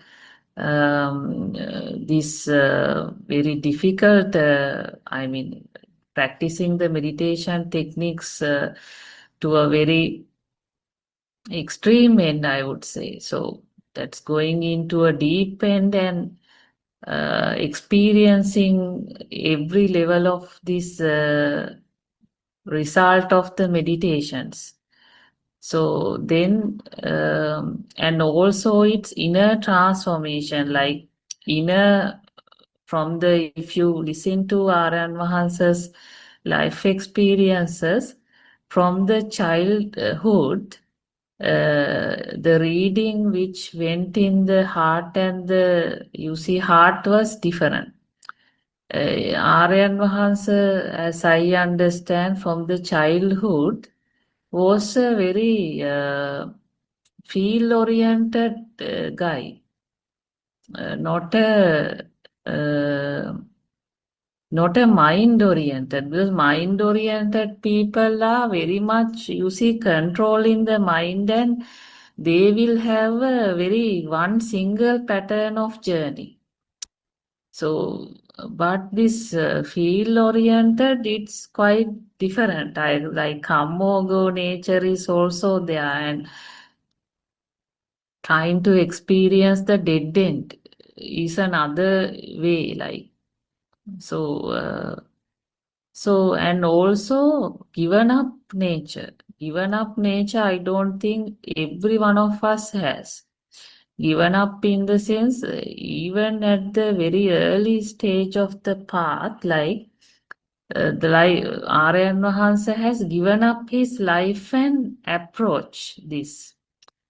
So somehow it will, because it has searching this with that kind of approach. So that is more field side. I think field side is very strong. So that is one reason why this third eye, like this abhijna or this super awareness starts to feel, because it will feel reality is not this, reality is this life. When it start to feel, you see, naturally what it talks or what it sees, the world is different. So now even we can understand. So Anusote means everything start to become real, and everything real, and you are in thoughts, and with the thoughts you try to do something, controlling the thoughts and so on. But you are doing so many good things also, but still you can't happy. You are struggling. You see, you can't die. So all this, why? And you are in the future, like either in the past thought burden or future thought burden. So it is very insane. And then you try to protect yourself from everything else. You see, you try to maintain relations, you try to maintain friends, because you want to satisfy that inside so-called soul. So that is the kind of insane nature, and so much of struggle to satisfy the other people, to maintain people, to maintain things like. But you see, when it comes to this Dhamma, it's quite different, because once you start to feel the truth, naturally you are liberated. Now you have a lot of friends maybe, but you are liberated. You do not carry that strong stress of maintaining them, because you understand this insight is the one you find in outside. So it is not any outside thing is coming and satisfying or fulfilling any inside. It is the inside. So if your inside is very calm, pure, tranquility is there, then that is what you see in outside. So basically, actually, once you understand this Dhamma, will really feel that what do you call that happiness everywhere. But this experience is not like a soul happiness. Happiness is not the good word. So sukha is the word in Pali. So sukha means it's a liberation. Liberation means like it is not falling into any happiness or unhappiness, like. Then that is not caught up in the speed. When the level of speed is the mind power, the speed is the endless thoughts, the speed is the endless film. But when the speed is low means It is the calm and quietness in whole body and also the mind. So it's actually there is nothing called mind there. Because mind is the one which start to feel like real. You see every incident, you feel like real. You feel people like real. You feel value of that and this. All that is the mind. But when this mind drops in the sense, even the thought comes. Thought in the sense, it is a name we give, no. It is a signal. That signal will not carry the power. That is the liberation. So that is really what is happening here. Yes, Justin, or even Kema, we like to hear. Yes, yes, Justin, Teruvan Saranai. Teruvan Saranai. Yeah, as you said, it is not the mind, but the feel is the most important thing. From the beginning, from the childhood, our brain, our mind is, so the brain is filled with all the factors, all the cognitive things. So we are conditioned to think and act and react in that way. That is the nature of this world, the mundane world. But if we go, as you said, as our noble friend followed, the feel, if you follow the feel, actually there is the freedom. You can find the freedom very easily. So when you come to understand this Dhamma, the challenging part is understand the terms. The terms that is in Dhamma, true Dhamma. I mean, when you say the sukha, when you say sukha, the meaning there is the word is given to a feel there. That feel is not felt with the mundane people, in mundane people. So we associate a relatively close word in this mundane world. That is not the exact meaning, actually. Exact meaning. So therefore, the people, most of the people, and especially the Western countries, the people in the Western countries think the happiness. Buddhism says the happiness, and what we say the happiness is the same thing. Actually, that is totally different. So this Dhamma cannot be explained actually only with the help of the words, with the lexical items and the language, linguistic things. It must be felt, because then only you find your transformation and your liberation from your mind. Therefore, it is very important. Any person who is interested in this Dhamma, true Dhamma, try to understand those words in that context. You have actually the Western world and we'll take Germany, for example. Germany, if you take Germany, the people there, they experience happiness in some other way. In the Dhamma, we say the happiness or the tranquility or whatever it is, the word, that is a different meaning. But we don't have English words, I mean, other than the Pali word, to give that exact meaning. But that particular word in that Pali, I mean, when you, as an example, take sukha, when you say sukha, it is a totally different, because that is a felt thing, and that is not in the ordinary or the mundane world. When we, it is the most challenging part in everybody in this forum. I mean, it's very challenging, actually challenging, because we are going to express something to the Western countries and the other people, the mundane world, the people in the mundane world. Justin, can you speak louder? You are very interesting. Please talk. The people in the Western countries, they when they say happiness, that happiness and the sukha, we explained sukha in this our true Dhamma is totally different. I said that part.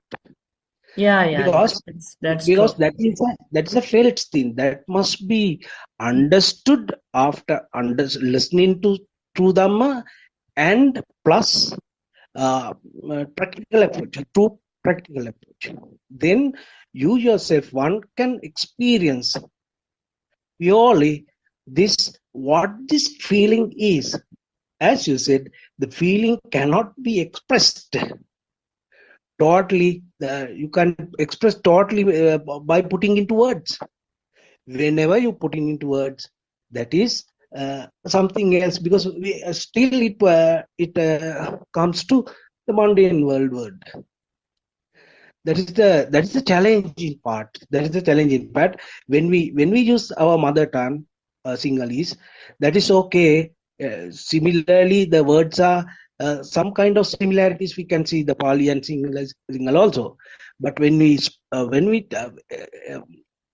spread this message to the Western world, Western countries, and the other people, that is we have to be very careful, because that idea cannot be expressed with the help of those words they are using in their own language. Take for example Nibbana. If you are going to explain that word with the help of the language, it is impossible, because it is felt. That is why Lord Buddha say it exists, the words. Pada ikmola yanawa kiyala in Sinhala we say. So that is the most challenging part in this forum. In this forum, we have to be very, tactful, skillful to put that idea into words. But it is we can't do it always. But that is the challenge. I always emphasize that we have to use the same word that Buddha says. It is sukha is sukha. No, we are not going to explain that into translate into English. Why? Because sukha is not the happiness they say. They are totally different. So then that's another problem arises. What is that? How are I going to express that? So you define that word, sukha. What is sukha? Sukha is this and this and this and this. So you can define it. You can give an equivalent. Equivalent. Sukha and happiness. The same thing. They say we get it from our religion also. Our philosophy is happiness. Even listening to a music, we get happiness. So this is also happiness. So what is it? That is how I feel. That's very, very interesting. Yes, that's really worth actually. I think Kema is also have some ideas. Kema. Yes, please go ahead. Caravan Saranai. Yes, Justin, I agree. The language is really important, and the Buddha said ordinary people don't know what true happiness is, and but Buddha's teachings are pointing to how to find true happiness, and so it's not based on external conditions. And that's what the Western world is, and most ordinary people believe that it comes from external things, and that is not what the Buddha's teaching. So it takes a lot of training to understand and be interested that because how could this be possible? Everything I learned, was saying it's from buying this and being this and getting this and having this. But when you have enough suffering, I think sometimes that can be the spark that you're looking for. He says the noble search starts from suffering, and then we look for a solution. There must be a better way. And sometimes we all get that in life, through life. But some people just don't listen to that intuition that says there must be a better way, and then don't start the search. But it can also, this is where people start searching for the solution. And I'm fortunate that I found this path again in this round of birth. And how I found it, I just feel so grateful because it's not, I know it is what I was looking for. And it's anyway, I think the Four Noble Truths are a condensed version of the dependent origination, very condensed, and it's like a beginning maybe to see. The first two are the cause of suffering. There's a cause, and there is suffering, and then there is a cause, and then wow, number three, there's a way to stop suffering. And there's a four is the path, and he explains it. But then we need good teachers and a lot of help to work on the path. But I think this, as Ron was explaining so well, the dispassion, how this dispassion for the world comes, I think from understanding the Four Noble Truths, dependent origination. It starts losing its interest in entertainment, because you can see that you're just feeding your own suffering. And when you see that you don't, then you start having like a hot fire. You don't want to touch it, motivated to not feed these defilements and the hindrances. Having sila is a way to move toward happiness, from being a less self-oriented human being to letting it shrinks the self, having sila. And so we have to learn what are these things we need to do to live, to break this stuff up, to see clearly. And we do use the mind. Like last night, we talked about using the mind with mind to find our way out of it, but yet not losing interest in the proliferation of this mind that just stirs up everything. And we lose our taste for it. We lose our taste for entertainment because it just feeds this suffering, actually. And the Dhamma, these meetings, these feed the wholesome, the solution, the medicine, the antidote to this ignorance So I'm very grateful for your program and all that goes into this. And that's it for now. Thank you. Thank you so much, Kema, for your excellent explanation.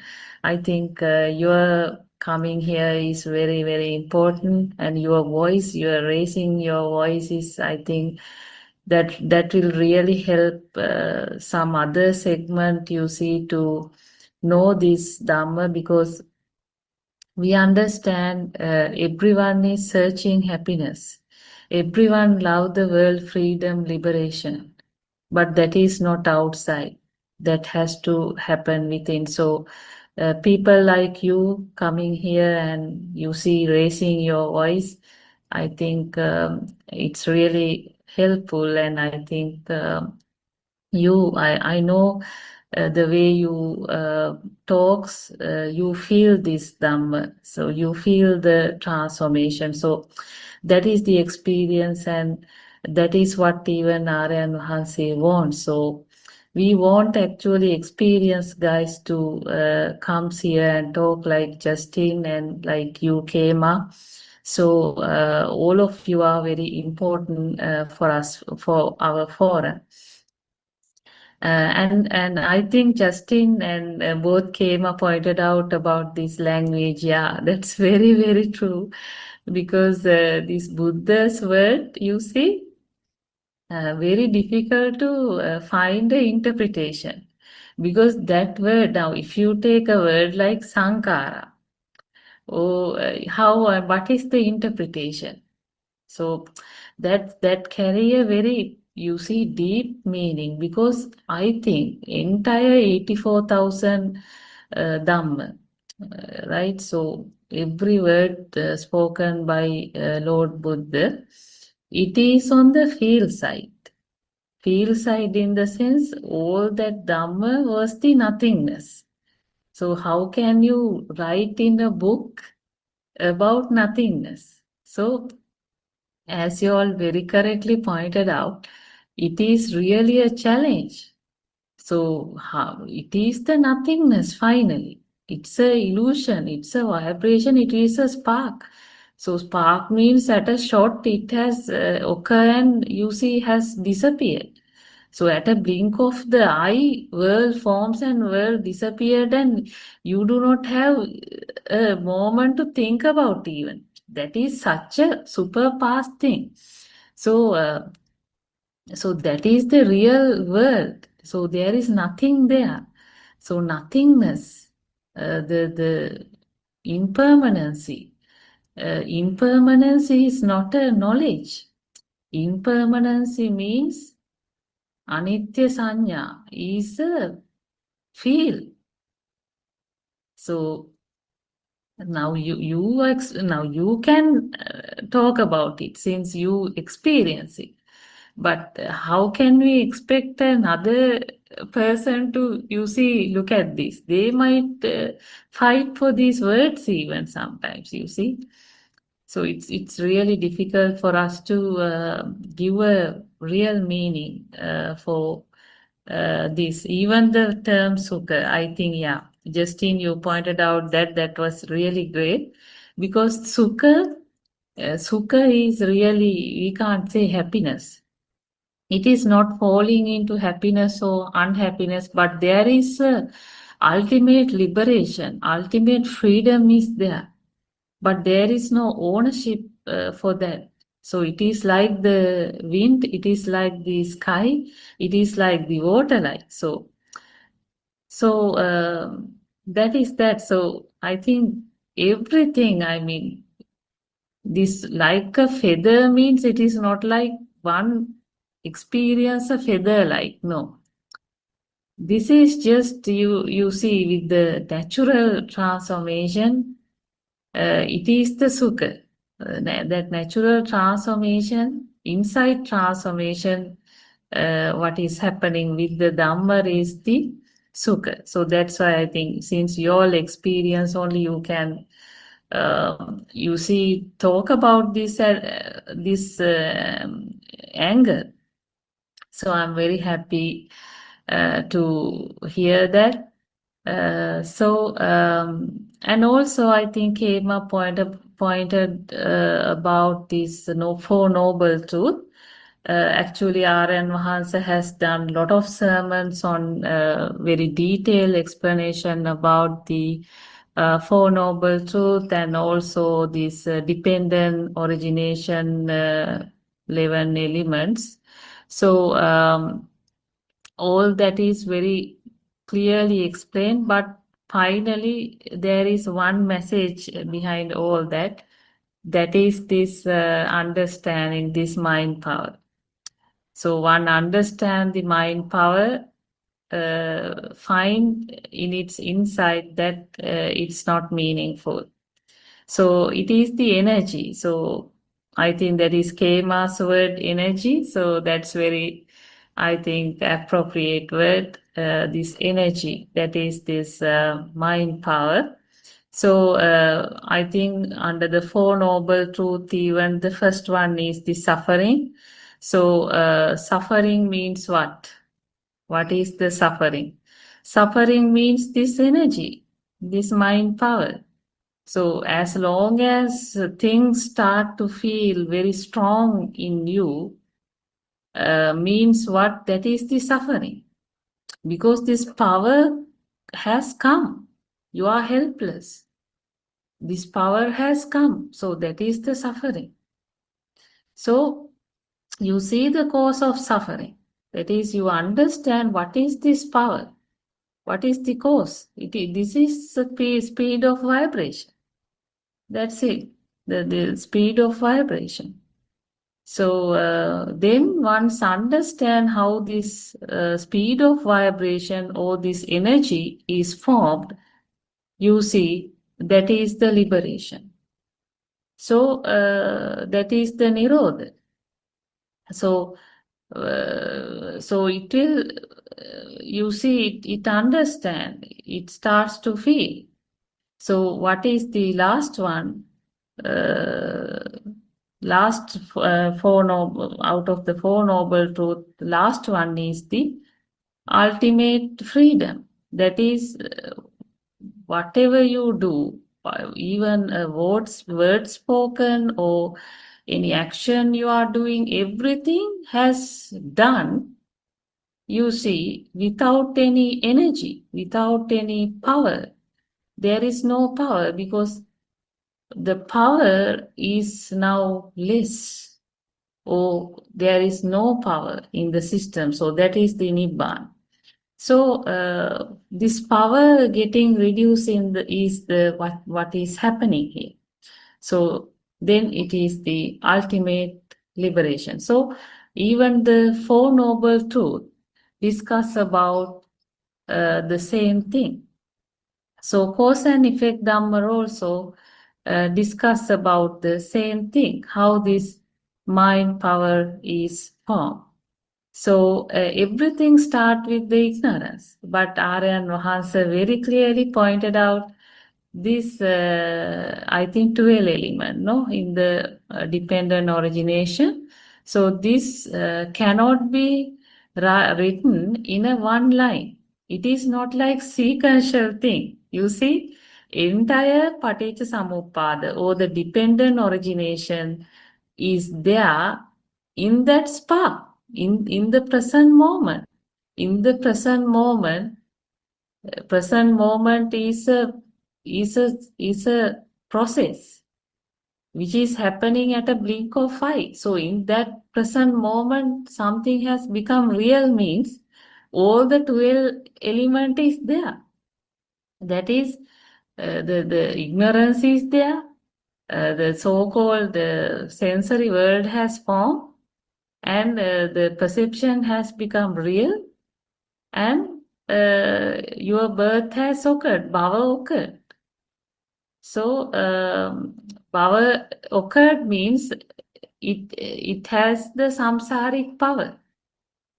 You see, in that moment, samsaric fire is there because itta sanya is there. So in the present moment, everything become real means it is not only a pain or energy in the present moment. So the present moment energy has the power for another rebirth as well. Like that is the ongoing, this process. The process continues. The process is ongoingly happening. Only thing is the spark, there is no end for the spark. Only the body, physical body will change, because we understand this physical body cannot survive for a longer period. So after some part of the life, physical body will change, but that we call terminology, someone die like, but there is no death in this process. This is spark process that continues. So it is a change of the physical body life. So this is the thing. This process is the karma. What is karma? Karma means this ongoing process. There is a continuous process is happening. And someone is caught up here. You see, like entire samsaric cycle. But once who understand this process will but that understanding will not happen in the karma. Like karma is the nature. Karma is this continuously, this process is happening that you can't control. Nobody can control. But it is the cause and effect Dhamma which really have the breakthrough in this whole process. So then one starts to experience the liberation, and it finds that nothing meaningful here. Nothing meaningful. It is just an endless travel, endless suffering. So Buddha never delightfully spoke about the samsara. Nothing meaningful here. So only way is for us to see how this energy is formed and to have that feel of transformation. Yeah, I think this is a very interesting conversation. So we had a very wonderful conversation today with Justin and Kema. So I think tomorrow also we can discuss, because our time has come to end. So let's have a discussion tomorrow also, and I invite both of you. Since you experience this Dhamma, you talk, that's very helpful for us. Shall we conclude the session today, Justin and Kema? Do you have anything more, or shall we conclude? Yes. Yeah, okay. Yes, Thank right. you. Okay. Thank you. Thank Sarvan you. Saranai. Teruvan Saranai Kema, Teruvan Saranai Justin. Thank you so much, both of you. Thank you. Teruvan Saranai Aryan answer. Teruvan Saranai Mr. Andima. Teruvan Saranai everybody. Teruvan Saranai Aryan Wahansa. Teruvan Saranai all of you.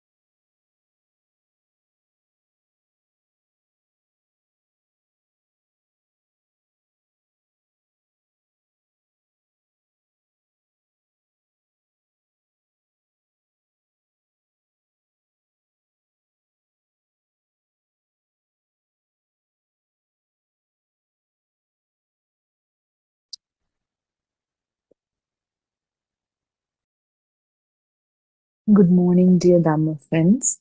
Peruvan Saranai. Before we begin, let us respectfully pay homage to Buddothpado Aryan Wahanse, our noble friend and teacher. Peruvan Saranai Aryan Wahanse. Your noble guidance has illuminated our path to Nirvana. Your unwavering dedication to sharing the ultimate truth and reviving the wisdom of the Arahants is a gift of immeasurable value. We're truly fortunate to witness the unfolding of this profound truth under your compassionate care. May you live long and continue to guide us, Ayubo Veva and Teruvan Saranai. We've been discussing the book, Volume 6 of True Dhamma Has Awakened, PDF of which is available on Buddothpado's website, buddothpado-dhamma.com. And today we are starting with the discussion titled Night Zoom Discussion on Sunday, September 3rd, 2023.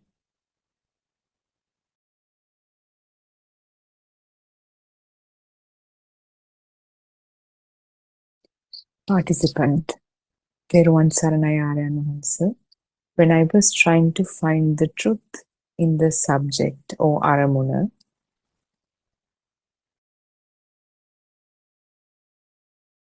Manasancha Paticca Dhammesu, or mentality and materiality, or mental formations, I would like to know to incorporate these with the outside world.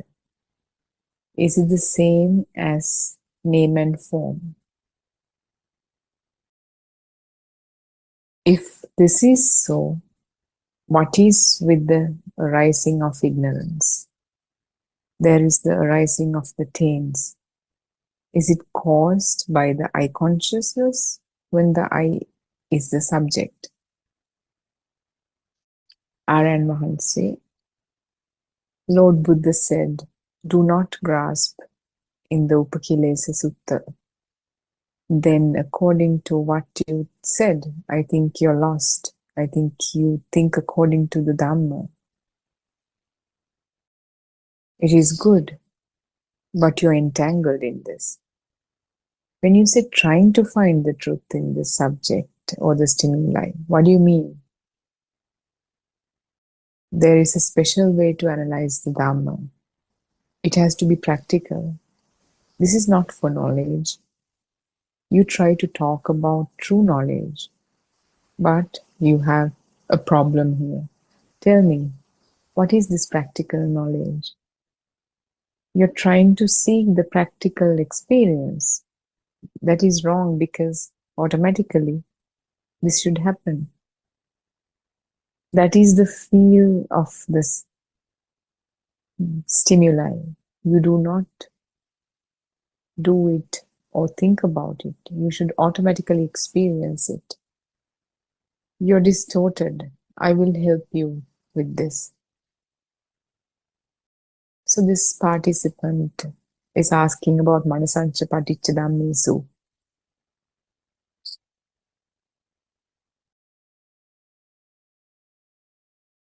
Manovinyana, meaning when the Dhamma comes in contact with the mind, mind consciousness is born. So this person is asking that he or she likes to know to incorporate these with the outside world. Is it the same thing as name and form? And how it's related to ignorance? And how it's related to the appearance of defilements. And Aryan Wahanse says that, he is looking for, searching for Dhamma, which is good, but he or she is entangled in this. And that the Dhamma if you want to understand Dhamma, that you have to be practical, because it's not mere knowledge. True enough that you learn it intellectually at the beginning, but after you listen to this wisdom of truth, after you listen to the true Dhamma, you have to practice it within, you have to see it practically. We say it is only an energy vibration. There is nothing called sounds and colors. This is only something created here and now. It's not an existing thing.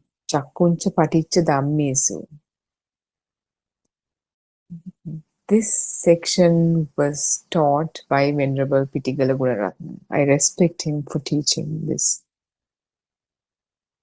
If you think of your former thoughts, then you create I-ness, or me, my past thoughts. That is also incorrect.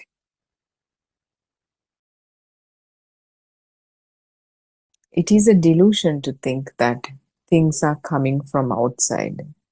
Please refer to the discourses related to this subject, including Lovama Dedaraya.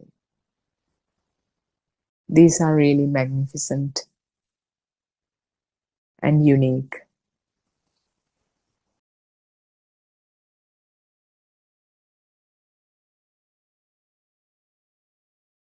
So Aran Mahasi says this whole mind is an energy vibration. Even what we call sounds and colors, they are also manifestations of vibrations.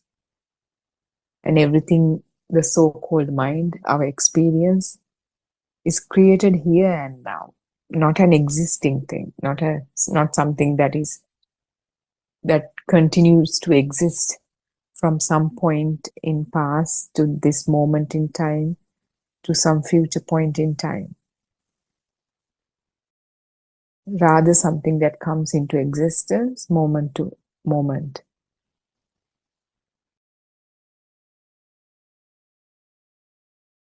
And when we think about former thoughts, this sense of self is created. Somebody who doesn't know the truth, whatever he or she thinks, anyways, is embedded with the self-perception. And to think that something is coming from outside and that thing, that object is giving us pleasure or pain, that's ignorance. And Aryan Mahas recommends that this person listen to the sermon titled Loma Dedaraya. Tinnan Sangati Passo refers to the combination of the five senses. And Arya is not related to a person. You can only find mental purification inside this scope. The objects or the stimuli or aramuna do not exist anywhere. Chakkuncha paticca rupe cha uppajjati chakku viññānam. This is about the speed of vibrations. There's no mind consciousness or viññāna without mental formations. Also, without mind consciousness, there are no sankara or mental formations. According to the vibrations, the five aggregates circulate at such a speed that an illusion of an outside world is created.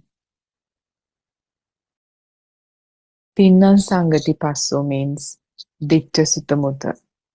Ditta, what's seen, Sutta, what's heard, Mutta, what's felt. So three things come together. These three things together, when we say Ditta, it's seeing, Sutta is hearing. When we say Mutta, we say it's felt, but that component that's felt consists of tasting, smelling, and sensations. Sensations means the heat detected and the pressure detected, or the solidity of something that's being detected through the skin. So meaning the five senses, the inputs from the five sense faculties, they come together. These three things, these three categories of things come together to create the mind. This statement has not been said before. This revelation, or this kind of, one could say interpretation, but it's something that's seen through the transcendental wisdom. This kind of explanation hasn't been done before in the effort to realize the truth. And as I said, it's Dhamma, it's coming through Dhamma Bhignya. So these three things come together to create the mind. First, the eye consciousness, when we say Ditta Sutta Mutta, eye consciousness, sound consciousness, nose consciousness, taste consciousness, body consciousness. That means when we say eye or the vision, and then when we say eye consciousness, it means it's known that I saw something, that something is seen.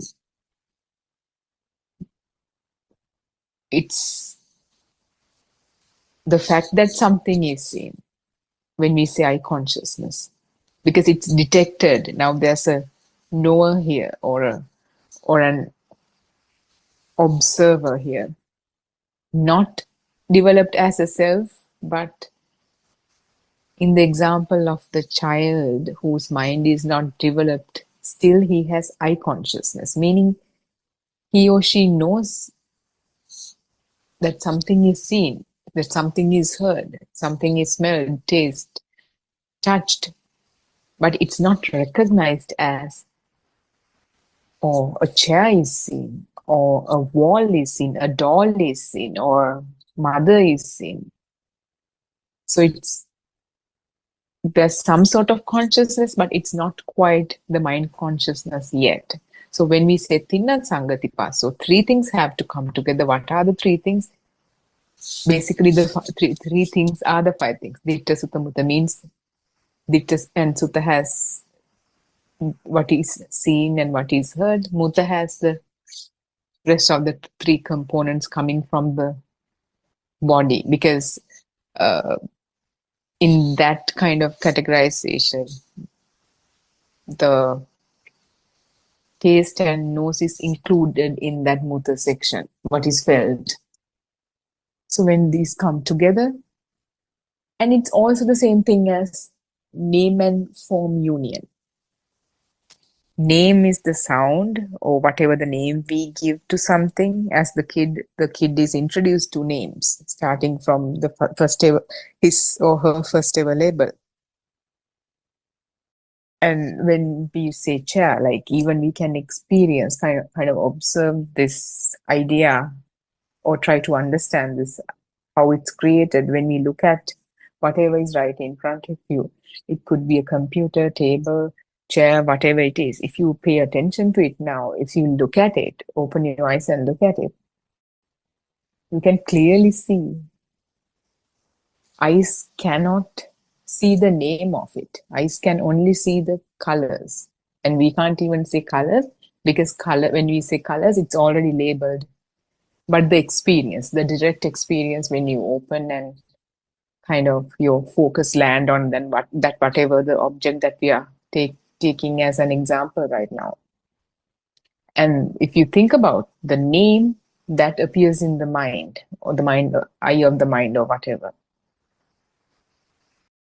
the child doesn't know that it is a table or chair or whatever we are contemplating on right now. So if we don't pay attention to the name aspect of it, it's just the experience of seeing. If there's like some sort of sound, like if it's a computer, there's some sound coming from it. We can say from it, but it's not quite from it, but that's what we think. If you pay attention to the sound that's coming from it, or seemingly coming from it, sound is just the sound.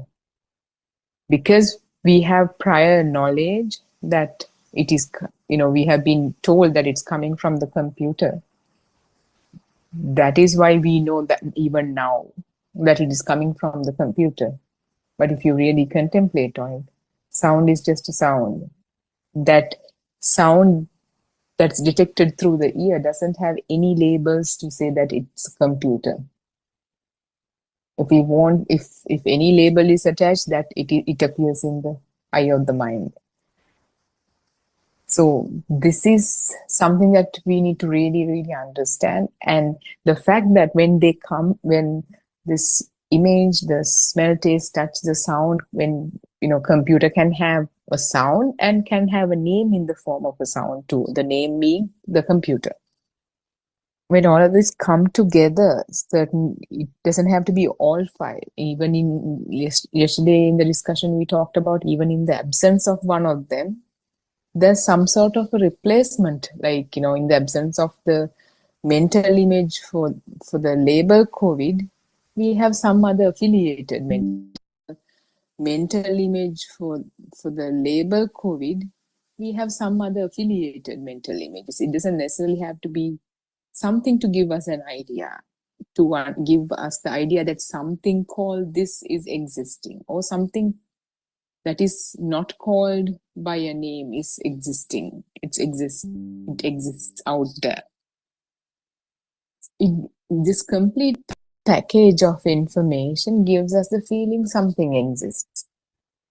And that is why, even though we keep saying that it can be grasped in the form of knowledge, but it's really difficult for us to see it not as a thing, but just as the color, because it's kind of a feeling. This perception has been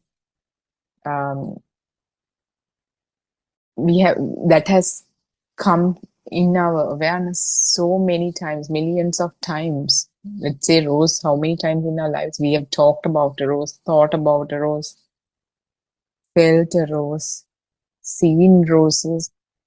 So, like in birthday cards, in the TV, in the garden, in botanical gardens, on Valentine's Day, there are so many affiliations that gives us the feeling, that has happened so many times, that gives us the feeling that thing exists. It has some, like Randima was explaining yesterday, that there's a three-dimensional feel to it. It feels like the smell is coming from there. It feels like it has this softness to it.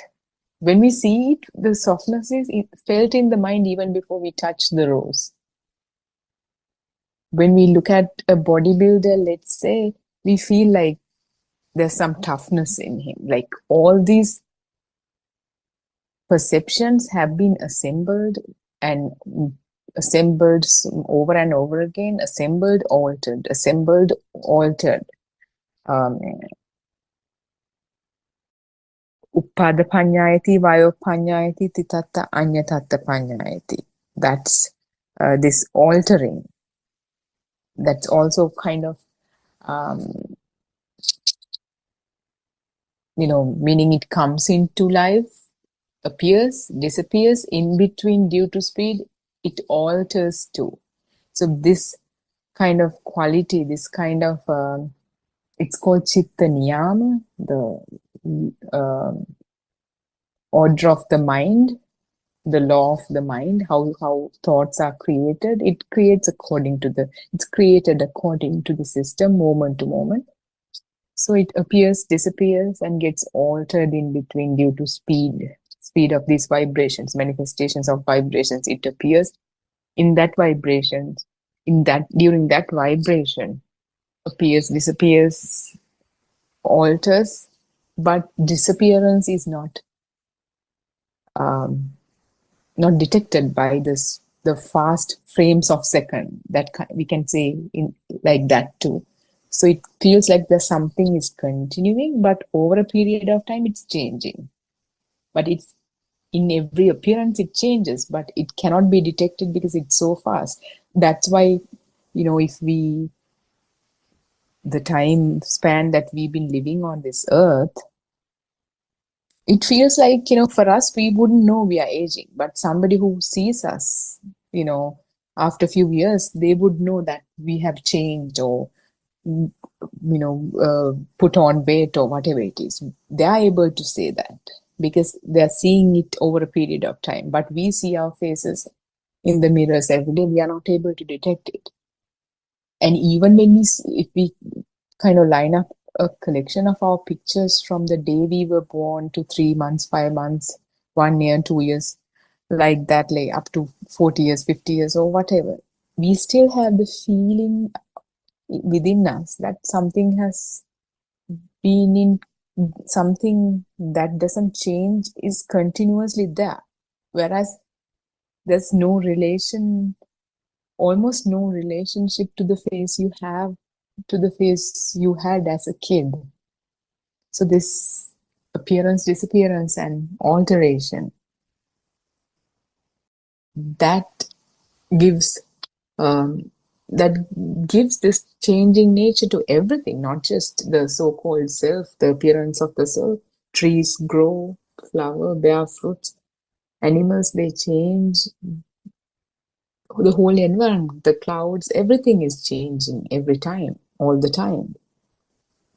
And therefore, it's really difficult for us to not see it as something that's existing, because this kind of nature is already making us feel that something is out there, it's existing, it's changing.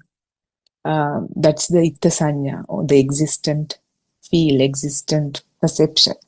And if that is out there, then I am here experiencing all that with respect to that world I hear. And that sense of self is kind of an extension of the same existent feel. That vibration that's manifested turns into an existent feel, turns into the self-perception. That's why R.N. says dependent origination cannot be written in a book. If you're writing it on a book, you have to write one on top of each other, because it's kind of maturing. It's like a flower bud flowering and changing appearance. It's like everything else around us, appearing, disappearing, and changing in between. Our whole experience is that. In between the deception, in between that, this duality is created. When it comes to, when the dependent origination starting from the ignorance kind of matures into the sense of self, and then to clinging and all that duality, this is the most difficult part to grasp from a mind. That's why when we get into the practical approach, when our mind slows down with all the big attachments and clinging that we have in life, they have to slow down for the truth to be seen, because all kinds of these thoughts, let's say you're just entering the Dhamma and you have your 3 kids, they are going through school, you have your husband, you have issues with the husband or a wife or whatever, then there's a lot going in the life. That means so many thoughts. Your whole experience is just crowded with thoughts. There's no space for truth now. But as you understand the importance of the truth, the Dhamma, you listen to it, and you begin to experience little bitty aspects of the mind, get little insights here and there, and slowly it's taking you from the crowded mind to a lesser crowded mind through the diminishment of defilements. It's not concentration meditation, it's not suppressing emotions. And we know we've been done that for a while, and we know when you are not in your cross-legged position, you still have these desires and clinging and all that coming back. But in this practical approach, they are just slowly eradicated one by one, and the mind becomes less cluttered, and there's more free space, and there's more space for the truth to appear. Now you're able to see the mechanism of the mind first-handedly as the defilements are slowly diminished. Just like, you have a very, how do you say this, kind of a unsettled pond. After some time, when the mud kind of settles to the ground, you can see through the pond and you can see the pebbles on the deep bottom of the pond. The same thing happens with the thoughts to the mind. You can see the mind now. And when you see the mind, you get confirmation of this Dhamma you have already heard first-handedly. Oh, this is how it happens. Or this existent feel is this, because we are just listening to this Dhamma and understand it kind of in a logical way based on everything we know at surface level. And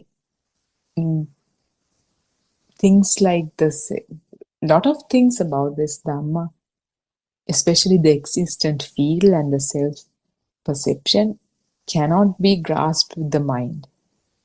It's detected through transcendental wisdom as the mind slows down.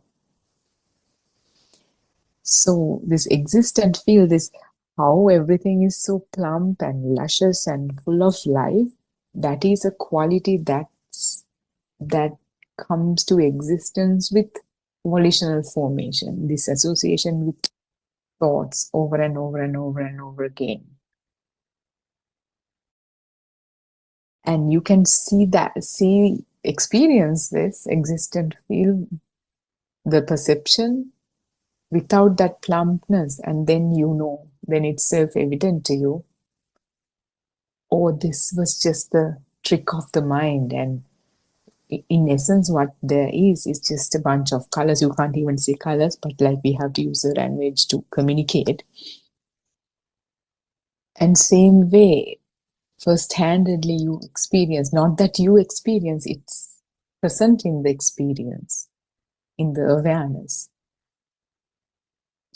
that there's no self here, that there never was any self here. It was an illusion that came into existence. So this is the path, and it's so beautiful because you know for a fact this can never be known by a mind. Because however much we think, that's why we need a little bit of penetrative insight to make sense of Dharma as a sermon is delivered. That's why we need to not just passive, it's not even active or passive, but not just listen to it as if you would listen to a song, but try to really see what it means. Not in terms of knowledge, not through thoughts, but to see it within you, what it says. And especially the sermons of R.M. Mahanse, this just so happens. A lot of people have experienced that. I have experienced that. So, because that non-vibration is capable of doing that to the vibration. For an example, if somebody has a lot of pride, let's say he's some sort of a CEO of a company or whatever, and we don't have that kind of a drive or ambition or desire or whatever. And if he or she talks about his position so highly or whatever it is, we can easily detect that there's a lot of ego in that person. Because we do not have, because with respect to that particular quality about life, since we don't have that kind of vibration or whatever, it acts like a little non-vibration with respect to that person. But let's say you love, you're looking forward to buy your first house or whatever it is, and somebody else is also looking into buying their first house, and both of you are talking about how much you love houses and all that. Nobody's able to see anybody's ego here because they are in the same vibration. But in the example of the noble friend, he's able to see through the entire ego of one person because his ego is zero. So I'm just trying to explain it with words. So hopefully it makes sense. If it doesn't, I apologize. So I think we can continue with the second portion of the discussion. Randima is here, Justin and Kema. Namali Teruvan Saranai. Teruvan Saranai Harshi. Teruvan Saranai all of you. Yeah. Yeah, Harshi, I think if somebody has questions, we can ask. Yeah, if you have any questions, you can ask. Yes, Kema, yeah, please feel free, Justin, yes, to ask any questions you might have.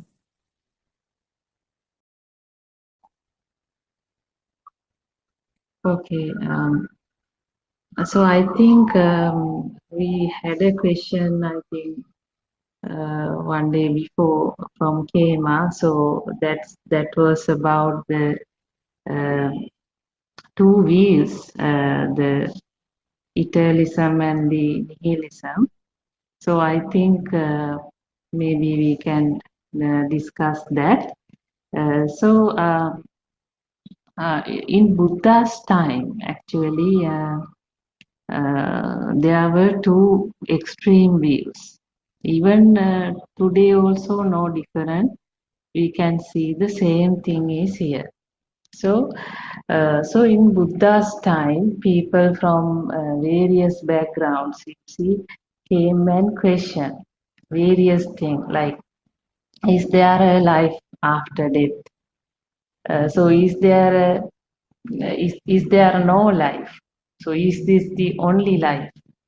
Is the life end from this birth? So these kind of questions were raised. At the same time, there were some couple of people, they strongly believe, so this is the only birth and there is no life after death. So you see, they were sort of also enjoying a kind of a tranquility, kind of peace, because they had no expectation, you see, of a soul. So they say there's no soul, like, so there's no you see, there is no life after death. So there were a lot of views. So if we try to understand these two views, actually one view is about the existence. So somebody comes and raise whether soul exists or whether soul do not exist. That is the kind of question here. So we have to understand this existence, or somebody say something is not existing, even that is just like the two sides of the same coin. Two sides of the same coin. For example, now if I say something is no, indirectly that means something is exist, isn't it? So there is an indirect meaning there. So therefore, we have to understand for certain questions in certain situations, even certain questions came to Buddha. Actually, Buddha refused answering some questions, not given a straightforward answer, because the real answer is, you see, that is not in like yes or no. It's really a deep realization. So it is with the realization one get the answer like. So therefore, I think this one, whether soul exists, whether the soul do not exist. So let's take for example these two questions. As long as someone think, you see, someone think he is a mundane guy, He doesn't know Dhamma, let's say. He doesn't know. He's a mundane guy. So he thinks from another thought that there is no soul. You see? So that is also, you have to understand, that is not a realization of a non-soul, but he's thinking. He's thinking. So there you have to understand, it is another view only. It is another thinking. It is still another thought. It is not beyond thought. That is the interesting part here. Interesting part is, so let's say there are two people, X and Y. Both of these people do not know Dhamma, but one believes that there is no soul, the other one believes that there is a soul. So both these are just thinking. So that falls back again into this existent, non-existent in the mind. So that is a thought. That is the back again the mithya drushti, or that is the misconception. But what is the middle path? If you look at the middle path discussed by the Buddha, that starts with the sense of birth. Sense of birth. So it's not really a kind of a soul angle. It is the sense of birth. Each and every moment, it is the sensor gives rise the birth. Like the sensor generates the power, the mind spark arising. So we're creating this moment at a fraction of second, and will disappear in the same moment without having you see any existence. So this is the very different. So what is created in the sensor, you see, do not carry any meaning. Do not carry any meaning, and it's only a sense experience only. And find non-soul, and find, you see, non-reality of things. So that is very interesting, not finding reality of things. You see, mind interpretation all the time depend on a particular thing. But when you take the right angle in this Dhamma, you understand there is nothing realistic in any of the things, even so-called soul. So we are talking about a deep realization where there is an underlying transformation. That is a field of transformation. Really, that's difficult to explain, but this transformation is the one which starts to evident within you every moment. So it's a every moment feel of the truth means it is the feel of reality that this so-called world is not real. So that is the guy, actually we can say it is the Arya land. It is no more in the mundane land. So mundane land is the Anusota, or where the sparks or this vibration is forming and getting stronger, stronger and stronger. But Patisota, or the opposite, or the Arya land, whatever I'm using, all these are just terminologies, just forget about it. But what's happened is when somebody understands the reality of the self, and there is no reality of any of the things, so that becomes a transformation. So that's a transformation where your entire underlying system will feel. So it's a transformation feel by the entire body cells life. So that's why we talk about the inner transformation. So that is the Sammaditi. So we are using various terminologies here. So you have to be very careful. Sometimes we say non-vibration. Sometimes we say this transformation. Sometimes we say Sammaditi. That is the right vision. Or sometimes we say, so now see, all the time we tell the same thing. Same thing is truth need to evident within you. That's it. Very simple. This is simple in that context. So that's why we say it is not just a knowledge. Knowledge means just here and there is no transformation, but it is the same soul is there like. But the transformation is different. Transformation is a feel. Yeah. The world will not become real after that. So then it is every moment liberation. Every moment it's a feel of, you see, underlying truth that there is no soul. So now if this question, let's say, how can somebody give a direct answer to this, whether there is a soul?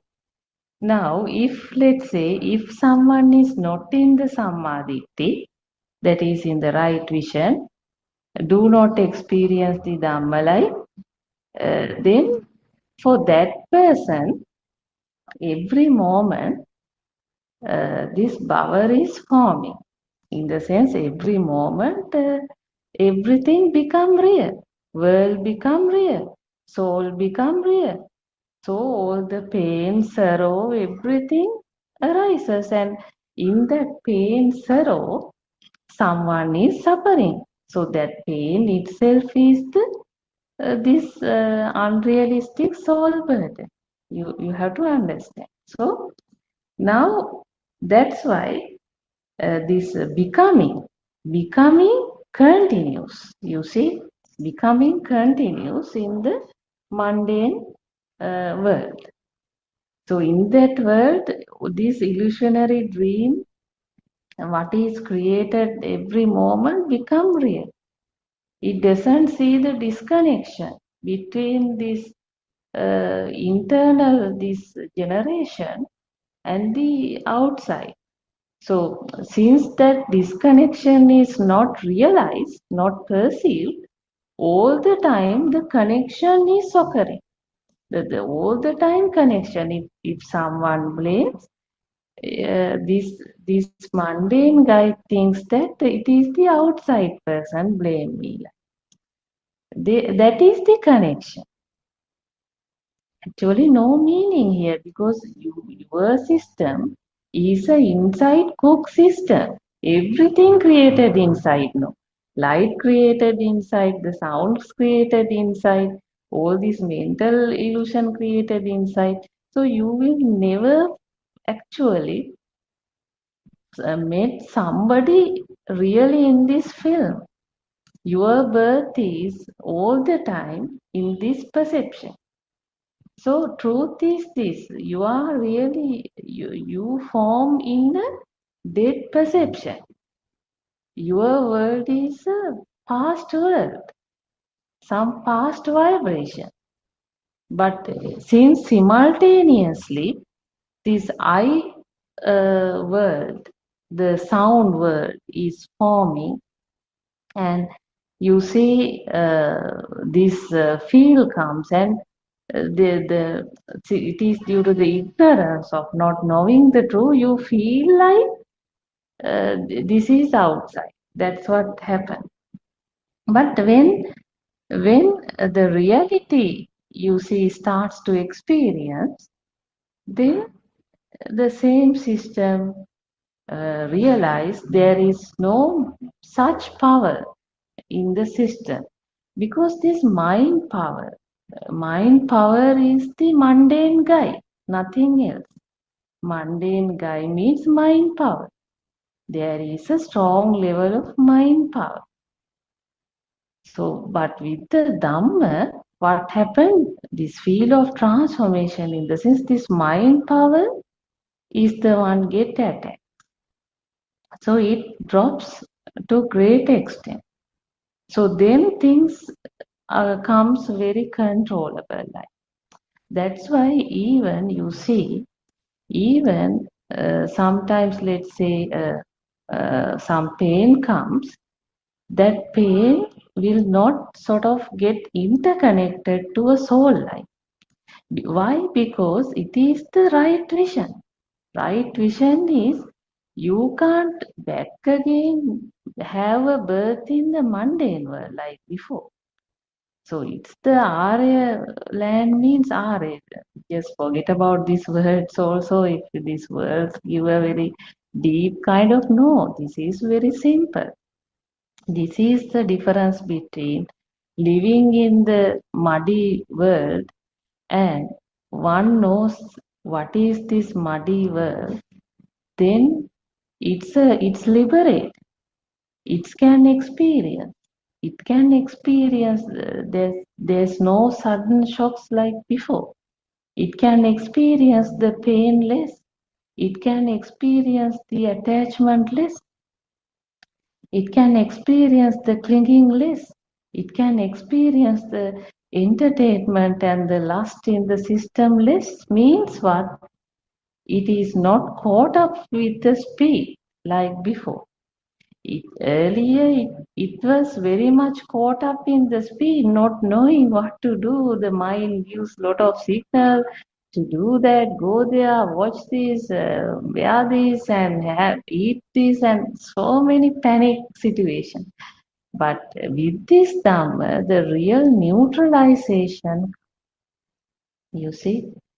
So that is the beauty.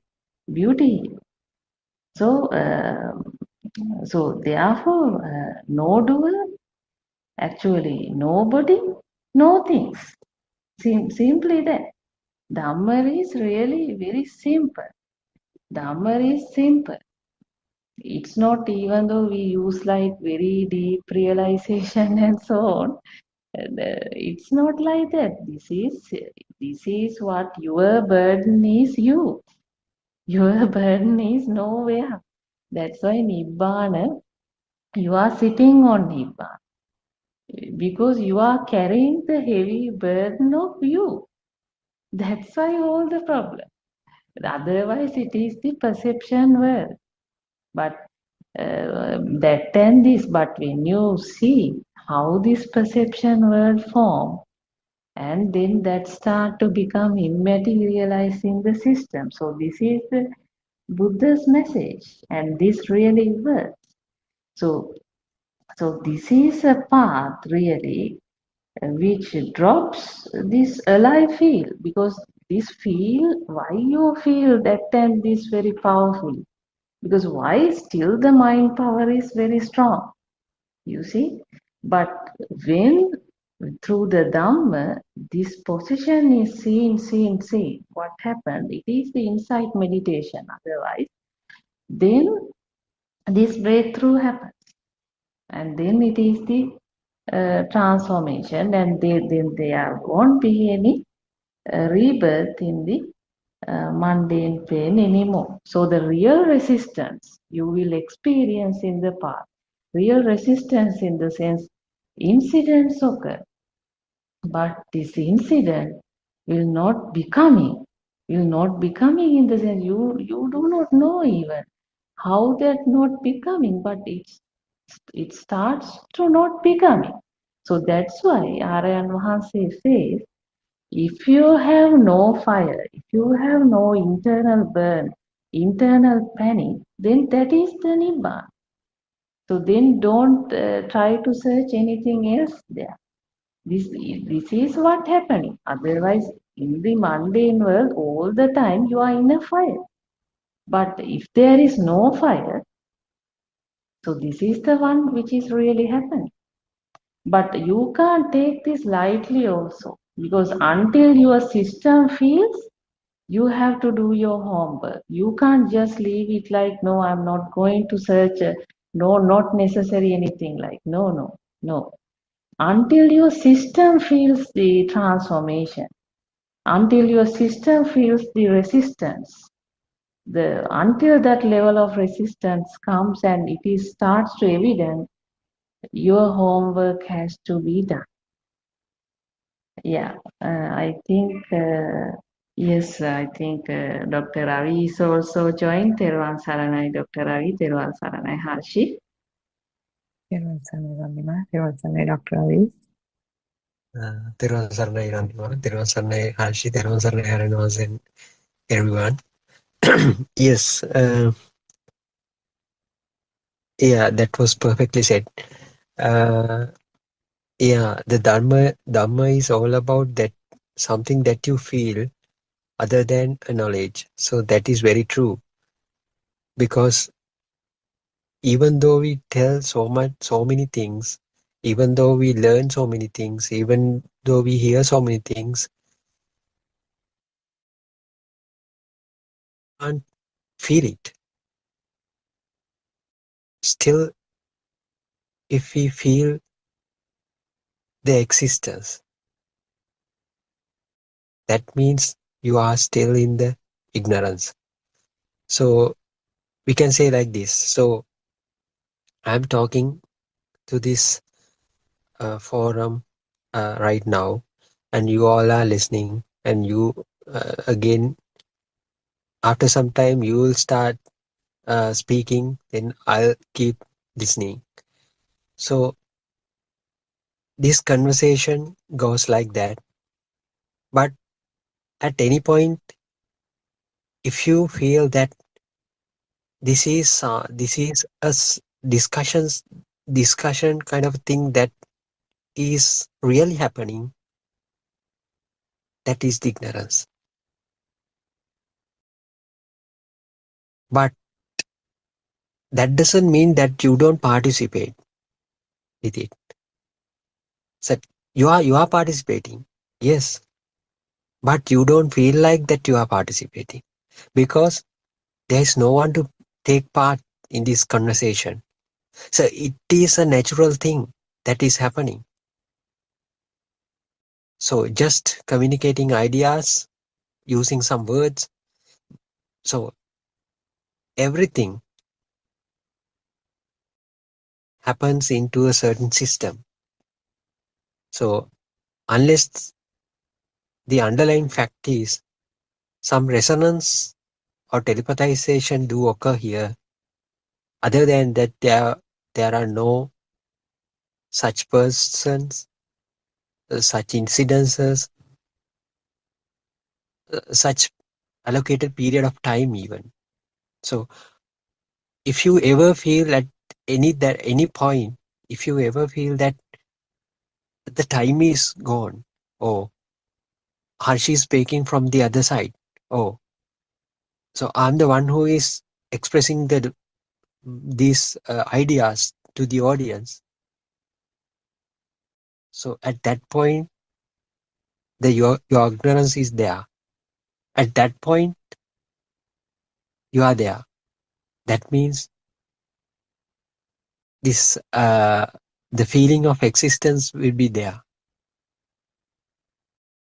But so that feeling has to come from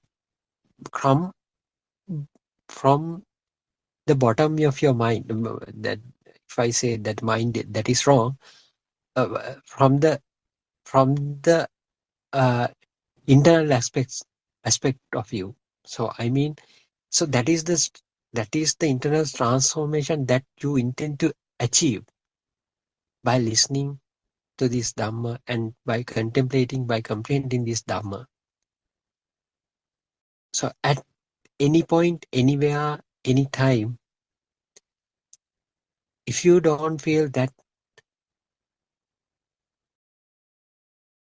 you are not, that you are existing, not existing, that is the actual feel. So that means everything so you can engage anything, and you can talk with anybody. You can think you can, the thoughts might come into the mind. So I should speak like that. The way I expressed is not very accurate, and the way I interact with the other people is not very correct. So those are thoughts. So it also can happen. The thoughts might come, so you can't prevent it. So it is again the system. So what do you worry about that thing? So eventually what will happen? You will be able to let go of everything. Say goodbye. The past is gone. Future has not come yet. So you are living in this moment only. But this moment is not real. So it is not another kind of theoretical thing. So you should feel that the present is not real. So if you feel internally, so at that, in those instances, you will not engage with the things what is currently happening. So you feel that you, even though so many things happens right now, but you are not engaged with that. But you are not there. You are not that moment. So that is the feeling that you would feel if you eradicate your, if you are able to eradicate your ignorance. So even though we say the ignorance is not knowing the truth, but again, the ignorance is not feeling the truth. So if you are not feeling the truth, so of course you have to know the truth first, but you have to feel the truth. If you do not feel the truth, your ignorance would be there. The knowledge is not sufficient for that. Is that it has to be felt. So in order to do so, what we have to do is just we have to listen, then we have to understand, then we have to contemplate, then you have to apply the understanding to your day-to-day life, even during this conversation. So if you can apply that understanding to this conversation as well. So what is the understanding you have is the nothingness, that everything happens. So with the understanding, you know, there is no person here, no doer here, no doer, no person to listen, no person to speak up, no such kind of instances here. But you are engaging well with this forum. So it is very difficult to understand for a person who is coming from the mundane plane. But if you have been engaging with these discussions for some time, you know what does that mean. It is someone strange. It is someone strange for a newcomer, new listener. But if you are if you are if you have if you are a person who has engaged for some time, engagement with this Dhamma for some time, so it will not a strange thing to listen these kind of things, because there is some kind of a feeling without a self even. So from the time you are born, you have been dealing with a self that you knew that there was a person, but so you felt like you were living until this time, this moment. But Lord Buddha said there's another kind of a feeling without a self even. So that is the experience that Aranvasi wants to give us. So this is the message that Aranvasi wants to convey to entire world. Yes, another kind of a experience as well without a self. That non-self experience is so unique and so different. It is very difficult to be felt with a thought, because thoughts, when we believe in thoughts, that exact feeling will be masked. So how you can bring up that actual feeling into the surface? By understanding the thought. If you understand the thought, if you know, if you do not assign any value to the thought, that the mask will be removed. The underlying, the non-existence feeling will come up. That is why Randima earlier, as Randima said earlier, we are sitting on Nibbana. Actually, we don't know. Until now, we didn't know. But now we know. But we still can't experience. Why? Because we don't have enough practice. At some point, if you are able to feel that non-soul experience, so it will become prominent day by day. So what we have to do is let it surface. Let it come up. So what you have to say is, let go your masking thoughts. So thoughts are covering, because thoughts are the thing. If you believe the thoughts are real, as long as you believe on your thoughts, that actual feeling will be pushed downwards. So what you have to do is, you understand the reality of the thoughts. If you understand the nothingness of the thought, then you can perfectly say goodbye to your thoughts. Let them go. Just know.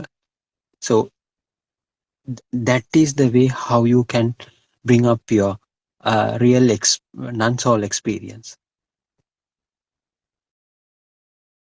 Yes, Arshi, Teruvan Saranai. Yeah, Dr. Ravi, Teruvan Saranai. Thank you for sharing those thoughts. If any one of you all have a question, this will be a good time. I'll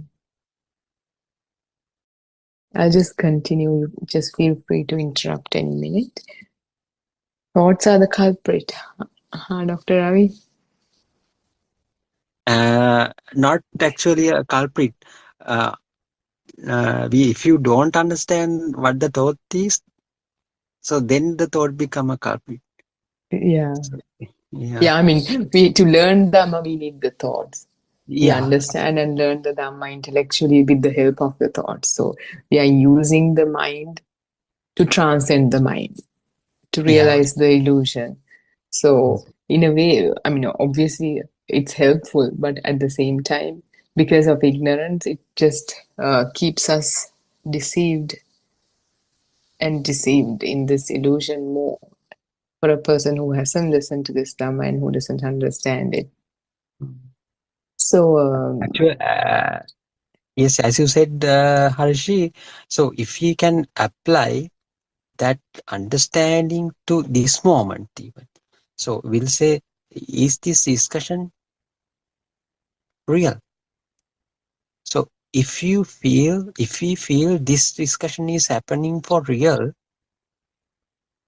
that means we believe, we assign some value to that thought. So these are thoughts. So I'm speaking here. So I'm speaking to you, to the audience. If I, at any point, if I take this happens really, or this is a real scenario, that is my ignorance. So that doesn't mean that I can't talk. I can talk. So then again, am I the one who who is talking right now? No. This is kind of a communication. This resonance are happening everywhere. So who bothers? So am I actually here? No. Is there a person to represent this forum? No. Yeah, that has to come from the understanding. So if someone is listening this forum who is coming from the mundane world, he or she might say they are speaking nonsense. But I know you understand what I'm telling. Kema is understanding what I'm telling, and also the Bernard as well, and Randima, isn't it? So at any point, the things that are happening become real for us. That is our ignorance. So it's just a happening. There's no doer. Am I the one who is doing it? No way. I don't feel like that. So if I don't feel like that, I'm speaking in front of an audience, so I'm take part in this Zoom. That is, the ignorance would be there. Yeah, so now when we uh, when we think about the Zoom, usually the way the mind works, we are used to being in a physical meetup, and we have all sorts of mental images about that. Now no one has seen anyone here.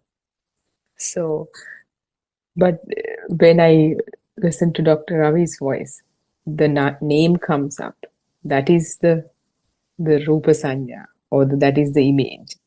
And then there's some vague image also, and that voice is connected to that vague image. And there's like a with the Zoom ZOOM, there's that image connected to this whole mental image about the Zoom meeting.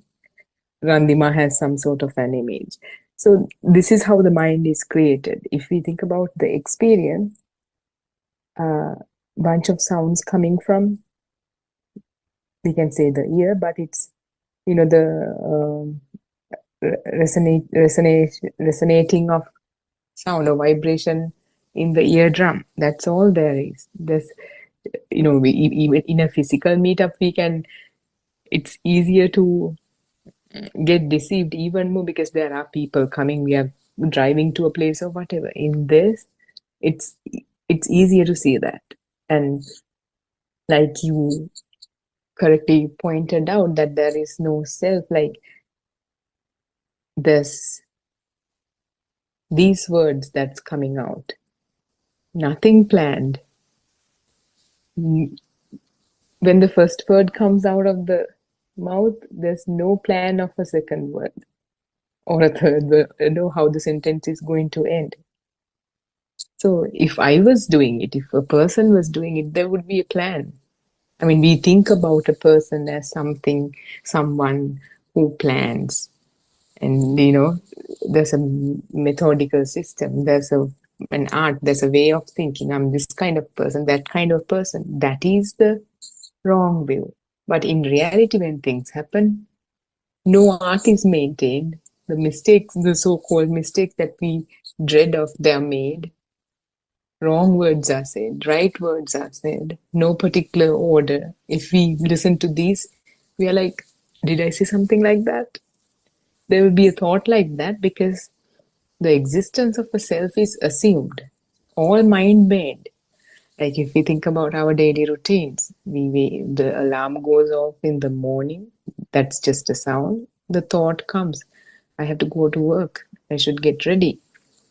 That comes in the form of a mental image, like a mental image of me going to work or driving the car or parking the car at a certain place, is in that initial mental image. And the body is now activated, it moves accordingly.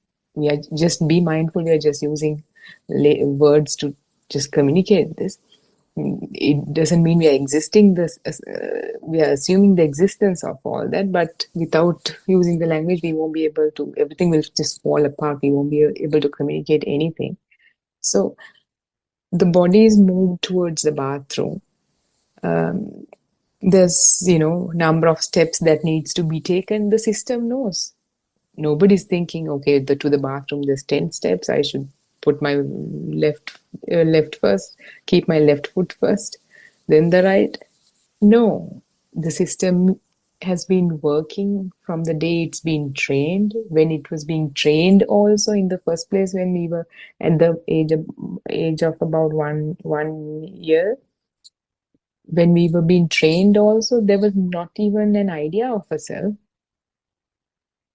Yet the system acted accordingly. Like somebody would, help us. The mother would help us.